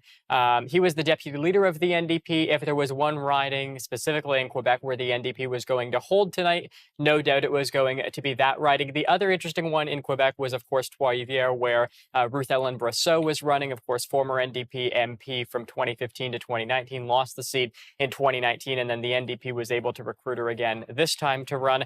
Not looking too close, though, for her, unfortunately. It's looking as if the Bloc Québécois candidate there is perhaps in the lead and looking to make some inroads there. More generally speaking, you know, if you look to the NDP kind of across the country, there's a number of kind of areas worth noting. Specifically, even actually, let's look out here to Nunavut, where Laurie Idloot, the incumbent, she is actually looking as if she could hold on to that riding. We have about half of the polls in right now. The last election, it was kind of a neck and neck between the NDP and the Conservatives. But I mean, if you look at that lead right now, pretty substantial for her. So, I mean, we're not projecting it yet necessarily, but that's something that could come in a little bit later on as we start to get more numbers for the NDP. And how campaigning has looked for the NDP, are these the results that you were kind of anticipating for them? Yeah, I mean, we've been talking about it all night that the NDP was going into tonight with kind of trying to set the expectations low so that with what happens tonight, they can try and, you know, rebrand the narrative. So, you know, the pundits and the media aren't talking about their defeat tonight, although that is certainly where the conversation is likely to be going. We're talking about Chinese interference here too in a moment. It's interesting to note if you look to the riding of Don Valley North, where you have Joe Tay, who is one of the candidates who is running here. And if you look to Don Valley North, it's where the Liberals are leading. It's interesting. The RCMP had actually suggested to Joe Tay that he stop campaigning because of kind of some of the dangers that were involved with his campaign. It's not looking too close there, but it's just interesting to see kind of how the dynamics are shaping out. And then even just before I throw it to our panel, looking at kind of some of the other interesting ones in the GTA, this isn't interesting because it's close, but it's interesting because it's the riding of Melissa Landsman, who is, of course, the deputy leader of the Conservatives. And so she's likely to probably play a pretty substantial role in the party as they continue. This one's actually interesting as well. It's an example where the Liberals right now are running an incumbent as their candidate who is not very popular in Majid Johari. There's a number of controversies surrounding him, and that's where Vincent Ho, who has ran for the party in the riding of Richmond Hill South several times, part of the riding redistributions was that Richmond Hill got divided into a couple of different ridings, and so Vincent Ho, as a result of that, is likely to potentially pick up this riding later on tonight, which is one of few ridings, again, where it might shift from the Liberals to the Conservatives. And before our panel does get into foreign interference, I do want to open this conversation up. Now, with Mark Carney pulling off this win and the Liberals coming into power again, it looks like it will be a minority. What does that mean for Alberta's relationship with the rest of Canada? You know, Danielle Smith has expressed quite strongly that she's not happy with a Liberal government if they do win, and if they don't make those changes that she's asking them to make, what's going to happen there? Well, not even just Danielle Smith, I would also point out Scott Moe, who I interviewed during the election campaign, and he wasn't as publicly against the likes of the Liberal Party as someone like Danielle Smith has been, but it is interesting. Those are certainly the two most outspoken premiers. Whereas if you look to Ontario, where Doug Ford, he's been criticizing the people at the top of the Conservative campaign. Corey Teneycke has been criticizing the likes of Jenny Byrne, of course, who was the Conservative campaign manager. That kind of is a little bit of the inner behind the scenes of how the campaigns have been operating. But I mean, yeah, it kind of speaks to your point. And I think as we look forward, it's an interesting conversation about what the Conservatives didn't do in this campaign. Again, because in January, they were ahead by 25 plus points in the polls. And so the fact that now we're sitting here with a Liberal government, if you had told any of us really that this was going to happen in January, I think most of us would have been decently surprised. I think what this will mean in terms of Alberta's relationship with Ottawa is, especially if this holds and the Bloc has the balance of power, every concession that Quebec gets, I fully expect that the Premier's office in Alberta and likely also in Saskatchewan will want similar concessions or carve-outs or powers afforded to Quebec on an argument of fairness. And that is probably going to additionally fuel the existing tensions between the West and Ottawa. But we were talking about votes for the whole night, and a Liberal government in Ottawa is going to need those seats in Quebec. They may, I don't know what the projections are right now, but they may get 1 or 2 Liberal seats in Alberta. So it's easier, we all know, to say to Alberta than to Quebec. Yeah. Well, you also have to bring up, if you do see that divide now from Alberta, we're seeing it from Quebec. What does that mean for Donald Trump? How is he going to look at the country, Canada, that is falling apart without his influence? I mean, just with an election. Before we go to that, I want to actually mention this writing too. This is interesting. It's kind of where I'm from, and I was just looking at it as just to kind of see where we were at. And it's actually surprisingly close, because I remember watching this writing, because again, it's my writing, fairly closely in the last election, and seeing it's Northumberland Clark, it was Northumberland Peterborough South. Now it captures more of the Port Hopes, the Coburgs, the Peterboroughs, which generally speaking tend to lean Liberal. Philip Lawrence, a Conservative who I was talking to just earlier today, was feeling relatively good about his chances. But again, it's that NDP vote. The NDP candidate, Ava Becker, 3.4%. She's like 21 years old, I think. And I remember meeting her and seeing her there. And she didn't look much older than I am. And she told me, she was like, we went to the same school. She graduated 3 years ago, and she's the NDP candidate in that riding, and she only has 3.4%. The last election in this riding, the NDP got 14%. So this is actually a perfect example of a riding where the NDP's downfall is contributing to a rise for the Liberals, and we only have 155 polls in right now. If I was the Conservative, I'd be decently worried at this point. My goodness. Well, I still think, just to get back to Danielle Smith, I think she must be exasperated. If this turns out to be a Liberal majority, which doesn't sound like it's going to be likely, then I think she would have a clear path forward as to what she's going to do, which is probably to continue her bilateral discussions with Trump and carve out her own deal. But what do you do with a Liberal minority? Do you wait to see if there's a new Conservative leader? Do you run for Conservative leader? That's been rumored. I don't know. How soon will the next election be? Political leader in Alberta, but I just want to go back to the numbers here. To your point, though, about Liberal minority, it looks darn close to me, and things can change. There could be, recounts. I mean, what are we apart now? We are 6 seats apart. That's not a lot. Well, I was looking at some of the numbers in BC, and they looked a little bit strange, and very few of the ballots had been counted at that point. So I think that there might be some toss-ups over there. Well, everybody is saying now, all the other media out there is saying that it is a Liberal minority government. I think in the morning, or maybe a day from tomorrow morning, people could wake up and say it'd be a Conservative minority, or it could be a tie. Well, we still have another 20 minutes of our live coverage. But one factor that we perhaps haven't factored in, and one thing that we really haven't touched upon tonight, is Chinese interference.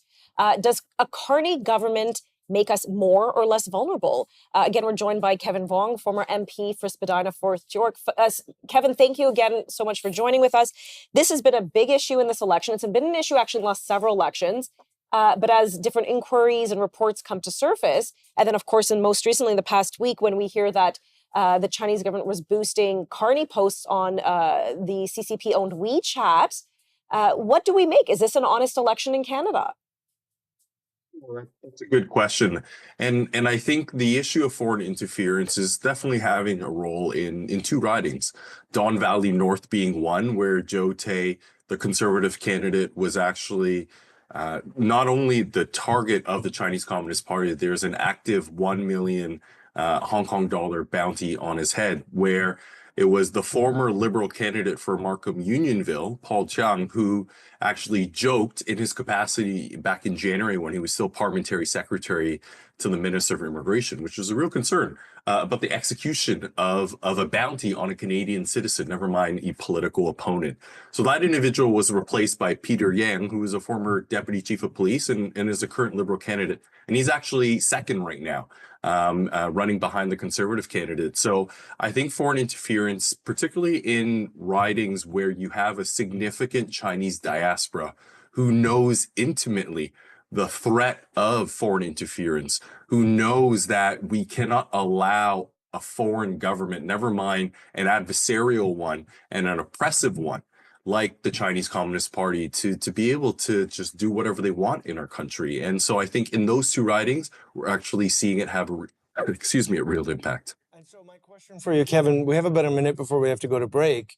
Mark Carney faced a very important choice, and he did not remove the candidate who joked about that bounty. Are you concerned that a Mark Carney government is going to be soft on China?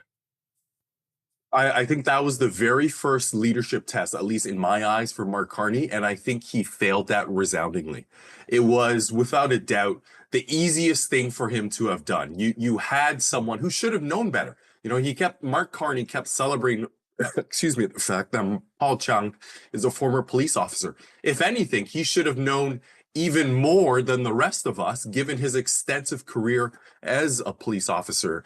And instead, what he did was he dragged it out, tried to stand by his candidate before all of the pressure, including international pressure. So not only was it a poor reflection on his leadership, it was a poor reflection on Canada. There were over 30 international institutions that wrote a letter to Mark Carney. Okay, Kevin, we're going to pick this up in just a moment. We'll be right back with more results.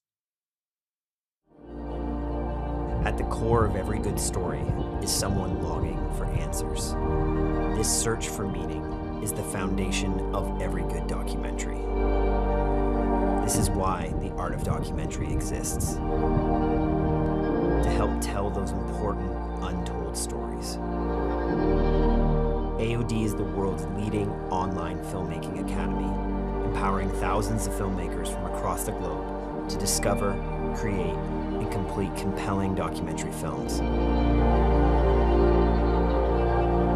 AOD is both a thriving community and a library of hundreds of videos and live teaching that will help you create the films on your heart. Now more than ever, we need good documentary stories and brave documentary filmmakers. The world needs your voice. Join now.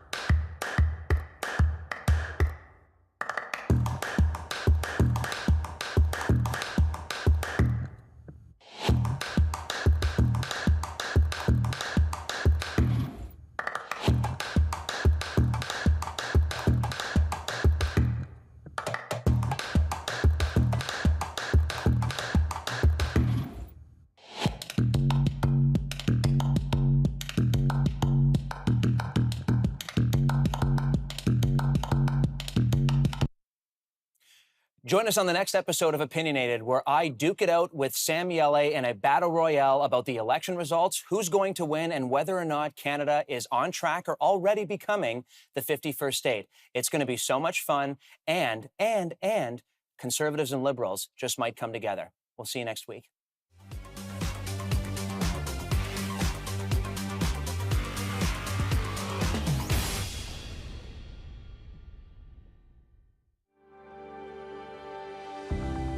Are you confused by which app to use to invest with? Perhaps a conversation with a professional is a better approach to investing for you.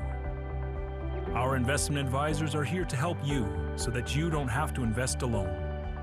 Call us at 1-800-387-0859 or email invest@caldwellsecurities.com.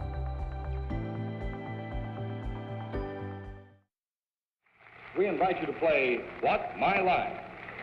Welcome, Mrs. Baker. Those folks over there need to guess your extraordinary occupation.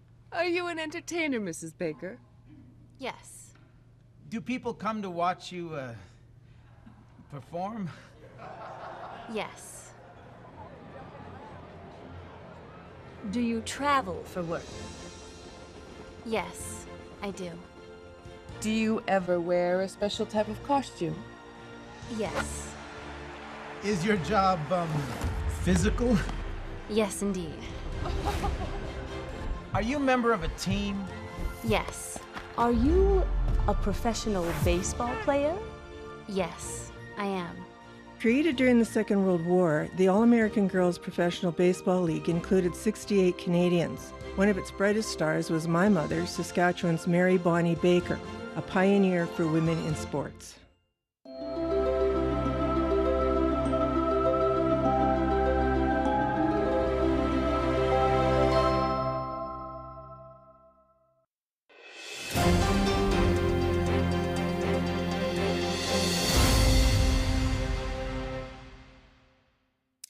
Welcome back as we count down the minutes to midnight. We're continuing to release the results as they happen, but we're going to continue our discussion just before we release the next set of numbers with Kevin Wong.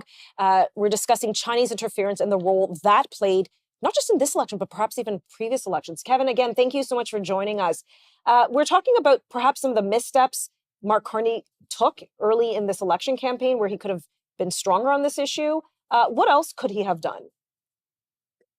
I think the easiest and most direct step to demonstrate to Canadians that he took the issue of foreign interference seriously was to immediately remove Paul Chung when it came out that he had actually advised individuals to execute the bounty that the Chinese Communist Party had on conservative candidate and Canadian citizen Joe Tay.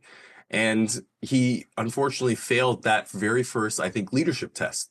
He failed it resoundingly.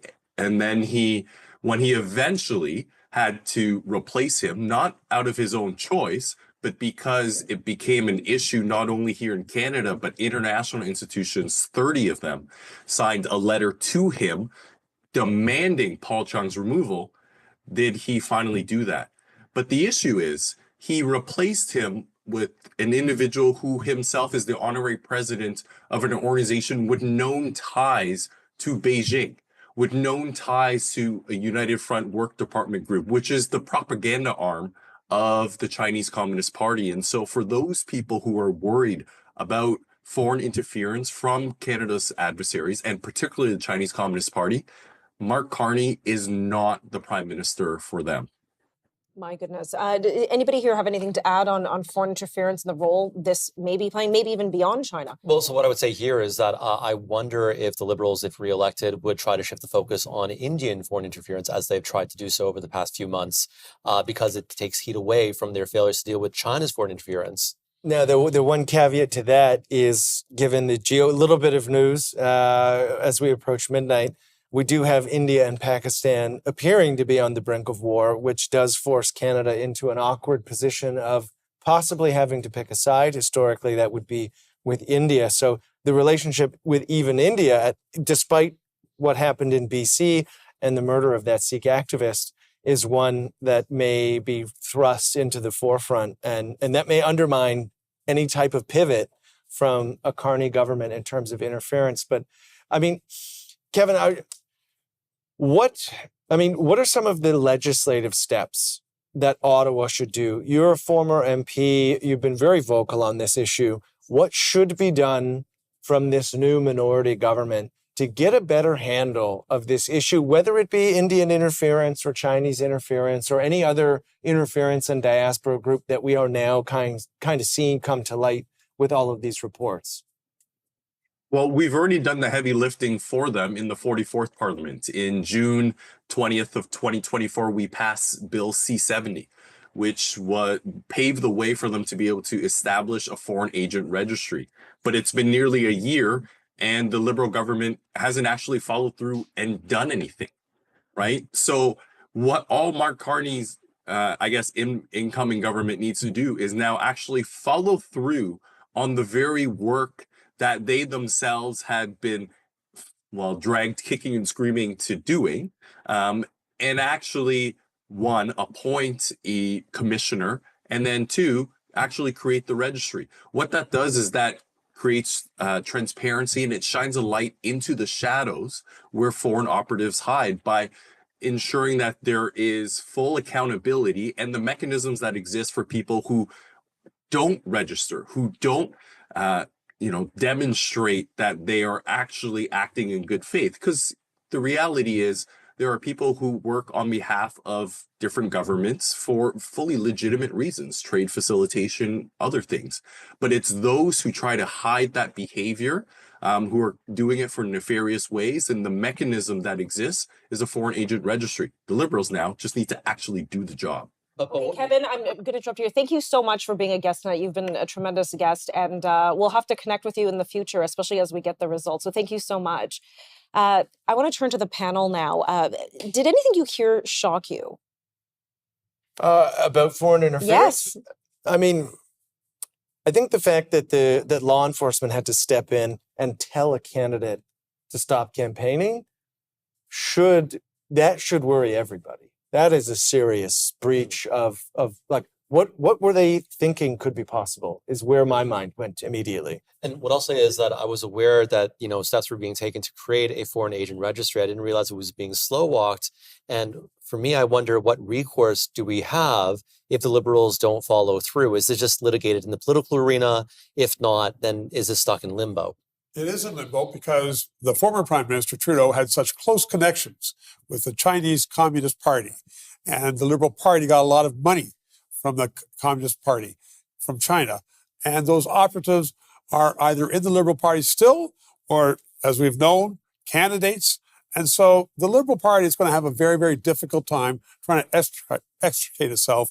But you know what? That is not going to be an issue, I think, in the next little while, because politics in Canada, as a result of tonight, just got a lot more interesting and messy. And on that note, Stephen, we're going to take it to Teresa and Wyatt to find out what are the latest numbers telling us. How messy? How messy or clean. So you are starting to see more kind of definitive elected in various ridings. I will say 114 elected for the Liberals, but if you look at the ones where they're also leading, we're at 163 for the Liberals, 146 for the Conservatives. You have 24 for the Bloc Québécois, only 9 for the New Democrats, and 1 for the Greens. Now, the one for the Greens, that's interesting. That is Elizabeth May. She's been elected in Saanich Gulf Islands. What you're looking at right now is Kitchener Centre, which is one of the other seats right now that the Greens hold. Mike Morris in that riding. It was a big kind of win for the party in 2021, but right now you're seeing neck and neck between the Greens and the Conservatives. So the Greens are really hoping to kind of hold on to that seat tonight. That's certainly one example. If you look to, of course, Pierre Poilievre's riding in Carleton as well, that's another example. As you know, we start to get some results in there. Bruce Fanjoy, the Liberal candidate leading. We're not necessarily expecting that to hold up, but we do have 40 of the polls reporting right now, and he's at 53%. Pierre Poilievre is at 43%. So not saying, anything is decided at this point, but this is certainly much closer than many people on his team would have been hoping for over the course of tonight. And then also, just to quickly mention, you have the likes of Amarjeet Sohi, the former mayor of Edmonton, who is also running. He is running in, he's running in the riding of in Edmonton. Sorry, I can't find it, but he's running in Edmonton Southeast in one riding there where the Conservative candidate is ahead by almost 12%, which is very not Amarjeet Sohi. When he was declared as a Liberal candidate in this election, people thought, okay, well, that's going to be a guaranteed seat for the Liberals in Alberta. That's not looking as if it will be the case for them tonight. So certainly a lot of kind of things that we're watching for. We're also seeing a lot of kind of international reaction pouring into Mark Carney being declared. You had Joe Biden post the, of course, 46th president of the United States, congratulating him. I've been tracking. We do not yet have any reaction, perhaps shockingly. Usually you see some reaction from Donald Trump pretty momentarily after these types of things. At like 2 a.m. Yeah, exactly. We're going to see the Truth Social at 2, 3 a.m. So I'm sure we'll have some of that for you on Forum Daily tomorrow. But lots to watch for. And again, as I said, we'll continue to keep you posted on the news forum as the updates come in. Okay. I mean, what's the future of the Green Party if only Elizabeth May holds her seat? That's a question. Someone who was, in theory, on her way out. Yeah. What Well, we happens? saw that because if you remember back when Annamie Paul was the leader of the Green Party, they could not move past Elizabeth May. And I think that's a question, is it the Green Party or is it the Elizabeth May Party? And I think the question and the answer has been very much decided to that question. Tonight's a strong indication of that. Even Jonathan Pedneau, the so-called co-leader of the party in Outremont in Quebec, he's also lost his seat tonight. I mean, the Greens just are not on the map at all. And really quick, is Alexander Boularice potentially the front runner to take over the NDP if Jagmeet Singh loses? Well, I mean, Jagmeet Singh has not been popular across the country, but of course in Quebec as well. So Alexandre Boularice could perhaps kind of counter that narrative. But I mean, as you point out, there's not really an obvious front runner for who could replace Jagmeet Singh. So anyone who kind of throws their hat into the ring. I mean, you'll remember in 2017 when Jagmeet Singh ran, he was a former MPP from Ontario, and not someone who had a ton of name recognition, and he got 75% of the vote on the first ballot. So lots of kind of again behind the scenes factors working out here. So are we saying then, so has Jagmeet Singh won his seat? That's a good question, actually. Sorry, I know we were checking on this about half hour ago. Nope, I want to let's see where look. we're at now. If we can say May 1, then we should be able to determine whether Jagmeet is in or out. Okay, this on is not his. good for Jagmeet Singh. He is in Oh. third He's in third place. place. So Okay. we're But that's only with 35 over 200 polls reporting. But look at the well, spread. but if you look to 2021, 2019, Jagmeet Singh was ahead basically the entire time in his riding. So not good for him, not good for the party. And yeah, I mean, I guess kind of a three-way race, but really a two-way race at this It point. may be actually better for him because we've had many leaders in Canada and in provinces who have their parties have been defeated and they've been defeated. They say it's the best way out. I don't have to deal with opposition. But the real question now comes down to, is he going to voluntarily resign, or is he going to, again, have a similar caucus revolt that Aaron I think O'Toole the had? vote has said it. A caucus revolt with what? 7 MPs? Yeah, Zoom meeting, basically, of a caucus review. Okay, well, unfortunately, we're at the end of the night. Thank you so much for watching. It's been quite an interesting night and what appears to be an interesting few years to come. Good night, Canada, and be sure to watch tomorrow at the Forum Daily at 6 p.m. for the results as they come in. Have a good night. Yeah, thank Been you. nice speaking with you.